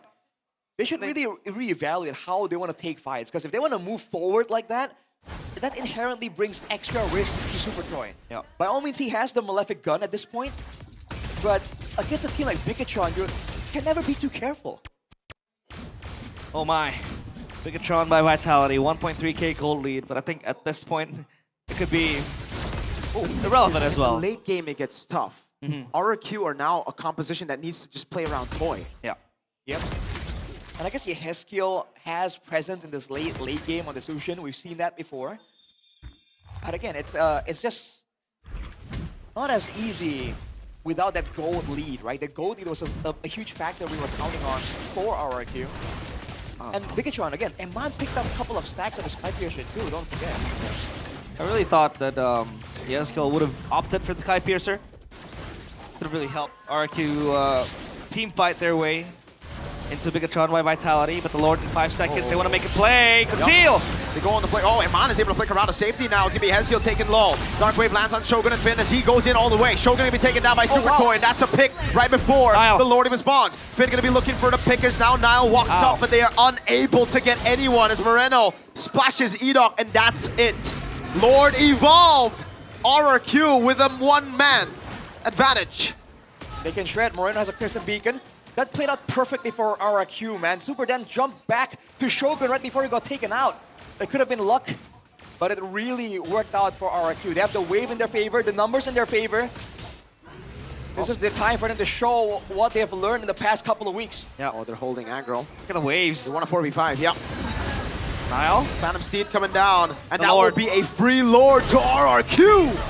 That was cleaner than expected. And RRQ Hoshi, they get away with murder. 1 kill towards Shogun and the Lord to boot as well. So now RRQ Hoshi, they can reset and reevaluate their options, the lanes.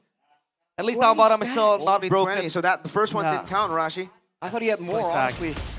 Now with the Evolved Lord, with a late game carry, with the liberty to play for full peel for their gold lane, this is the end angle for RRQ. This is like the ideal moment. If they miss it, they might find it again, but it won't line up like this. They can still play it slow though. Even if they don't end, they can just pick up the base turret. They Right. get that, and then they just play with it, and then they'll ultimately get the win.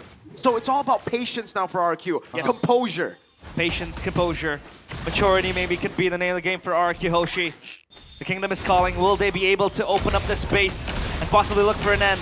Shogun with the closest pathway. Yep, no flicker for Iman, so he's got to be very, very careful in the back line. As now clears out the way to the mid lane, and Shogun gets lifted, and he's going to be taken down. Oh! Raging Sandstorm, the first win for RRQ, lingering in the air. They're doing it! The base is open. RRQ have done it. They've cracked their lose streak. They're finally on the board in MPL, and it smiles all around. It's the Kingdom finally celebrating a win in Season 17. The Kingdom roars back to life beneath the crumbling castle walls and the screams of desperation. They find a way to celebrate. This 2-0 might not mean much, but it is the first step and the right step in the right direction. When you're on the bottom, when you're all the way down, the only way to go is up.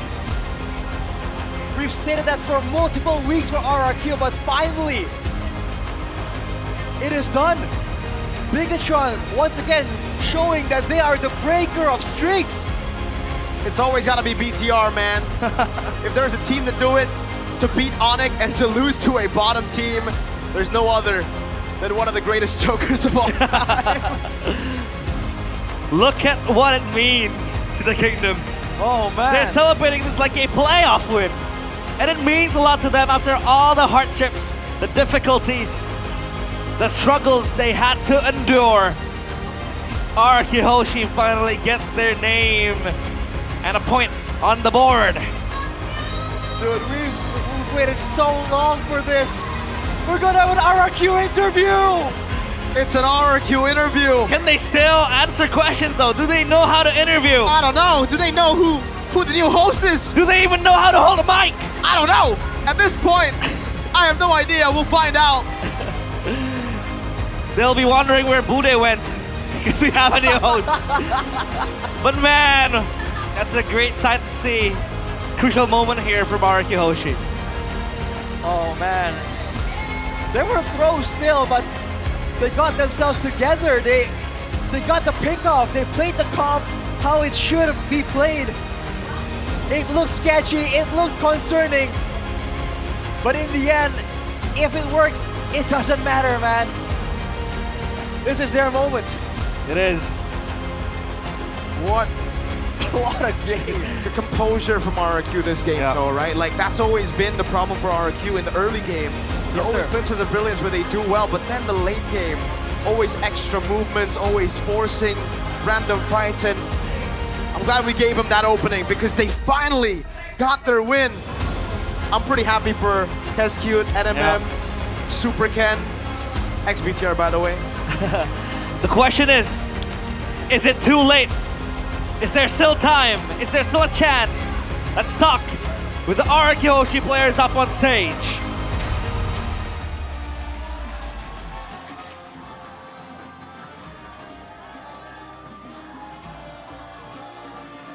Kingdom, marilah kita sambut. Ini dia RRQ Here they are, the Kingdom. Raise your flags. This is RRQ Hoshi. Tunggu, ini ya interview tapi sebelumnya, halo teman-teman RRQ, kenalin aku Sabila. Hello RRQ. Nice to meet you. I'm Sabila, the new host in MPL. Akhirnya kita bisa ngobrol. Finally, I get to meet you guys for the first time. Gimana tentang match hari ini? How do you feel about this match today? The first match. Your first win. Senang banget. Thank God, I'm very, very happy. Bahkan di sini Kingdom ini adalah saat yang paling kalian nanti-nanti. Kingdom, this is the moment you've all been waiting for. Gimana sih Toy, cara kamu Toy, menghandle how semua ini? did you Karena handle dari tim RRQ sendiri kita tahu kalian this win? perjalanannya benar-benar Because we saw your journey. sekali, khususnya It's been a very rocky journey. It's been up and down. It's been very difficult for you guys. Buat untuk match ini ya, mungkin kita mainnya udah nothing to lose lah, udah. For this match, we're playing with nothing to lose. Lolos playoff atau enggak. That's why we did well. Dengan cara kita. With no pressure. Fokus bermain aja. Just focus Tapi on playing. itulah yang membawa kalian ke kemenangan match kali ini. Tapi dari Toy sendiri, setelah melihat match kamu yang tadi, ada nggak sih perubahan metode mungkin dari scrim kah? After seeing the match here today, have you changed some things behind the scenes? Have you scrimmed differently? Tetap sama aja. Is it mentality? The mentality apparently is still the same. Gimana apa? Nothing to lose. Just nothing to lose. That's the only Jadi difference. RRQ pada saat bermain Nothing Tulus, malah hasilnya 2-0 ya? Jadi hari ini gak But when you play with nothing to lose, you get a 2-0 win. Enggak, luar biasa. Yeah, so we're just gonna keep on Tapi playing nothing to lose. Skill. Yes, skill. Bagaimana It goes to cara Jakarta. kamu untuk bisa beradaptasi dengan teman-temanmu? How does it feel? How have you adapted to the rest of the team? Jadi ya puji Tuhan bisa menang. Yeah, thank God I'm able to win today. I've adapted quite well. Dari Skill kita tahu kamu sudah Skill. pernah melewati musim-musim yang sulit. We know you've gone through very, very difficult seasons, you know, just last season as well, not making it to playoffs with TLID. So how did you give motivation to the rest of the team? How do you give them the hope to keep on going? Teman-temannya sih kalau kita sebenarnya kuat, tim kuat. I just keep on telling them we are very, very good. I keep on telling them we are a good team. Teman-temanmu juga ya? Ada nggak sih kalau misalnya dari Skill sendiri, misalnya From you, Skill? kamu memberikan semangat khusus ke player siapa gitu, misalnya kayak ke Idok atau ke Super Ken atau ke Toy mungkin? Did you give extra motivation to Ken, to Toy, or anyone? No. Apparently he gives support to everybody consistently. Akhirnya saat-saat yang paling ditunggu-tunggu sama teman-teman dari This is the moment you really all have been waiting for, have been working for this moment. Buat Kingdom ya. Iya, buat For the Kingdom? Buat Terima kasih. Ini cukup berkesan lah. Kemenangan pertama. I mean, for me, this is a very, very special moment for me. This is the first win I've ever achieved with this new team with RRQ Hoshi. Oke, tapi dari Idok di sini. Idok. Idok, sebagai player yang cukup lama di tim RRQ Idok. You're a player who's been in the team for quite a while. Kendalanya selama ini tuh apa? Can you tell us what the problem is for RRQ? Because we keep wondering what the problem is. It's always, you know, losses, so we never get the time to talk to you. Ya, kendalanya banyak sih di The problem? We have a lot of problems in game, out Ya, game. mungkin perbedaan di scrim dan di stage. It's just the difference in scrim and on Dan cara stage. kamu menanggulanginya gimana? And Cara how do kamu you deal with that? mengatasinya gimana, Idok dan teman-teman? Ya kita tetap percaya satu sama lain, percaya sama semua yang ngebantu, coaching staff juga. Ya, We just keep on trusting each other. We keep on trusting the coach as well. Dan disiplin. And discipline. Dari Idok sendiri nih, Idok. banyak sekali kritik yang masuk khususnya untuk Idok dan From teman-teman you, there's a RRQ di lot of musim people who ini. are criticizing you. There's a lot of people who are criticizing the team in general. Because you're playing so different apparently, according to most people. Ya kalau compared to your previous dibilang berbeda, seasons. ya pasti berbeda Yeah, dari I think it is hasil very, juga very di different, you know? season It's sebelumnya. like in the previous seasons, Kita I've bagus always, lah di me regular and the seasonnya. team, we've always done really well in the regular season. In the playoffs, we Ya, do mungkin well season as well, sekarang but agak lebih berat aja. this season, Agak it's lebih very berat difficult for aja sure. Untuk season yang sekarang. Baik, and now we move to Super Dan. Super Dan. Hai. Halo. Oke. Info dong, Super Dan udah berapa persen bisa bahasa Indonesianya? Bisa Super Dan, juga tuh udah how berapa good is persen, your Toy? bahasa Indonesia? 80%. Oh, udah 80%. Toy says it's Jadi 80%. Udah lancar bahasa Indonesia. So you're good kan? at Indonesian already, yeah? You can speak Indonesian well. Coba. I can try, I can try. Tapi, we have special video highlights for Super Dan. And then you have to react your video, okay? Oke, langsung aja teman-teman kita akan melihat video dari Super Dan. Ini dia. Here we go. We're gonna see this video from Super Dan. And this is the highlight here. It was a phenomenal moment from you. Sangat baik sekali dari Super Dan. It was so good. You bought so much time. Klarifikasi dari Super Dan tentang video ini. So, What do you think about Super Dan. this moment too? Gua pikir momen ini gua mau banget menang series ini. In this moment, I was thinking about winning. I just really want to win. Masih gak ada Because we've never won this season, we've never won, so we just getting the win. That's the only thing I had in my mind during this play. Luar biasa sekali ya. Memang ini momen yang dinanti-nanti dan ditunggu-tunggu dan kamu kelihatan benar-benar bersinar sekali. You shine really bright today. Super Dan, you did an amazing job here. Kamu sekali, Super Dan. Dan you finally win this match. You How do finally you win feel? this Is it match. boost your confidence, boost your mentality? Ya, boost my mentality juga.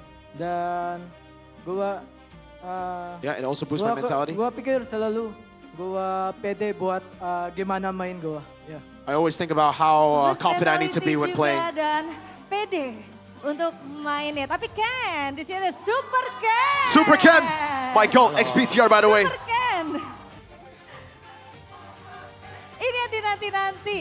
This is, Kamu again, the moment we've bermain been waiting for. Super dengan Ken, Heromu yang playing with dinanti juga, a signature ya. hero of Kamu baru yours. keluar sekarang, Super Why Ken. did it only show up today? Yang ngikutin apa I don't know, I mean, I just follow Jadi whatever pada my saat team dibutuhin, needs, langsung so masuk, my team langsung needed the ngetik Lancelot. Ya, baru keluar aja sih. Baru That's why we keluar just aja. displayed Dan the Lancelot terbukti today. langsung ya, langsung galak banget ya hari You ini. played Super so Ken. well Kenapa on sih the Super Ken Lancelot. galak Super banget hari Ken, ini? why are you so ferocious today? Jago juga sih. Jadi Because my friends are all good. bisa kelihatan bagus juga. Satu tim lah semuanya bagus. All the whole team's Tim really semuanya good. bagus. Tapi kamu merasa nggak sih kayak improvement dari tim RRQ itu benar-benar berasa match demi matchnya. Menurut kamu gimana? Did you feel the Sebenarnya improvement? udah berasa dari week 1 sih, dari I setiap already week udah improved. ada I already improvement. Mungkin felt ya the improvement in baru week bisa 1. dapat kemenangannya di week ke-6 ini. We've always just been improving, you know, in scrims, Dari etc. Super But Ken we've only sendiri finally gotten the result here today. melihatnya, tadi dibilang kan, sebenarnya dari week 1 tuh kita udah ada improvement. So you improved from week 1. Cuman baru bisa menang di week yang ke-6. But you're only able to win in week 6. Problemnya ada di mana? So what's the problem? Where was the Mungkin problem? Karena ini roster baru juga kali ya, jadi kayak masih cari jati diri sebagai tim aja. I think it's just because this is a new roster, so we were really just trying to look for an identity, you know, our identity. Semua kepala jadi satu. So what main happened? as a team. How did you guys connect? Pasti lumayan sulit karena I mean, it was very difficult kita punya 5 pemikiran because we have yang berbeda-beda. 5, you know, different dan kita harus players, satuin itu. and we have to fix it together. We have to Dan kita unite harus together, satuin so itu. it took Tapi some aku time. pengen nanya lagi, mungkin ke Ken atau Toy bisa jawab juga. I wanna atau ask Ido Toy, nanti bisa jawab ya. or anyone Hari you ini guys can answer. banyak yang bilang minggu yang ke-6 adalah minggu yang berat This week, untuk tim a lot of RRQ. people say that this week will be the most difficult week for you because you were up against BTR and Onyx. But you were able to get a 2-0 against BTR. And tomorrow, you will meet the Sky Kings. Idok. Minggu ini pasti minggu berat lah lawan. Yeah, this week is very difficult. We are up against two very difficult opponents, tough opponents. Bakal ada kejutan nggak Idok? Itu nggak tahu. Itu Will there be a surprise, Idok? I don't know. Pas aja ya. Ya. Dan Yeheskil. Aku pengen Yeheskil. bertanya sama Yeheskil I want to ask you again. Tadi kalau kata Idok, kita mainnya yang penting lepas aja. Kalau dari Yeheskil gimana nih buat Onyx? From you, Yeheskil. Sama kasih yang kita punya. What do you think about Kasih yang Onyx? kita punya. Yeah, I'll just give Last what we have. question untuk teman-teman dari RRQ. And now last question Kita for everybody melihat in RRQ di Hoshi. sini We see today the Kingdom, benar-benar selalu memberikan they're dukungan always untuk supporting you teman-teman guys. dari RRQ Hoshi. Naik turun tetap You guys are up. When you guys are up, they support you. When you guys are down, they support you. Sampai ini untuk Kingdom yang luar biasa mendukung kalian. What words do you have to say to the Terima kasih buat Kingdom? ya. Thank you so much to the Kingdom Ya, for always tetap dukung supporting kita us. Walaupun kita lagi di bawah. You guys always support us even when we're down. Terima kasih yang lagi nobar di RKK Palembang. Thank you so much for the people who are watching in Palembang as well. Baiklah, itu dia interview kita. That's di it, the match first kali ini ever bersama interview, RRQ first of Hoshi. many. Kingdom, We hope. marilah kita sambut. Inilah dia RRQ Here they are, Hoshi. RRQ Hoshi.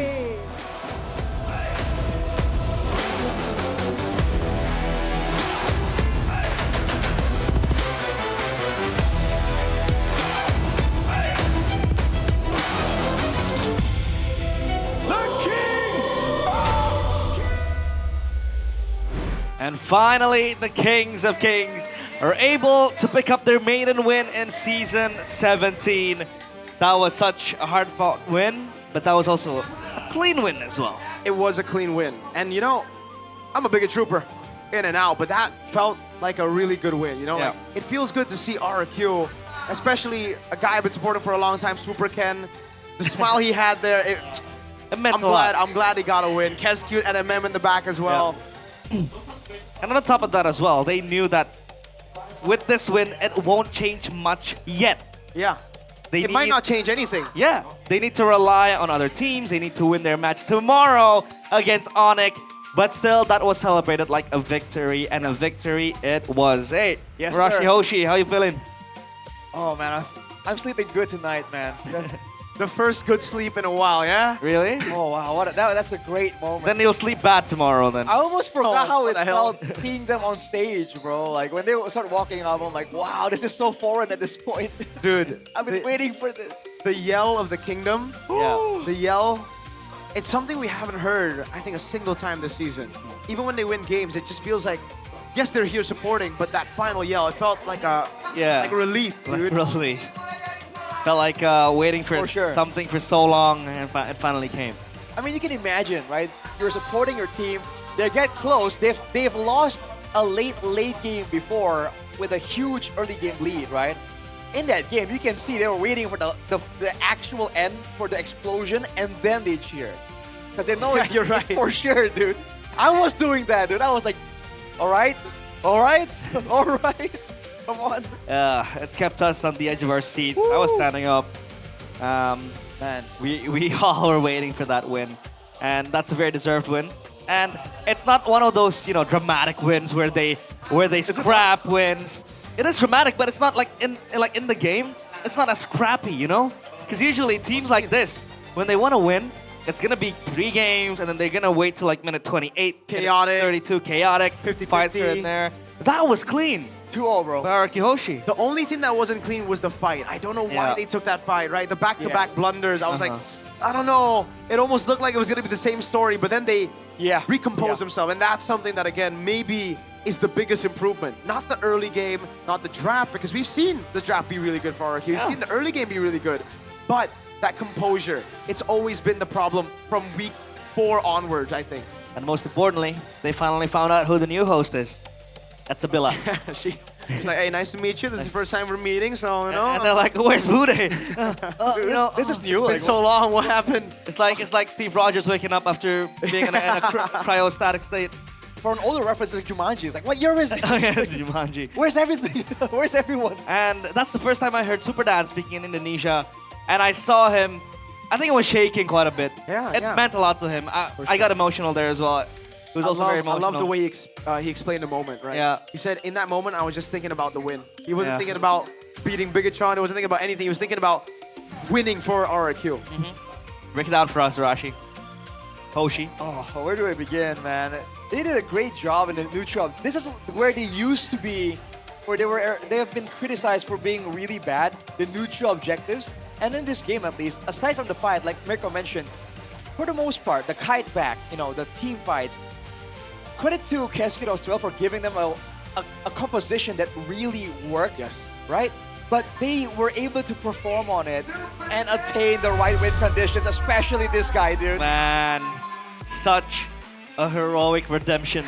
After being bashed, criticized, scrutinized multiple times, asking for him to get changed and to get subbed off, he shows up big time against Bigatron, none other. Player of the match presented by the official gaming phone Infinix GT50 Pro. It is Super Dan. It could be an 0-3, KDA, but it doesn't matter.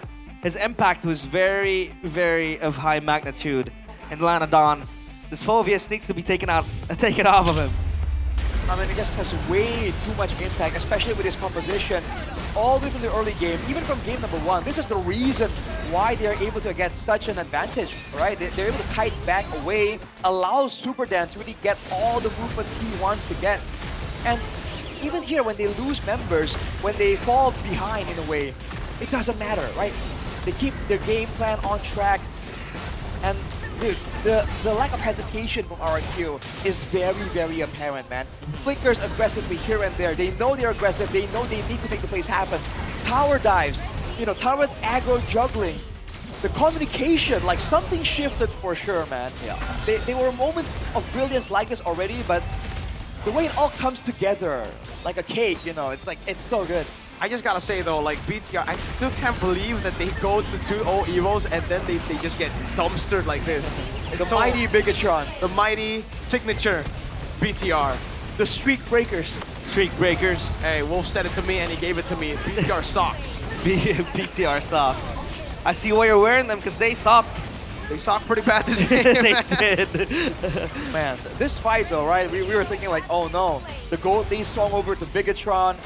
It's a wipeout for the Lord. What are they gonna do after getting wiped out? Turns out they go for another fight. They make it work. The threat onto Moreno to zone away the frontliners from the backliners. All worked out just great, man. Well, let's toss it over to the back room as we have an interview with Coach Theo Nile. Pecah telur pertama dari RRQ finally break the egg. They're able to get a win on the board. Terjadi bersama kita, dan tentu saja Alisa pengen tanya-tanya langsung karena sudah bersama Alisa di sini ada Coach Theo Nile. Halo Coach.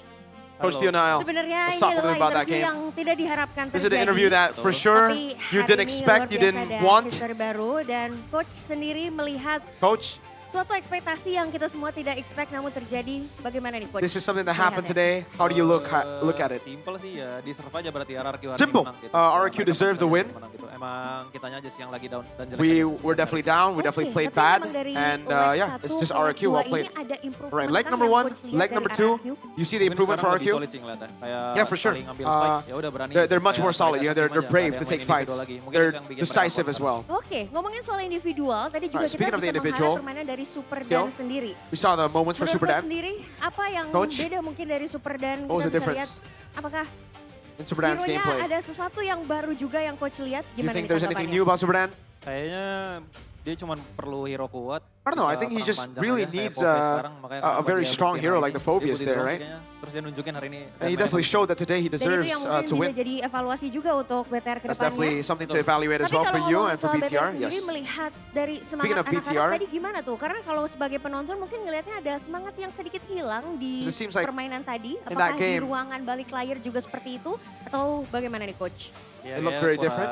semangat aja sih anak-anak sama Yeah. hari ini kelihatan ragu The banget motivation, dari the kita sendiri kayak hesitation mau as ngambil well. fight-nya ragu sih. It really Kayak seems like the kelihatan team is dari just very hesitant to mau make perang moves today. siapa, mau target siapa They don't know who to Jadi, target, they ya don't know solid aja what gitu. move Ya to make. kalah sama RRQ. So yeah, Ya, we'll bisa lose mereka menang definitely hari for ini. RRQ, and Banyak it really keraguan. just feels like Banyak RRQ deserve to keraguan win yang today. terjadi di sini, They play tapi better. tidak apa-apa. Ini adalah sebenarnya berharap untuk win streak terus ya Coach ya. Karena You guys performanya obviously expected to dari continue the win Week streak. kemarin udah luar biasa sekali Because, BTR. the win streak that you were able to build from week 4 was amazing. Dan soal poin-poin kemenangan nih, kayaknya BTR sebagai Robin Hood nih. I mean, you guys are the Robin Hood, truly, of Menurut MPL. Coach sendiri bagaimana nih? What do you think about that? Proses sih kayak kita nikmatin Yeah, aja. Kayak it's always a process for us. We definitely have to improve. We definitely have to enjoy the process. Sebagai bahan evaluasi dan untuk lebih Definitely baik something lagi that we have to kedepannya, evaluate. pesan buat Big Gate Troopers yang mendukung tentunya hari ini. Give a message to the bigger troopers to support ya, thank you, you. buat selalu support kita dan percaya aja ke kita. Pasti kita selalu kasih game yang terbaik tiap minggunya. We'll keep on giving our best every single week. So please continue to support us and continue to trust us. Tidak membawa jimat utama dari BTR yaitu Is it because you don't have Robbie Panjaro, your number one lucky charm? Kepala hijaunya sosok dari BTR ini. Yeah, we really need that guy, man. Robbie Panjaro. Oh, hey, right, Robbie. Robbie MPL Arena ya sebagai jimat-jimat kita dan So Robbie needs to come to MPL apparently. di layar oke ini jimat utama kita ya yang seharusnya menjadi jimat The lucky kemenangan charms dari there, BTR. Tidak Robbie. masalah, kita akan lihat di match berikutnya. Thank you so much Coach. Thank you so much, Coach. Semoga bisa eval dan lebih baik lagi lebih Hopefully you baik guys lagi. can Dan kita akan continue to melihat improve. Apakah yang ditampilkan oleh BTR di match selanjutnya. Hope for the best. Silakan caster take it over.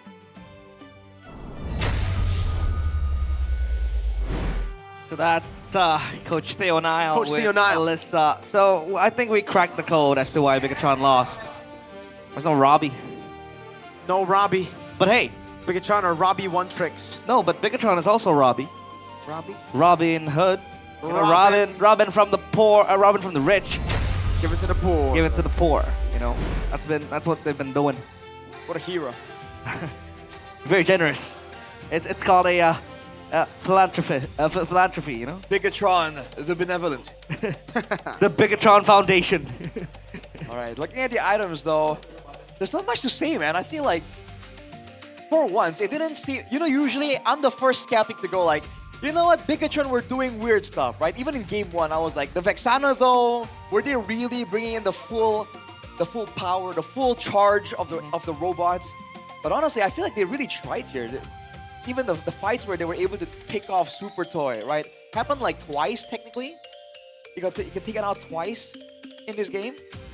I feel like there was definitely effort there. It wasn't like they were really like disrespecting RRQ or anything. So I guess they really weren't expecting RRQ to be that, to improve that much, They were setting up real counters, picking up the Hylos very early on together, then flexing it into the XP for the Phobius, but it just didn't work in the end, right? Like the Phobius pick, I really still think for Bigatron would have been the better red 4 pick. Agreed. But hey, they left it, they had a plan, and it just didn't work out. Yeah. Man, if I recall correctly, even the previous rendition of the RRQ roster, they really like their Phobiuses, man. Right? Back when Dyron was in the EXP lane, his Phobius was also very notorious. What Rez? You know, Uranus. If we talk about Rez, the only hero that comes up to my mind is the Edith. The Edith? Yeah. Really? Rez. Yeah. The Uranus comes to mind for me. Wow. For me, it's neither. It's Arlen. No. No? Khalid. Khalid? Yeah. In the XP lane? Yeah. Interesting. Wow. Okay. All right. Well, again, the Phobius seems to be something that RRQ knows how to use really, really well. So Bigatron, maybe they were trying to see if they can handle it in a different way. They brought the Kalia, right? It wasn't like they really let go of it. They brought in the Hylos for a winning matchup, right? But I guess a lot of teams moving forward against RRQ will definitely be looking at that Phobius. Yeah. It's just too value. A target look at the damage dealt, dude. Insane. 41k. I'll damage the Leomord. Dude, and that's why the Phobius is so good in this current meta as well. That's why it's like first phase prio, right? We usually see it banned in the first phase, and this is why. You really can just take the game into your own hands if you win out early, and you almost guarantee Turtle 1. That's the thing about Phobius. Yeah. Especially how Super Dan was playing, super aggressive. He was able to if get... Bigatron picked it up, by the way, they would have literally dealt with the Lancelot too. So Super Dan would have been very careful. It might have to just be like, all right, let's leave the Lancelot out of here. Yeah. Well, it was much more comfort, I think, for Arkihoshi here. But with that comfort, they were able to conceive a very good draft as well. Khalid in the hands of Edop, he's able to play it perfectly. The carry as well, a signature Super Toy pick. Super Cannon with the Lancelot. I think that's a new pick unlocked. He looked very comfortable with this Lancelot. Yeah, I mean, I think he's always known how to play Lancelot. Just haven't really seen him at his best with a team that is doing well also. I think for Edok though, I think you can immediately notice the difference in decisiveness. Because Edok, there were so many moments previously where he was trying to do something but not really and not really being sure. This game, man, it's just raging sandstorms, flickers, going for the kills, going for the dives. Even when there was a chance he gave one stack of a Sky Piercer to Eman. Even then, right, you kind of get that feeling like, oh, dude, that aggression is there. Yeah. This is what made the guy so notorious back then. But the question is it too late? Too late. Because, if they started playing like this in the start of the season, like maybe week 2, week 3, week 4, it could have been better, but, What do you think the odds are right now, realize? I can check. I think we talked about it backstage. 0. I think it's 0.8 something. So there's a chance. We good. There's a chance, but they have to rely... It might go above 1%. Like, wow, what an idea. Yeah. We can still take a look at that, but the standings now will be revealed upon our eyes. Oh, RQ didn't climb? Nah, I'm kidding. I Dude, know. what the... It's only one. How dare you? One win. One win, let's go! One win. Finally distancing themselves from Infinix, which is a good news. Not really, they're still literally next to it. Well, Infinix got 0 wins. Oh no, they got 50 wins. That's 50 Pro right there. Oh. Yeah, Onyx up top, Dewa second, Bigatron trailed by Alter Ego. EVOS are able to slip past Team Liquid ID. All right, here, updated to playoff stats, all right? 3.28%. 3.28. Dude, we are above single decimals. Let's go. 3.28%. Bigatron now fall to an 89% chance to make it to playoffs. All right, bro, stop flex. That's not a flex, bro. Like, it's actually a concern. That's a concern. 89? 89. You'll be okay. You know another concern? You'll be alright. Listen, more teams are below them right now, so there's more of a chance that we keep losing. Yeah. You know another concern, Mirko? TLID, man. They were third, second. Oh, you're... And now they're sick. Dude, they dropped quite significantly. They did. Wow, that is a big yikes. Look at how volatile everything is.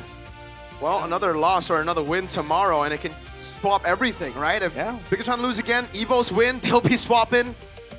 Damn, this season. I'm calling it, man. We're going to see a tiebreaker this season. Tiebreaker. We might, honestly. We're going to see a tiebreaker. Have we ever had one? Unless Geek Fam and Navi keep on losing. Step up, man. We need to. You don't believe in the pattern?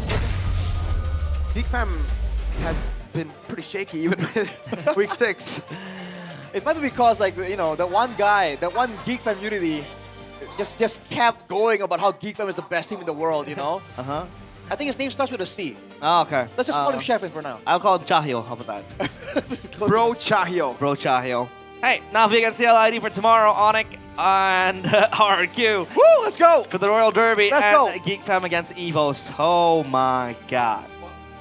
Wow. Predictions. I think TLID gets... Oh, I think Navi gets it done 2-1. I think Onyx gets it done 2-0. I'm sorry, Rashi. Geek Fam Evos. I think Evos 2-0s Geek. Dude, surely it's an all-right type of day. All right? It's not all right. I don't know. I don't know, Rashi. You know, RQ, I mean... They beat BTR, but BTR are BTR, you know? Like, Onyx are a different kind of team, dude. Like, I'm telling you, BTR, I came into today with Aturna. Remember Aturna and you asked me, I'm like, yeah, I'm honestly kind of concerned with that last game. You said that the first time they met in the first leg as well. Yeah, Like, because oh no, it's always my goats. my goats. I wanna have some of that hopium, the Hoshi copium. Hoshi. I mean, it's Hope good you. quality stuff, man. That's why I'm still hyped about it. But this is a crazy dopamine boost. You gotta is. gaslight yourself. That's It the is. secret. He's high cortisol. Whoa! Even at The this. kingdom. The kingdom. Woo! Number 1 as well. But you guys, Dude, no way. Their matchman loses literally the opposite. yeah, that's true. That's so crazy. 8-1-2-1-8. Oh, Can man. we just flip everything up and, you know, live in a parallel universe? Can we exchange, right? Like, And the players as well, yeah? no. So the players will be playing in the Super What are Band Cup. you talking about? Also, Bigatron Troopers are the same. 6-4. No. Oh. Sonic as well. Sonic as well. 8. No, they're 7-2. No, 8-2. 8-2. Wow. If they lose tomorrow 8-3, and Dewa can climb up to 8-3 as well, so they tie. Oh my! Oh my lord. Onyx still, even with, you know, the wins that they've been able to get, the wins, the dominance, it is not set in stone that they will be seeding number 1. Top seed, not top seed. Nothing is guaranteed. And if you want to be guaranteed a place, the Superfans Cup, you can buy your ticket first for the MPL ID. You know, buy a ticket to your favorite team's match, get a chance to win and join the Superfans Cup. Hey, join right now, man. playing. Superfans Cup right there. MPID Go Pay Games. Just join us, especially later for playoffs, guys. Tickets are on sale already. You guys can go and grab it right now. Grab them. It's gonna be crazy, man. It's a good time, dude. In the Canada. Velodrome, bro. Velodrome. Iconic place where season 13, Onyx have won. Season 15, Onyx. Onyx won. So season 17, it'll be Onyx. Bigatron. You know, Velodrome is the other name for Onyx official gaming house. Really? Velodrome. That's where You know we what, practice. Is it where like we win. cycling? Is that why? Cycling and, you know, just running over enemies and getting that trophy, you know. Damn. Relax, bro. So, look what happened to Sheffin, okay? You want to Okay. avoid that's the same Oh, thing. yeah, You that's want to true. relax your... I've been jinxing a lot today as well, so I want to relax. Did you jinx this match? Did you predict BTR? No, I predicted RQ. Goodness. That could have But been crazy. Oh, man, if they lost, I will... I'll chill back, and maybe this game is perfect for you, Mirko and Arashi, because you guys been slacking in MLBB. So, you know, Mobile Legends What rank Adventure. are you? Immortal 50. That is Immortal 50. Immortal 50. No, Immortal 50. Glory 50. My bad, Immortal 50. What? The cap is unreal with this guy. MLA is a relaxing idle RPG. Collect honor heroes, level up with ease, and enjoy idle rewards anytime. Build your strategy in auto battles, explore endless game modes, and fight players worldwide in global PvP. Global PvP. Global PvP. Download MLA and start your idle adventure today. Not idle as in idol. It's idle as in IDL. Yeah. As in you don't need to. You don't want to you don't want to, accidentally become a Hearts to Hearts member. You know, if you're talking about idol. Yeah. It's idol, not idol. So, idol. But look at the skins we have here. It's the first batch of the Legend It's the skins. kits, too. It's not just the Radiant. skins, Yeah, the realize. Radiant kits. And MLBB, we have the Freya, Galactic Vanquisher, Radiant kits. And then we have Johnson, Sovereign of Realms. We also have Alpha, Revenant of Roses, and Saber, codename Storm.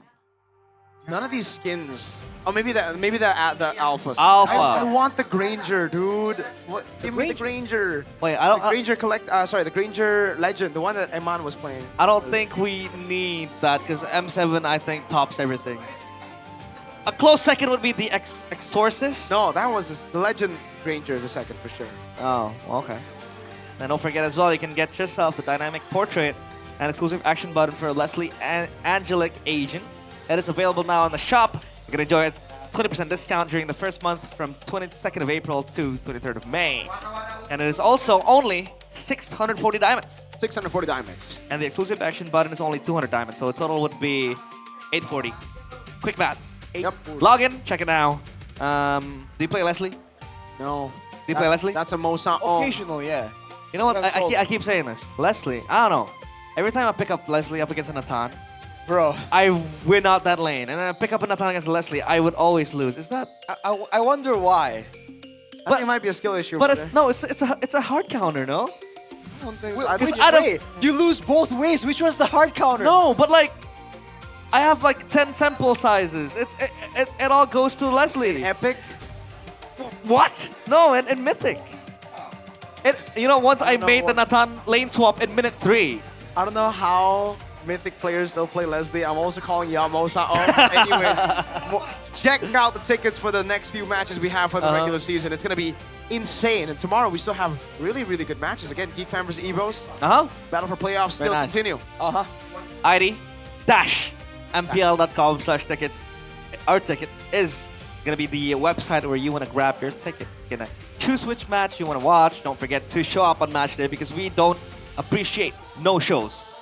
That ticket will be expired as well. Oh, BTR TLID, Friday, 8th of May, 2026, baby. W. Interesting match. They need to win those matches, man. Speaking or of which, they might choke playoffs. Speaking of TL, the TLPH, their win streak ended. Yeah. So, 2 streaks ended today. Yeah. TLPH were beaten by Falcons, and my GOATs lost to RRQ. And pertaining to your podcast with Aldo, I think TLPH should have subbed me in. We could have Then they could have lost their streak earlier. But don't forget to go all the way. Get your tickets to the playoffs of MPL ID Season 17. It is going to be in the Velodrome here in Jakarta. Visit our website at idstrip-mpl.com/tickets and get your tickets now. It is available at affordable price ranges from 90K for Legends and 110K for Mythic. Good deal. That's a very good deal. Especially now because we have a Mythic VIP pass or the Infinix VIP zone curated by Todak, where pass holders will enjoy the most comfortable and strategically located seats, exclusive access, and special merchandise benefits designed to elevate the viewing experience to the next level. If you upgrade to the Mythic VIP pass, you get to meet Arashi. You get to meet Miracle. No. You get to meet Arashi. No. Maybe. I don't know. No. You get to meet Aman. Yeah, I don't know. If they play like that, I think they don't make the playoffs, you know what I'm saying? Yikes. Yikers. Strategically placed seats, though. Yeah. I'm curious to see how that looks. It looks like this is the They're going to be casters. They're like right here. Like they're like AC blowing to you. They're watching like this. Like, oh yeah, interesting. Yeah, interesting. I think that would be a pretty fun experience. Well, yeah, I could imagine that being like a a special. Special treat. Do they literally get a lot of spit from us because we're cast, Yeah, that's true. That sounds freaky, but savage. Okay. But hey, That's it from us today. We'll see you guys tomorrow. It's been Realize, Arashi, Miracle, MPL ID since 17. We own this. Bye-bye.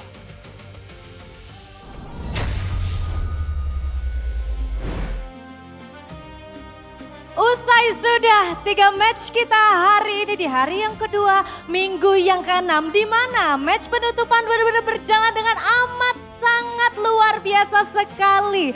Kita melihat match-match yang panas dan membuat Sabila tuh penasaran bagaimana match besok akan berjalan. Karena pastinya di hari esok akan ada kejutan-kejutan baru dan juga akan ada match-match yang tidak kalah panas. Dan Sabila pengen ingetin nih buat super fans yang ada di rumah maupun yang ada di MPL Arena untuk langsung saja amankan tiket kalian di playoff nanti ya. Karena tiketnya yang udah-udah itu cepet banget habisnya. Kalian langsung aja siapkan smartphone kalian, terus kalian bisa langsung buka websitenya seperti ini ya. Di mplid.com/tiket. Langsung dibeli sekarang juga karena sayang banget kan kalau misalnya kalian ketinggalan, terus kalian tidak bisa nonton langsung dan tidak bisa menyaksikan kira-kira siapakah yang akan menjadi juara King Phoenix di season 17 ini. Tentunya Sabila juga ingin berterima kasih kepada para supporter yang telah mendukung tim-tim favorit kalian dan juga para sponsor dan partner karena MPL Indonesia powered by Moonton, supported by PBSI, presented by Official Gaming Phone, Infinix, Official e-wallet GoPay, Official Gaming Chair, ada Todak serta untuk partner in esports kita. Ada Garnier, Bayu, Dunia Games, Gamesmax dan juga OnePlay tidak lupa. Untuk supplier kita ada IndiHome, Klik Indomaret, Yummy Choice dan juga Aqua. Itu dia keseruan kita hari ini di hari yang kedua, minggu yang ke-6. Di hari esok kita masih banyak sekali match-match yang luar biasa. Jadi pastikan teman-teman super fans yang udah punya tiket langsung saja kita seru-seruan di hari esok. Dan buat kalian yang tidak bisa datang ke MPL Arena gak masalah. Karena kalian tetap bisa mendukung tim favorit kalian yang akan bertanding di hari esok di MPL Indonesia Season 17. We on this!